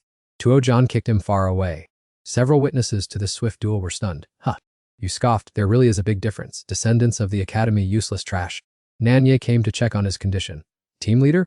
As he helped him up and left, he left behind a threat. "Tuojan, you've brought great disaster upon yourself. This is not over." In the study, 2 people were discussing. Huagan spoke first. The dean interrupted. "Regarding the distribution of medicinal kings in the secret realm, what do you think should be done?" Tianju has already made regulations: 3 medicinal kings for the 3 heavenly mansion students, 2 for the 2 most outstanding academy descendants, and what about the remaining 2? Huagan proposed, for the remaining 2, perhaps they should be given to the Luo and Song families. He agreed with this opinion. The Luo and Song families are the two largest professional families in the Long region. It's reasonable to distribute them to them. He concluded, then I will find a spatial grand mage to forcibly enter the secret realm and retrieve the 7 medicinal kings. Thean Tru spoke up, telling him to leave, saying the bosses in this secret realm were extremely powerful and far beyond what a student from our Heavenly Whale Academy could handle. At that exact moment, someone rushed in to inform the dean that something was wrong in the Medicine King secret realm. The dean thought that perhaps many students had encountered danger while trying to conquer the Medicine King's secret realm. Hoakan thought so too, believing it was likely some naive students with unrealistic dreams who didn't know their own limits, as the descendants of major clans wouldn't be so reckless. The subordinate quickly denied it, saying that it wasn't danger, but that a student had actually claimed the Medicine King. Hoakan was so surprised he couldn't believe his ears. How could such a thing be possible? Thean Tru, remaining calmer, asked which herb was taken. He hesitated. Well, actually, all of them have been taken, sir. Upon hearing this, both were stunned and gaped in disbelief. What? Hoakan asked again in a cold voice. Do you realize what you are saying? He respectfully replied, Master Hoakan, everything I have reported is the truth. All 7 Medicine King herbs were taken by a student named Su Chen. Thean Tru rubbed his chin and thought, finding it utterly absurd. He wondered which professional family that Su Chen belonged to. The next piece of information was even more shocking. Su Chen didn't belong to any professional family. He was just an ordinary student, and a freshman at that. Hoakan questioned, this is impossible. Am I crazy or are you? You dare claim that an ordinary freshman could clear the Medicine King trial and seize all 7 Medicine King herbs? The messenger didn't know how to explain, but said, Master, if you don't believe me, please go and verify it yourself. The Medicine King secret realm has already sent out a clear notification. Thean Tru quickly reached a decision. Fine, let's go see for ourselves. The system had issued a mission. Complete it quickly, leave Heavenly Whale Academy and become the first student to depart from this school. Su Chen was so annoyed he started cursing. This damn system, are you even being serious? What kind of bizarre mission is this? It couldn't be more absurd. I worked so hard to get into this prestigious academy, and yet you want me to drop out. Is something wrong with your head? He sighed in despair. I'm doomed this time. This scamming system, this mission is basically impossible to fulfill. Afterwards, Su Chen gave the Lingjai to his friend Zilong. Eat this sacred medicine, your wounds will heal quickly. He happily accepted it and replied yes. But right then, Hoakan and Thean Tru appeared and called out for them to stop. Both of them descended gently to the ground. The other students clasped their hands in greeting. It is Dean Thean Tru and Master Hoakan. Greetings, Dean. Greetings, Master Hoakan. He murmured in shock. The Snow Lingji Medicine King, it truly is the Medicine King. Thean Tru looked at him and asked, your name is Su Chen, correct? He confirmed, yes, sir. Greetings, Dean. Hoakan looked suspicious. Is it true that you really obtained all 7 Medicine King herbs within the Medicine King's secret realm? Su Chen looked at them warily and replied, that's right. He pressed for more information about the whereabouts of the remaining medicinal plants. The boy replied curtly, they've all been eaten. Hoakan shouted in astonishment, eaten all of it? Who on earth dared to do such a thing? Tram calmly explained, my fire has consumed them all. Both of them looked bewildered with confused expressions after hearing that. He shook his head in disbelief. Kid, are you making fun of me? The boy explained that those Medicine Kings could not be taken outside, so he had no choice but to let the fire burn them to ashes. Anger erupted from Hoakan. What a waste of heaven's treasures. You're making me furious. Do you have any idea how precious the Medicine Kings are? The Heavenly Master spoke up to reassure him, let it go, it's done. Tram, first, bring out the Snow Spirit Ganoderma for me to see. The boy asked back blankly, why? He merely snorted coldly, full of annoyance. Tram persistently asked again, Dean, why do you insist that I hand over the Snow Spirit Ganoderma? The Heavenly Master burst into laughter. Tram, I am the Dean of the Heavenly Whale Academy, and you still dare to ask for a reason. The boy flatly refused. Dean, I have already given that Snow Spirit Ganoderma to my sworn brother to treat his injuries. Hoakan scoffed sarcastically. You knave kid. Don't you know how powerful the Dean's words are? Tulong quickly advised. Tram, why don't you give the Snow Spirit Ganoderma to the Dean? My injuries don't need to be treated too urgently. He stroked his long beard in satisfaction. It seems your classmate is more thoughtful than you. Tram negotiated. Dean, I can hand over this Snow Spirit Ganoderma to you, but I need you to help completely heal my sworn brother's injuries. The Heavenly Master observed for a moment, then shook his head. It's very difficult. His injuries have deeply rooted. Wanting to heal immediately is unthinkable. Just wait for the Medicine King to ripen after 10 more years when the secret realm reopens. Seeing that, the boy was resolute. 10 whole years. I'm sorry, sir. I cannot wait that long. I will keep this Snow Spirit Ganoderma for myself. Hoakan shouted loudly. Do you know what arrogant words you just uttered? Sensing the situation was not good, Tram urged, too long, eat it. He hesitated to reply, will this really be all right? The surrounding students whispered. Isn't Tram afraid of death? He dared to refuse the Dean's order. This is the first person to do so. How foolish. His career is as good as over. The boy didn't care and urged, too long, eat it right now. He understood his comrade's intention, nodded, and said, okay. The essence of spiritual energy from the spirit Ganoderma was quickly and completely absorbed by Tu Long. Huacan angrily shouted, do you really want to die? Stop right now. The Heavenly Master intervened, Master Huac, there's no need to be angry with a young student. It's just childish temperament, I can understand. Teen Tin stepped forward to plead, Dean, please don't blame Tatram. He only did it out of kindness to save someone. I still have. Tatram interrupted her, don't say anything more, senior sister. There's no need to go this far. He replied leisurely, I am not angry. Tatram is a student of the Tianqing Academy and my favorite pupil, so why would I ever hold a grudge against my own student? Go quickly and notify the Tianfu Academy, the professionals from the two Lhasa families, and the group from the Death Zone Academy that the Medicine King has fallen into Tatram's hands, so there is nothing left to divide. Zilong looked worried. Tatram, the dean's final words were not simple. I fear he is intentionally pushing you into a confrontation with those geniuses and professional families. Lilei could not suppress his anger and cursed, damn it, this Tianqing Academy is truly awful, from top to bottom. It's just a bunch of scumbags. Tatram remained calm. It didn't matter in his heart. He understood clearly that the system had long ago foreseen this outcome, and perhaps it was time for him to leave this place. Suddenly, a surging wave of power radiated from Zilong's body. He was able to escape the wheelchair and stand up straight. I really can stand firmly now. He asked kindly, Zilong, how are you feeling right now? He regained his feminine charm and boasted. It feels as if all my professional skills have been completely reborn from the inside out. Lilai's jaw dropped in surprise. Holy cow, that's so powerful.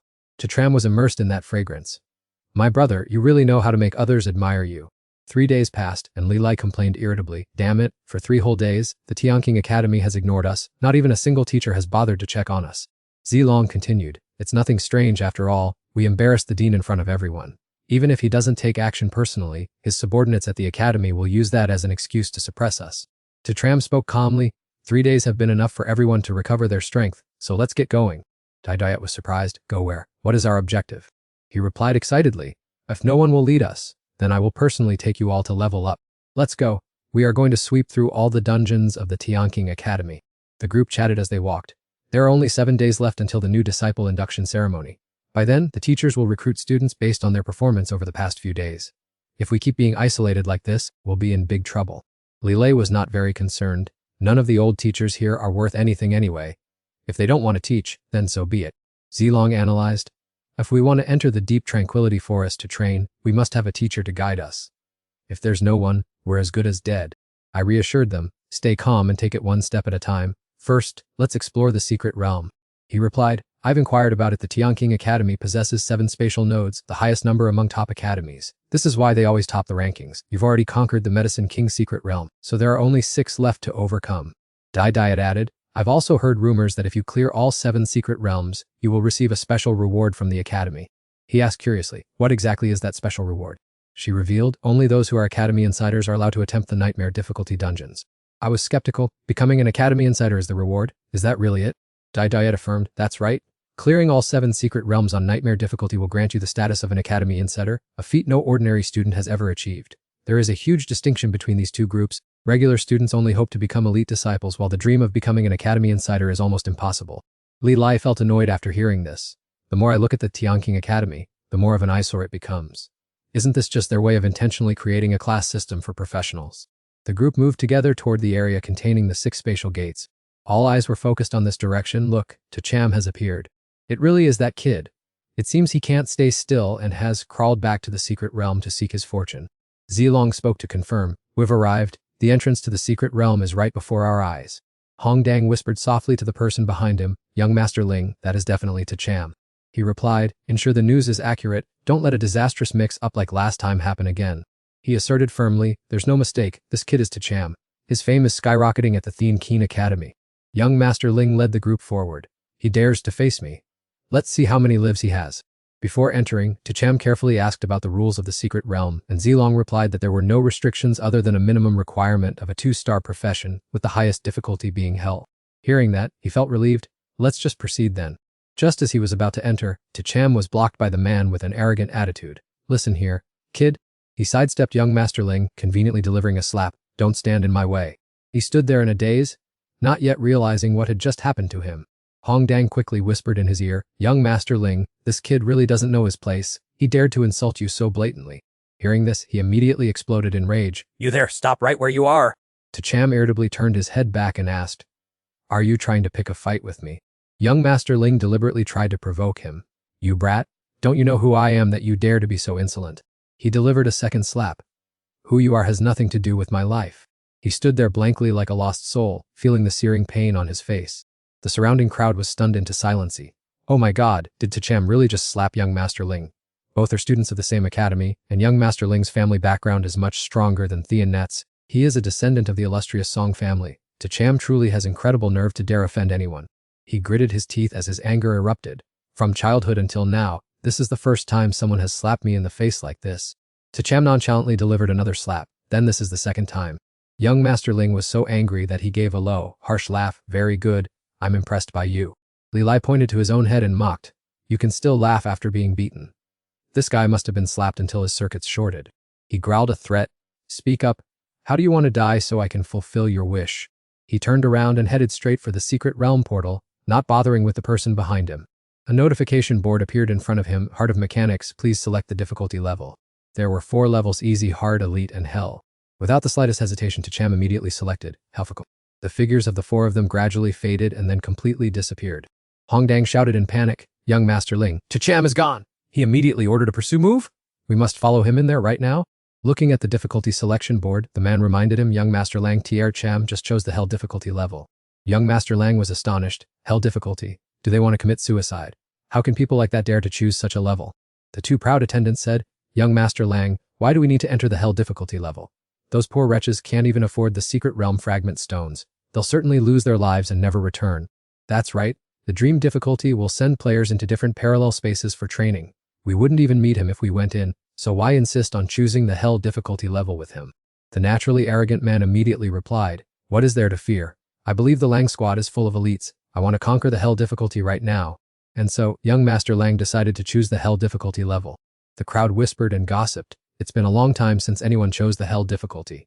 Young Master Lang's team is inherently the strongest in Skywhale Academy, so they probably have a chance to win. As for T-Cham, he probably just got lucky picking up the Medicine King in the previous secret realm. This time, he's bound to lose or even die. Their first steps had just landed them in the hell difficulty secret realm. They were astonished by the modernity of the city right before their eyes. They hadn't expected this secret realm to be an urban area with extremely advanced technology. T. Long excitedly said, just follow this main road straight to the end, and we'll clear the Mechanical Heart secret realm. As soon as they set foot there, monsters appeared, blocking their path. Cham ordered, everyone be careful, the mechanical monsters are coming. Use the fastest speed to cross this place. He summoned a herd of donkeys, using all their might to charge straight ahead. The herd of donkeys charged forward, trampling the mechanical monsters into scattered fragments. Tia Chiam and his teammates rode their donkeys, racing swiftly along the road. Wherever they went, the mechanical monsters were shattered and broken. Li exclaimed excitedly, following brother truly sweeps away all obstacles. This feeling is absolutely incredible. T. Long pointed, guiding them. Everyone look, we're almost at our destination. Duet suddenly felt uneasy. Everyone be careful, there's danger. From the air, a gigantic mechanical foot suddenly appeared. He shouted loudly, signaling, quickly, get out of the way! The stomp made the ground shake, causing the entire group to fall. Tia Cham looked at the object before him in shock. What in the world is that? Standing before the gigantic mechanical monster, the entire group looked truly tiny. Li's jaw dropped in fear. This mechanical monster is terrifyingly huge. T. Long explained, this is the final boss of the Mechanical Heart secret realm. Looking at it, it's definitely a very tough opponent. It roared fiercely, you puny humans, do not provoke me, otherwise don't blame me for being unmerciful. He calmly unleashed his the CN technique. A herd of fire-wrapped horses tumultuously rolled straight towards the boss. The monsters kept aiming for its legs and attacking without restraint.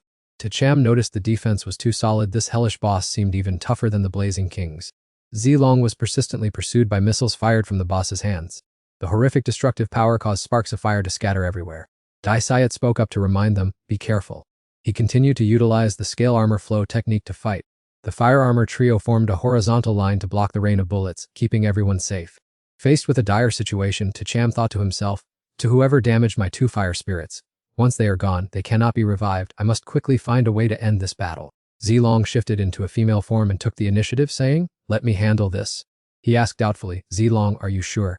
He replied, I've studied the instructions carefully. To take down this boss, its mechanical heart on its head must be shattered, and I am the most suitable person right now. Tacham, you have always protected us. Now it's time for us to contribute. Watching Zilong charge forward with an axe, the boss disdainfully regarded him like a tiny ant. Its giant hands began to move. Another series of missiles continued to be fired in rapid succession. Li Lai shouted a warning, watch out behind you! Zilong swung his axe straight at the missile, a clean strike. A violent explosion erupted right next to his face. Taking advantage of the opportunity, Zilong latched tightly onto the boss's body. His body hung precariously right at a key point on its body. Dai Sayat marveled, what a dangerous situation. Zilong has his work cut out for him this time. Zilong quickly ran up along the boss's body. He went all the way around to the back of its neck to scan for the target. Finally, he cried out in joy, I've found its mechanical heart. Lilei cheered excitedly. Zilong succeeded. He raised the axe high. The next step was simply to destroy it. However, to everyone's surprise, the monster's head suddenly rotated backward. Zilong's jaw dropped in astonishment. What is this? Energy condensed into a swirl inside its mouth as it asked, are you very surprised? In an instant, he was sent flying away by that immense power. Tacham frantically called for fire to save him. Too long. Fortunately, he was still protected by those flames, having just landed safely. He asked anxiously, are you okay? Too long, his body covered in scars, replied, I'm fine, this hell boss is truly a tough one. The monster's fingers continuously fired tiny bullets. A thick rain of bullets poured down from the sky like a deluge. Liloi also had to swear, my god, bullets are packed everywhere like that, how can we dodge them? Diet urgently directed, 17 meters to the left, there is an open space there. All 4 people immediately ran in that direction. Move fast, get over there. Bombs and bullets exploded in the sky all around them, yet the spot where they stood was safe and sound. Tacham immediately offered high praise. Diet, your judgment is quite good. She replied, my senses have been enhanced, I can see through some of the movement patterns. A second wave of ammunition continued to be fired at them. Liloi felt helpless. Here comes another round. Diet calmly directed, advance quickly 9 meters forward. Once again, the group narrowly escaped death. He was endlessly impressed. It's miraculous. If you were stronger, you could probably even predict the future. Too Long realized that constantly dodging like this was not a good long-term plan. He firmly gripped his axe and leaped upward. Time to take it down. The monster's giant hand lunged forward and missed. Too Long quickly dodged before he could be crushed by the 2 mechanical arms. Once again, he landed right behind the back of its neck. This time, Too Long swiftly raised his axe and slashed with great force. The monster turned its head, its face showing clear contempt, a waste of effort. Liloi was stunned. So that's it? Does this boss have no blind spots at all? A shot was fired from its mouth. Let's end everything right here. He slipped straight into its mouth as it looked on in bewilderment. What the hell? Tacham shouted in panic, Too Long. He was dazed by the intense move. Damn, Too Long actually dared to dive right into that guy's throat. The boss is massive. Are you tired of living? Its head was bulging in uneven chunks because Zilong was bombarding it from the inside. The boss clutched its head and roared, you annoying insect, get the hell out of me. A large hole had been punched through its back. The boss screamed in despair as its head exploded into pieces. He crawled out from the wreckage of the head after completing his task. Lilei cheered joyfully. It's a success! The boss has been defeated. Yu chimed in, praising Zilong for being truly cool. Flames continued to burn fiercely on the boss's corpse. The system announced congratulations to the team for clearing the Mechanical Heart dungeon on hell difficulty with an outstanding performance. This adventure achieved a prestigious S rank. Each person received 1 God-slaying point and the Mechanical Heart item. Lilei excitedly exclaimed, God-slaying point. I never thought I'd be honored to receive something like this one day. Zilong explained that, according to his research, the Mechanical Heart is an extremely rare item that only drops upon clearing hell difficulty for the first time. Curiously, I asked what this item was used for. He replied that the Mechanical Heart upgrades skills but only works for the Mechanic class. He suddenly realized that among them, only Lilei was of the Mechanic class. He asked blankly if it had anything to do with him, since he was just a mechanical warrior. He decisively shoved the item into Lilei's hand and told him to take it, as he was the only one among the 4 who could use it. He still hesitated and refused, saying that such a precious item should be sold, and as a low-level warrior, he didn't deserve it since he hadn't contributed much. I had to intervene, saying, don't talk nonsense. As a member of the team, you getting stronger is the greatest contribution you can make. Hearing that, Lilei stopped refusing. He understood and accepted it, promising to try and improve his strength to fight as well as Zilong. He urged him to use the Mechanical Heart right away. The flow of energy from the Mechanical Heart began to merge into his body. Yu worriedly asked how he was feeling. Every muscle in his body tensed up as he said he felt like he was about to transform. She frowned in surprise and asked, transform. A surging torrent of energy exploded from Lilei and radiated outward. He suddenly transformed into a giant hammer. This situation was completely unexpected, turning into a hammer. What on earth is going on? Zilong sighed helplessly. It seemed Lilei was not compatible with the Mechanical Heart, as he had mutated again after using it. Lilei, in the form of a hammer, spoke up. Brother Su, I find myself so terrifying right now. I felt completely relieved. You can still talk. It seems the situation isn't that bad. I reached out and grabbed the hammer's handle, deciding to test for myself how much his strength had improved. My arm holding the hammer raised high. Let's go! I threw Li Lai hard toward the distant building. Go destroy that massive structure! The head of the hammer crashed directly into that solid wall. Nothing happened after that. He was stunned, saying that the destructive power didn't seem very impressive. Suddenly, cracks began to spread everywhere. The entire building collapsed and thick dust billowed up, obscuring the view. The three of us stood frozen, unable to believe our eyes. Yu praised in awe, leveling an entire building with a single strike. This power is truly terrifying. She continued, the attack of this hammer is quite strange. As if it attacks the internal organs, the surface remains unscratched, but the enemy will definitely suffer severe internal injuries. Li Lai stepped out from the thick dust, swearing that from now on he would be my weapon, telling me not to hold back and to use him freely to support everyone in the most satisfying way. Su Chen coughed awkwardly. You should choose your words a bit more carefully. The group of four safely stepped out of the teleportation portal. The surrounding crowd began to whisper, holy crap, look, Su Chen's group is out. What's the big deal? They probably brought a stone fragment into the dungeon and failed, which is why they came out early. Anyway, for freshmen to last that long is already pretty good. The announcement from the dungeon portal slapped them in the face. Congratulations to Zilong, Su Chen, Yu, and Li Lai for successfully conquering the hell difficulty of the Mechanical Heart dungeon. They were utterly shocked. They cleared it, and on hell difficulty no less. Li Lai looked smug. I really love seeing their stunned, disbelieving faces. The four of them disappeared into the second portal again, heading toward the hell difficulty of the Dry Skull Swamp dungeon. Su Chen controlled a swarm of fire to sweep away the dry mist. He felt much more relieved. Compared to the Mechanical Heart, this place was clearly much easier to breathe in. Zilong confirmed that among the 7 dungeons at Tianjing Academy, the Mechanical Heart was the hardest, followed by the Medicine King, while the other 5 were relatively easy.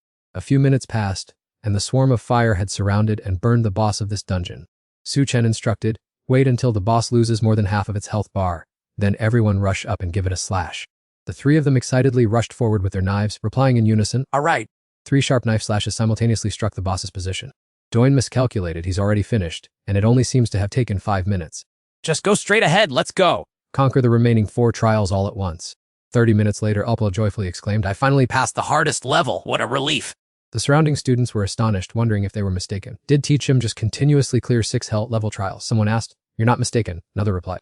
Including the previous secret realm of the Medicine King, he has conquered all 7 spatial points in Canaan Academy, and all were at hell difficulty. Everyone was astonished. It was truly beyond imagination. You guys said he's a new student? Who would believe that? Something big is about to happen at Thinkade Academy. Perhaps another genius from Thingdi will emerge after Memdung. Young Master Lang's entire group finally staggered out, their bodies covered in injuries. Quick, help me, my leg is injured. Some members sighed in relief. Luckily, we escaped in time, otherwise we would have certainly died in there. That hell difficulty level is fundamentally not something humans can conquer. I doubt anyone will be able to do it even in 100 years. He saw him still maintaining an arrogant look. TSHM, you didn't die in there. You actually managed to come out? The students gathered watching suddenly realized that young Master Lang and his companions had also come out. Looking at the situation of the Thien Lang team, it seemed their challenge had failed. He boasted about their achievement. What's all the fuss about? What's the big deal about failing? Our Thien Lang team stayed in there for a whole hour before using up all the escape stones in the secret realm. Unlike these useless people like T. Cham talking about passing hell difficulty, they probably just pretended to go in and then used shared escape stones to get out. They are the real losers. T.R. Tram suddenly grabbed the finger pointing at him and squeezed it tightly. That index finger immediately deformed, accompanied by young Master Lang's agonizing scream. It hurts so much. He asked bluntly, what makes you think I failed? He didn't believe it, pointing directly at T.R. Tram and cursing, what are you pretending? Not failed. Could a good for nothing like you really pass hell difficulty. This cold finger continued to be squeezed tightly by him. Young Master Lang's face turned pale from pain. Damn it, you did it again. You scoundrel! Today, this young master will make you kneel before me. Just then, an announcement rang out. T.R. Tram has cleared the hell difficulty Mechanical Heart and achieved S rank. He was horrified by this truth. What? He really passed it? The next gate displayed an announcement. T. Tram has cleared the hell difficulty Skull Swamp and achieved S rank. Young Master Lang was completely stunned. Skull Swamp hell difficulty, he passed that too. The announcement from the next gate appeared again. T. Severtram has cleared the hell difficulty Wild Beast Deep Forest And achieved S rank. His heart felt shattered. There's more. No way. The 3 remaining trials also lit up. Did he really conquer all the hell level dungeons? It was indeed so, as a series of announcements appeared simultaneously. Trum has cleared hell difficulty. Achieving S rank. Achieving S rank. Young Master Lang's legs suddenly gave out. He mumbled, all 7 major hell level dungeons cleared. He thought to himself, how could anyone possibly do that? No wonder Magdung chose T. Tram as her boyfriend. This kid is truly too formidable. I understand that the goddess's judgment was correct, and indeed, I have lost fair and square. He hurriedly asked, will I be able to pass? The young master surnamed Lang was stunned, then nodded and said, I have already passed. Su Chen did not forget to instruct, call my father here immediately. He pursed his lips tightly, his expression shifting slightly.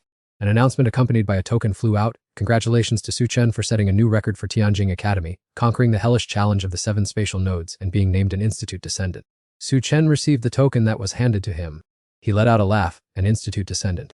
Ho Ken appeared just in time and wondered, who could possibly pass the hellish challenge of the 7 spatial nodes? Someone pointed towards Su Chen, telling instructor Ho Ken that it was him. He was startled, not expecting it to be this kid. The crowd of students buzzed with discussion. Su Chen is the first student to become an Institute Descendant without relying on his family background. It's truly hard to believe.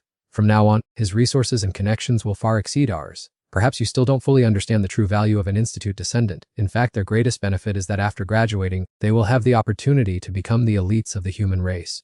Ho Ken proposed, Su Chen, as an archmage, I see you as an outstanding talent who can be nurtured. If you admit your mistake in front of everyone, I can overlook it and take you as my disciple. The people around them continued to whisper. Archmage Ho Ken wants to take Su Chen as his elite disciple. This is an honor even greater than becoming an Institute Descendant. It's unbelievable. Su Chen is truly too outstanding. Even though he displeased instructor Hoke, the instructor still couldn't bear to let him go. Su Chen replied, admit my mistake. What exactly did I do wrong? This attitude shocked everyone deeply. Was Su Chen actually questioning Archmage Ho Ken? He accused in a stern voice, giving the Medicine King to an ordinary student on your own authority is an immense waste. Do you really not think you were in the wrong? He explained clearly, I conquered the Medicine King's secret realm and obtained the Medicine King, so it naturally belonged to me.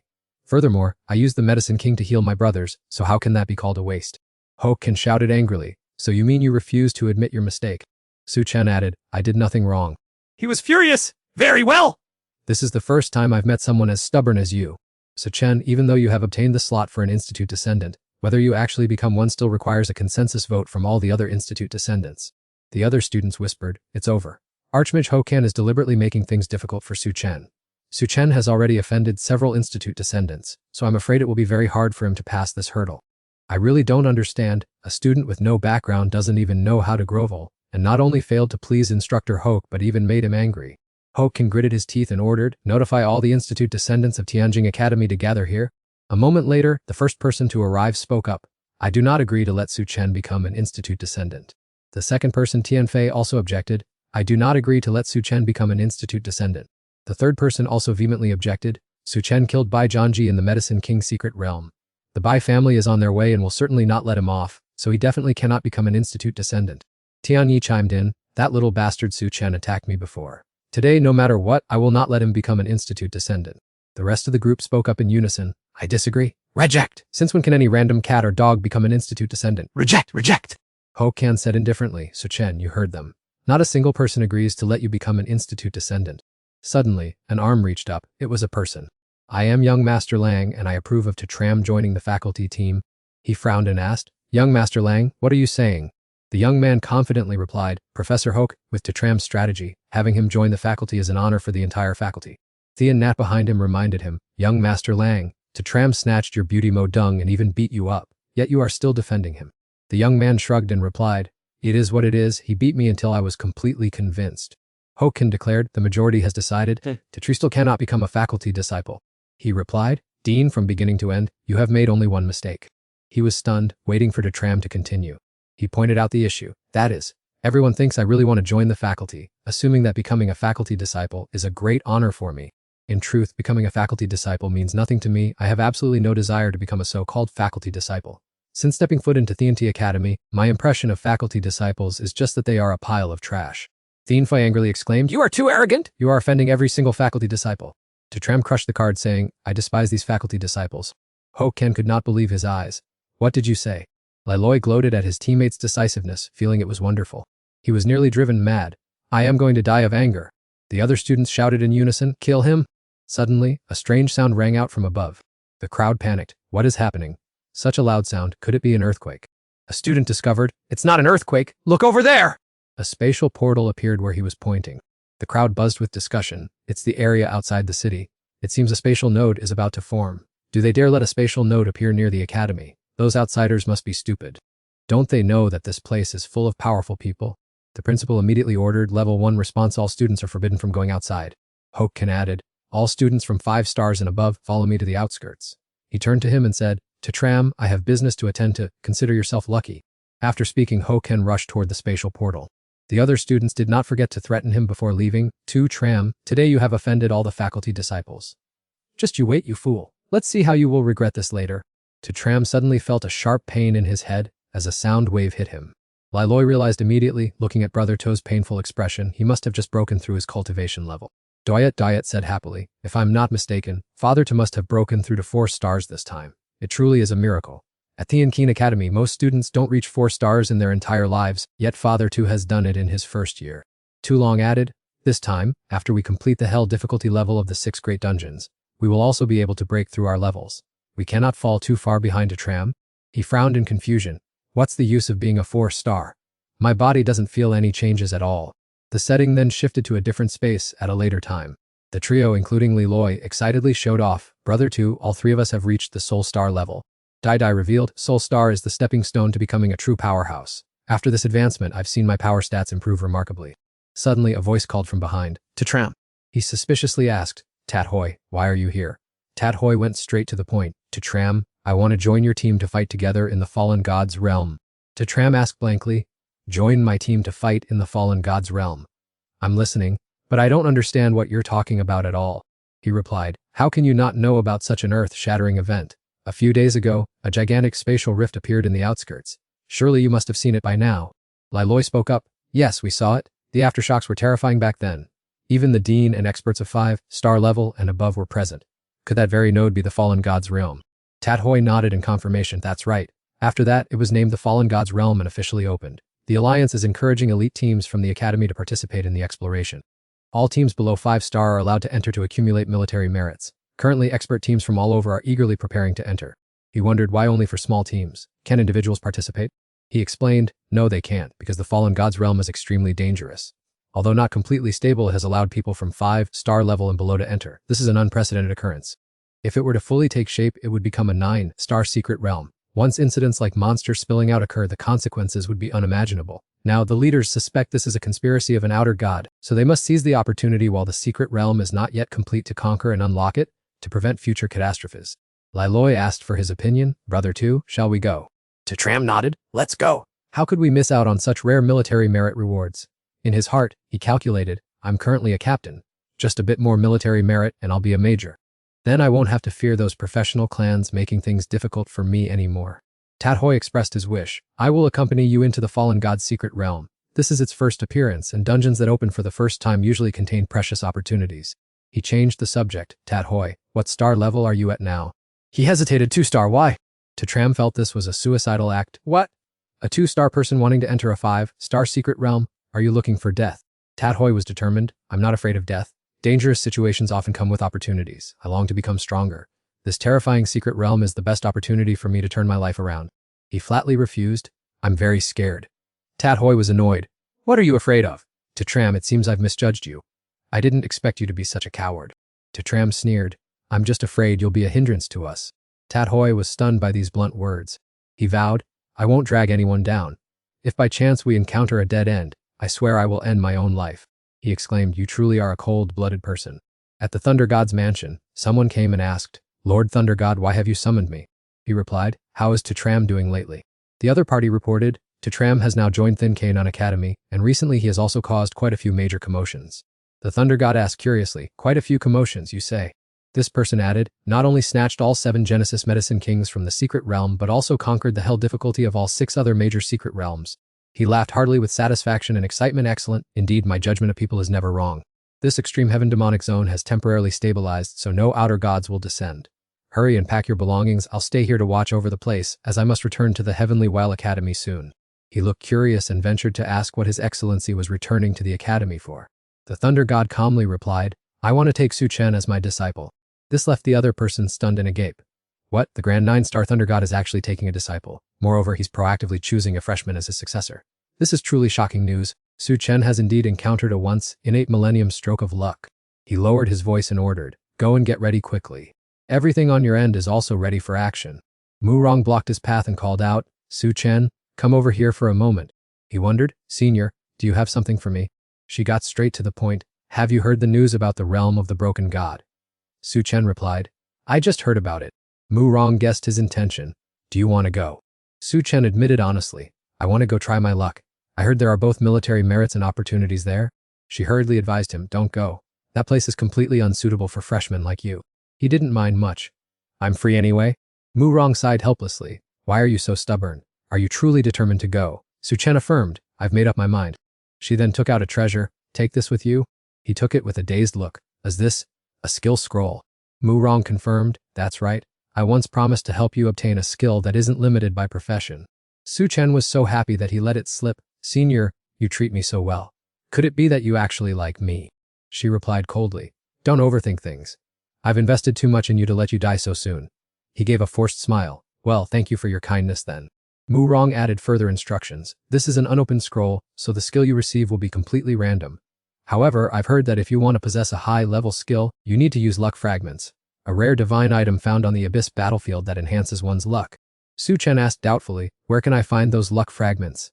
And who would be willing to sell such a precious thing? She nodded. They are indeed very hard to find. I'm just mentioning it so you know beforehand. He was speechless. I'm truly grateful to you. Su Chen sat in the lounge holding the scroll. Although he didn't lack skills, having more was always good. After all, who would ever turn down a treasure? Suddenly he felt a strange sensation in his body. Why am I suddenly feeling so hot? This was the box his second uncle had handed over to him, something his parents had left behind long ago. Previously, the box was sealed with a talisman, so he couldn't open it, but now the talisman had unexpectedly peeled off on its own. Su Chen opened the lid of the box to see what was actually inside. A crystal-like shimmering stone suddenly soared into the air. He was both overjoyed and astonished. It was truly a case of getting exactly what he wanted. He never expected his parents would leave him such a precious treasure. Tia Cham didn't hesitate to use it immediately. He satisfyingly picked up the scroll. The fragment of luck had been fully absorbed, and now it was time to explore the skill book. He pulled hard, opening it. Unexpectedly, the item inside was a congratulatory notification for receiving the S-tier skill corpse explosion with no profession restriction. Tia Cham couldn't help but exclaim in surprise, this is truly overpowered. An S-tier skill and the strongest kind at that. This fragment of luck is incredibly potent. Corpse explosion sounds like it involves dead bodies. Later, I'll have to find one to test its power. Following that, the group of 5 advanced towards the spatial gate. Tachbi couldn't help but marvel. So this is the entrance to the place called the Realm of Fallen Gods. T-Long also praised the magnificent scene, noting that the closer they got, the more they felt an invisible wave of pressure enveloping them. The gatekeeper asked them to provide their team name and member details. Lali turned around and asked T-Idrchem what he wanted to name the team. After a moment's thought, Tia-Chem succinctly replied, Godslayers. He was thrilled upon hearing it. Godslayers is truly spirited. Sooner or later, we'll wipe out those foreign gods eyeing the human race for invasion. The gatekeeper checked that the member information had been fully entered into the system. Each student participating in the expedition to the Realm of Fallen Gods would receive 3 merit points. Normally, rewards are given for contributions to the greater cause of humanity, so this treatment is indeed a bit unusual. He, however, thought differently. Don't celebrate too soon. This might just be burial money, as the Realm of Fallen Gods inherently harbors unpredictable dangers. T-Hbai nodded in agreement that T-Edru-Chacham was right, but no matter what, he would never back down. LPI showed his determination, even feeling excited as he transformed into an invincible warhammer. What was there to be afraid of? Dude, on the other hand, was completely trusting, saying, how dangerous could it possibly be if we follow Uncle Tiu? T-Long smiled and nodded, believing this was an opportunity for the Godslayers team to make a name for themselves, then urged everyone to depart together. Just then, Tin waved and called out to T-Edge-Cham. He was slightly surprised and then smiled, saying, Sister Haewon, you're here too. She explained that since she had obtained the Dragon Immortal Grass and knew this place was a miniature version of the 9-star secret realm, she wanted to take a gamble. Upon being ordered to enter, all the participants were excited, each believing that even just 3 merit points were well worth it. Bold declarations from teams like Undefeated Tomato or Dominator Echo, everyone wanting to prove their capabilities before the major academies. Arguments erupted among factions like Celestial Marshal and Celestial Spirit, all eagerly pressing forward with fervor. Techjai observed their surroundings and stated that since the Alliance had offered a large reward this time, most teams from Dragon City were participating. T-Long couldn't help but be startled upon witnessing thousands of teams and tens of thousands of people swarming in. The entire sky suddenly darkened with the appearance of a colossal flying ship. Up there is the image of a spirited young man stepping forward. The contestants immediately recognized him. It turned out to be that person. The heavenly sky carrier had appeared. Lily asked blankly, who is that acting so arrogant? Bai Hui frowned and replied, that is Tian Qing. He turned his head back and asked curiously, who is it? He then introduced him to them. Sky Whale Academy possesses 3 innate talents. Besides Lu Lion, there is another named Tian Qing. He is very strong. I have always viewed him as a target to overcome. As expected, the other contestants cheered excitedly. Heavenly Sky Carrier, so cool. He truly is my idol. Tianqing has already reached 5 stars. I didn't expect him to have stepped into the Godfall realm as well. I suddenly wondered, is that Heavenly Sky Carrier title his professional talent? Beihee nodded in confirmation. Exactly. Tianqing's talent is Super God Mechanic. The Heavenly Sky Carrier is the symbol of his profession. Rumor has it that one of his strikes can destroy even deities. Right at this moment, the aerial battleships also began to move. The other contestants also rushed to follow. Hurry up, stay close to the Heavenly Sky Carrier. It is absolutely safe with Tianqing. Idle, wait for me! Let's get in quickly. I slowly moved into a ready position. Let's head out as well. The whole group quickly dove into the space portal. A moment later, they had landed safely. Zilong looked around. There was nothing but a vast desert on all sides, with no one in sight. Perhaps after entering the secret realm, everyone had been teleported to different locations. Inside the Alliance's meeting room, the elders had gathered in full. Alliance leader Kulong spoke up regarding this Godfall secret realm. Does anyone have any further opinions? Elder Qin put down his cigarette. Leader, something about this seems a bit off. The wizard opposite him replied, you understand the danger of the Godfall land well. At this moment, doing it this way is our most appropriate option. Old Qin remarked sarcastically, you seem quite capable, don't you? Letting the little brats risk their lives while you hide like a turtle in its shell. The wizard grew angry. Elder Qin, what are you implying? Elder Qin didn't bother looking. I'm not implying anything. I just wanted to scold you. The wizard frowned. Don't go too far. Do you think I'm afraid of you? Grandma Mu tried to mediate. Everyone, please calm down. The Godfall secret realm has opened. Since things have come to this, what good is arguing? Another person also spoke up. Although the Godfall secret realm is extremely dangerous, opportunities are scattered everywhere. This is also a rare chance to nurture top-tier powerhouses. To gain something, you must lose something. Kulong then suggested, in that case, let's just wait. When the time comes, we will join forces to return the fallen god to its correct place. Elder Qin turned to leave. You all take your time seeing the god off. This old man is excusing himself to go rest. The wizard continued to provoke him. Leader, this is the Alliance's most important decision-making meeting. Elder Qin is one of our key powerhouses, yet he behaves with excessive arrogance. He sighed. In Elder Qin's heart, there is still anger. That is understandable. But the situation of the human race today is becoming increasingly difficult. Sometimes we are forced to sacrifice a few. Grandma Mu agreed. Sacrificing some of the weak in the Godfall secret realm in exchange for nurturing outstanding experts while also resolving the current crisis is truly killing two birds with one stone. Perhaps Elder Qin still hasn't seen the big picture. The man in the suit said with a stern and dignified face, as a figure belonging to the human race's elite, Elder Qin seems to have not yet attained sufficient awareness. Returning to Tacham's group, this fallen god secret realm was so vast that they walked for a long time without seeing anyone else. Suddenly Doyet sensed something unusual approach. Loi looked around blankly. Where on earth is it? Her face paled as she felt the tremors from underground. Immediately a centipede-like monster burst out of the ground. Tulong transformed, drew his axe, rushed forward, and let out a loud shout. With just a single light swing, he accurately struck the target directly, causing the monster to collapse onto the ground and lie motionless. Tulong landed and breathed a sigh of relief. Luckily, it wasn't too terrifying, so I could still manage. Who would have thought that as soon as he turned his back, the monster sprang back up immediately. Tacham could only cry out in panic, Tulong, watch your back. However, he still couldn't react in time to dodge. Fortunately, the donkey rushed over to block the lethal blow just in time. Tulong couldn't help but exclaim in shock, unbelievable, is it possible that it's not dead yet? Only after he launched a frenzied attack, Shouting, just die already. did the monster collapse to the ground and lie motionless once more. Only now did Diet dare to be sure its heart has stopped beating. It is definitely finished this time. Yet, as soon as she finished speaking, the monster scrambled back up again. Loi stared in disbelief. Don't tell me it has resurrected yet again. Tat Hoi quickly realized, this is the bizarre thing about the secret realm, the monsters never die. Brother 2, let's retreat quickly, we can't win this fight.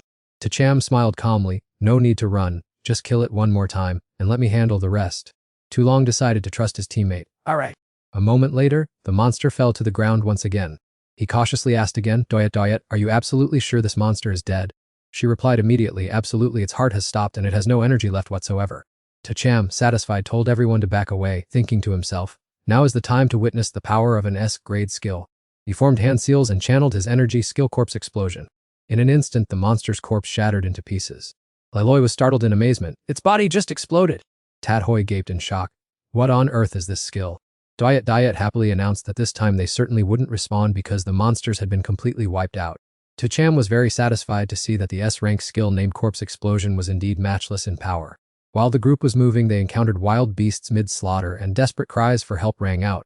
Tulong frowned warily, stating that this was already the fourth squad they had witnessed being completely wiped out. Tat Hoi clearly showed unease because monsters were the greatest threat to anyone falling into this desert. The fallen god secret realm was truly harsh and excessively brutal. As soon as the pack of monsters saw humans, they aggressively rushed forward, intending to pounce on them. Without the slightest hesitation, he unleashed his signature skill Corpse Explosion. The powerful attack sent 2 monsters flying, shattering them into pieces. Tacham urged his teammates to leave quickly since this desert held no treasures worth stopping for. Tadhoi suddenly spotted someone high above controlling a flying carpet. He mused that the magical carpet only appeared in the Abyss battlefield, and that it was rare for anyone to own one. Looking up, he saw Nagayathian traveling with 2 other strangers. Liloi scratched his head in confusion, wondering why the girl up there looked so familiar. Tu Long realized it was Nagayathian, the daughter of Wang Long Tuong, whom they had previously encountered on the train. From above, she also saw the group on the ground and confirmed it was them. But at that moment, Tacham's team also noticed the monsters tailing closely behind the 3 of them. Liloi cried out in panic, as he didn't expect them to dare lead such a pack of ferocious monsters behind them. From high above, Nungyathian waved and called out Tacham's name loudly. He smiled and replied that it had been a long time, not expecting her to have ended up in this place as well. She hurriedly urged Tacham to get on the flying carpet, because these monsters were extremely persistent and hard to defeat. Yanqi anxiously told the captain that the flying carpet could only carry a maximum of 6 people. Tacham calmly reassured his teammates to be at ease since they were fully capable of handling these monsters. Nagayathian appeared panicked and disagreed, as they were the ones who lured the monsters here and couldn't just abandon them.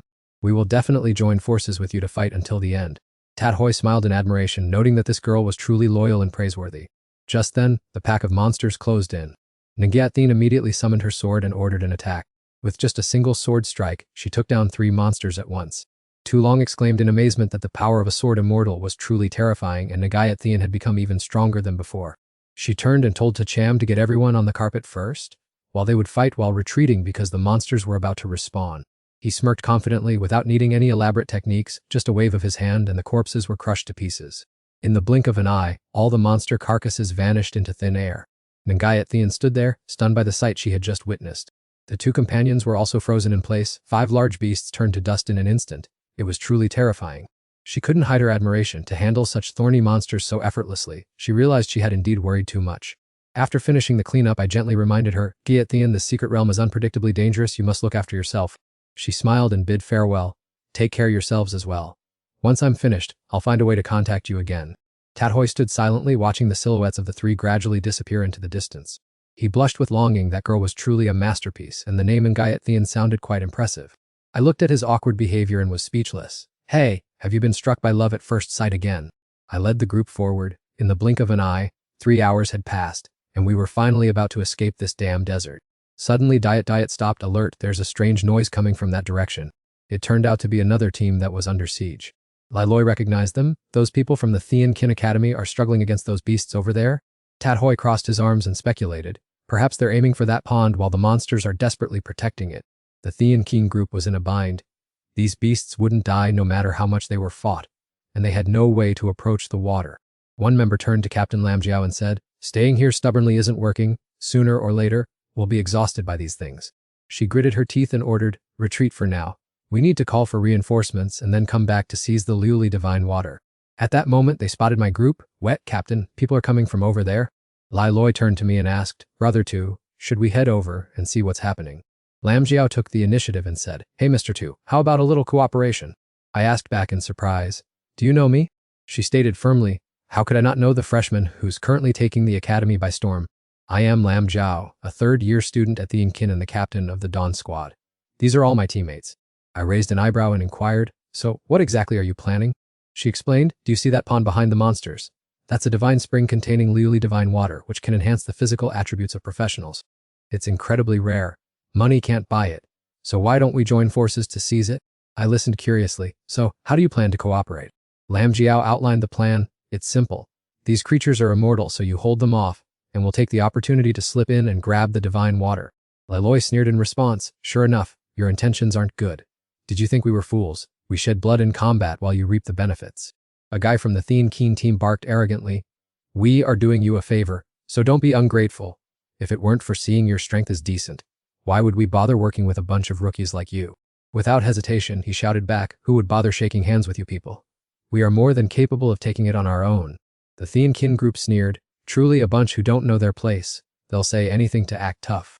Lam Jia also chimed in with a warning, Hey, to Tram, these monsters are very difficult to handle. A single squad stands no chance of obtaining the divine water. But he remained unmoved. Cooperation is fine, but you people have to block the monsters while we go and take the divine water. She decisively nodded, Fine then. This attitude stunned him. Damn it, I only said that to provoke her. Did she actually agree? After finalizing the deal, Lamgeo turned to look at the monsters. She commanded, "Action! Those monsters are starting to run riot again." She then led her team straight forward to eliminate them. "Just besiege the monsters, do not kill them." The members replied in unison, "Understood, Captain." Lamgeo urged them, "To Tram, why aren't you running off to seize the divine water yet?" Without any hesitation, he dashed past. Let's go get over there quickly. A moment later, the group arrived at the divine water lake. Tulong cheered, "This is truly a miraculous type of water. Just standing nearby and breathing makes my mind feel completely sharp." Lamgeo observed the surroundings. "How is it? Is the distance sufficient to take action?" A team member reported back, "It is good. We can cast the spell right now." She immediately ordered, "Take advantage of the time to clear out this glazed divine water and then retreat." The team member hurriedly replied, "As you wish." He began to channel his magic, sealing Mage prepare for space displacement. Seeing that the whole team was in position, he shouted aloud, Two.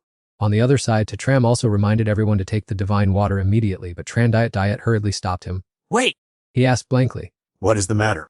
She frowned and explained, "There is danger. I can sense a terrifying beast beneath this lake silently waking up." Tulong immediately heightened his vigilance. Sure enough, such tasty bait wouldn't be easy to swallow. Suddenly, they all saw a magic circle appear beneath their feet. What is this? In the blink of an eye, everyone's positions were completely swapped with Lamgeo's team. The Thean King crowd rejoiced. The swap was successful. We have traded positions with them. She also laughed loudly. The divine water is ours now. Tram's group was panicked upon being surrounded by the monsters. What the hell just happened? Tulong swung his axe forcefully at a monster that was about to pounce. Laloi broke into a cold sweat. Why were we suddenly pushed into this spot? He quickly realized it was a dirty trick from Lamgeo's group. They have swapped their positions with us. These words drove him mad with rage. Damn it, you cunning bastards, how dare you double-cross us? If I get out of this, I will settle the score with your whole lot. The members of the Sky Whale team sneered, mocking the fools. Did you think we were kind enough to hold back the beasts just so you could hoard the divine water? You're delusional. Today, I'll show you how wicked human nature can be. Jiao quietly instructed everyone, don't mind them anymore, hurry and take the divine water before any further complications arise. Several members of the Sky Whale team cheered excitedly, believing that with a bit of this divine water, their bodies would be strengthened and their combat power would double. However, something unexpected happened. As they reached out to touch it, the divine water seemed to vanish into thin air. Everyone was stunned, mouths agape in shock. What on earth was going on? Jiao was also extremely confused, unable to understand why the water in the pond had suddenly dried up like that. Jiao's entire group looked up at the ground gradually rising, their hearts filled with terror. One person in the group trembled and exclaimed, "It seems like something is about to emerge." Immediately, a giant monster with a strange body soared upward. The crowd cried out in horror. It's the flying centipede. She asserted furiously that the divine water had been swallowed by this flying centipede, and if they killed it, the divine water would drop out. But in just an instant, the ferocious beast swallowed one of the members. Everyone turned pale with fear. A Tam was devoured in the blink of an eye. It was truly horrific. Elpo laughed loudly at the sight. Serves you right, your karma has finally caught up with you. Jiao's group hurriedly fled. The flying centipede was a boss, not something they could handle at all. Leading the way, she ordered, "Damn it, retreat!" He mocked them irritably. You bastards, If you have the guts, don't run. weren't you just fighting over this opportunity? Jiao angrily shot back. What's there to be proud of? You're trapped here now and will surely die. Not even a corpse will remain. Indeed, everyone was currently surrounded on all sides. I calmly reminded them, first, let's deal with these mediocre monsters. Tilong swung his sword, striking first clang. He pointed at the monsters' corpses. We can detonate these bodies now. He immediately signaled his teammates to back off. Everyone stay back. The destructive force when these corpses explode together is absolutely terrifying. He then formed hand seals and activated the corpse explosion skill. Instantly, the corpses blew up, creating a violent earthquake across the desert.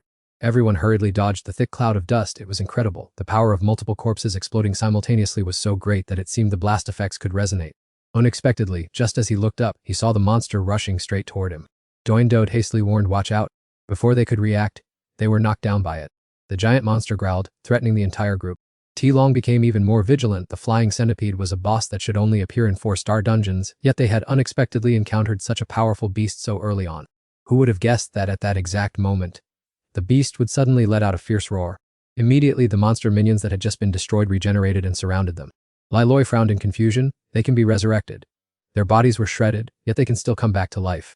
Tulong observed calmly.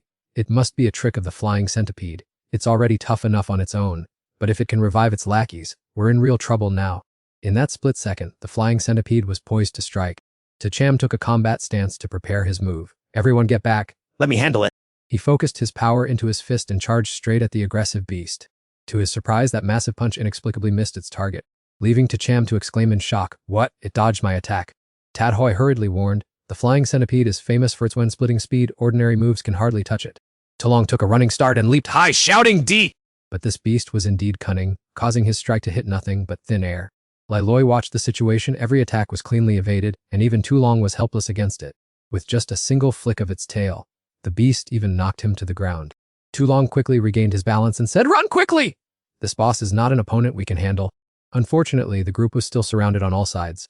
Diet turned pale with fear. The monsters are too many, combined with the flying centipede's terrifying speed. How can we escape? Just then, Tat Hoi was suddenly pushed and tumbled backward. He screamed in a panic, "Someone help me, please!" Lai Loi rushed over to rescue him, shouting, "Get lost right now." Tat Hoi, what are you doing standing there like a fool? Why don't you use your class ability to counter-attack? He scrambled up and explained, "I can't. The time hasn't come for me to activate that ability yet." Tulong turned to his teammate, "Cham, you retreat first. It's better for one to escape than for everyone to die." But Cham firmly refused. "Tulong, you keep it occupied for me. We'll clear these minions and then attack together." Tulong leaped into the air without hesitation. Got it.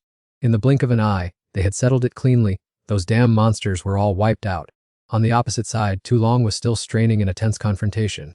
Cham looked at him and shouted, "Tulong, lure the flying centipede over to these corpses." He quickly acted as bait and ran over. "I understand the plan." Being too bloodthirsty, the beast fell for the trap and charged toward the corpses. He immediately activated the skill. The time had come and the corpse exploded. This time, the flying centipede's luck had run out as it fell directly into the dense crossfire. Tram confidently declared, "With such a horrific explosion, I don't believe it's still alive." Sure enough, the demon beast writhed and collapsed to the ground. Lai Loi shouted excitedly, "This monster won't escape. It must have been gravely injured by the explosion." The flying centipede could be seen struggling in agonizing pain. Diet urged her teammates, "Finish it off quickly. It's regenerating its wounds at a dizzying speed." Tram rushed forward without hesitation, channeling all his strength into his fist. He delivered a direct punch to its face. Tat Hoi watched anxiously, wondering if it had truly perished. Tulong stepped forward and suggested, Tram, blow up its corpse to prevent it from reviving." He nodded in agreement. "I almost forgot. Everyone move back." In an ancient temple courtyard, a figure sat in meditation. That individual possessed a deformed body with a bird's head and razor-sharp claws. Suddenly, it opened its eyes. Having been awakened, it realized these humans attacked quite fiercely. It seemed the quality of the intruders this time was rather formidable. "Excellent. After many years of absorbing the essence of human blood, my body is nearly complete. I am only 3 fingers away from reaching my peak state. Just wait. I will be the first god to descend with a complete body, and you will all kneel at my feet. From this moment on, humanity will face an era of darkness." At that moment, Tram received a new notification. Defeated the flying centipede boss, rewards 5 military merit points, a resurrection order, glazed divine water, and the gale wind skill. Immediately, the rewards dropped in front of everyone. Lai Loi shared excitedly. The flying centipede was tough, but such a great harvest makes it all worthwhile. Tat Hoi added solemnly, "The resurrection order can bring the dead back to life within a dungeon. We are truly lucky to have obtained such a rare item." Tulong smiled and said, Tram, you were the one who took down the boss, so you should take all the loot." Diet nodded in agreement. "That's right, it all belongs to you." However, Tram didn't want to keep everything for himself. He put the resurrection order in his bag, thinking it might be needed later. This skill book is called Gale Wind. It seems to increase movement speed. "It suits you well, Tulong, take it." Tulong accepted it, flustered. "This is an A-rank manual. This skill is too precious, truly valuable." He urged seriously, "Take it and use it now. The God-severing secret realm is extremely dangerous. We must find every way to become stronger." Hearing this, he no longer refused. "All right then." As soon as he used it, Tulong immediately felt a surging torrent of power flowing into his body. Lai Loi asked curiously, "How does it feel?" He demonstrated his superb skills, his whole body gliding like an ethereal wisp of smoke. Zilong cheered excitedly, saying that my speed has now increased tenfold. If I fight the flying centipede again, I will definitely be able to dodge its attacks. Seeing this, I hurriedly reminded everyone, "Don't forget to use the glazed divine water." But he looked bewildered. "How is this used?" Bai quickly explained, "Drink some internally, apply some externally. We should drink some first to nourish our internal organs, and then soak in it. That way, the body will be strengthened from the inside out much more effectively." Immediately, the aura about him underwent a noticeable change. Li Lai exclaimed in shock, "Unbelievable, just one gulp and the whole body glows. Is the miraculous effect really that powerful?" A moment later, he clutched his stomach and said, "I'm full now." Bai Hui laughed heartily with satisfaction. "I'm finished too. Now it's time to soak." As the group submerged themselves in the water, Li Lai exclaimed, "It feels like my muscles are tightening and my body is becoming much more supple."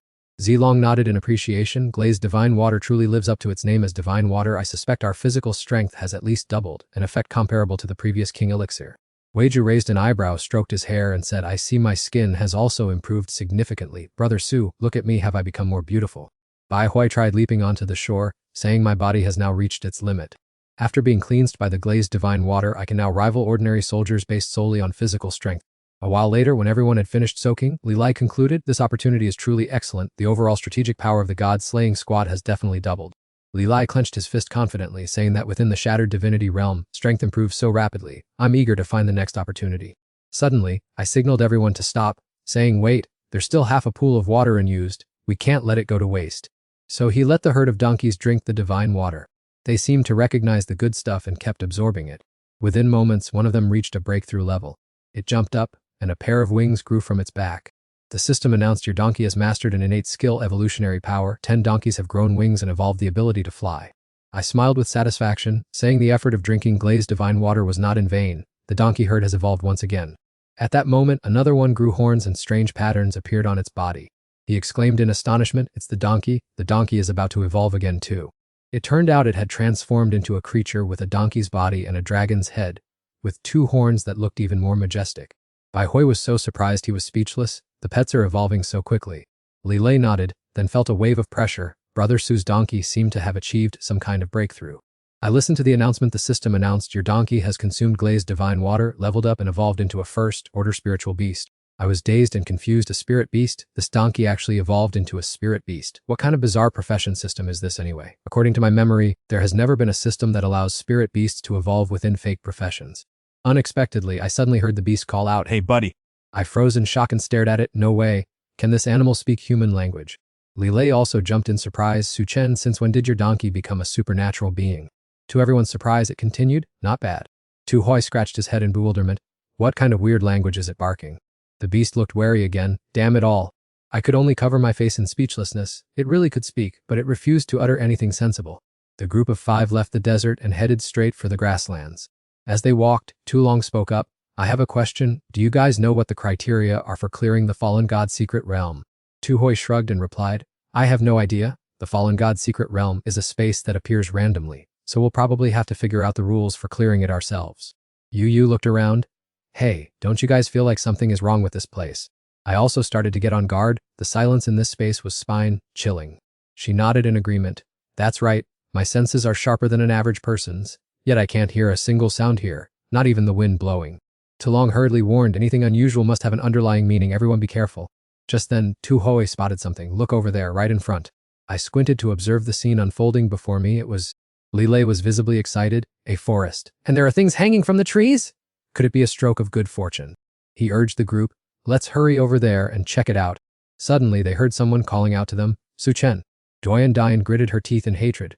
It's that girl, Lu, from the Ren faction. She put her hands on her hips and commanded, Su Chen, our destinies are still intertwined. Hurry back to my side, and I will grant you the favor of being my reserve lover. I replied with disdain, call me daddy first.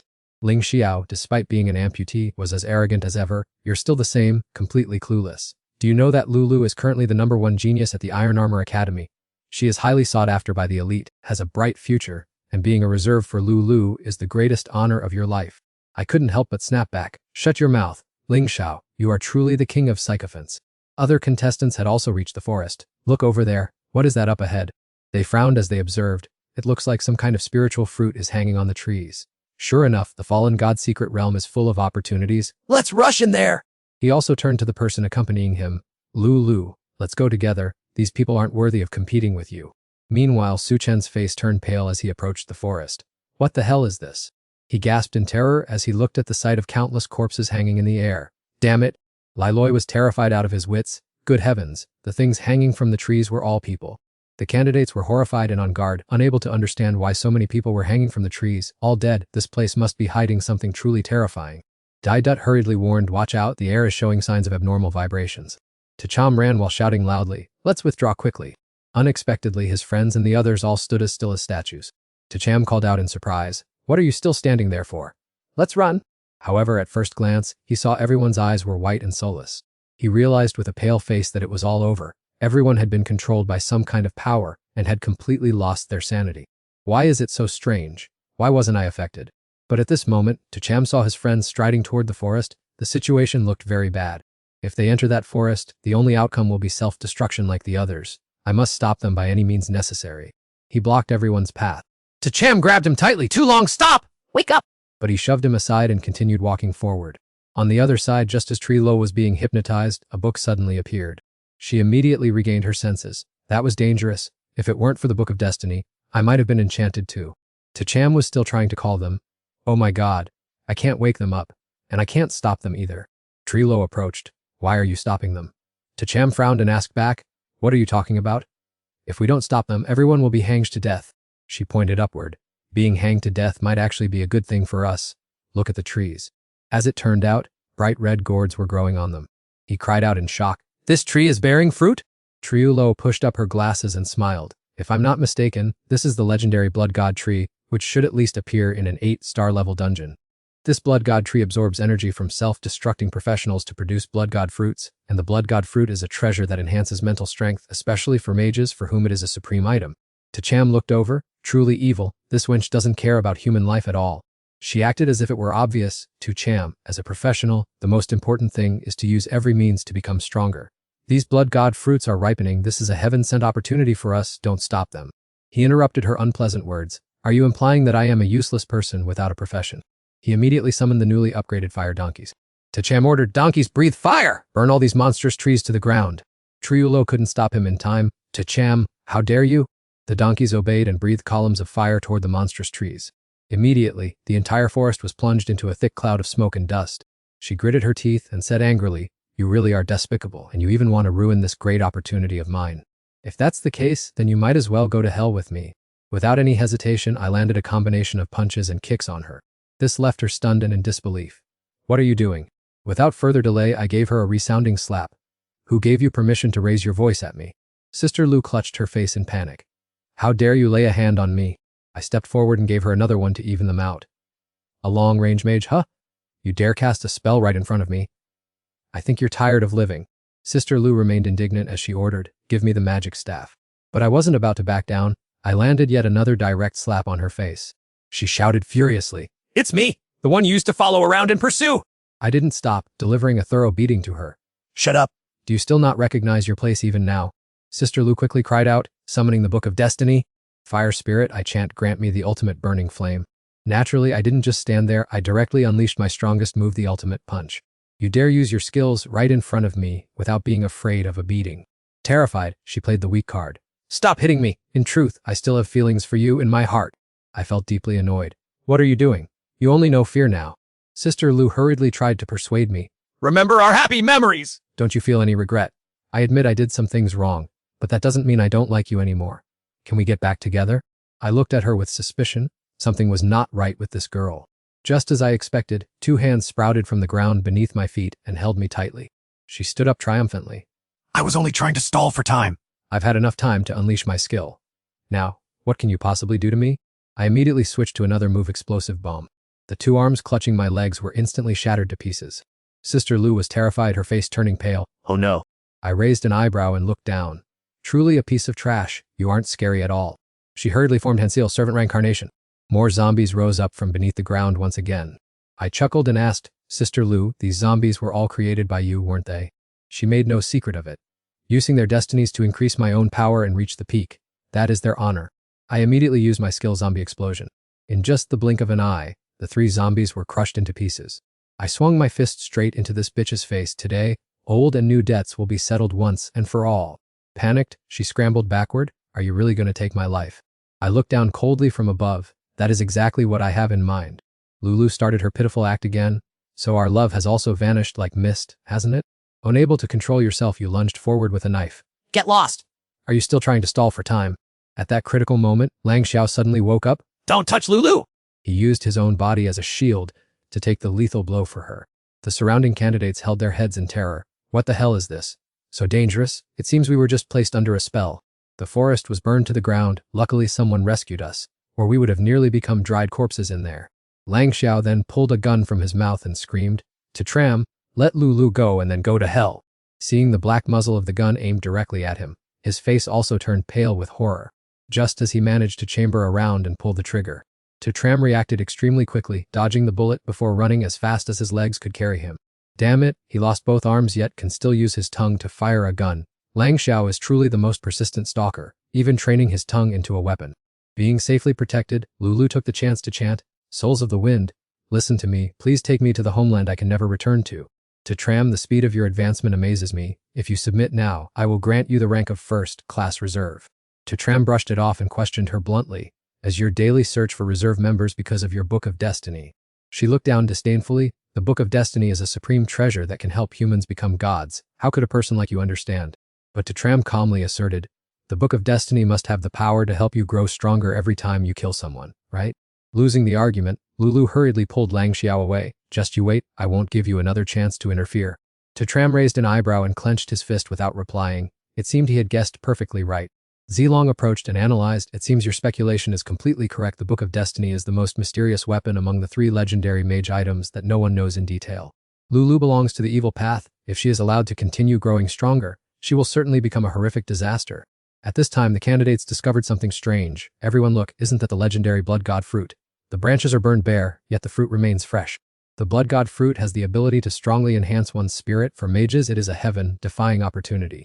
However, they soon realized something was wrong. "Not good, these fruits are not ripe yet," someone explained. "Indeed, they aren't ripe. Ripe Blood God fruits only appear in 8-star instances. These are just low-level fruits, completely useless." The group dispersed in disappointment. It was a pity that unripe Blood God fruits were not only unhelpful but also extremely poisonous. Li Lei sadly scratched his head. "Truly a waste. If we could take those ripe fruits out to sell, we would have more money than we could count." Talong impatiently urged, "With the situation like this, let's go." Suddenly, Tat Hoi stopped them. "Wait everyone, please help me pick some of these Blood God fruits, the more the better." He asked suspiciously, "Tat Hoi, what are you doing? How can we eat these unripe fruits?" He happily asserted, "Stop babbling, hurry up, today I Tat Hoi will bring you an opportunity of a lifetime." Lai Loi confusedly scratched his head. What kind of trick is this guy pulling now? Afterward, everyone followed suit. The Blood God fruits were piled up high like a small mountain. He emphasized with a hint of doubt, "Tat Hoi, we worked very hard to pick all these Blood God fruits. If you dare to leave, I will beat you to a pulp." Then he picked them up again and said with a smile, "Next, the magical moment will happen." Tat Hoi used a special skill to merge them together. Dai Sayat exclaimed in astonishment, "Oh my god, 2 Blood God fruits turned into 1, what is happening?" Tulong also gaped in excitement. Not only did 2 become 1, but the quality of the Blood God fruit has also increased, or rather, it is almost ripe. He laughed confidently. "Indeed, you have a keen eye. I suddenly realized was your talent fusion." Tat Hoi nodded and explained, "Exactly, this is my hidden talent that I've never told anyone about. I can merge 2 identical items into 1. Lai Loi couldn't help but exclaim, "Is there really such a skill? This is the first time I've heard of it. It's truly miraculous." Dai Sayat was even happier. "So that means by using the fusion skill, we can create a fully ripe Blood God fruit." He nodded vigorously and picked up 2 fruits, correct. Surprisingly, it produced a Blood God fruit that was still in the ripening process. Tulong hurriedly said, "The fruit is starting to give off a scent. It's almost ripe." Tat Hoi picked up 2 more fruits. "Let's continue." Finally, a complete finished product was created. Tulong cheered joyfully as the light flared up. "It's ripe. This is a ripe Blood God fruit." He held it out to everyone. "Who wants to eat this first?" Lai Loi patted his chest. "Let me. I'll try it first to see if there are any side effects." I immediately stopped him. "Wait. Tat Hoi, can we continue the fusion?" He was a bit stunned to hear that. "Continue fusing? Do you mean merging them into a higher level Blood God fruit?" He nodded decisively. "Exactly. Each person can only eat 1 Blood God fruit, so we should make it the most effective. If we're going to eat it, we should eat the best kind." Tat Hoi agreed without hesitation. "All right, let me try and see." So he created 2 more ripe fruits to experiment with and proceeded with the fusion. In the blink of an eye, a brilliant golden glow emanated radiantly. Doyen Diet watched excitedly. Sure enough, it was a success. 2 ripe Blood God fruits had merged into a high-grade product. Tulong nodded in agreement. "Not only has the color changed, but even its aura is completely different. I have tasted the Medicinal King before, so I can clearly feel that this golden fruit is definitely comparable to that." Lai Loi inhaled sharply. The Medicinal King, just thinking about it was exciting. If this were revealed, it would surely cause a bloody struggle, but I still reassured everyone to proceed. And so, Tat Hoi tirelessly used his power to merge them without rest. The result was the creation of a fruit shaped like a 5-pointed star. Sweat poured off him like rain. After 8 consecutive merges, it had reached the Blood God fruit's limit and could not be fused any further. Lai Loi looked at it and wondered why this fruit looked so ordinary. Aside from its unusual shape, he didn't feel any of the Blood God's aura at all. Tat Hoi confidently asserted, "This is definitely a rare treasure. Items I've worked with could only be merged 3 times at most, yet this one went 8 times. Perhaps it has reached its most perfect primordial state." Upon hearing that, he looked eager. "Then let me try it out." I seriously warned him, Leloy, this blood god fruit now far surpasses the medicinal king. You must be very cautious. He replied firmly, I understand, but in this line of work, once you venture into the abyssal battlefield, life and death are naturally fragile, with the odds often against us. Therefore, I am determined not to miss any opportunity to increase my strength. As soon as he swallowed it, the aura emanating from Leloy erupted fiercely. He was moved to tears. My spiritual strength is doubling. This feeling of absolute alertness is incredible. I couldn't help but ask with concern, Leloy, are you okay? He cried while his nose bled profusely. Brother too, I'm still fine. Doyen Diet said uneasily, your nose is bleeding. Leloy decisively wiped it away and smiled, I feel perfectly fine now. But just as he finished his sentence, he fell to the ground unconscious. That scene left me standing there frozen and speechless. Fortunately, just a short while later he slowly regained consciousness. Tu Long maintained a solemn expression and asked, do you still feel all right now? Leloy moved his body and replied, not only am I fine, but my mind is unusually clear. I could probably stay awake for 3 days and nights without any problem. I nodded in satisfaction. It seems Leloy has endured it. His spiritual power has stabilized. We can definitely use this evolved blood god fruit. After a while, Tathoy finished his work. Everything is ready. We'll each eat one, and selling the rest will surely bring in a fortune. No one hesitated any longer, and they all swallowed them at once. Let's eat. The outcome was that besides me, everyone else collapsed and fainted. I looked around in a daze. The effect is this good, yet everyone is lying sprawled out after swallowing it. Leloy asked blankly, Brother too, why didn't you collapse as well? Tacham stopped singing, wondering why he was so different from them. He hurriedly asked how Tacham was feeling, and he honestly replied that he felt healthy and clear-headed, even having enough energy to eat another fruit. Leloy looked anxious and said, Brother too, each person can only use one blood god fruit in their lifetime. I'm afraid your body won't be able to handle a second one. Tacham didn't care and waved his hand, saying it didn't matter because he didn't have a class anyway. A moment later, seeing that he was still conscious, he affirmed that this might be closely related to the fact that he really didn't belong to any professional class. So, Tacham did not hesitate to continue devouring the rest of the fruits. 2 hours passed and the group woke up. Tathoy broke into a cold sweat as he asked if Tacham intended to keep eating after consuming 30 high-grade blood god fruits. Tacham swallowed the last fruit and said he would keep eating until he collapsed, as he felt his body changing significantly and wanted to see what the outcome would be. Before he could finish speaking, his body began to undergo a violent transformation. Above Tacham's head, a brilliant golden tower suddenly appeared. Tathoy shouted in shock that it was the legendary Spirit Tower. Dai Syed asked in confusion what exactly the Spirit Tower was. He hurriedly explained that he had read documents about this tower connecting directly to the Supreme Star Tower, a type of power even rarer than a 9-star powerhouse. Right then, he clutched his head and screamed as a wave of pain hit him. Everyone was panicked and worriedly asked what was happening to Brother Tu. Elder Tan walked home pensively, wondering if the fallen god's secret realm appeared only to harvest human lives, or if there was another hidden motive, leaving his heart full of unease. The butler bowed respectfully to welcome Elder Tan home. The old man took a puff of his cigarette and asked why the house was so quiet and where his granddaughter was. He hurriedly reported that the young mistress had entered the fallen god's secret realm on her own. Elder Tan was startled and horrified because he had strictly forbidden her from going near that dangerous place. The butler had to confess that the young mistress had sneaked away, leaving the subordinates completely powerless to stop her. He frowned and wondered who Miao Miao was with, or if it was that Lu Lian girl again. He quickly reported back that Miss Lu Lian was busy and not present at the academy, so the young mistress had gone alone.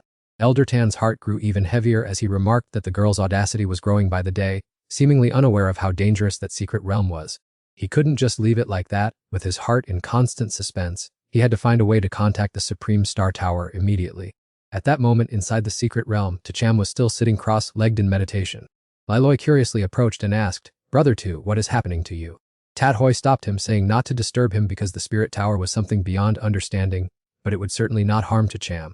Zilong asked blankly, I've never heard of the Spirit Tower before. How do you know so much about it? Tathoy explained that he had previously read ancient records regarding this existence.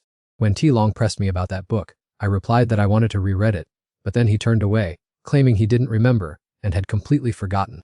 LLI leaned in and whispered to T-Long, I've forgotten, but I keep feeling that this Mr. Tichbai is hiding something suspicious from us. Right inside the mental tower at this moment, a strong tremor suddenly struck and one of the spatial gates began to twist. The character who stepped in was none other than T.H. Num. He frowned, observing his surroundings, and wondered where this place was. T.J. walked straight over and sat down on an empty chair. He murmured, speculating, I wonder if this is my consciousness space, or if my mind has been transported all the way here. Many gates of light surrounded the tower, emitting a strange aura. Could this be the legendary Supreme Star Tower? Perhaps it's thanks to the blood god fruit that I managed to break through to this place. It's just unclear where this is, and whether each of those doors represents an individual who has entered. Since I can't fully understand it now, I'll have to research it next time. For now, I should retreat. Just as T. Hutcham left, Elder Teen appeared. He sat comfortably in his chair, relying on the Supreme Star Tower's extraordinary computational abilities, believing he could deduce a few things. Suddenly, Elder Teen discovered something strange. He paused. Am I seeing things, or did I misread? 1, 2, 3, 12, 13. 13 gates of light. The number has increased by 1. The 13th throne has finally been revealed. Who exactly broke the chains? Was it the Heavenly Emperor of the Sakura region, the Dharma King of the Samak region, or the Wolf God, the Blood God? Why is there no movement? Although the guests here all conceal their identities, the unexpected appearance of the 13th throne like this is truly strange. At that very moment, the adjacent gate vibrated. Someone had just arrived. That person was completely covered from head to toe. It was truly a coincidence. Someone had arrived even before the throne assembly. In the eyes of that stranger, Elder Tien was also an enigma. He spoke up, don't you know? The 13th throne has appeared here. The other person exclaimed in shock, what, the 13th throne? Who just achieved that position? Why has there been no hint of news until now? At the same time, outside, Tia Chom had woken up. Everyone asked kindly, Brother Tier, how are you feeling? He looked at his palm with a strange feeling, as if he had just set foot in a completely unfamiliar land. Tejikchi admonished him sternly, T-Chom, the secret of the mental tower must absolutely not be revealed to anyone. That warning made him feel suspicious. Why? He looked directly at him and made a very firm demand. For no reason at all, not even with the people here. From today onwards, you must keep it completely secret, not a single word to anyone else. Okil became even more certain. This Mr. Teki is clearly hiding something from us. In another direction, the trio of teammates is venturing deep into a dark cave. They had just stepped off the flying carpet, wondering if this was the place they were looking for. Yen Chi checked the equipment and then confirmed it was indeed the spot, as the detector signaled a deity hiding right here. Nguyen clenched her fists with determination. Father, today I will definitely avenge you. She turned to instruct her two friends. You should wait here. Let me handle this myself. Both of those behind her immediately shook their heads. Gayet Thean, we must go with you, she warned in a grave tone. Inside is a god who killed my father. This is a life, or death journey. Fendao firmly replied, General Longtuang gave his life for humanity. We also carry the responsibility of continuing his will. And Gayet Thean still showed hesitation on her face. But Yen Chi resolutely asserted, everything is for the survival of the human race. Hearing that, she couldn't refuse any longer. All right, for our race, let's go in together. These are breath-concealing elixirs. Each of you take one to approach the enemy quietly. As Fandao swallowed the pill, he asked, Nungyet Thean, how certain are you of victory when facing him? She stated firmly, my father left behind a divine artifact to suppress fallen gods. As long as I can get close to him, I have an 80% chance of winning. He hurriedly suggested, perhaps we should take the divine artifact out and discuss things carefully so that no mistakes occur. She shook her head. We cannot take it out now because he would detect it. But rest assured, this is a treasure exchanged for my father's life, and it will surely destroy him. Yen Chi nodded in admiration. General Longtung truly deserves to be called a pillar, using his very life to trade for a way to suppress the enemy. Fen Da was also full of emotion. The general is truly a shining example, sacrificing himself to open a path to survival for humanity. She sighed with regret. The general is the marshal I respect the most, a true powerhouse who protected the common people, unlike those selfish elites. Nagayat Thean sorrowfully continued, since the day my father sacrificed himself, the people's faction has lost its standing and the high-ranking positions are now completely manipulated by the elite faction. Elsewhere, Tram's group had arrived in a desolate area. Lai Loi looked around in confusion. Dragon Valley sounds so strange. Are there really dragons here? Tulong immediately denied it. Probably not. According to Alliance records, dragons have been extinct for hundreds of years.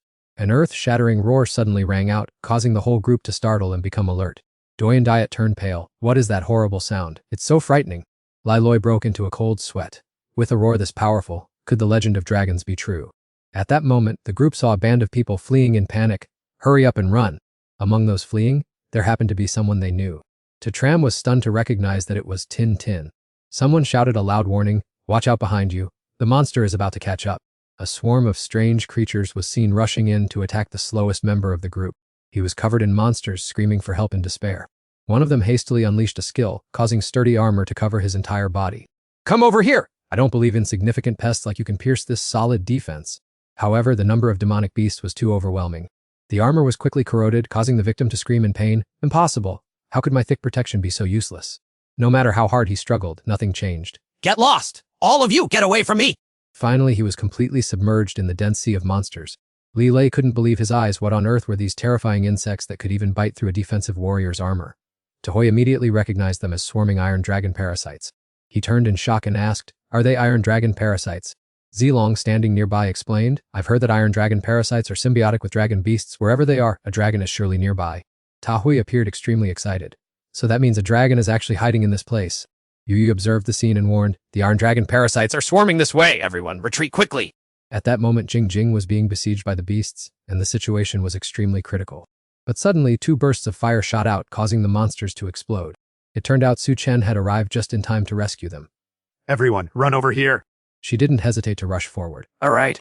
Fortunately, by the time the group escaped the cliffside, the beasts were no longer pursuing them. Zilong breathed a sigh of relief. We are safe for now. It seems these iron dragon parasites don't dare to venture into the valley. Jing approached them. Thank you for saving me just now. Su Chen asked curiously, Sister Jing, is there really a dragon in this dragon valley? She explained regretfully, I've never used dragon saliva grass or seen a dragon with my own eyes, so I can't say for sure. But there's a high probability. After many days of searching for dragon beasts, we finally have a solid clue today. Hearing this, he asked more about the situation inside and whether it was too dangerous. Jing shuddered and replied, extremely dangerous. The number of iron dragon parasites is countless, and those that appeared earlier were only the tip of the iceberg. Just then, another group of strangers rushed up. Rumor has it there's a dragon beast here. I don't know if it's true, but once a dragon beast reaches maturity, it becomes invincible. Obtaining one is like a meteoric rise to power. Li Lai looked around and saw many people with combat classes flocking to the area. Tahui frowned with concern. Once the news of the dragon beast spreads, everyone will be blinded by greed. This is truly a rare opportunity to change one's life. However, before anyone could go deeper, they were stopped by a wall of fire. What's going on? Where did this heat come from? The air suddenly feels like a furnace. Someone quickly noticed, look, a powerful fire element user is approaching. Everyone saw a young woman with fiery red hair appearing. It was Hong Qiao. Jing recognized her as a fire element battle mage, one of the most outstanding students at Tianjing Academy. The heavenly consort led the charge to quell the chaos, demanding everyone step aside because they were students of the Heavenly Crane Academy, and that legendary dragon pet was not for the weak. Hong Qiao observed the gathering crowd and questioned why no one dared to enter. A subordinate from the Heavenly Crane Academy explained that the valley was full of dragon poisons, and they couldn't charge in because several people with their professions had already perished there. Without a moment's hesitation, she unleashed a fire magic spell. It looked like a giant fireball burning intensely. In the blink of an eye, the dragon poisons were completely incinerated. The crowd marveled in amazement. The title of Flame Mage was indeed well-deserved. Hong Qiao was truly powerful. A mage's attack was already formidable, and adding the fire attribute made it even more terrifying. As soon as the heavenly consort saw him, she started cursing. You scoundrel, Su Chen, I can't believe I'd run into you here. He awkwardly greeted her, hello Eunuch Hong, long time no see. The man became enraged and yelled, Su Chen, you dared to cripple my precious part. Today I will surely smash your skull. He glanced at Hong Qiao. Cousin, he's the one who turned me into a man without a future. Please kill him for me. She stared at him and asked, you are Su Chen, aren't you? He calmly replied, that's right, it's me. Hong Qiao pouted contemptuously, you exude an unpleasant odor. I don't like you at all. Su Chen shrugged and retorted, that's your business. I don't need you to like me either. You'd better take a good look at yourself first. These words left her speechless, not knowing how to respond. The heavenly consort crossed her arms smugly. This brat is too confident. What are you to demand my cousin pay attention to you? Hong Qiao added, such glib talk. Lily choosing a man like you as her boyfriend is truly a disgrace. Su Chen didn't get angry, but retorted, you're meddling in things that don't concern you. If you dislike me, you're also disregarding her taste. Hong Qiao angrily channeled her magic. Today I will cleanse this disgrace named you on her behalf. He also showed no fear and prepared to engage, truly a lunatic. To everyone's surprise, at that very moment, the ground began to shake violently. The heavenly consort staggered and shouted in alarm due to the earthquake. I don't understand what's happening. A subordinate confirmed the tremors were coming from deep within the misty valley. A spiky tentacle suddenly emerged from the ground. Heavens, what is that horrifying thing? The contestants asserted with certainty. What else could it be? Look at that tail. It must be a dragon beast. There truly is a dragon hidden in this valley. But in just a moment, the tentacle quickly retreated back into the cliff face. Everyone was bewildered. The dragon's tail is gone. I understand now. This is the legend of the earth-shattering dragon. This dragon is currently asleep. The heavenly consort urged, cousin, the dragon beast is sleeping soundly. This is a once-in-a-millennium opportunity for us to tame it. Hong Qiao rushed forward without hesitation. Let's go, quickly enter. Bolstered by his backing, he turned back to threaten Su Chen. I warn you, if you dare to follow us in, my cousin will surely take your life. He smiled casually, putting his hands in his pockets. Don't worry, I'm not interested in going in there. Tianfi spoke in a haughty and sarcastic tone. At least you know your place. At Hongqiu Basin, scenes of relentless slaughter unfolded alongside hellfire that scorched the earth and sky. A multitude of monsters were roasted by the intense firepower. Tianfi shrieked in order to the Tian students. Charge in there for me! The subordinates cheered excitedly. Let's go. Follow Hong Qiu in. With a fire element mage leading the way, those monsters are nothing.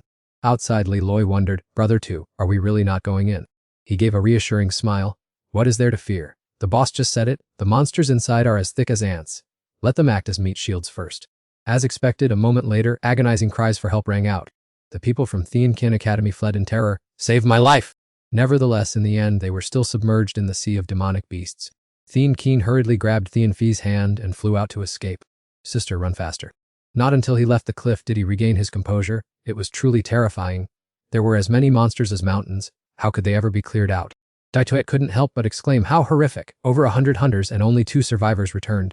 Thean Fee still hadn't given up. Sister, what should we do now? We have no way of approaching the dragon beast because the monsters are too numerous. Hong Qiu responded decisively, let's go find Thean Than. He was stunned. Thean Than? Although he has the ability to level this place, will he be willing to cooperate with us? She flapped her fire wings and flew away. No one can resist the allure of a dragon beast. Seeing that everyone had left, Tram spoke up, they're all gone. Now it's our turn to enter the fray. Tin Tin still looked worried. Tram, the demonic beasts haven't suffered many casualties. Is entering like this too reckless? He countered, Senior, can dragon sedge grass lure the dragon beasts out? She shook her head dejectedly. The scent of dragon sedge grass doesn't spread far. Taking it out now likely won't be enough to pull them out of the cave. Tram immediately devised a strategy. If we can't lure them out, we'll just proactively lead them away. Tin Tin said in shock, lead the monsters away. That's even more impossible. They are only attracted to the dragon beast. They would never leave the canyon. He confidently pointed toward Li Loi. Don't worry, his attraction is many times stronger than even the dragon beasts. A moment later, Li Loi was running while being closely pursued by a pack of demonic beasts. Good lord, there are so many, I'm gonna die! Brother 2, save me! Tram immediately summoned, Blaze, come forth! Immediately, a newly evolved demonic beast appeared, spread its wings, and pounced in front of him. Li Loi quickly lunged onto its back. He laughed triumphantly as he soared upward. I can fly now! You monsters, if you're so tough, try chasing and biting me. Tin Tin gaped in surprise. The entire massive mountain in that canyon was actually swept clean away, the first time I had ever witnessed such domineering power. He quickly seized the opportunity to rush forward. There was no more hesitation now. He had to quickly enter to search for the dragon beast. A moment later, the whole group set foot in a desolate and silent wasteland. Doyen Diet spoke up in warning, perhaps we have reached our destination. I myself can feel a surge of terrifying pressure. Tat Hoi turned pale and pointed forward. Everyone look, its size is horrific. They encountered a giant dragon sound asleep. The aura of the dragon beast was truly imposing. He couldn't help but exclaim, it's staggering. Seeing the dragon beast's true form with my own eyes makes me understand why it's invincible. Zilong stood frozen even though it hadn't woken up. The oppressive aura it emitted was enough to make one choke. I looked back and asked, Senior, you're a dragon knight. Do you truly have the strength to subdue this monster? Tin Tin looked uneasy. I'm not even sure myself. Honestly, I didn't expect the dragon beast to have such a terrifying appearance. But this is a once-in-a-lifetime opportunity. I am determined not to let it slip away. Suddenly someone noticed everyone look at the stones scattered around the dragon beast. Do they contain something special? Tat Hoi stroked his chin in analysis. It's strange. Could these be the extremely rare skill upgrade stones? Dai excitedly affirmed, they look exactly like skill upgrade stones. If it really is those, aren't we about to get rich? He happily added, not just rich, once we successfully upgrade our skills, our power will advance much further. Zilong immediately lunged forward. Let me run over and pick up one to verify. He quickly grabbed the nearest stone. Holding it in his hand, he firmly stated, that's it exactly, this is definitely a skill upgrade stone. Tat Hoi rejoiced, great. This opportunity is no less significant than the blood god fruit. In fact, the value of skill upgrade stones exceeds anything we've ever imagined. Tin Tin suddenly realized the situation. I see, the reason this dragon beast is sleeping here is specifically to guard this pile of skill upgrade stones. After all, this is a treasure that would drive any professional adventurer crazy. To them, skill upgrade stones are even more valuable than the dragon beast itself. Zilong took off again. Let me collect all of these skill upgrade stones. I hurriedly reminded him, be careful, don't wake up the dragon beast, or we're finished. Inside the spirit tower, Elder Tan was urgently requesting, Supreme Star Tower, please help me calculate when this fallen god's secret realm will vanish. Insufficient computational resources, the system cannot provide a result. The mysterious person was astonished. What, insufficient resources? How could something so rare happen? That proves this fallen god's secret realm is not as ordinary as you think. Even the Supreme Star Tower is helpless before it. He still didn't give up. Try again. However, the spirit tower coldly replied, insufficient computational resources cannot perform calculation. Elder Tan mused in disappointment. Unbelievable, I clearly poured all available resources into the Supreme Star Tower. Having no other choice, he turned to the person beside him. Fourth Throne, please lend me a hand, grant me more resources. Hen also didn't mind. Ninth Throne, remember you owe me a favor. When the two spoke simultaneously, the tower responded, initiating the calculation process. Elder Chin breathed a sigh of relief. Everything is fine now. However, listening to it continue, it was impossible to predict when the ruined god's secret realm would disappear, so it activated deduction mode. The fourth throne pondered. The Supreme Tower's mode is rarely activated. Each time it is used, it is when humanity faces adversity. It seems this descent of the ruined god's secret realm is fraught with unpredictable instability. After a moment, the Spirit Tower replied. The deduction results showed that the ruined god's secret realm would not disappear. Both thrones were stunned. What is going on? Elder Chin quickly pressed for answers. What does it mean for the Supreme Tower not to disappear? It explained, this is the 5th time the ruined god's secret realm has descended upon humanity. The one who created it was the ruined god himself, who after 5 times absorbing a large amount of human flesh and blood, he has fully recovered his divine body. This descent will be the end of the mortal world, igniting a world-shattering catastrophe. The fourth throne was so shocked his mouth hung open. What, the ruined god intends to rule humanity? He clenched his fists in anger. Damn it, I already suspected this descent of the ruined god's secret realm was not simple. I never expected the consequences to be so severe. The Spirit Tower continued. Gods like the Shattered God or the Ruined God, due to their immensely powerful bodies, cannot descend directly. However, the ruined god, gravely injured in the past, transformed into a secret realm to enter the human world. Now, by absorbing the flesh and blood of professionals over the years, he has recreated his divine body, becoming the first true god to appear in the mortal realm. This information made Elder Chin anxious. How infuriating. Those fools outside think that each appearance of a secret realm holds great fortune. Despite sacrificing many professionals, they believe it tempers elites and benefits humanity. Who knew it was such a terrifying disaster? The fourth throne said grimly, the 5 descents have indeed tempered many strong individuals, but precisely because of this, the ruined god could fully manifest. This time it's truly a huge problem. Elder Chin immediately pleaded, fourth throne, no matter which region you are from, I hope you will help our dragon region to stop the ruined god together. He didn't immediately agree, saying, I need to go back and discuss it first. Elder Chin persuaded, this matter has far surpassed the scope of minor disputes. It is closely related to the survival of all humanity. I hope everyone will set aside their differences for now and see the bigger picture. The fourth throne nodded in agreement. I understand. Immediately after, he hurried through the spatial portal and left. Elder Chin removed his disguise. Little Mew Mew is still trapped inside. This time it seems more dangerous than safe. I'm truly restless. Meanwhile, Yu Chan and the other 2 had entered the shrine, and the ruined god was right in front of them. Fen Tu was sweating profusely. That's right, I can feel his divine aura, a terrifying pressure. She reminded the group, be careful. My father once said the ruined god is in a deep sleep to heal. Absolutely do not disturb him, otherwise, we will all die. Moving deeper inside, they encountered a figure meditating. Yan Zai's face was ashen. Is that the ruined god? Fear is overwhelming my reason. He also urged, Yu Chan, strike quickly. This pressure is unbearable. I can't hold on any longer. She immediately took out her precious magical artifact. The ruined god is still in a deep slumber. He will surely pay. Father, your daughter will avenge you now. However, before she could even raise her hand, Yu Chan was stabbed from behind. Her expression changed in pain, and before she could react, she froze in astonishment. Ngayat turned her head, shocked to realize that her attacker was her own comrade. What was happening? Clutching her bleeding wound, she asked in panic, Fandu, why did you do that? Yan Qi was also extremely terrified. She screamed, Fandu, are you crazy? Fandu burst out laughing, snatched the treasure, and sneered, Ngayat, a small fry like you dares to touch the fallen god. That is absolutely hilarious. Fandu immediately fell to his knees, kowtowing and pleading, O supreme fallen god, your servant Fandu is a loyal follower of the fallen god cult, humbly offering my respects to my great deity. The fallen god smiled malevolently. You did well, my slave. Yan Qi rushed forward in a rage, screaming, so you are a follower of the fallen god, I will kill you. But at that moment, the fallen god simply raised his hand, and a mysterious surge of power appeared. A special type of chain shot forward, wrapping tightly around her, pulling Yan Qi helplessly toward him. She could only utter a terrified cry, Gayat, hurry and save yourself. Immediately after, the fallen god clenched his hand tight. A blinding explosion erupted, completely knocking out Yan Qi. All of her life force was completely absorbed by him. The fallen god stood up straight with a look of immense satisfaction. He sighed, oh, this flavor is truly magnificent. Even though I have devoured tens of thousands of humans, I still lose myself in the taste of your flesh and blood. Ngayat shouted in hatred, you despicable beast. The fallen god recognized her. Are you Vuong Longtuong's daughter? He was very strong, but now he rests in peace. Do you want to follow me? Ngayat was beyond furious. Are you daydreaming? You killed my father. I wish I could tear you to pieces.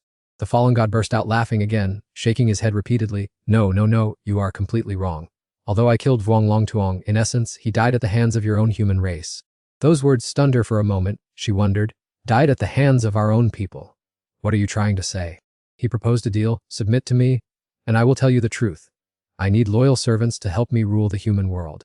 Just then, Fandu hurriedly cut in. Great fallen god me! I am your most loyal slave! The fallen god rejected him with disgust. No, a traitor to humanity like you holds no loyalty in my eyes. Hearing these words, he started in terror, jumping up. What? Ngayat burst out laughing with delight. She taunted, that is the price a traitor pays, being despised by everyone wherever they go. The fallen god asked again, tell me, what is your choice, submit or die? She pointed directly at the man groveling on the ground. Submit to you. Fine, then kill this traitor first. I hate those who turn their backs on their own kind the most. Fendu quickly begged, Fallen God, don't listen to her. I am a follower of the fallen God, your loyal slave. He then leaped down from his majestic podium. Grabbing Nungayathian by the neck, he warned, You are in no position to bargain with me. Agree or die. Just a gentle glance from the goddess was enough to make her cough up blood. It commanded the vines to draw closer. Very good, I have just thought of an amusing pastime, one far more fascinating than mere slaughter. Immediately, the sharp tips of the vines pierced into the other person's body. The goddess smiled maliciously, Don't you hate traitors? Then I will turn you into a demonic beast. To let you experience the feeling of being most despised by humanity, I am impatient to see how you will face it. And whether you will still have the strength to hate me then. Fando forced a smile and respectfully offered the treasure. Goddess, this is the item the Dragon King left behind to counteract you. It smirked mockingly. The Nirvana Heavenly Lightning. I did not expect the Dragon King to possess such a terrifying aura. It truly could harm me. He hurriedly flattered. Such a dangerous thing. Wouldn't it be better for you, goddess, to keep it so others don't covet it? However, the goddess thought differently. No need, keeping it wouldn't be fun. You can take this Nirvana Heavenly Lightning yourself. Fando was stunned and stammered. What? Me? I should keep this thing? It affirmed. That's right. You take this to approach those hypocritical humans and use their own tactics against them. Wouldn't it be more fun to watch them taste the power of the Nirvana Heavenly Lightning? These words excited him to praise. The goddess is truly brilliant. After returning, I will use this to purge a 9-star powerhouse for you. It scoffed and brushed it off. Your vision is too narrow. What is a 9-star powerhouse? If you want to purge someone, purge the Thunder God, the Blood God, and those 12 mysterious thrones. Fando bowed to obey. Understood, I will definitely complete the mission assigned by the goddess. Suddenly, it transmitted a strange stream of energy to him. Fando felt his body in astonishment. My strength has just been significantly enhanced. The goddess explained, That is the death energy I have bestowed upon you, helping you reach an immortal and indestructible state. Consider it a reward for your loyalty. He immediately fell to his knees to praise. Thank you, goddess. Long live the goddess. Tu Long brought back the crystals, and all the skills needed for upgrading had been collected. Tat Hoi was excited and joyful. Hurry up and upgrade the skills. I really can't imagine how overpowered they will be after being boosted. Tran Diet spoke up to interrupt. Wait, doesn't everyone notice that the surrounding space is too quiet? Tintin also realized the abnormality. The snoring of the dragon beast has completely stopped. It turned out the dragon beast had awakened some time ago and was poised to threaten them. Tat Hoi panicked and shouted, Damn it, this big monster is awake. It let out an angry roar that echoed throughout the space. The shocking pressure forced the entire group to struggle as they retreated to defend themselves. Doyet frowned in terror. How formidable. With just one roar, we have already been blown away. He was also flustered. What should we do now? Should we risk our lives against it? Tu Long did not hesitate and lunged straight forward. Kill! Yet, the dragon beast merely used its claw to block him, and that alone was enough to send him crashing down. Tat Hoi hurriedly tried to stop them, for that terrifying power was clearly something that could not be countered by brute force. Tu Long stood up and agreed. We must retreat immediately. Its strength far exceeds what our group can handle. Diet broke out in a cold sweat and exclaimed, I knew it was terrifying, but I didn't expect it to reach such an absurd level. At that very moment, the dragon beast took flight and soared high into the sky. I hurriedly summoned the herd of tumbling donkeys into the fray. The herd of donkeys immediately rushed forward to shield us like living armor. However, they were completely helpless against the blazing fire attack from the dragon. He gritted his teeth in high alert. Damn it, even the firepower was extinguished by it. Is there really no strategy left to counter it? Tat Hoi turned pale, thinking, It's ruined. There's no sign of how to subdue it. While Diet felt almost desperate, not knowing if there was any way to escape. Tin stepped forward. You all leave quickly. Let me stay behind to hold it off. I immediately shook my head in refusal. Senior, don't waste your energy. We must leave together. She firmly insisted on staying. If we all stay, we will only die. Listen to me. I will risk my life to tame it. I am willing to pay the price, even if it costs me my life. At that critical moment, a warship suddenly appeared. Perched on the bow of the ship were Thian Than and Hong Qiu's faction. Tin exclaimed in shock, the Kong Thian warship, he has come here in person. Thian Phi angrily scolded, to Tram, how dare you try to compete with us for the dragon beast? He smiled and rubbed his chin, planning, these fools appeared at just the right time for me to take advantage of. Hong Qiu crossed his arms and shouted arrogantly, you insects who don't know your own limits. Get out of my sight right now! To Tram immediately turned and urged, Senior, let's go, just leave this dragon beast for those people to handle. She was still a bit reluctant and unwilling, saying, but he reassured her with a hidden meaning. The dragon beast isn't that easy to subdue. Even Thian Than can't tame it. So let's just retreat for now and figure it out later. Tin also set aside her intention, saying, all right, I'll follow your lead. Watching them retreat, Thian Than raised his voice. Everyone listen, the opportunity to possess this creature is not for the weak. Whoever doesn't clear out of here in 10 seconds shouldn't blame me for being ruthless. Tram had no interest in confronting them. Let's go. Our strength is not yet enough to snatch the dragon beast. Let's just leave it to them. Tadhoi gritted his teeth in frustration, acting all high and mighty. Sooner or later, I will settle this debt. At this moment, the dragon beast was still roaring ferociously to show its power. Than was only concerned with that other group, thinking, is he really Tram, threatened by me for just a few words, and he hurriedly ran away. I really don't understand what Lu Liam was thinking by valuing this coward. Only by subduing this dragon beast will I be worthy of being Lu Liam's man. He turned and roared, I know you understand human speech. I command you to surrender to my side immediately. Unexpectedly, the dragon beast didn't give him any face and slapped Than directly. Fell straight onto the hard ground, unable to even lift a hand. Lay completely motionless with no strength left to support themselves. Hong Qiu stood stunned and bewildered by the scene she had just witnessed. She decided to dedicate all her focus to a fight to the death. Hong Qiu unleashed her ultimate move, a fireball that could destroy the world. But the monstrous beast showed no hesitation and counterattacked immediately. It struck back fiercely, completely extinguishing the attack. Hong Qiu was shocked, unable to believe her eyes. Then she was thrown back by a powerful surge of energy. Tianfi's face turned pale. This was disastrous. 2 out of the 5 masters from Tian Kane Academy had been defeated with just one move. How could they possibly fight back? No wonder Tram had retreated so smoothly. I was truly tricked by that brat. At that very moment, Than burst into hearty laughter. He stood up abruptly, saying, the stronger you are, the more I enjoy it. Fleet of the Heavenly Mother, concentrate all firepower on the target. Instantly, countless cannons emerged and opened fire. Tianfi, sitting on the ship, trembled and shouted in terror. Tin observed from a distance and exclaimed, I heard one cannon from the Heavenly Mother ship is enough to level a hill, and when they focus all their power, crushing a 9-star master is common, of course, provided that master stands still and takes the hit. However, Than coldly commanded keep firing. In an instant, dozens of shells tore through the air. An earth-shattering explosion enveloped the dragon beast's body. Tianfi was thrilled by the terrifying power, worthy of being one of the 3 great elites of Tian Keen Academy. With such destructive firepower, who could possibly stop them? Hong Qiu had also recovered. Fortunately, Than had coordinated in time, otherwise they would have certainly perished under the monster's claws. He spread his arms wide with pride, saying, no matter how strong you are, I will suppress you with my skill. Between heaven and earth, only I, Than, reign supreme. Tat trembled with regret, clenching his fists. He was too arrogant. I just wanted to slap him hard to wake him up. On the other side, he clasped his hands behind his back and said dismissively, Dragon Beast, do you still dare to act outrageously? Hurry and kneel at my feet, then obey me to conquer the battlefield of them Uninai. Unexpectedly, from the thick smoke, the dragon roared and charged out. Than exclaimed in shock, what the hell is this? It lunged forward as fast as lightning and grabbed him. Hong Qiu's group screamed in panic and fear. The situation reversed, causing Diet to sigh in frustration. He's about to lose his life just because he wanted to show off. Than was struggling to resist within the dragon's jaws, shouting, save me. Hong Qiu, quickly unleash your move, save the person right now. However, her fireball was ruthlessly smashed to pieces by the dragon beast. Hong Qiu felt her heart go numb because this was her strongest technique, yet it still couldn't move this monster. The beast tilted its neck back and swallowed the victim amidst desperate screams. Everything was reduced to nothingness. Sharp spikes pierced her body, making Nungayat scream in pain as she was gradually transformed into a demonic beast. She stood there with her arms crossed, watching smugly. It was indeed a perfect masterpiece created by her own hands. Right then, a scream from outside echoed into the cave, catching the monster's attention. She smirked proudly because the dragon beast combat skill had awakened, and there was even a foolish human who wanted to tame it.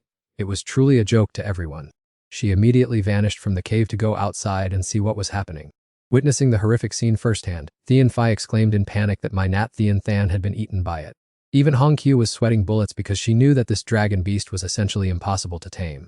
Suddenly, a spherical object looking like a giant egg was spat out by the dragon beast. Seeing that grotesque thing, he was bewildered, wondering if the dragon beast actually knew how to lay eggs. From inside the sphere, Than gritted his teeth and climbed out determinedly. Upon seeing him, Tianfi felt as if hit by a bolt of lightning, unable to believe that it was Nat Than. As he landed, Hong Qiu rushed over to ask why he had been vomited out like that by that monster. He pointed backward disdainfully, saying it was an escape technique, while the sphere was a defensive artifact given by the Dean for life, saving in emergencies. Hearing of that strange escape, Tianfi gave a thumbs up in admiration, because, indeed, the dragon beast couldn't digest him and had to expel him. Flushing with anger, Than approached and threatened that if anyone dared to reveal this, they shouldn't blame him for showing no mercy. Seeing him in a rage, he hurriedly reassured him that he and his cousin would definitely keep this a secret. Not wanting to bear the consequences alone, Tianfi pointed at the group further away, saying it would be hard to control the tongues of those people. To protect his pride, Than coldly charged forward, declaring that they would be easy, killing them all would suffice.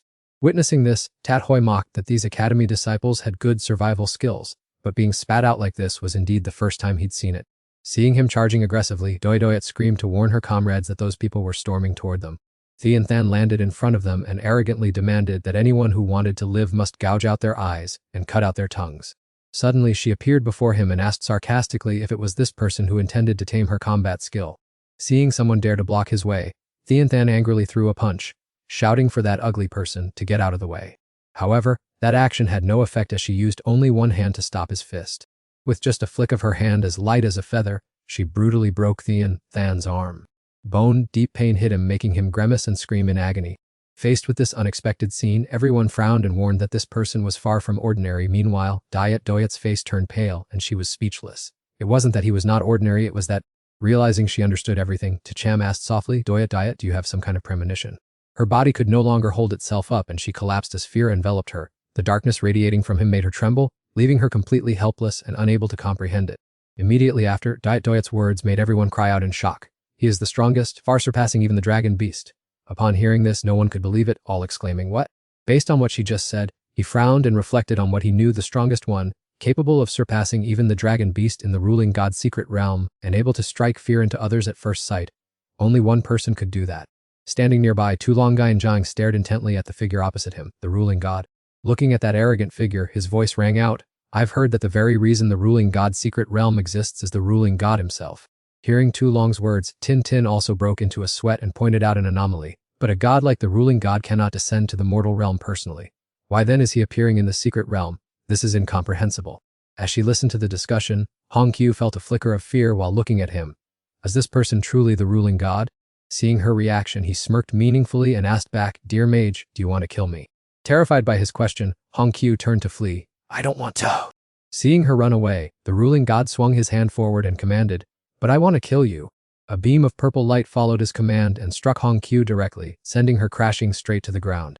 Witnessing that powerful strike, Thien Phi stood behind in terror as if seeing a monster, such unpredictable brutality. Could this be the pressure of a deity? Suddenly, the ruling god turned his head and gave Thien Phi an evil smirk. Trembling before his authority, Thien Phi hurriedly knelt down, begging for his life. Looking at his cowering expression, the ruling god grew even more smug and taunted. You are nothing. Immediately after, he raised his hand high and shouted, Come here! Receiving the command from the ruling god, the dragon beast let out a roar from afar and then flew closer. Leaping high into the air, he stood atop the dragon beast's head and declared, Today, I shall lead an army to destroy the human race. Looking up at the ruling god from below, Tintin trembled at his power. It really is the ruling god's true body. I fear a disaster for humanity is imminent. On the other side of the gate, Hokan asked skeptically, Elder Tan, did you summon us here just for these baseless words? Seeing him resentful, Elder Tan tilted his head slightly and reaffirmed. What I said is absolutely true. The ruling god's true body has descended, otherwise I wouldn't have been in such a hurry. Hearing it as if it were a joke, Madame Mayu behind him crossed her arms in disdain. The ruling god's true body has descended. Elder Tan, have you gone senile? Everyone knows that a deity's true body is too powerful to ever descend. Despite knowing that, Elder Tan calmly explained, You are correct. However, the ruling god accidentally damaged his divine body many years ago, so he transformed into the ruling god's secret realm, using this method to descend to the human world. He continued explaining the secret realm he created, where vines served as the core to nurture the ruling god, while undergoing years of flesh and blood replenishment to gradually restore his divine body. We must stop him. However, Hokan still frowned and questioned him. It's all just empty talk with no evidence. Who would believe you? Seeing that his words weren't persuasive enough, Elder Tan stroked his beard and declared, Fine, I won't pretend anymore. I'm revealing my hand. I am the 9th throne among the 13 thrones. As if hearing a joke, the Heavenly Lord spoke bluntly without respect. Elder Tan, you're joking too much.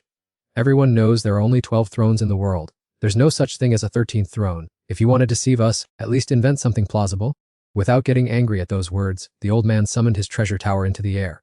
In the past, there were indeed 12 thrones, but recently, an additional throne has been added. Seeing the towering tower in the air, old Madam Cat exclaimed in shock, This is the spirit tower. Even the Heaven Lord must look up with extreme skepticism. Could you really be one of the 12 legendary thrones? Witnessing everyone's reaction, Old Man Tan solemnly reminded them once more, Do you believe me now? If we don't stop the god of healing from fully recovering, everything will be too late. However, standing behind, Hua Zhen still had her arms crossed uncooperatively. Even if you were the 13th throne, the idea of the throne's true body descending is still groundless. She also chimed in, pointing at Old Man Tan and questioning, Old Man Tan, I know well that your granddaughter is inside too. Perhaps you are intentionally fabricating this out of concern for her. Being suspected in such an insulting way, Old Man Tan could not remain calm. He pointed directly at the group's faces and scolded. You people are truly ignorant. Being scolded to her face, she burst out in anger and asked, who gave you the nerve to insult us like that? Knowing these people were too stubborn, Old Man Tan decided to launch magic power toward the gate of the secret realm himself. I don't need help from people like you. He watched the gate high above as cracks began to appear. Hope rose in his heart. This entrance could be destroyed. It seemed he was still in time. In the secret realm space, the god of healing noticed the changes in the main gate and immediately understood. The experts outside have discovered it. They want to use force to prevent my descent. To deal with the enemy, it ordered the dragon beast. Block the entrance quickly. I need a little more time to fully restore my state. The dragon beast obeyed the god of healing, letting out a resounding roar before charging straight toward the main gate. At the same time, Old Man Tan outside had firmly gripped the axe in his hand. Utilizing momentum, he swung a powerful strike forward. Break apart for me. Looking at the terrifying power of the attack, the Heaven Lord could not help but be stunned. Great Axe Warrior. Old Man Tan is indeed one of the strongest warriors. Even Hua Zhen, after seeing Old Man Tan's true strength, realized he is not only one of the 12 thrones but also the long reclusive Great Axe Warrior. With a majestic posture, he unleashed a direct axe strike, determined to destroy the passageway gate. Keeping his eyes on the powerful blow, Old Man Tan was inwardly smug. This passageway was about to be smashed by him. Dense dust swirled as it spread from the large cracks on the gate. However, just a second later, everything went silent again with only residual heat and black smoke rising from the secret realm. Realizing the situation was bad, Old Man Tan's eyes widened in surprise. Oh no, the passageway has already healed itself. Unexpectedly from the side, a powerful foot stomped hard on the ground. Pointing his weapon toward the gate, the alliance leader of the Dragon District also stepped forward and suggested, let's work together. Seeing that action, Hua Zhen still hesitated for a moment. Can he be trusted? Without waiting for an answer, the alliance leader of the Dragon District took action, unleashing a fierce blue magic power from his staff. Let's attack. Beside him, Hua Zhen also summoned her magic orb. Along with old Madam Cat, both channeled their inner power to simultaneously unleash their moves. Let's do this. All three waves of terrible power headed toward the gate and bombarded it. Witnessing that, the alliance leader of the Dragon District spoke confidently. With the combined strength of the 5 of us, it should be enough to destroy the entrance to the God of Healing's secret realm. However, before those 3 powerful strikes could even touch the gate, they were blocked by something and exploded into fragments. Facing the terrifying spectacle, the Heavenly Lord stood stunned while Hu Zhen, filled with confusion, wondered what was happening and what had just blocked their attack. At that very moment, a violent roar echoed from deep within the secret realm, shaking the surrounding space. Recognizing the sound, Hu Zhen gasped in disbelief. It was a dragon beast. Another dragon beast had appeared. His face darkened and his heart grew heavy, as dragon beasts were the steeds associated with the fallen god. It seemed the fallen god was truly inside the secret realm. Beside him, the Heavenly Lord gritted his teeth in frustration. The dragon beast's massive form blocked the entrance, making it impossible for them to force their way in. Even Grandmother Meow lost her composure, wondering in confusion what to do. Were they just going to stand by and watch the fallen god recover his strength? Staring at the gate, Hu Zhen could not help but shudder at the grim prospect. If a god were to ravage the world, how could humanity possibly withstand it? Hearing the defeatist talk, Old Tan turned sharply and scolded, "You fools, do you regret it only now? If you had listened to me and acted earlier, the secret realm would have already been destroyed." At that moment, Hu Zhen could only sigh wearily. Old Tan, it's useless to cast blame now. Let's figure out how to stop the fallen god's true form from descending. Nevertheless, his mind was racing to find a solution. They needed a 9-star space Grand Mage to forcibly break the restrictions and infiltrate the area. Upon hearing this suggestion, Grandmother Miao crossed her arms in agreement. That is indeed a good way, but 9-star Grand Mages are rare and hard to find. How could the Long Region have anyone of that caliber? Suddenly, the Long Region Alliance leader spoke calmly amidst the crowd. I can do it. Behind him, Hu Zhen narrowed his eyes skeptically. Who are you? I've never heard of anyone with such abilities. Before everyone's eyes, he calmly raised his hand and affirmed, it is I. As if struck by lightning, Hu Zhen gasped in astonishment and shouted, Leader, I never expected that. Besides being a light mage, You are also a space grand mage. Old Tan, standing in front, also turned back with a mocking tone. The Grand Leader of the Long Region elite faction is truly hiding his talents. Why don't you take off your mask and let me see your real face? However, the Long Region Alliance leader did not care to pay attention. He changed the subject and urged, Time is of the essence. Which one of you intends to go in first? An atmosphere of hesitation from the other 3 responded to that question. It was truly a difficult situation. Seeing everyone's avoidant behavior, Old Tan turned around angrily and questioned, You cowards, didn't you claim to be the elites of humanity? You're scared to death just from being intimidated by the fallen god. Humiliated publicly, Hu Zhen pointed his finger directly at him and retorted, Old Tan, don't go too far. If you're so capable, why don't you go in yourself? Faced with that challenge, Old Tan replied nonchalantly, Fine, I'll go, and if I succeed, you'll have to call me father. Hu Zhen could only huff in frustration, covering his face with a cold snort. I can't be bothered to argue with someone like you. Turning to the Long Region Alliance leader, Old Tan commanded calmly, it's time, teleport me in immediately. As the leader moved his hand toward Old Tan, a teleportation circle enveloped him, and the journey began. However, the circle suddenly vanished, to Old Tan's utter bewilderment. Witnessing this, the Heavenly Lord exclaimed in a panic, what is the meaning of this? Why hasn't Old Tan been teleported away? Under their questioning gazes, the Long Region Alliance leader explained it failed. Old Tan's level is too high, I cannot force him into the fallen god's secret realm. Grandmother Miao crossed her arms and asked, then what should we do? The Alliance leader looked at her and sighed. It's simple, just choose someone with a lower level than Old Tan. Realizing there was no other way, Hu Zhen looked at the two others and asked, who will go first? He then feigned nobility and sighed, I am a mage, so my close quarters combat skills are poor, you two should go first. The Heavenly Lord, being more blunt, pointed directly at Grandmother Miao, ladies first, which made her scream in anger, you devil, you men are the ones who should go first. Witnessing the three constantly shirking responsibility, Elder Qin sighed in exasperation, people who only care about saving their own lives, narrow-minded and selfish, just like the superior, so too are the subordinate. No wonder you lot have thrown the Sky Whale Academy into such disarray. Even the Dragon's own leader couldn't stand it anymore, so he summoned 3 teleportation gates right in front of them, telling the 3 to stop making noise and enter them themselves. Sang quickly snatched each person, causing them to cry out in panic, Great leader, please wait. In the very next instant, the entire group was teleported away, vanishing from sight. Once inside the secret realm, Tat Hoi looked up at the divine healer enthroned above and asked his companions, do we still have a chance to escape now? Feeling immense pressure from it, Diet quickly turned to warn, don't do anything rash.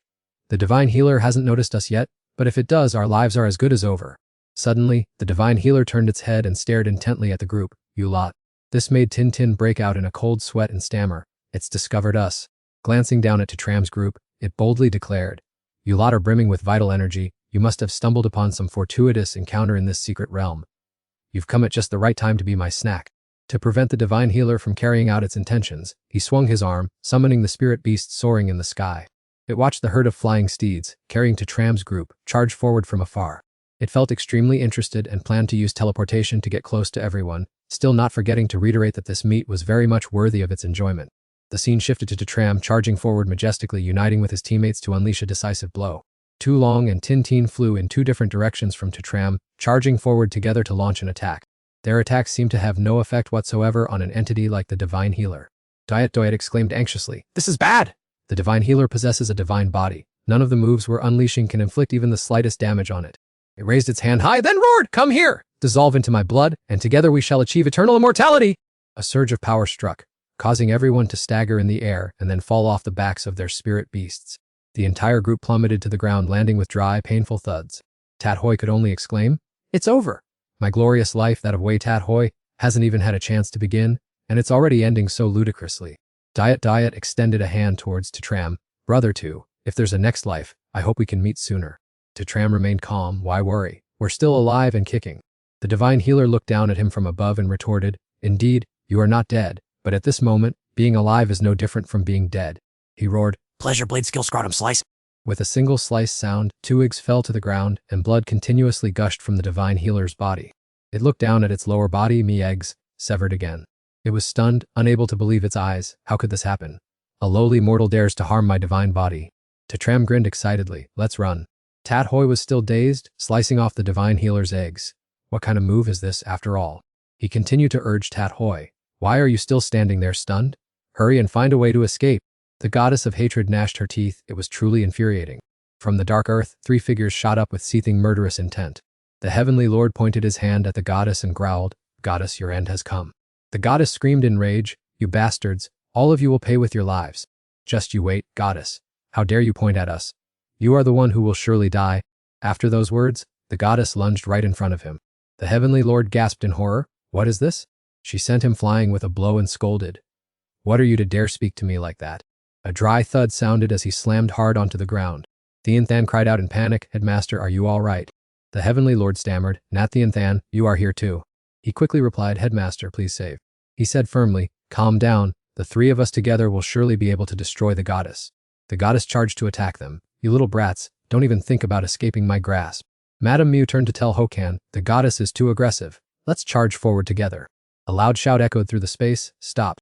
The goddess suddenly stopped. Fine then, since these runts can't escape the secret realm anyway, I'll deal with you first before nourishing my divine body. Madame Mew screamed, hurry, unleash your most powerful attack. The Heavenly Lord shouted angrily, goddess, taste the true power of a human expert. The goddess frowned in annoyance. How irritating. I will take my anger out on all of you. The three of them shouted in unison. Kill! Before the words could be finished, the goddess landed a thunderous blow on his face. Madame Mew fared no better, as she was slapped flying far away. She trembled. Can none of us even withstand a slap from the goddess? Theanthan asked anxiously, Headmaster, are you still all right? Though battered, the Heavenly Lord tried to act tough. I'm fine, I was just testing the goddess's strength. At that moment, the group of people all fled frantically forward. Tathoi rejoiced. It seems the goddess is no longer chasing us. Doyet breathed a sigh of relief. I didn't expect we could escape the goddess's hands so miraculously. Tu Long frowned. Don't be happy too soon. We haven't escaped the secret realm yet, and after stealing her egg, she will come looking for us sooner or later. Tacham scratched his head in confusion. The fallen god's eggs didn't look like much. Tathoi stared at the egg as if seeing a strange creature. Tacham, what are you bringing this for? Throw it away immediately, he replied. It would be such a waste to throw it away. This is a treasure from a god's body. Do you want to taste what it's like? Tathoi was startled. Get away from me! Don't make me sick anymore. He juggled the egg. You really don't know quality when you see it. This is God's flesh and blood. It's definitely more valuable than any opportunity in the secret realm. Anyone want to try it? Everyone simultaneously covered their noses and waved their hands. So disgusting, take it away immediately. What's wrong with your head? Tacham threw the egg behind him. Fine then. I'll let the donkey eat it for now. Instantly, the donkey opened its mouth wide and swallowed both eggs into its belly. It screamed in pain. You bastard! Tacham gave a forced laugh. Is the effect really that strong? The donkey questioned him. You bastard, what kind of devilish thing did you just feed me? System notification, your donkey suggestion system has swallowed God's flesh and blood, gained experience points, and evolved into a rank 2 spiritual beast. He continued, really is effective, the donkey has advanced in rank again. The donkey continued to wail piteously. Oh, you bastard! Tacham felt as if he had discovered a treasure. The effect is huge. System, your donkey suggestion system has swallowed God's flesh and blood, gained experience points, and evolved into a rank 3 spiritual beast. System, your donkey suggestion system has swallowed God's flesh and blood, gained experience points, and evolved into a rank 4 spiritual beast. He was excited. It turns out the fallen god is the greatest opportunity here. Just a little flesh and blood has made the donkey level up 3 times in a row. The donkey let out a thunderous roar and transformed into an entity with soul-shaking power.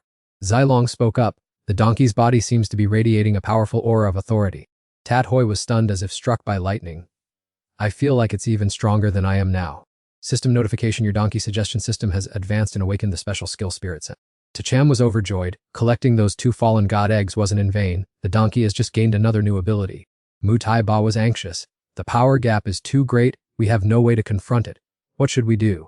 Theanthan's limbs trembled. We're doomed. Facing the fallen god, 3 9-star experts are no different from ordinary people. They have absolutely no power to resist. The fallen god sighed warily.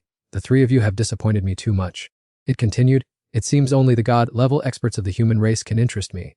Now become one with my flesh and blood. Hoken shouted loudly, quickly run away! The fallen god was completely astonished upon hearing this, as if it couldn't believe what was happening before its eyes. It looked down at its body in a panic. What is this? Where are my eggs? Its face was filled with shock. Someone has eaten my eggs. The goddess stared in a daze, wondering how this could be, who would get angry and then go eat that thing. Grandma Tai saw her expression and immediately understood what was wrong with her. Or perhaps it was already eaten, and I just don't know. Surely someone must have stolen it. The goddess cried out miserably, I will certainly punish you all. The 3 of them were terrified by that imposing aura. Theantru seemed to realize something and spoke up. Oh no, the goddess is absolutely furious. Heian landed on the ground and suggested, how about we try to negotiate with him? We won't be able to escape anyway. Grandma Tai quickly retorted, what right do we have to negotiate? The goddess screamed, cutting off my tail is one thing. After all, I could retrieve and reattach it. But you actually ate it! No deity has ever suffered such a great humiliation? Heian asked curiously, why did he leave? Grandma Tai replied, he went to look for his stolen tail. It seems that tail is very important to him. Theantru asked curiously, what do we do now? We cannot defeat the goddess. Heian answered, the only way is to retreat first and wait for god-level experts to arrive from the outside. He gave the order, Grandma Tai, use your special ability to lead all professionals in the secret realm to flee and await reinforcements. She wore a cryptic smile, as if remembering something.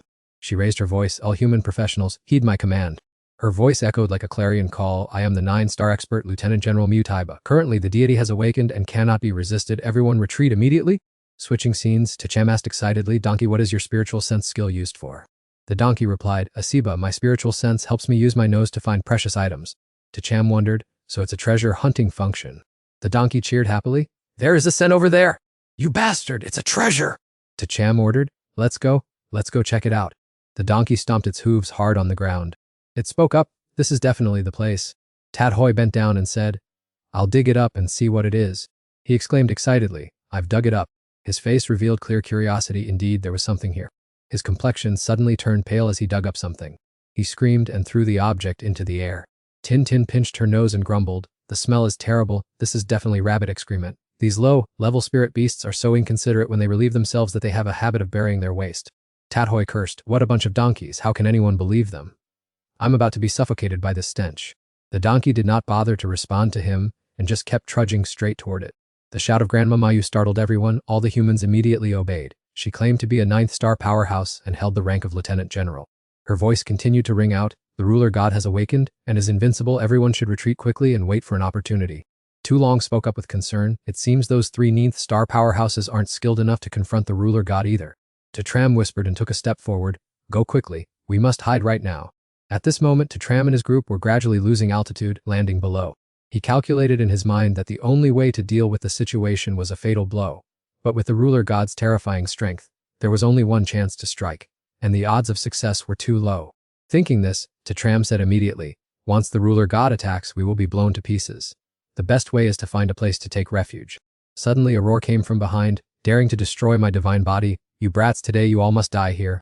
He quickly recognized that stern voice, the ruler god had caught up.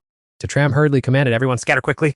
Tu Long stopped him, that won't do. If we split up, the ruler god will definitely single out one target to hunt down. He analyzed, even if you stay with me, the outcome will just be us all dying together. It's better to split up and run, at least there's some hope of survival for each of us. Tin Tin behind him called his name with some worry, Tram. He cut her off before she could finish the sentence. Don't say another word. Tram stated firmly, I still have a trump card to save my life. It's much easier to escape alone. Hearing this, Tadhoi had no choice but to grit his teeth and turn around. Tram, you must take care of yourself. Having said that, everyone immediately moved quickly in other directions. Let's go. In the deep forest, Miu Miu was still running for her life, headlong and desperate.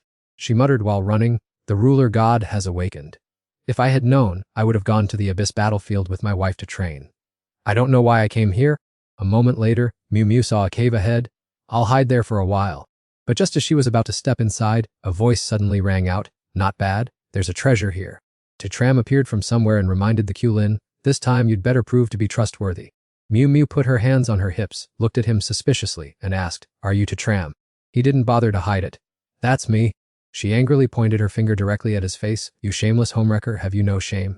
Tram felt extremely confused, homewrecker, what are you talking about? On what grounds are you saying that? Miu Miu crossed her arms, her voice bitter but still calmly judging, you're having an affair with my wife, so if you're not a homewrecker, what are you? Hearing this, he felt as if struck by lightning and snapped, amazing, you've left me speechless. I'm having an affair with your wife. You're a girl, how can you have a wife? I don't even know who your wife is yet. She pointed decisively and asserted that Mao Dungo Lam was her wife. I dismounted from the spirit beast and that Mdung Lu Lim was truly excessively unrestrained. After hearing that, Miu Miu felt utterly furious. A wife can only be mine alone, you are not allowed to contend for her. I calmly turned my back and left without a care, thinking, I must quickly hide in the mountain cave, lest the divine spirits pursue me all the way here, which would be disastrous. The girl quickly turned back and shouted loudly, Hey, don't walk away like that! Have you heard what I said? Immediately after that, both quickly delved deep into the mountain cave. After explaining for a while, I asked, are you clear now? Mukdunglo Lam and I have no secret affair whatsoever. It was she who unilaterally declared it, wasn't it? Miu Miu observed, little Lu Liam is inherently stubborn. Once she decides on something, it's difficult to change her mind. How can we make her give you up? I sighed helplessly and replied, I don't care about your affairs, nor do I have the inclination to interfere. Miu Miu's tone softened. What if little Lim insists on being your wife? She placed her hand on her chest and swore, if there's no other way, then I will also become your wife. This statement struck a nerve, causing me to freeze in extreme bewilderment. Miu Miu excitedly shouted, both will be your wives. Wherever little Lu Lim goes, I'll follow. This relationship takes another step forward. This idea is too wonderful, isn't it? I felt utterly baffled by this girl. She was even more enigmatic and unusual than Mdung Leo Liam. Suddenly, the entire cave shook violently, causing the two of us to halt. Miu Miu quickly realized that demonic energy was spreading ahead. She reminded me to slowly approach and investigate. In another area, a painful scream echoed mournfully. Nungait Thin was collapsing on the ground, clutching her head. Her body, pierced by tentacles, caused her to moan. Why has it come to this? Mew Mew and I hid behind and observed, then wondered, what kind of monstrous thing is present there? You can't identify it either. How strange. Why do I feel such a strong sense of familiarity? And Gayatid at this moment was still incessantly screaming haunting, painful sounds. Mew Mew immediately released a sharp arrow. She drew her bow, preparing to strike, thinking, the monster seems to be exhausted. This is the golden opportunity to act. I quickly stopped her. Wait. But before I could finish, Mew Mew released her hand and shot, unable to wait any longer. The arrow tore through the wind and flew straight into Ngayatidin's wing. She quickly recognized the enemy, then turned and roared deafeningly. I flinched, my eyes widening. So this is what's going on. Mew Mew leaped forward excitedly. Hit the target! Let's kill that monster! However, Ngayatidin also quickly launched herself high into the air. This made Mao jump in surprise. How could the speed be so fast? Ngayatidin nimbly swung her arm, ready to deliver a fierce counterattack. Meow screamed in panic. It's over! Come save me quickly! Regardless of Ngayatidin's frenzy, I'm going to die! From behind, Suchen rushed forward and shouted loudly, stop it right now. She immediately recognized the familiar voice and stammered out, Suchen. He also froze. You are Wang Ngayatidin. Ngayatidin's bloodshot eyes filled with tears as she choked out, Suchen. Having narrowly escaped death, Meow quickly crouched down to the ground. She hid fearfully behind me and asked in a panic, Suchen, do you know this monster? He stammered in confusion, Ngayatidin, what on earth is going on? Ngayatidin held her head tightly and screamed, I am just a monster now! Ngayatidin collapsed, her face contorted in pain as she clutched her head and struggled to speak. Go away! Run away quickly! Don't worry about me anymore! Knowing she was feeling self-pity, Suchen stepped forward to comfort her. Ngayatidin, how could you be a monster? You are the daughter of the human race's marshal, Wang Longsang. Ngayatidin fell into a daze and choked out, Father. He gently reached out and wiped away the trace of blood trickling from the corner of her eye. Ngayatidin gradually regained her composure and asked, tell me, what's this all about? Why are you here? She looked up and asked, isn't this place the territory of the ruling god? Hearing this left both Suchen and Meow stunned in surprise. What? Meow felt like she'd been struck by lightning. She covered her ears and wailed. We're doomed. We've accidentally hidden ourselves in the ruling god's lair. Suchen reassured her, the most dangerous place is the safest place. Hiding here might actually help us avoid the ruling god's notice. A moment later, Ngayatidin spoke up, I have told you everything. That is exactly how things happened. After hearing the story, Meow couldn't help but feel moved. You're so pitiful. You were betrayed for trying to kill the ruling god and even turned into a monster. He asked inquisitively, do you have any plans after all this? She replied without hesitation, Suchen, kill me. I am neither human nor ghost now. The murderous instinct within me is constantly on the verge of exploding. Ngayatidin looked down at herself. My continued existence will only bring disaster to the human race. Suchen stepped forward and grabbed her wrist. Kill you? What kind of joke is that? He said firmly, not only will I not kill you, but I also want to fight alongside you to destroy the ruling god. Ngayatidin hesitated, but what about me in this state? Suchen said decisively, it doesn't matter. What you look like doesn't matter. Meow echoed from behind, that's right, it doesn't matter at all. He analyzed further, even now, you are still thinking of the human race. This proves that no matter how you've been modified, your kind nature remains intact. Tram clenched his fists with determination. As long as his nature remained, he would still have the strength to keep hunting down the enemy to protect the human race. Hearing this, Ngayatidin remained uneasy and doubtful of herself, wondering if she was still worthy of standing up to fight for the human race. He smiled to reassure her, all right Mew, stop making such a fuss. Sister, you are fully capable of doing this. Tram stepped closer and placed a hand on Ngayatidin's shoulder. Pull yourself together, I will stand shoulder to shoulder with you in this fight. Motivated, she awakened and responded with spirit, I understand now. Thank you very much Tram. Suddenly, a fierce voice echoed from inside the cave. You human brats, this is the secret realm of the god of governance. Don't even think about escaping. Tram quickly revealed his anxiety. The god of governance has already sniffed out this place. Is there any other way to deal with him? Ngayatidin sighed. The divine artifact that restrains the god of governance was stolen by a traitor. If we can retrieve it, we still have a chance to injure him. Upon hearing this, he could not help but panic. Only injure him. Can't we finish him off? She asserted. Before, it might have been possible, but now that the god of governance has almost fully recovered, it is very difficult to finish him off with a single blow. Mew crossed her arms and said decisively, if only he could set foot here, he would surely make short work of the god of governance. Tram turned sharply with a look of extreme tension. I am afraid that no one can approach this place anymore. The dragon beast suddenly materialized, making him narrow his eyes to observe. It is the mount of the god of governance. It has completely blocked the entrance to the secret realm. Ngayatidin urged, let's go quickly, we cannot just sit here and wait for death. We must find that traitor to retrieve the divine artifact first. Tram hurriedly signaled to Ho Ki, stop for a moment. He asked, didn't you say there was a treasure in this place? Go find it? It just dashed away. What a fool. Ngayatidin looked toward the ancient tree and calculated. This is what the god of governance uses to drain the energy of the secret realm. Destroying it should at least wound him to some extent. Ho-Ke opened its mouth wide and snapped at the tree trunk with a powerful bite. However, the consequence was that its teeth fell out in pieces. Ho-Ke cried out in pain, "Oh, this life of mine, it is truly pitiful." Nagayat Thean pointed at the trunk and explained, "This is the root of the god of governance's recovery. Destroying it is not that easy." Finishing her words, Titram rushed forward from behind, gathering all his strength to land a powerful punch on the tree trunk. The punch caused the entire giant tree to shake violently, and leaves rustled as they fell. However, it remained unscathed, leaving him looking puzzled. It seems there is indeed no way to harm this tree. Miu Miu raised her hand confidently. "Perhaps let me give it a try." She raised her hand to channel her spiritual power. Everything in this world can be softened. All of Miu Miu's magical power poured into the ancient tree trunk, sparkling like thousands of dancing fireflies. Immediately, the sturdy tree trunk seemed to turn into soft plastic, bending and curving sharply to the right. This sight caused Titram to gasp in astonishment. Good heavens! Why does this tree look like it has withered away like that? The fire servants had to crane their necks to admire the rhythmically winding tree trunk. Nagayat Thean signaled with her hand. The tree had already softened, so now they could freely enjoy it. She called to the young fire servants, "Children, look, a great gift! Dive in and eat it for me." Immediately, the swarm of fire servants rushed over, tearing at the tree trunk as if it were delicious prey. Meow Meow giggled, "Well, isn't my power awesome? Anything in my hands turns soft." He laughed helplessly. "This ability is indeed unique. It's truly very powerful." She moved closer to Titram. "Not only that, I can also make things sturdy, as hard as stone."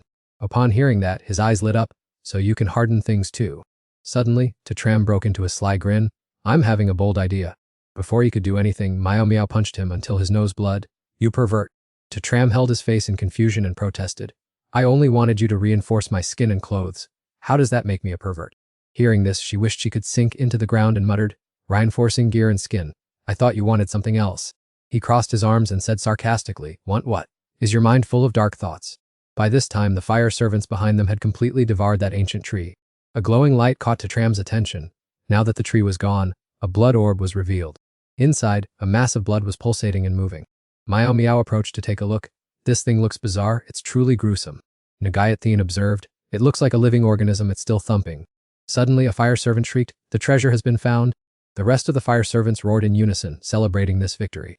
Titram rested his chin on his hand and thought, "Damn it, as expected, it's unreliable. What treasure? Be careful, this thing might be a monster." Nagayat Thean assessed, "This object is extremely important to the ruler god, otherwise, why would it be placed at the center? We must prevent him from getting it at all costs." His gaze hardened. "Then let's just destroy it." Outside, the ruler god was in utter terror. "What? The ancient tree I used to drain human blood has been destroyed." He was in shock. How can that be? That ancient tree was supposed to be extremely resilient. The ruler god rushed off in a fury. "Damn it! I was just a moment away from full recovery. This destruction has severed my divine body's regeneration process." He landed at the cave entrance. "The sacred fetus is being nurtured under the ancient tree. Nothing must happen to it." The ruler god's rage reached its peak. "No matter who it is, I will make you taste the most painful death." Inside, Nagayat Thean was trying to destroy the blood orb. "It's not working, just like the ancient tree. This thing remains unharmed." Meow Meow was bewildered. "Damn it. This thing is already soft by nature. I can't soften it any further."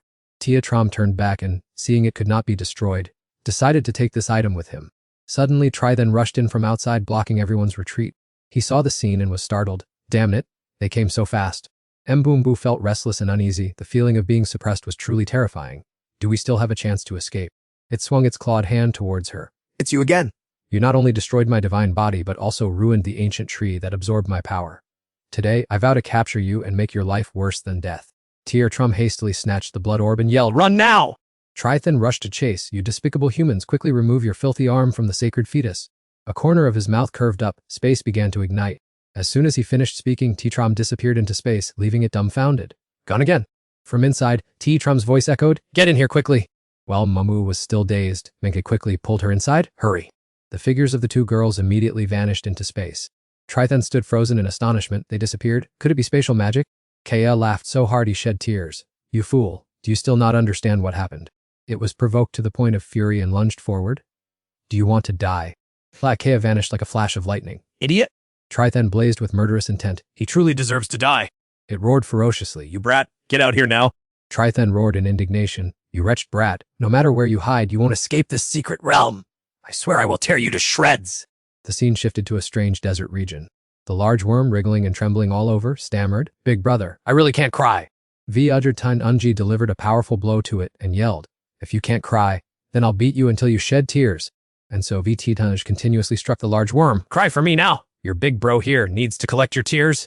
It shrieked. Big brother, don't hit me anymore. I'll cry, all right? VT sighed in exasperation. How boring. The tears of a stupid worm like you are utterly worthless. It wondered, Big brother, you beat me until I cry countless times every day. Is this game really that fun? Suddenly, T-Trem appeared right in front of them, holding the blood orb. VT jumped in surprise. Someone broke in here. Or am I seeing things? Following him were Ngayat Thidin and Mu. She exclaimed in delight. Inside the dragon horse's body, there's an independent space! It's truly miraculous. If we hide here, Trithen definitely won't be able to find us.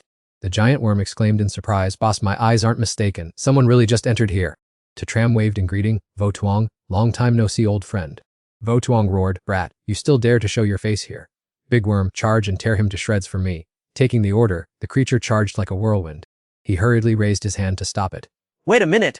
Vo Tuong, I've come here this time to negotiate with you. Vo Tuong angrily replied, you dare to negotiate with me? After locking me in this godforsaken place for so many years, do you understand how it feels to live a life worse than death? It complained resentfully, never seeing the sunlight, bored to madness. Day after day, my only entertainment has been the big worm. The big worm burst into tears and sobbed, do you think that kind of life is enjoyable? No sunlight, utterly bored and constantly beaten without mercy. T-Trem raised his hand to signal, calm down. This time, I've come to free you. Vo Tuong was utterly surprised. You're actually kind enough to want to release me. He raised one finger. As long as you agree to my conditions, your freedom will only be a matter of time. It looked around suspiciously. Wait a minute, something isn't right. Vo Tuong asserted. Brat, you definitely have some scheme. There's no way you'd bring two kids in here to negotiate with me. T-Trem was secretly surprised. Damn it, this monster isn't easy to deceive at all. It continued, earlier, that kid admitted that even gods can't find this place. You must have come in here to escape some calamity, right? Am I correct in my deduction? Vo Tuong commanded, Big worm, deal with him immediately. The creature again charged, growling like a mad dog. Suddenly, a hand blocked it right in front of its face. Ngayat Thien jumped up to block the worm's path and yelled loudly, Get out of here! Immediately, the worm was sent flying backward by her blow. It trembled in fright. This aura, could she be one of my kind? Ngayat Thien clenched her fist. I am a noble human. Who would consider a repulsive creature like you as kin? Her eyebrows furrowed tightly, showing extreme vigilance. Vo Tuong hit the worm hard on its head and yelled, Stop chattering! Quickly bite them all to death for me! It seemed to awaken and charged straight towards T-Trem. It's been a very long time since I've tasted battle. He took out a blue stone. Vo Tuong, take a look. What is this object? The big worm still charged wildly, its terrifying foul mouth agape. Suddenly, Vo Tuong stopped it. Stop right now! It stared at the stone. Beautiful, mysterious, crystal clear, sparkling and radiant. So perfect that it's the first time in my life I've beheld such a tear. T-Trem tossed the stone in his hand, thinking to himself, luckily, I managed to collect Ngayat Thien's tear before. Indeed, Vo Tuong was lured. It contains the aura of both gods and demons, truly a unique treasure. Where did you get it? T-Trem gripped the stone tightly in his hand, his heart full of calculation. It agreed immediately without any hesitation. It wanted it, truly wanted it. He laid out his demands. If you want to possess it, you must follow my will, sign a contract, and show absolute loyalty. I will grant you freedom and give you this tear in return. Suddenly, Vo Tuong burst into hearty laughter. This confused T-Trem. What are you laughing at? Vo Tuong smirked sarcastically. I laugh at a short-sighted person like you who thinks he is knowledgeable. I am Vo Tuong, the symbol of miracles and infinite power, the supreme being who crushes all entities in the universe, while you are just a lowly creature who doesn't even have freedom. Yet you dare demand a contract with me. He crossed his arms coldly. Stop posturing or we end the negotiations right here. Vo Tuong said arrogantly, my level of existence is far beyond yours. A contract is impossible. T-Trem replied nonchalantly, speak in plain terms. Vo Tuong explained, simply put, I am not a biological life form like you humans or monsters. I am an inorganic entity, a miraculous creation of the universe, and therefore not a living soul. Naturally, I cannot sign anything. T-Trem immediately had an idea, then agreed to help me with 10 tasks. Vo Tuong made a counter offer, most 3 things. He smiled slightly, deal. It commanded, hand over the tear at once. Looking at the floating tear stone, Vo Tuong showed great interest. How wonderful. I get to touch a flawless masterpiece of art again. It is just like me, both are masterpieces of creation. He rested his chin on his hand in contemplation. The tear has been given to you. Now, let's hide here for a bit while I think about what the 3 tasks should be. Without a moment's hesitation, Vo Tuong shouted, kill them all. Immediately, the giant worm rushed forward, as you command.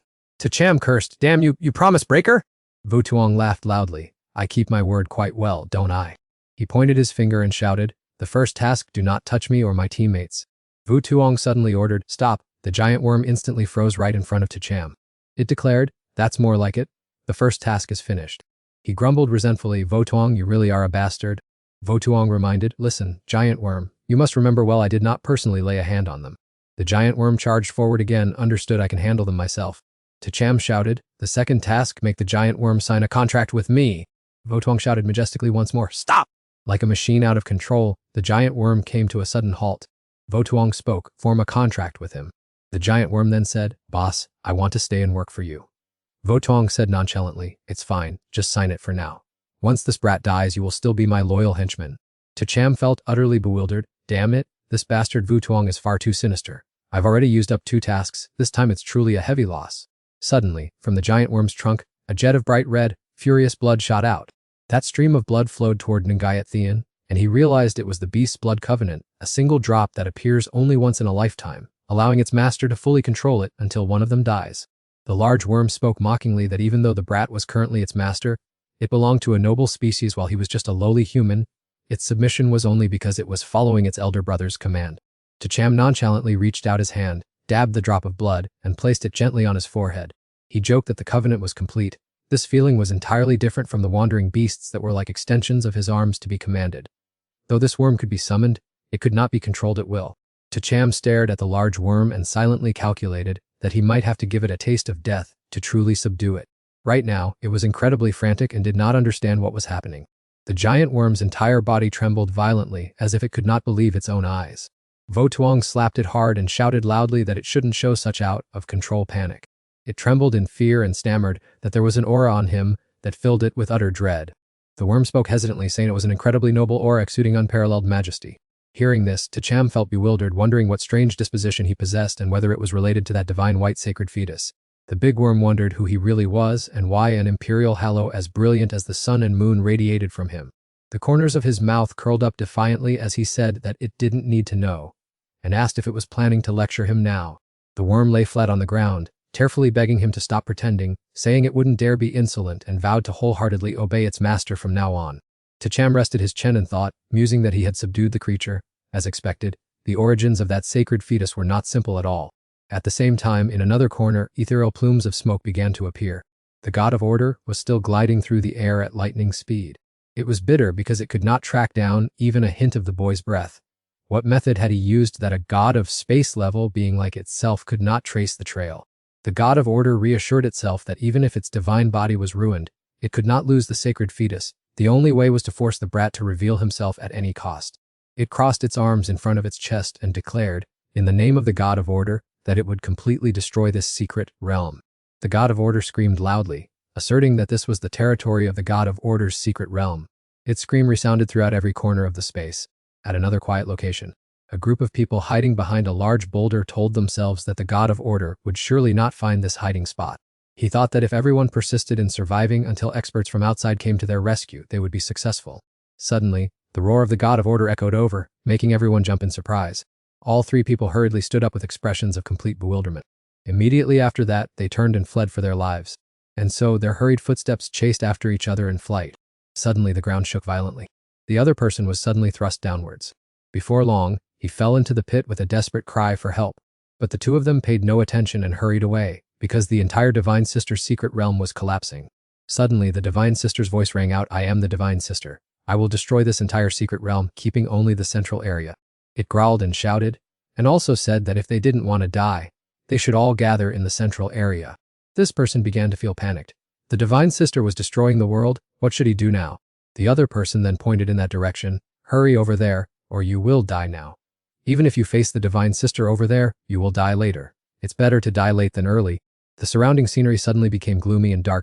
The sect leader of the dragon sect and Elder Qin were observing from another space. He assessed, the Divine Sister is detonating the secret realm. His face showed clear worry. It's over. I can't save the people inside. This is truly damn it. How dare they kill my granddaughter? I will definitely kill the Divine Sister.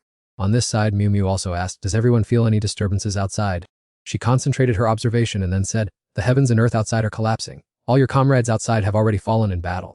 Yu Chan confirmed, it's probably just that the Divine Sister wants to force us out of here. Tuo Chan snapped his fingers. In that case, let's go out. Immediately all 3 of them teleported to another space. Tuo Chan, Miu Miu, Yu Chan, and Wu Shang quickly entered the secret realm. Everyone here was now fleeing in panic. Hurry and run. The destruction speed of the secret realm is too fast. Only by running to the central area might we survive. Yu Chan expressed concern. This time, the Divine Sister's secret realm will probably bury an entire generation of geniuses from the dragon human race. This is truly a too great loss for humanity. The Divine Sister was still flying around the central area at this time, searching. Suddenly, it discovered its eyes shone brightly. I have sensed that brat's aura. So the Divine Sister crouched down to search. A powerful force from somewhere suddenly pierced through space. Tuo-chan spoke. Rubik's Cube, you probably know the second thing as well. He commanded, I want you to go and kill the Divine Sister. Wushang shot off without hesitation. It's okay. I'll go and come back right away. Miu Mi looked doubtful. Can this Rubik's Cube really be a match for the Divine Sister? Tuo-chan fell silent. Indeed, I cannot see through this Rubik's Cube either. Its strength is very powerful and moreover, it is incredibly mysterious. Suddenly from above something plunged downwards violently. Votuong had lost the battle, and his body was emitting thick, miserable clouds of smoke. I was filled with confusion. What on earth is this thing? Just then, the healing god suddenly appeared from above. It reached out its hand and said, Brat, hand over my fetus immediately. Votuong growled bitterly, a bird man like you dares to be so insolent. It leaped up shouting, how dare you lay a hand on such a magnificent existence as me? The healing god was astonished. What on earth is happening here? Votuong performed a cloning technique transforming unpredictably into an invisible state. The healing god's eyes blazed with cold murderous intent. It then gathered all its strength to break free from Votuong. Miu Miu watched, noting that it seemed the other side was no match at all. Nagayat Thien was full of anxiety. The healing god was too strong, with each strike capable of finishing off a powerful combatant. Votuong spoke up, I am Votuong, and you are a lowly life form. How dare you challenge my omnipotent miracle? The healing god sighed, a weirdo like you talks even more nonsense than I do. Calling me a lowly life form really makes me laugh. Votuong lunged forward. Next, I will turn invisible. Let's see how I teach you a lesson. The healing god waved its hand with a sneer. How absolutely ridiculous. Votuong rushed straight at its opponent, burning with murderous intent. The healing god was instantly stunned. Oh wait. Votuong asked, well, have you experienced my miraculous greatness yet? But suddenly, an aura appeared out of nowhere right beside it. The healing god cast strands of aura that tightened around Votuong, creating a mystical cage of light.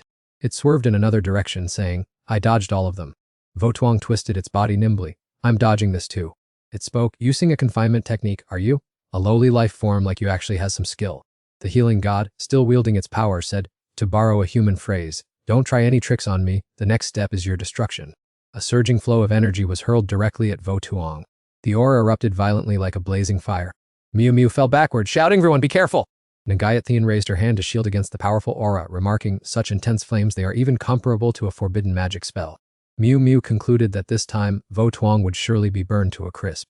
Votuong burst into delighted laughter at this moment, feeling immensely gratified.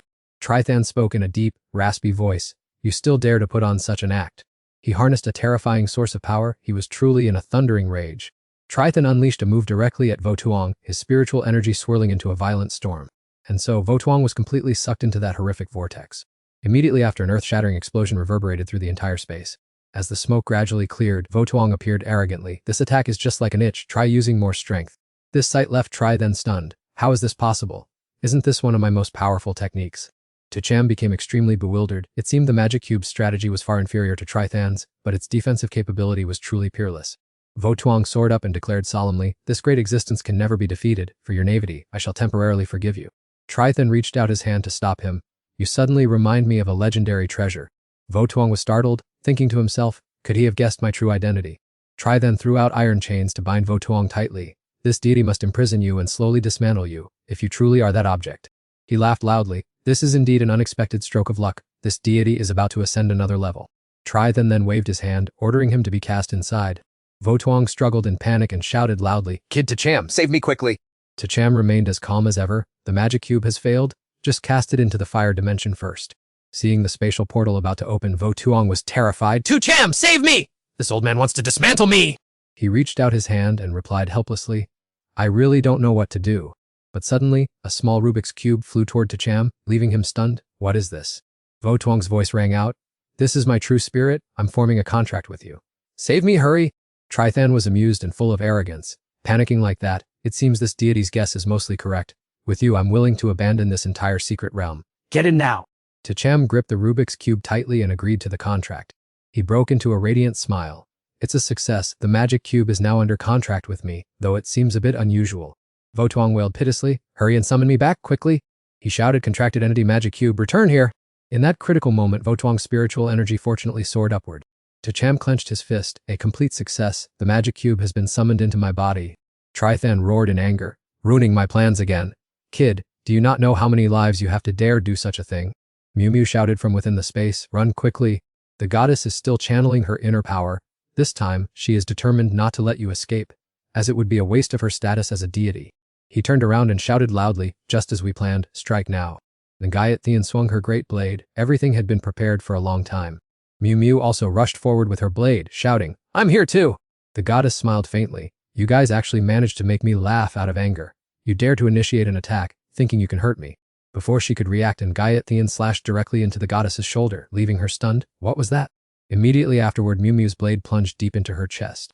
The goddess gasped in astonishment. What on earth is happening? Hoki also channeled his power into his fist. The goddess was shocked. I have been wounded, and furthermore, my divinity has been damaged by 20%. She roared in fury. Clearly, their strength is not that great. How could they hurt me? Good heavens, why is this happening? After pausing, Mew Mew remarked, to Tran, we actually wounded the goddess. I think I finally understand why Lulium chose you as her boyfriend. Tran turned around and replied, my ability may be overpowering, but it only worked because the goddess was caught completely off guard. He continued, once she is on alert, we won't even have a single chance to strike. Nagayat agreed. That's right, the next time we encounter the goddess, I fear she won't give us any opportunity at all and will launch a fatal blow to finish us off. The goddess looked at the empty space in anger. Tran, that stinking worm has hidden away again, how hateful. I will surely force you all to reveal yourselves. She declared bitterly, once I catch sight of you, I will not hesitate to send you to your deaths immediately. The scene shifts to the volcanic landscape. Everyone is gathering there. The goddess's secret realm has dissolved, leaving only this barren land. True rested his chin on his hand in thought. Now there's nowhere to hide, no place to retreat. The goddess intends to wipe us all out in one fell swoop. Mew Taiba assessed the situation. The goddess wouldn't need to go to such lengths just to kill us. She must be plotting something else. Toyanvu wondered, what is the current situation? Will the 9-star powerhouses outside come to rescue us? The goddess lunged forward, roaring, no one can save you. He crossed his arms and sneered, a mere demon bird dares to brag. The goddess launched an attack downward, causing an explosion. A violent blast erupted right beneath everyone's feet. Toyanvu was terrified. What kind of terrifying power is this? A person beside him muttered in doubt. Could he be the goddess? The goddess commanded, all of you kneel before me. Everyone was so terrified by the oppressive aura that they fell to their knees. The pressure made everyone tremble. This is too frightening. This must be a true deity. Liloi looked around, searching. That's strange. Why can't I see Tran? With his abilities, he must be fine. He gritted his teeth audibly as if the mysterious realm was about to collapse, his heart filled with confusion, not knowing where to go. Lord Tra solemnly announced before the crowd, from now on, your lives will be decided by a human.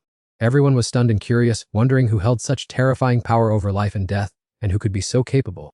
Elder Mew speculated, it seems Lord Treth is targeting us all for that goal. It's just unclear who this person is.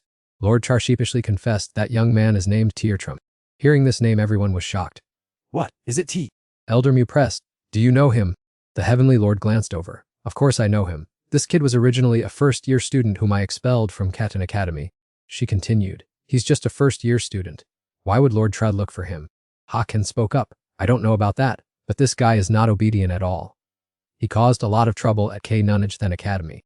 Tin sighed in relief. It seems Tram is still safe, otherwise Lord Trav wouldn't bother looking for him. They looked directly at Lord Trav and shouted, what does this mean? What does your search for Tram have to do with us? Protests began to rise. If Tram angered you, what does that have to do with us? The crowd shouted loudly. Lord Trother suddenly let out a piercing laugh that echoed throughout the space. Just then, 2 orbs fell from above. The boatmen looked up. 1 life per second. Lord Trother wants to drive us to our deaths? Tram exhaled sharply. The opponent is too powerful. Is there any other way to fight against Lord Tram? She clutched her head in despair. That we could injure Lord Trav is already a miracle. There's rarely such a precedent in human history. The boatman gestured dismissively. To put it bluntly, we and Lord Trotha are like mortals fighting against gods. The gap in power is an abyss. I really can't think of any plan. Mew Mew raised her hand hesitantly. I have a way, but... Tram turned and pressed her. What way? Mew Mew, with an awkward expression, shook her head repeatedly, saying that speaking it aloud would be useless, as it wasn't feasible at all. He persistently encouraged her. Just say it. Let's hear it. Finally, Mew Mew gathered enough courage to reveal the plan. The only escape is to lure the god-level experts into Lord Trother's mysterious realm, but unfortunately they are blocked outside the gate. She emphasized the crucial factor. For them to enter, a special method is needed. Tram frowned, waiting. What method? Mew Mew suggested a solution. We can use the personal spatial passages of the 12 sovereigns to infiltrate this place. The boatman heard that and was perplexed. The spatial passages of the 12 sovereigns. Doesn't that mean there must already be an expert from that rank present in the mysterious realm? Mew Mew quickly confirmed the information. That's right. He once revealed to me that each of the 12 sovereigns has the ability to use a personal passage to connect to a separate spatial region.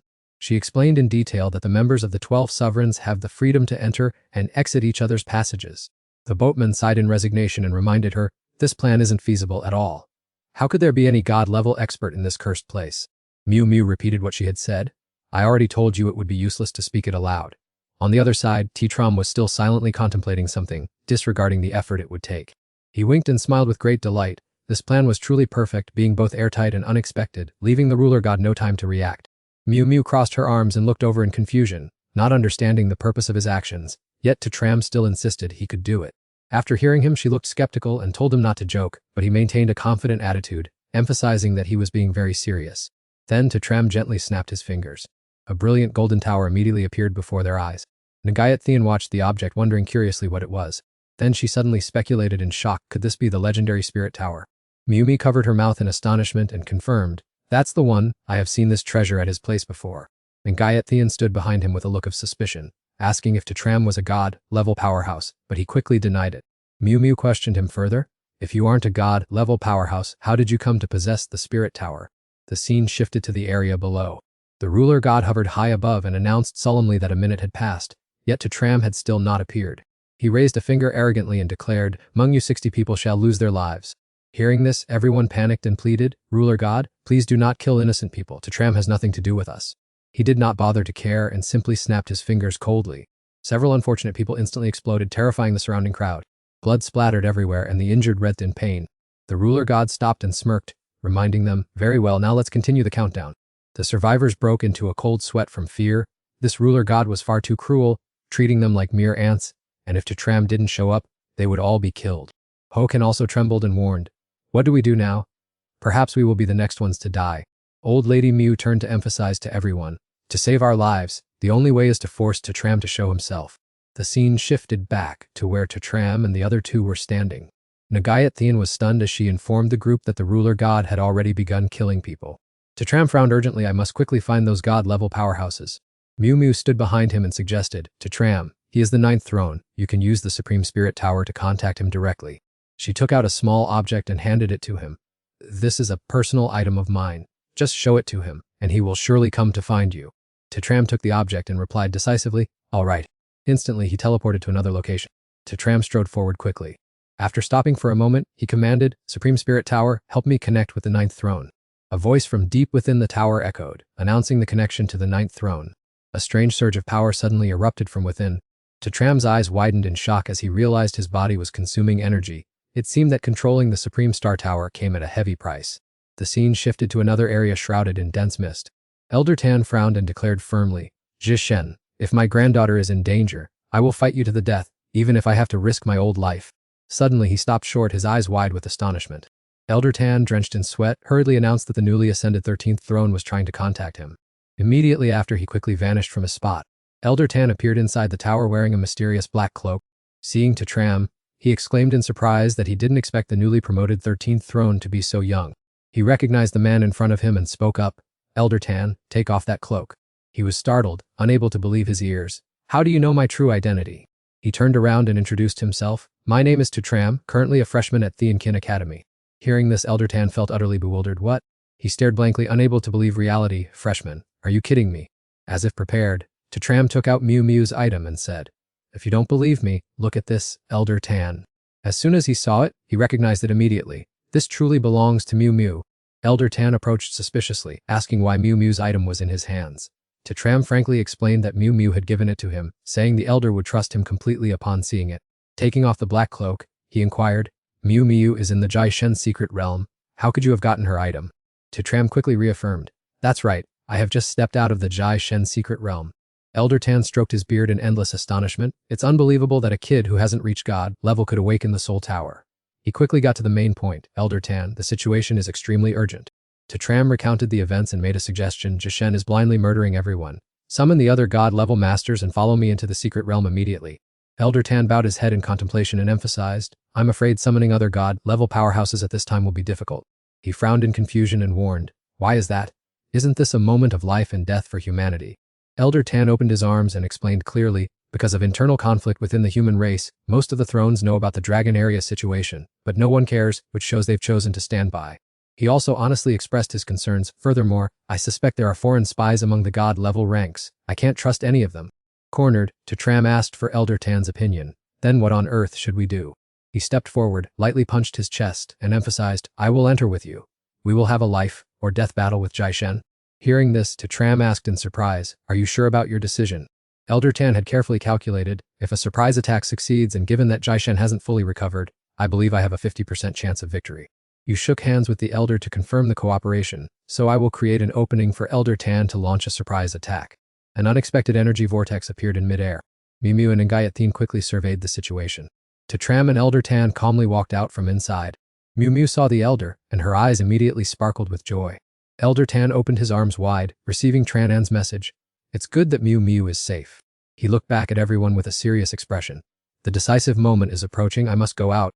Ngayathin clenched her fists with determination. Tram, I will go out with you. However, he maintained a calm and cautious attitude as he refused. You don't need to risk yourself like that. Ngayathin stood her ground and asserted, the Tao God has modified my body, so it's not easy to kill me. More people mean more strength. The scene shifted to the mysterious land of the fallen god. He hovered high above, arms crossed arrogantly, and spoke, the auspicious hour has arrived. He pointed forward excitedly. Today 60 more lives will pay for their sins. The panicked crowd cried out desperately, where's Tram? Why don't you show yourself quickly? Where's your conscience? Hiding only makes others die in your place. Loi heard that and immediately retorted angrily, if the fallen god wants to take our lives, what does that have to do with Tram? A young man knelt on the ground as if all hope was lost. Tram, I beg you to appear. Only you can save everyone's lives. At this moment, Tru stepped forward and declared loudly, Tram, I am the Dean of Kin. For the safety of all students and faculty, I demand you reveal yourself immediately. Other students also stood up in unison, agreeing, The dean is right. Tram, come out quickly. They all raised their hands and shouted angrily, come out now. Loi looked at the chaotic scene and sighed resignedly, these fools are truly beyond help. After a period of waiting, the fallen god raised his hand to make an announcement. He smirked with satisfaction, then uttered his judgment with just a cold snap of his fingers. Amidst the resounding cries and lamentations, Tram's voice suddenly rang out, stop! He finally officially revealed himself, appearing beside Ngayathin. Tram swept his gaze around coldly. I am here. The crowd buzzed with endless chatter, so that's Tram, the most arrogant person in Kin Academy. They spoke with exasperation. I knew he would cause trouble. This time he's truly provoked the wrong opponent. He hovered above, looking triumphant upon seeing Tram appear. The little brat finally decided to show his face. Loi suddenly awoke, his eyes bright with hope. Brother 2 has arrived. Full of regret for having dwelled on ill omens, Tram should not have been here. This time, Trithan was determined not to let him escape. It raised its finger with a faint, cold smile and declared, Kid, you're finished. Suddenly, he reached out his hand to block the front. Trithan, wait a moment. But it looked impatient and determined. Wait for what? This god will not give you any more chances. A terrifying aura of pressure enveloped the surrounding space. Seeing that scene, Muathin became panicked and anxious. Tcham! Loi looked up in fear and screamed, Brother 2. Filled with unease at the grim prospect, he cried, Tcham, it's all over. Muathin flew forward in a rage. I'll risk my life against you. Suddenly, a command token flashed in the middle of the air. When she saw it, she quickly recognized it. This is a resurrection order. Tcham appeared, hovering in the middle of the sky. Mutai folded his arms in admiration. This kid's luck is quite good to possess a resurrection order that even 9-star powerhouses find hard to obtain. Hoaken replied nonchalantly, so what? The end result is still death. Trithan rushed toward him without hesitation. Then this god will send you off once more. Let's see how many resurrection orders you have left. Tcham took out the sacred embryo and threatened, Trithan, if you dare to strike, I will destroy the sacred embryo immediately. Hearing this, it curled its lip in disdain. Based only on you. Don't be arrogant. The sacred embryo is impervious to water and fire. It isn't something you can destroy just because you want to. Surprisingly, the treasure in his hand suddenly disappeared. Tcham gave a confident smile and challenged, in that case, I will make the sacred embryo disappear forever. After I die, my space will remain closed forever. Don't even think about touching it. Hearing this, Trithan was speechless and could say nothing. Tcham calmly stated his intention. Trithan, I have no desire to threaten you. I only want to have a dialogue with you. It angrily manipulated the crowd to fly up high. You have no right to talk to me. Trithan issued a malicious and cruel order. Hand over the sacred embryo, or I will kill them all. However, he still maintained his composure. Trithan, intimidating me is useless. It did not stop, but instead proceeded to slaughter that group of people in midair. Then Trithan manipulated another group of people to fly up. Let's continue? They wailed in terror and pleaded, Tcham, are you trying to kill us? Quickly tell Trithan to stop. It coldly snapped its fingers with finality. The crowd fell, shattering into pools of blood around his feet. It extended its hand forward and demanded, "Hand over the sacred embryo now." A girl behind them begged through streaming tears, "To Cham, I beg you. If you want to die, go die by yourself, but don't drag us into this." The remaining students also urged anxiously, "Principal, please say something to him." Thean Tru immediately turned around and made an urgent plea, "Su-chen, for the common good, I hope you will take the initiative to sacrifice yourself." Hearing these words, Su-chen couldn't help but feel angry and asked in return, "Why must I be the one to sacrifice? What have I done so wrong to deserve this?" He flew into a rage and pointed out the offense. "Your mistake was daring to oppose the fallen god, which has caused everyone else to be implicated." Old Lady Miao, standing nearby, was also quick to add fuel to the fire. "Kid, don't struggle in vain, you're gonna die anyway, so choose death for the sake of others." Faced with the dire situation, other students chimed in, "To let us live in peace, Su-chen, do not resist the fallen god, just go and die yourself." Thean Tru continued with a face full of feigned anxiety. "As you can see, everyone clearly hopes you will end your life soon." Li Lei, standing nearby, couldn't contain his anger and roared, Shut up, you bastards. "No matter who dies, nothing is allowed to happen to Brother Su." Right beside him, Yu Chan placed her hand on her chest and firmly declared, "I fully support Su-chen. The words you just spoke are truly a disgrace to the human race."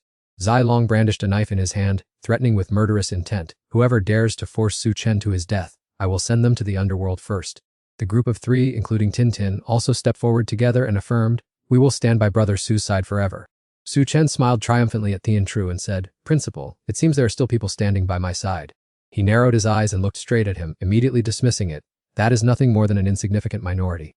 Hu Gan suddenly raised his hand high and shouted loudly, "Whoever agrees that Su-chen should die, raise your hand for me." Instantly, the surrounding crowd raised their hands in support without a moment's hesitation. Hu Gan then turned and pointed straight at the crowd, saying, "Su-chen, do you see? If you accept death, the Heavenly Whale Academy will honor you as a hero after we leave, otherwise, don't blame us." Before he could finish his sentence, Su-chen immediately shot back, "And if not, then what?" Hu Gan pointed his finger at his face and continued in a low, harsh voice, "If you do not comply, you are a traitor to the Heavenly Whale Academy, and your name will be removed from the student roster." Su-chen kept both hands in his pockets and replied nonchalantly, "Fine, I'll just wait and see exactly how you plan to remove my name." Thean Tru could no longer hide his irritation and rebuked him. "Su-chen, do you still insist on having your own way?" Yu Chan, standing next to Su-chen, angrily countered, "Who says he's just having his own way? Our Heavenly Spirit Academy is ready to fight shoulder to shoulder with Su-chen." Hearing this, he furrowed his brows in annoyance and aggressively insulted her. "What right does someone who is neither human nor ghost like you have to speak up?" Yu Chan suddenly stepped forward and called out, "All students of the Heavenly Spirit Academy, I am Wang Yuchen. Whoever supports Su-chen, come and stand here with me." The Heavenly Spirit Academy students were shocked to learn her identity. "She is Wang Yuchen, the daughter of General Long Nuong. How did she end up like this?" Yu Chan placed her hand over her heart and affirmed, "No matter how my appearance has changed, my heart still carries the blood of the human race and is ready to fight for our kind. If you believe in me, stand on this side." Thanks to that passionate call, most of the students were persuaded and marched towards Su-chen. Let's go. "The Heavenly Spirit Academy fights for the human race. We unconditionally support Wang Yuchen and will never betray our own kind." Yu Chan turned to him happily and said, "Su-chen, our Heavenly Spirit Academy students may not be the strongest, but no one can match our determination to protect the human race." Upon hearing this, Su-chen broke into a bright, appreciative smile. "You all are truly brave souls." Only Hu Gan, standing in the distance, was so angry that he gritted his teeth and cursed, Damn it. These ungrateful people. While the crowd below was arguing fiercely, the fallen god hovered in the air, laughing with amusement. "How hilarious. I truly enjoy watching you humans tear each other apart." Old Lady Miao, standing below, suddenly spoke up and suggested, "Lord Fallen God, since these people have dared to oppose you, why not just kill them all and be done with it?" Tru then raised his hand high, wearing a sinister, approving smile. He said, "This idea of yours is very much to my liking." Realizing that the situation was about to turn against him, Tram panicked and nervously shouted, "Wait, Truthan, I have a valuable item to exchange for my life." As soon as he finished his sentence, he pointed his finger at the three opponents and ordered, "Force those shameless wretches to kneel on the ground, kowtow and call me sir, spare my life 3 times. Thean Tru was the first to snap out of it. He angrily shouted, "Tram, you are truly bold." He nonchalantly scoffed in response, "Whether I am bold or not is not something to be decided by your words."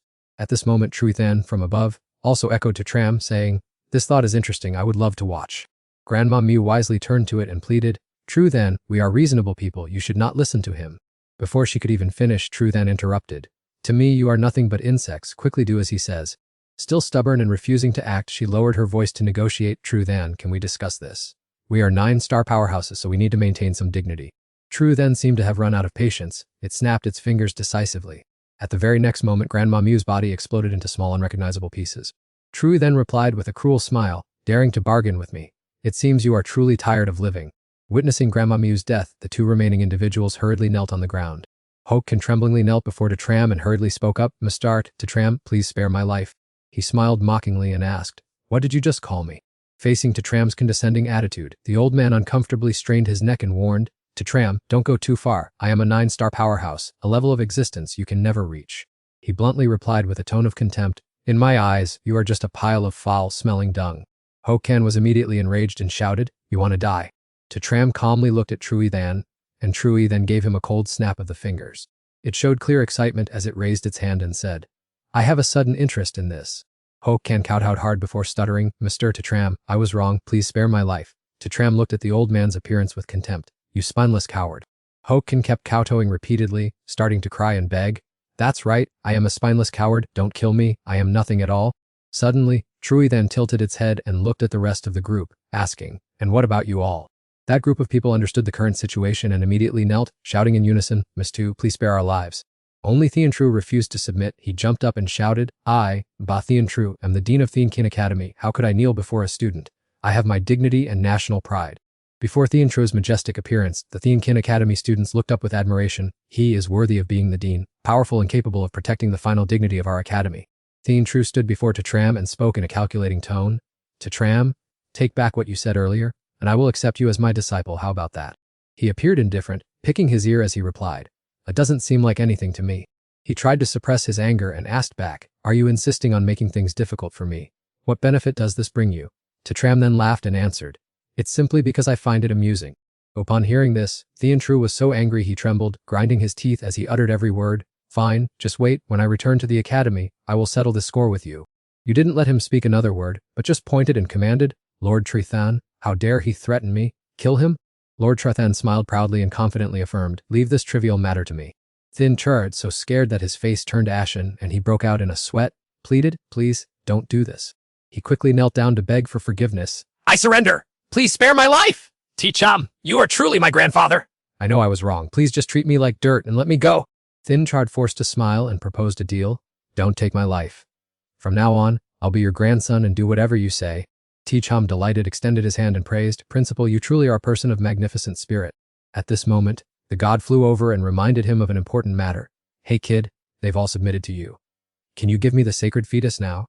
Bring the treasure forward, and I will personally deliver this gift to you. Suddenly, he raised his hand to stop him. Stay right where you are. Lord Char then reached out and demanded of Tia-Cham, rascally boy, what trick are you trying to pull now? Just throw the sacred fetus over here, and it'll be done. You smirked, revealing a provocative smile. What's wrong? Is Lord Truth then afraid of me? Hearing this, he immediately became angry and emphasized, ridiculous. Do noble gods have to fear an ant like you? Right after T-Chacum decisively strode forward. If that's the case, I'll bring it over myself. Elkilai, witnessing the scene, called out in alarm, Brother T. T-Long also trembled and tried to intervene. T-Ik-Cham, don't go over there. You look back to reassure your two friends. It's okay, you guys just stay put. On this side, Thin Chur turned and boasted smugly. See, did I play my part well just now? Hokan gestured with his finger in praise. Extremely well. Your acting skills are top-notch, not fake at all, just like a real grandson. He also didn't forget to compliment the other party. You also performed excellently just now.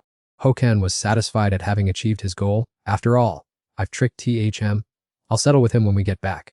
But Thingcherd gritted his teeth and predicted a terrible outcome. TR-Chemem will surely be crushed by Lord Trethen Nen and will never have a chance to return. He extended his hand forward and commanded, give that to me. Tia Suchanam hugged the treasure tightly and asked again, Lord Tridasan won't kill me, will he? He had no intention of hiding it and declared bluntly, kill everyone. The young man scratched his head with a look of disbelief. Why would you say it so bluntly and cruelly? The god proudly affirmed his stance. For a weak and lowly being like you, I, a divine being, see no reason to lie. T-Cham raised the sacred fetus and sincerely pleaded, if that's the case, I hope the divine being will be generous and spare my friends. As soon as he received the item, he immediately turned treacherous and broke his promise. You can rest assured, all your friends, I swear I will not spare a single one. T-Cham, having anticipated this, waved his hand and shouted, attack now!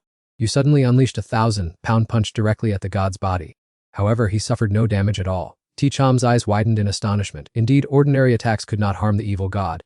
The goddess pointed her finger forward and uttered a cruel word, sending him off to the afterlife. Hokan saw this scene and laughed with satisfaction, thinking that the boy would definitely lose his life this time. Suddenly, a mysterious stream of power appeared right behind him. Old Master Tan stepped out of that beam of light with ease. The goddess suddenly fell backward for no apparent reason. What on earth was happening? Hokan and the Heaven Lord were so shocked they froze in place. What was this situation? Old Master Tan approached and confidently said, "Goddess, it has been a long time, hasn't it?" Even while bleeding, Ngayat Thean managed to recognize him as the one who possessed the legendary god-level power. Without saying another word, the old man suddenly launched an attack on his opponent. Tram saw this and smiled triumphantly, thinking the sneak attack was truly precise. The Heaven Lord broke out in a cold sweat, questioning the appearance of Old Master Tan, while Hokan was bewildered because he shouldn't have been able to infiltrate this place.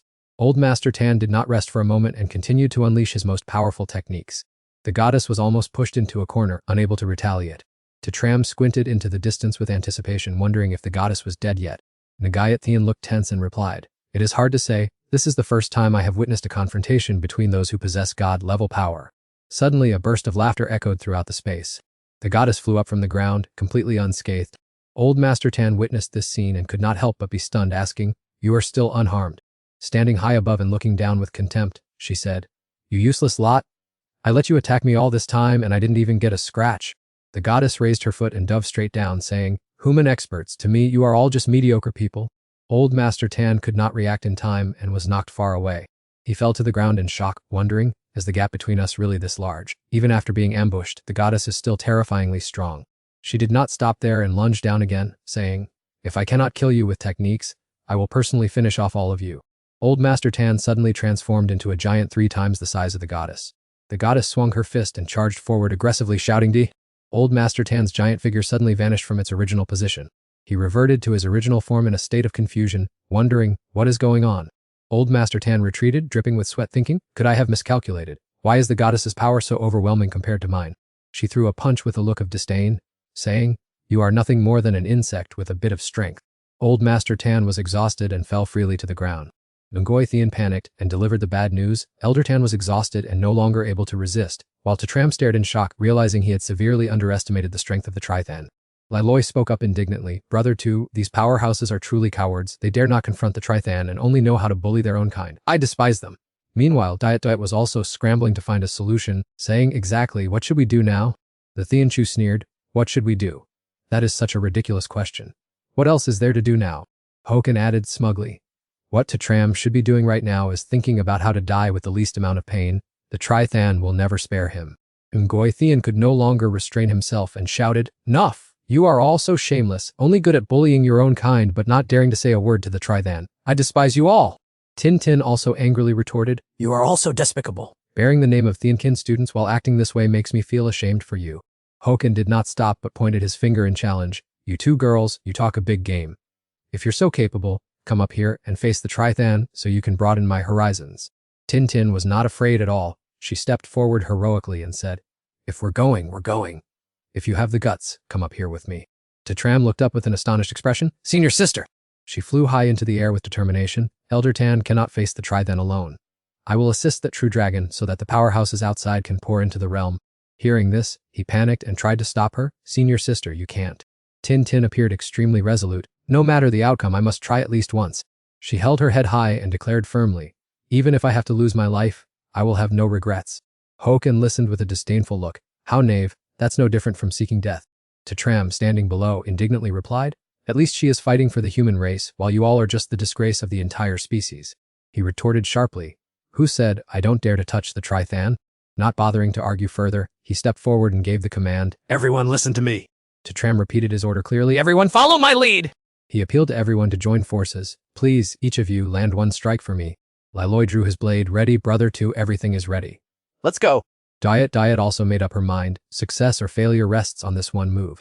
Behind them, everyone was in agreement and waiting for orders. Tram, just give the command, we are ready to follow. Tram narrowed his eyes, focusing on his calculations. If everyone contributes 1 strike to increase damage by 10%, theoretically we could take down the Trithan in 1 blow, but we only have a single chance. High above, Tin was already confronting the dragon beast directly. She spoke with a firm, decisive command. I am the Dragon Knight, follow me! It gritted its teeth and didn't even bother to look. "You pathetic creature. I wouldn't even spare you a glance." Tin drew her weapon, ready for battle. She whipped her lash forcefully and ordered, "Follow me now." The dragon beast grimaced without a trace of fear. "Do you want to die?" It whipped around and unleashed a stream of fire directly at Tin. She immediately unleashed her move, skillfully utilizing her abilities along with the Dragon Knight's shield. A terrifying explosion rang out, causing Tin to panic and cover her face with her hands. The crowd below laughed and mocked, assuming that the other person was just putting on a ridiculous show, foolishly seeking their own death without knowing their own limitations. Truly an ignorant type of person. Right at that moment, I slowly waved my hand authoritatively, signaling everyone. He sneered, pointing a finger dismissively in my face and saying, "Kid, don't try to scare me. If you can injure him and still manage to stay alive, I'll take your last name." I slowly and calmly lowered my hand to give the order, and everyone attacked simultaneously. It stood there looking back with an indifferent expression, as if everything were just a joke. Suddenly, the god of punishment opened his eyes, which were bloodshot with red veins. A series of sharp slashes tore through the air, heading straight toward it. The god of punishment staggered and dodged in a panic, not understanding what was happening. Not giving it time to recover, the next set of sword strikes attacked in rapid succession. The god of punishment was terrified, unable to believe his eyes. How could this be happening? Hearing your command, the crowd attacked relentlessly, leaving it no way to defend itself. Following that, a violent explosion suddenly erupted on the opponent's body. Laloi clenched his fist in excitement and shouted joyfully, "We did it!" Doyet smiled radiantly. The god of punishment had been defeated, while Tathoi beside her remained stunned, unable to believe the truth. The people below cheered in celebration. "The enemy has been eliminated, we are saved, victory belongs to us." Ngoy Thien was still in shock, constantly asking himself if this was really happening. Tan Lao stood up, his face dazed and puzzled. "Taithan, what kind of move was that exactly?" Thien Chu was extremely astonished, unable to comprehend how a kid like him could possess such formidable power. Suddenly, Tan Lao shouted a warning. Cham, watch out behind you. You turned your head in confusion, your face filled with bewilderment. What?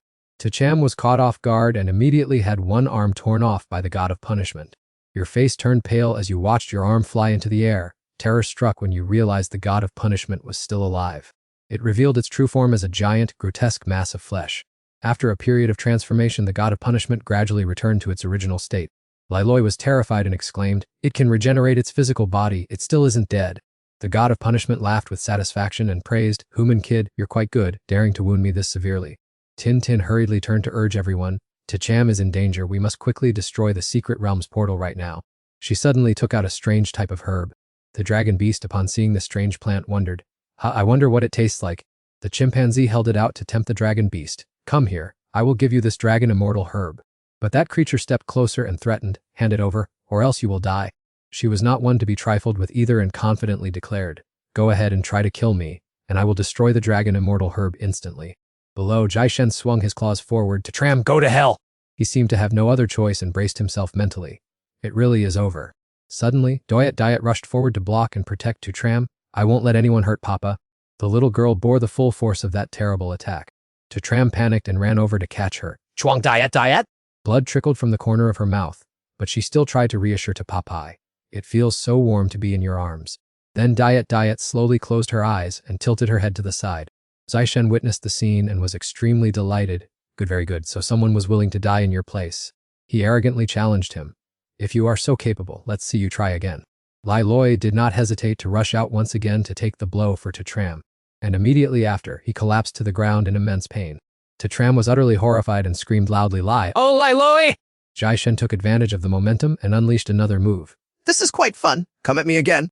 Tu Long quickly leapt forward to protect his brother. No one can take Tram's life. He was willing to bear every attack in place of his friend. Tram grew increasingly desperate while searching for a way out.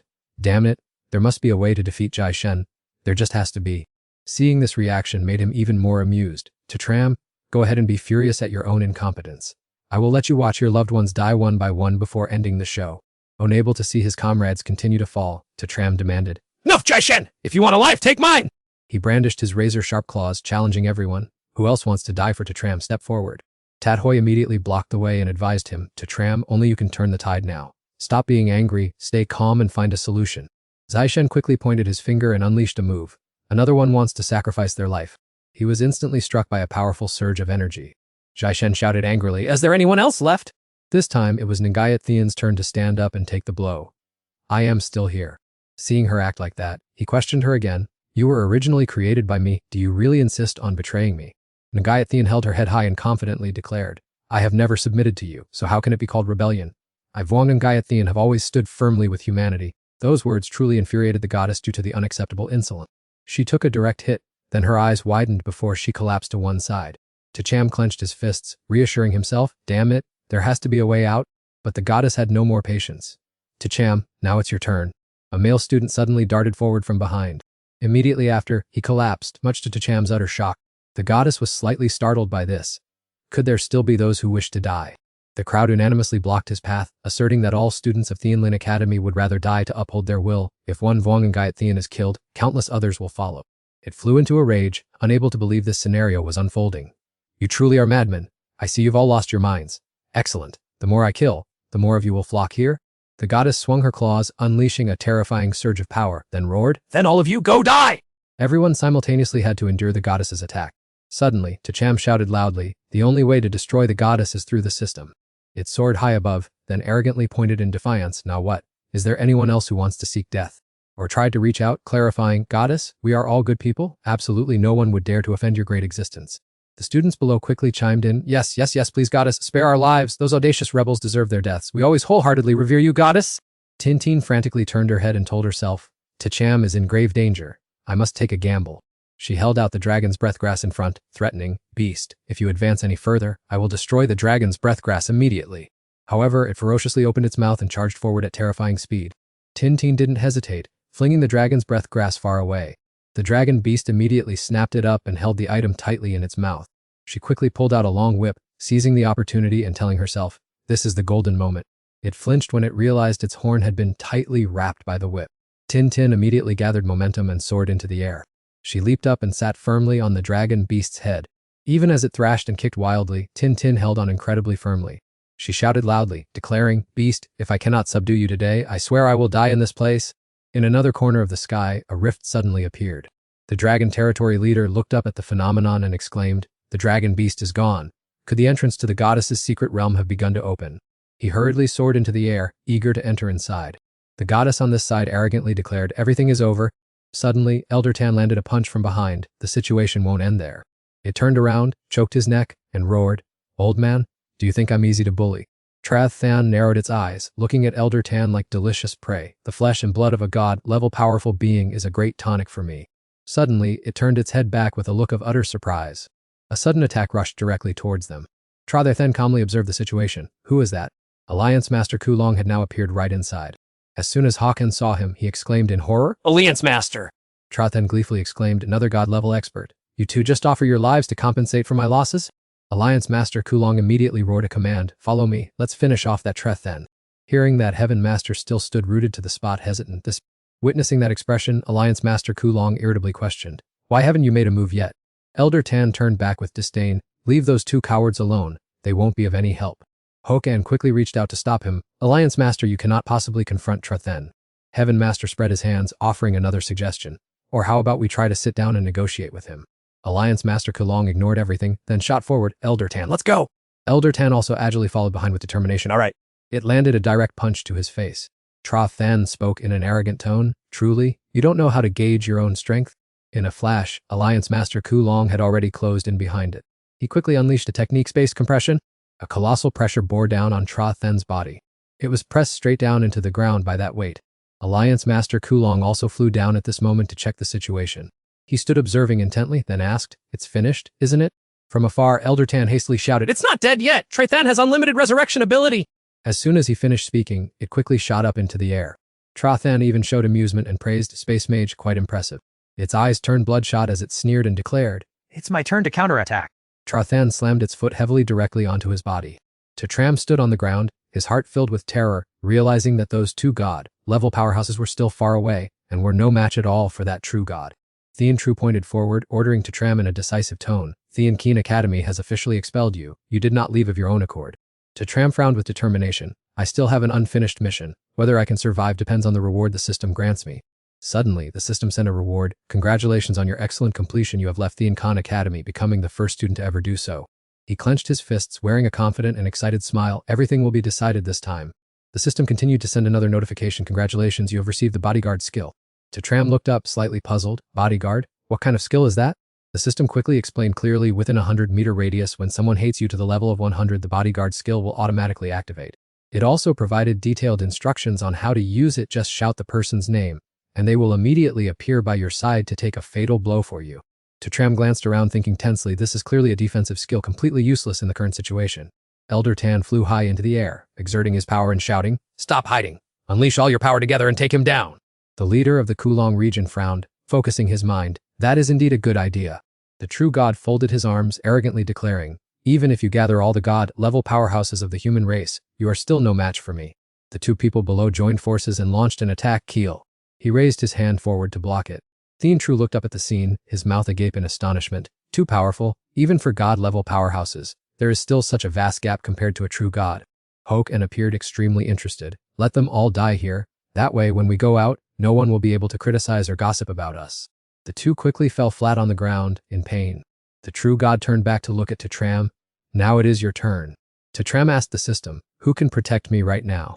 The system quickly displayed an information board. Currently, within a 100-meter range, Tien-Tru and Hoak and have a hatred level of 83 for you. Everyone else is below 50. Tram suddenly remembered and was extremely surprised. Fan Dao, isn't that the one who took Vuong Gayathian's god-killing weapon? So he is still here. The true god lunged straight down. Let's see who can save you this time. Hokan clenched his fists, laughing loudly with excitement. This brat is finally about to die. I love it. Tram looked up and shouted, Hokan, protect me. Hearing this, he was suddenly confused and asked, huh? Hokan looked annoyed and kept complaining. Tram, have you been scared, stupid? I protect you. What nonsense are you spouting? Suddenly, he vanished from his original position. Hokan appeared, standing in front of Tram. What the? The punch landed, and he cried out in terror. No true god. He swung a thunderous punch directly at Hokan. He immediately fell into a free fall from above, his body covered in blood. Tien-Tru stood frozen, not understanding a thing. He confusedly exclaimed, wondering what on earth was going on. Even the god of order had to take his hat off in admiration. He never expected someone to sacrifice themselves for another, and this action truly shook him to the core. Tien-Tru's mind was in turmoil because it seemed so absurd. How could Hokan be so foolish as to step forward and die in that boy's place? Smirking and joking, he said, Hey, Overlord Tien-Tru, don't be in such a rush. I know you have a cold exterior, but a warm heart. You've probably wanted to die in my place for a long time. He argued heatedly. Nonsense. I, Overlord Tien-Tru, would rather choose death than sacrifice myself for you. The god of order reached out confidently. I don't believe a word you say. Toy-Cham immediately shouted, Overlord Tien-Tru, come and protect me at once. Without a moment's thought, he rushed forward to stand as a shield in front of the boy. Tien-Tru's face turned deathly pale and sweat poured down like rain because he couldn't comprehend how the situation had turned out this way. Toy-Cham stood behind him with a smug expression. Actions speak louder than words. There's no need to make excuses. Everyone can see the truth. His face turned pale as he tried to explain. It's not like that. God of order, please listen to me. I really didn't mean it that way. However, he didn't bother listening and landed a punch straight into Tien-Tru's chest, coldly stating that the boy was right and there was no point in tiring himself out with explanations. Toy-Cham quickly stepped back a few paces. Excellent, keep it going. He suddenly shouted, activating a technique that caused the bodies of the other two to crack and glow brilliantly, their physical forms gradually shattering. A terrifying explosion quickly erupted with great violence. Toy-Cham looked up at the scene in awe. The power from a 9-star powerhouse's body was indeed different, and the explosion's force was truly formidable. The Kulong Alliance leader was stunned to see the energy erupting like a volcano. This power was even more terrifying than their full-strength attacks, making the boy truly strange. Elder Tan's eyes showed unease, fearing that this trick still wouldn't be enough to kill the god of order. Suddenly, from the midst of the surging energy waves, the god of order lunged out and growled, How many times have you managed to wound me now? Toy-Cham thought to himself that, as expected, this monster still refused to die. The Kulong Alliance leader gritted his teeth and observed, this time the god of order was severely wounded, and his foundation had surely suffered significant damage. He and Elder Tan jumped up at the same time and shouted, Charge together. Before they could even touch the enemy, both were sent flying by the god of order, who roared, Stay away from me! No one is allowed to stand in my way of killing him. He lunged to the ground, standing directly in front of the boy, and declared, Today, either you die, or I perish. Toy-Cham reached out and absorbed all the spiritual energy from those lying paralyzed on the ground, saying, I have no choice but to borrow strength from your bodies. In an instant, an earth-shattering explosion erupted along with a shout, corpse burst.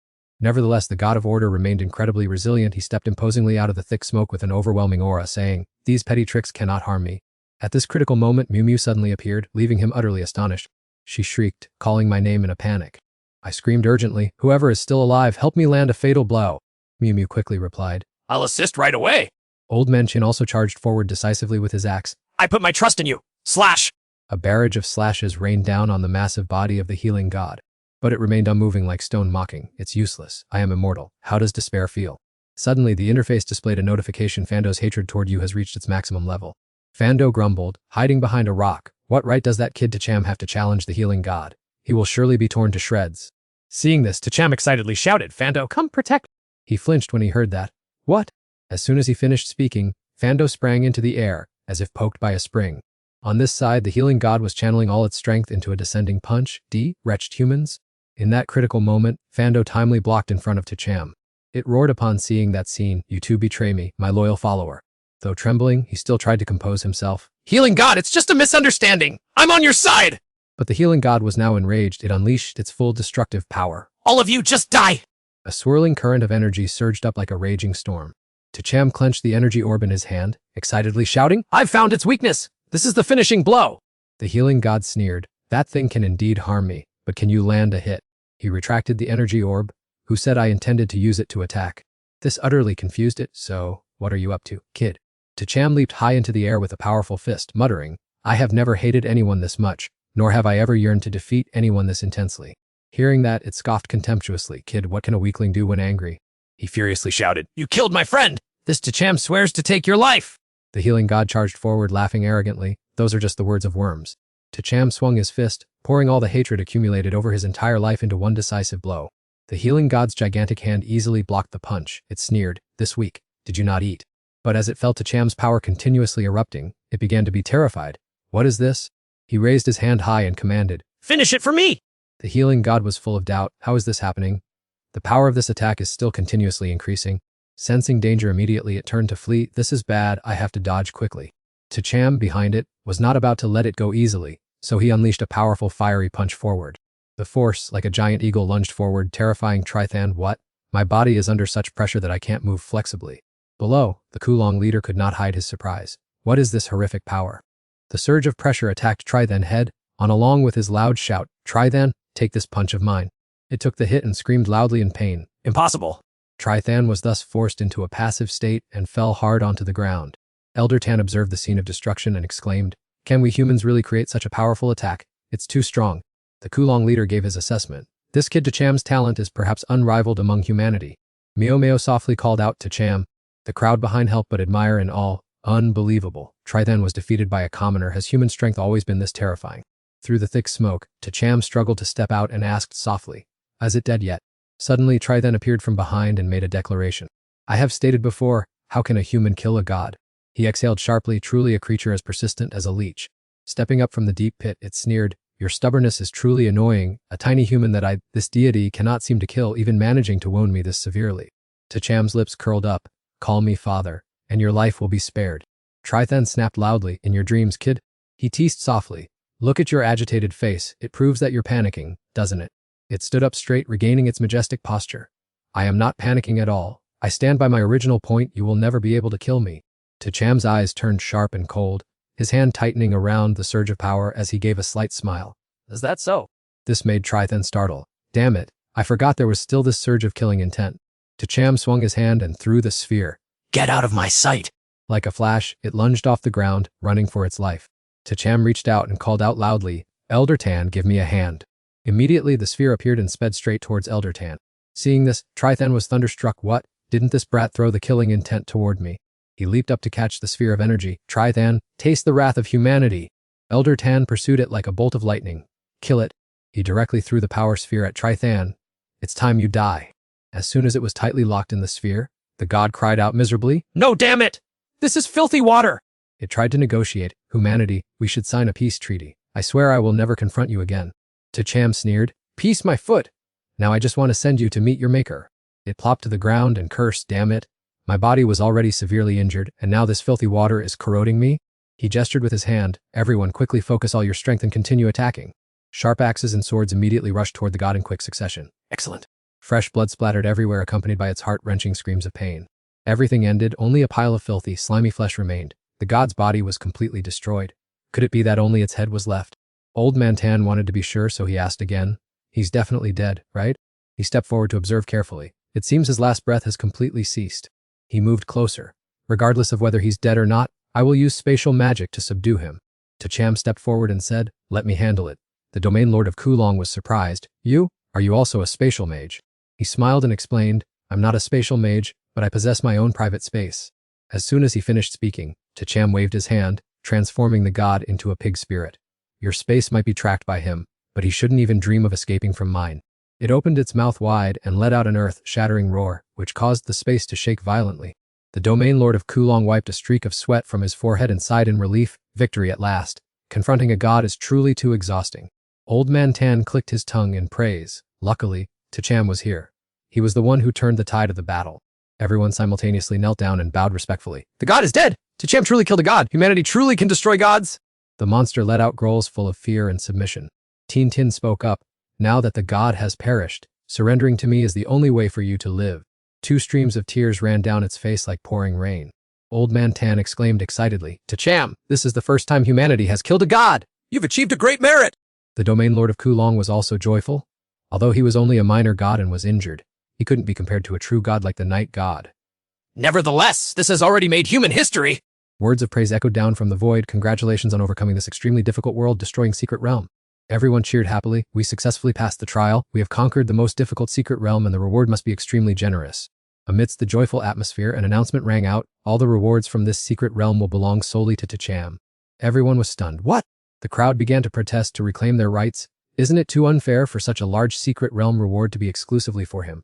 I admit he contributed, but monopolizing it goes against the rules. Hearing this, Old Man Tan angrily shouted, You ungrateful wretches! When we were facing the god, I truly wanted to kill all of you. They still didn't give up and argued back. We're not greedy. We just want to share a little. It's always been a tradition to share rewards equally after a dungeon run. Amidst the boiling fury, the Dragon's own leader immediately roared an order to quell the chaos. All of you be silent. Everything has been decided. Anyone who dares to utter a word of protest, prepare your bodies to be sent to the deep abyss front lines immediately. The entire crowd trembled and held their breath, making the atmosphere feel unusually stifling. Only the sound of the wind whistling past their ears remained. Elder Tan stood with his arms crossed, his face flushed with rage. When the battle started, you were nowhere to be found, yet when it comes to dividing the spoils, you have the nerve to demand a share. I have truly never met anyone so shameless. I stood silently watching everyone argue, thinking to myself that based on the divine performances in the secret realm, this journey must certainly be ranked SS. Someone spoke up in harsh protest. There is no way it's SS rank. Even S rank is unthinkable, let alone 3S this time. Suddenly, a voice rang out, Congratulations, you have earned 100 God-slaying points. He was stunned to hear that number. In the past, no matter how hard he tried, he could only get 1 point, yet this time he received 100. Elder Tan asserted firmly, this time it truly was God-slaying. No wonder the reward points are so high. The Dragon's own leader looked ahead. Tacham is the one who possesses the most God-slaying points in our entire human race. He was so overjoyed that his face flushed with admiration. These points are extremely useful on the Deep Abyss battlefield. Having so many makes even me feel envious. The system continued to issue new announcements. Congratulations, you have received a reward to grant any wish. Everyone gasped in shock. A wish can be granted. To receive such a precious gift? Elder Tan was excited to the extreme. This is clearly a reward with miraculous power, a rare find in this world.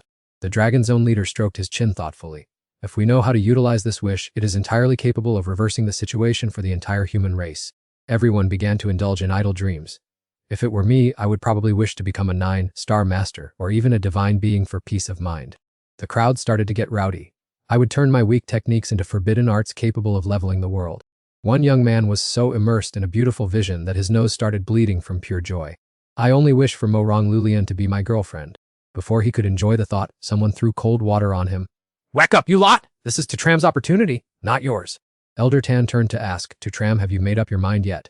Tachram replied without the slightest hesitation, I have.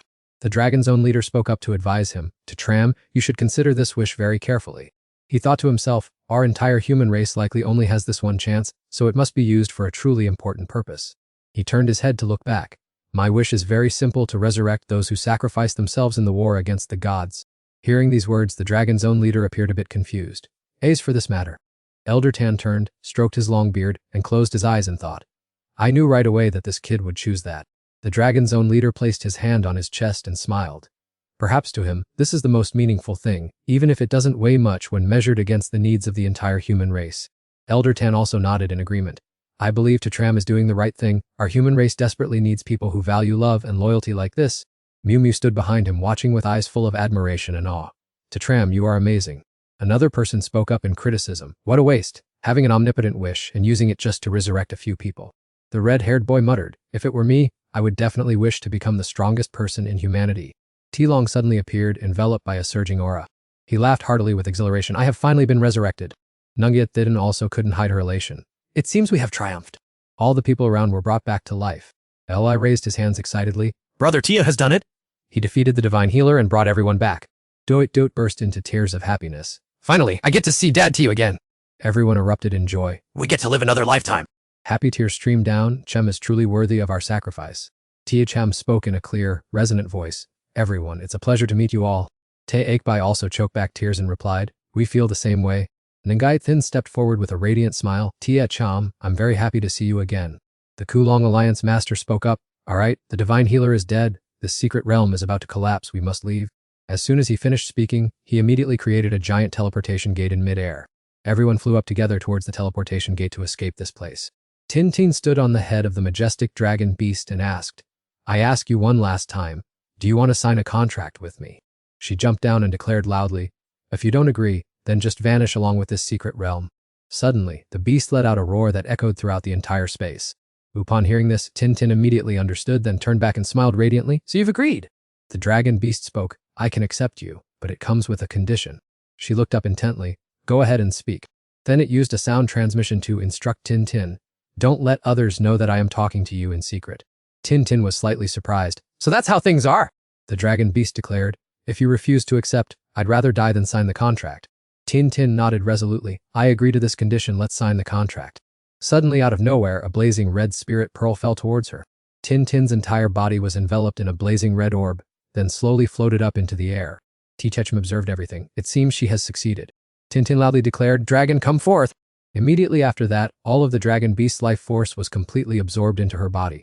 Old Man Ten witnessed that scene and burst into laughter. Excellent! A complete dragon knight has appeared. Our dragon territory has gained another powerful expert. The Lord of Dragon District was visibly excited indeed. A dragon knight's power was almost unrivaled. Having just teleported to a new location, he felt dizzy and immediately clutched his head tightly. Zilong quickly noticed and spoke up, Su Chen, have you ranked up again? Su Chen smiled modestly. Unfortunately, I have only reached the level of a 5-star professional for now. Li Lei crossed his arms with a skeptical expression. Reaching this level at only 5 stars before graduating is simply absurd. A majestic voice rang out, Su Chen of the human race has performed exceptionally well in the fallen god realm, achieving numerous great feats for our species. The Supreme Star Tower has made an exception to grant him the rank of Major General. As the words finished, a radiant badge appeared before him. Su Chen felt full of excitement. Has my rank been promoted directly from First Lieutenant to Major General? He held the badge and smiled slightly. I didn't expect to leapfrog so many ranks. Even the Supreme Star Tower itself personally conferred the title upon me. Suddenly, from mid-air, a figure came hurtling down toward the ground. It was Old Dong. As soon as he landed, he immediately asked, What is the situation down here? The Lord of Dragon District was a bit surprised. You have actually returned already. Old Chin looked on suspiciously. Old Dong, everything has been settled, and you're only showing up now. Old Dong replied calmly, Lord Long and Old Chin are here too. It seems the situation is still well under control. He remarked, the one who truly coordinated this situation wasn't actually us. The crowd behind whispered, who is this person? Such a powerful aura, he looks like a 9-star powerhouse. The man turned and replied, a 9-star powerhouse? You're underestimating him. This is Principal Dong of our Sky Whale Academy. They looked back at Old Dong. It turned out that only a god-level powerhouse would be a fitting description. Someone asked excitedly, Principal Dong, is he the legendary chairman of the board of Sky Whale Academy? Another person pointed and explained, he is a being even higher than Director Batian of Sky Whale Academy, the one who holds the true supreme power there. They continued, furthermore, Principal Dong frequently fights on the Abyss front. His status in the World Professional Alliance is also extremely respectable. Thien Than spoke up urgently, Principal Dong, you've arrived just in time. You must step forward to seek justice for our Sky Whale Academy. Old Dong asked in surprise, Tien Than, what on earth happened? He quickly reported, our director Batian and the 9-star Archmage Hua Zhen have both been murdered. Old Dong asked curiously, where is the fallen god? Let me test my strength against him. Thien Than lowered his voice and replied, the fallen god is already dead. Hearing this, he was stunned. Dead? Doesn't that mean the grudge has already been settled? He pointed toward Su Chen, Principal, the one who actually killed our director wasn't the fallen god. Old Dong asked suspiciously, not the fallen god, then who was it? Thien Than once again pointed directly at him and shouted, it's him. He fell back into a state of extreme confusion, a man with a very ordinary appearance. Hong Qiu hurriedly interrupted, Principal, I saw with my own eyes Su Chen murder the dean. In her eyes, this person named Su Chen was truly a seed of disaster. Tian Fei also shouted out in anger while pointing directly at him. He once wreaked havoc on Tianjing Academy. I hope the principal will eliminate this guy right away. Old Dong calmly turned to question his identity, and Su Chen replied without hesitation, it is I. He asked, do you have anything else to explain? He casually spoke, all 3 of them are fools. Hong Qiu spoke up angrily, Principal, you see, this brat doesn't know the meaning of fear. Tian Fei grumbled while pushing up his glasses. He has never shown you any respect whatsoever, Principal. Old Dong calmly concluded, I gave you a chance to explain but you refused. The deaths of Batianju and Hua Zhen were clearly caused by you. Su Chen responded indifferently, they are gradually stepping towards their death. Old Dong was stunned upon hearing that. What nonsense are you talking about? Tianqing found it unbearable and stood up in defense. The principal is the supreme leader of the elite sect. You must have gone mad to dare to be so insolent. He stepped forward threateningly while pointing his finger. If I didn't know I couldn't win, I would have sent you on your way long ago on the principal's behalf. Su Chen's lips curled into a slight sneer, knowing well your strength is inferior, yet you still dare to approach me? Tianfei started in panic. What trick are you trying to pull? As soon as he finished speaking, he unleashed a powerful blow that pierced through the man's body. I'm taking your life. Seeing the gaping wound in his chest, Tianfei cried out in pain. How can this be? His whole body convulsed violently. Do you really dare to kill me? Su Chen put his hands on his hips and laughed disdainfully. You idiot, I wasn't even afraid of Batianju, so why did you think you were qualified to survive? Hong Qiu screamed in horror. Su Chen, you dare to kill my cousin. He is a member of the prestigious Hong family. She threatened, for touching someone from the Hong family, even 10 of your lives wouldn't suffice. The entire Su family will be ruined because of you. Tianqing chimed in, that's exactly right, Su Chen. However, as soon as the words left his mouth, his figure vanished instantly from his original position. In the blink of an eye, he closed in on Hong Qiu and swung a powerful fist. Without any mercy for the maiden, he landed a fatal punch straight to her face. Hong Qiu was sent flying backward and then collapsed to the ground. She lay motionless on the floor with fresh blood trickling from the corner of her mouth. Su Chen turned around coldly, his eyes filled with killing intent as he asked, Now, what were you just about to say? Tianqing was so terrified that he stammered incoherently, The surrounding crowd was in shock. My Nat Thianthan was so intimidated by Tram that he didn't dare to utter a word. As one of the 3 great geniuses of Thianqing Academy, he was now being suffocated by an ordinary student. Someone asked in confusion, although Tram came from a regular academy, how could he be mediocre? What ordinary academy would have the strength to destroy the Trithan Mecha? Tram sneered with contempt, you bunch of trash. Thianthan bit his lower lip in resentment. Tram, don't get ahead of yourself and look down on me. Suddenly a razor blade unexpectedly appeared out of nowhere. He looked at the fingers gripping the blade, the razor trembled slightly with excitement. Thianthan realized in panic, wasn't this the weapon used to cut through his Trithan? Tram swung his hand and threw the blade with a cold gaze. Here's a little gift for you. He fell backward in horror and wailed pitifully, No, Tram, I know I was wrong. The sharp razor blade zipped past, cutting 2 oranges on the tree branch behind him. No, please. By now, Thianthan was so terrified that the crotch of his pants was soaking wet. He knelt on the ground, his trembling hands clutching his crotch as he moaned, My precious. Elder Dong stood silently watching Thianthan weep in humiliation. Headmaster, please stand up for me. I still have to marry Mo Dung Lu Liam. What am I to do now? He turned to question him. Tram, do you really have absolutely no respect for me? Tram calmly replied, Believe what you want. Elder Dong furrowed his brows tightly. Insolent, is this how a student should behave when speaking to the headmaster? He stated bluntly, I am exactly that kind of person. If you don't want to hear it, you have the right to cover your ears. Elder Dong heard this as if struck by lightning, his anger flaring up. Very well. He pointed directly at his face. Listen carefully from this moment on, you are officially expelled from Thianqing Academy. Upon hearing that, the corner of Tram's mouth only curled into a faint, indifferent smile.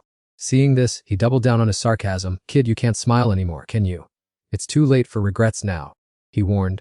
You'd better go find out what's actually happening before you open your mouth, or else you'll make yourself a laughingstock. Elder Dong roared in rage. What do you mean by that? Hong Qiu finally stood up weakly and explained, Headmaster Dong, Tram had already voluntarily written a letter of withdrawal from Thianqing Academy. Hearing this, he couldn't help but be shocked. What did you say? Tram gave a cold laugh. Thianqing Academy might be a prestigious, desirable place in the eyes of others. He pointed to the ground, but in my eyes, it's no different from a pile of trash. Elder Dong was so enraged he shouted frantically, You really are looking for death. Tram smirked in challenge. Let's see if you're capable enough to do anything to me. He pointed his finger and declared, I have never seen a young man so arrogant. Today, I will make an exception and personally end you. You rush into attack, just try to stop me if you can. Old Dong's eyes widened, declaring, What do I have to be afraid of? Toy Cham swung his arm, clamping down on the sharp blade aimed at him. This was beyond the old man's calculations. This bizarre technique had appeared once again. He lowered his hand and coldly warned, If you want to be eliminated too, then feel free to step forward. Old Dong trembled so much that he could only stammer, How fortunate. Just as things reached a boiling point, an old man stepped out and said, Stop it, kid. Put an end to this. He revealed that a god-level master had just been sent to his grave by the boy. Toy Cham calmly replied, The river water does not interfere with the well water. If anyone causes trouble, don't blame me for ruthlessly eliminating them. Old Dong shrieked, Toy Cham, the arrogant will surely meet disaster. Do you know who you just offended? Turning his back, he said, stop talking nonsense. If you aren't going to make a move, then I'm leaving. At that very moment, a figure appeared with an angry roar. Who dares to kill my nephew? A majestic man stepped out. It was the head of the Hong family. Old Dong rejoiced at the sight of his savior, thinking, the head of the Hong family has arrived. There's no way Toy Cham will escape this time. Old Hong hurried to the side of Thien Than, who was lying motionless on the ground. He cried out in agony, oh my nephew, my poor nephew. Toy Q pointed her finger and replied, grandfather, it was that guy Toy Cham who killed my cousin. Old Hong was so furious that his entire body shook violently. His eyes turned dark as he roared, why were you so heartless to kill my nephew? Toy Cham calmly answered, he deserved to die. Old Hong was purple with rage, waving his hand as he shouted, today I will take your life. Finishing his words, he lunged frantically toward the boy. This left him stunned. Old Tan, what on earth are you doing? Old Tan's gaze hardened. Toy Cham has performed a great service for humanity. You are not allowed to touch him. Hatred had caused Old Hong to lose all reason. I don't care about any services he has performed. Anyone who kills the only offspring of the Hong family must be eliminated, even if they were the heavenly king himself. He continued, if you are too hot-headed, I don't mind helping you cool down. Unexpectedly, loud sounds erupted from behind. Members of the La and Back families had arrived. Hearing this, both sides, who were about to charge into a fierce battle, suddenly froze. From above, two more figures appeared, the La family matriarch and the head of the Back family. Everyone could not help but be shocked to see these two present, though it was unclear what their purpose was in coming here. Lao Bak and Tai Ba La slowly stepped downward. She spoke up, asking who among them was Tatram. Everyone was stunned, finding Tatram surely couldn't be anything good. Lao Bak demanded in a stern voice once more to know where Tatram was. Tatram made no effort to hide and spoke up, acknowledging it was him. Tai Ba La questioned him, asking if he was the one who personally killed Tanai. He calmly admitted that if she was referring to the person named Dak Thiu, then he was indeed the one who killed him. She screamed, asking why he did it, and Tatram indifferently replied that the guy deserved to die. Tai Ba La shrieked that he was being far too insolent. He pushed up his glasses and asked further if his son, Bak Kitch, was also killed by him. He bluntly confirmed that he was the one who did that as well. Lao Bak shouted asking why, and Tatram coldly replied because he deserved to die. He pointed a finger directly at his face, asserting that he was digging his own grave. The crowd was astonished by Tatram's attitude, daring to offend all three major families in Long Ku. Murmurs arose as he had even dared to murder the heirs of these noble families. Lao Dong stepped out, sarcastically telling him not to think that just because he had some skills he could act recklessly, for today he would certainly die. Tatram smirked and challenged him, saying if he escaped, he should call him Dad. He was infuriated, calling him insolent and swearing that he would take his life today. Lao Bak rotated his wrists and suggested that he handle it himself. Lao Dong reached out to stop him and told him to stay calm and wait a moment. He looked confused and asked Lao Dong why he was acting that way. Lao Dong turned around and said to let Ba La take action instead. Lao Bak looked puzzled by this decision. He explained that this brat possessed an unavoidable testicle severing technique. Upon hearing this, Lao Bak broke into a cold sweat, realizing that was the reason. Tai Ba La sneered, saying this was too simple and that she would handle it herself. Lai Loi stood behind, cheering, go to, keep it up, we support you in taking them down. She lunged toward Tatram with the intent to kill him. Suddenly, Elder Tan rushed out to block Tai Ba La's attack and demanded they stop. She stepped back and questioned what Elder Tan's intentions were. The elder crossed his arms and declared loudly, whoever dares to touch Tia Trum, I will make them pay. Old Eshing rushed forward, let me handle that stubborn old man, you all go quickly and kill Tia Tram. Madam Tai Laz agreed, jumping excitedly, all right. But the Sect Master Kulong spoke up to stop them, stop. She was utterly bewildered. Sect Master Kulong, why are you protecting this young man? He affirmed, Tia Trum has rendered great service to humanity, he cannot be killed. Madam Tai Laza pointed her finger, Sect Master, can you not discern the situation? You belong to the elite faction, so why are you protecting a mediocre youth? Sect Master Kulong replied, I belong to humanity. She angrily clenched her fist. Fine, I see you are truly muddled-headed. If that's the case, Madam Thai Laza declared, Sect Master Kulong, next time don't interfere again. Old Bipuch rushed forward, let me stop him, you just go on. Sect Master Kulong advised, Clan Head Bipuch, you all have truly made a mistake.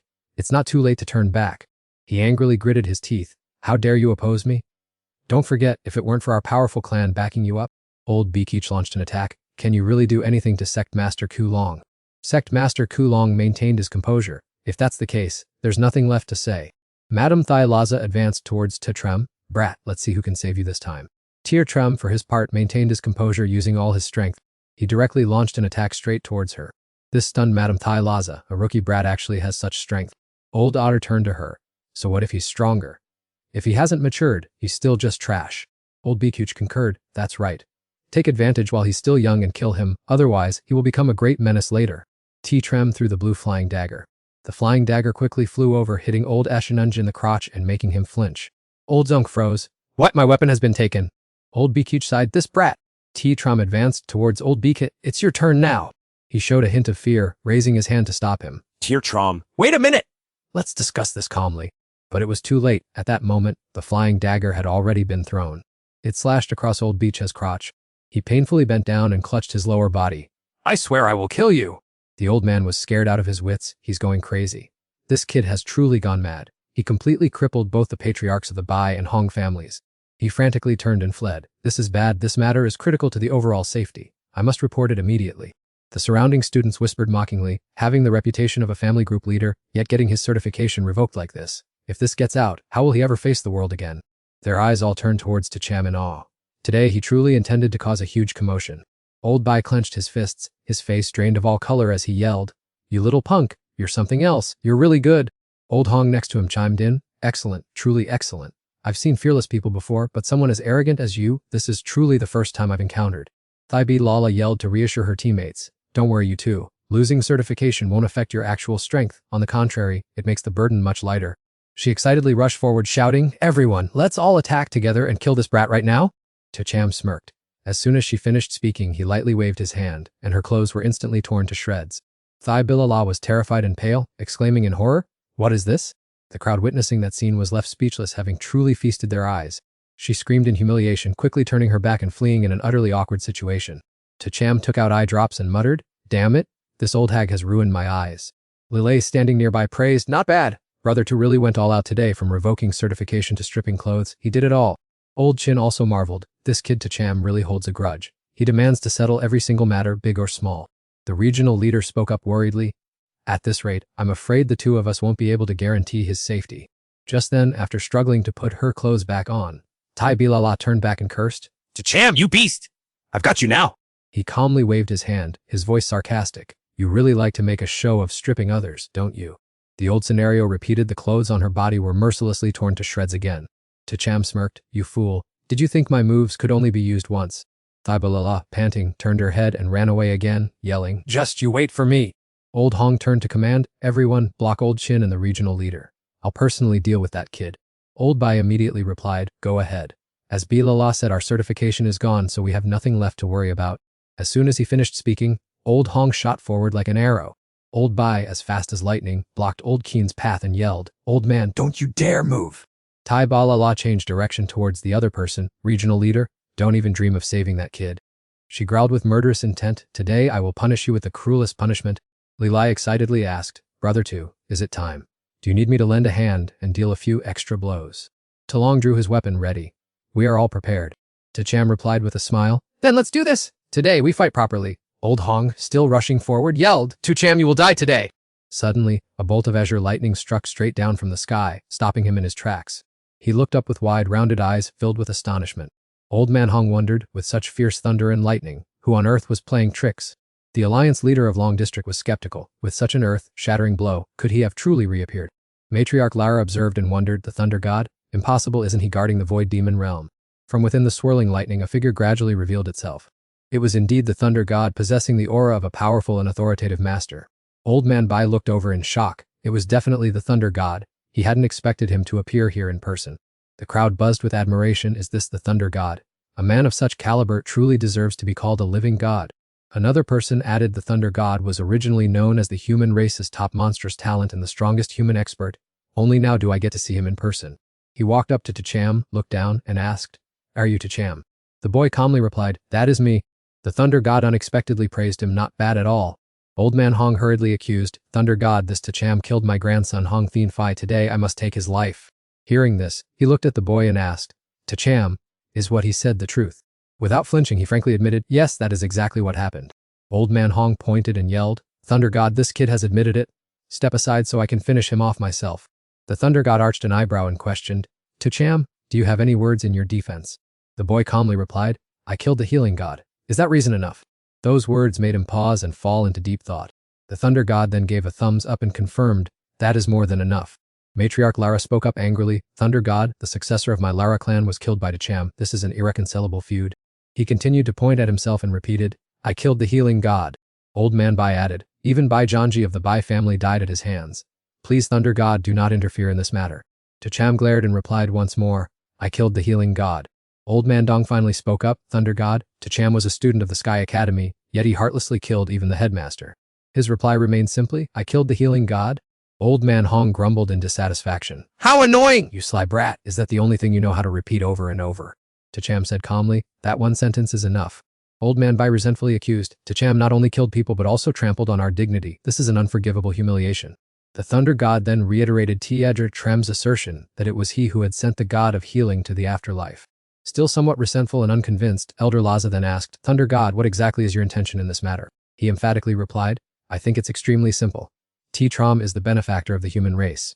Anyone who dares to lay a hand on him is an enemy of this Thunder God. Elena King looked up and praised excellent. The Thunder God truly exudes an incredibly domineering aura.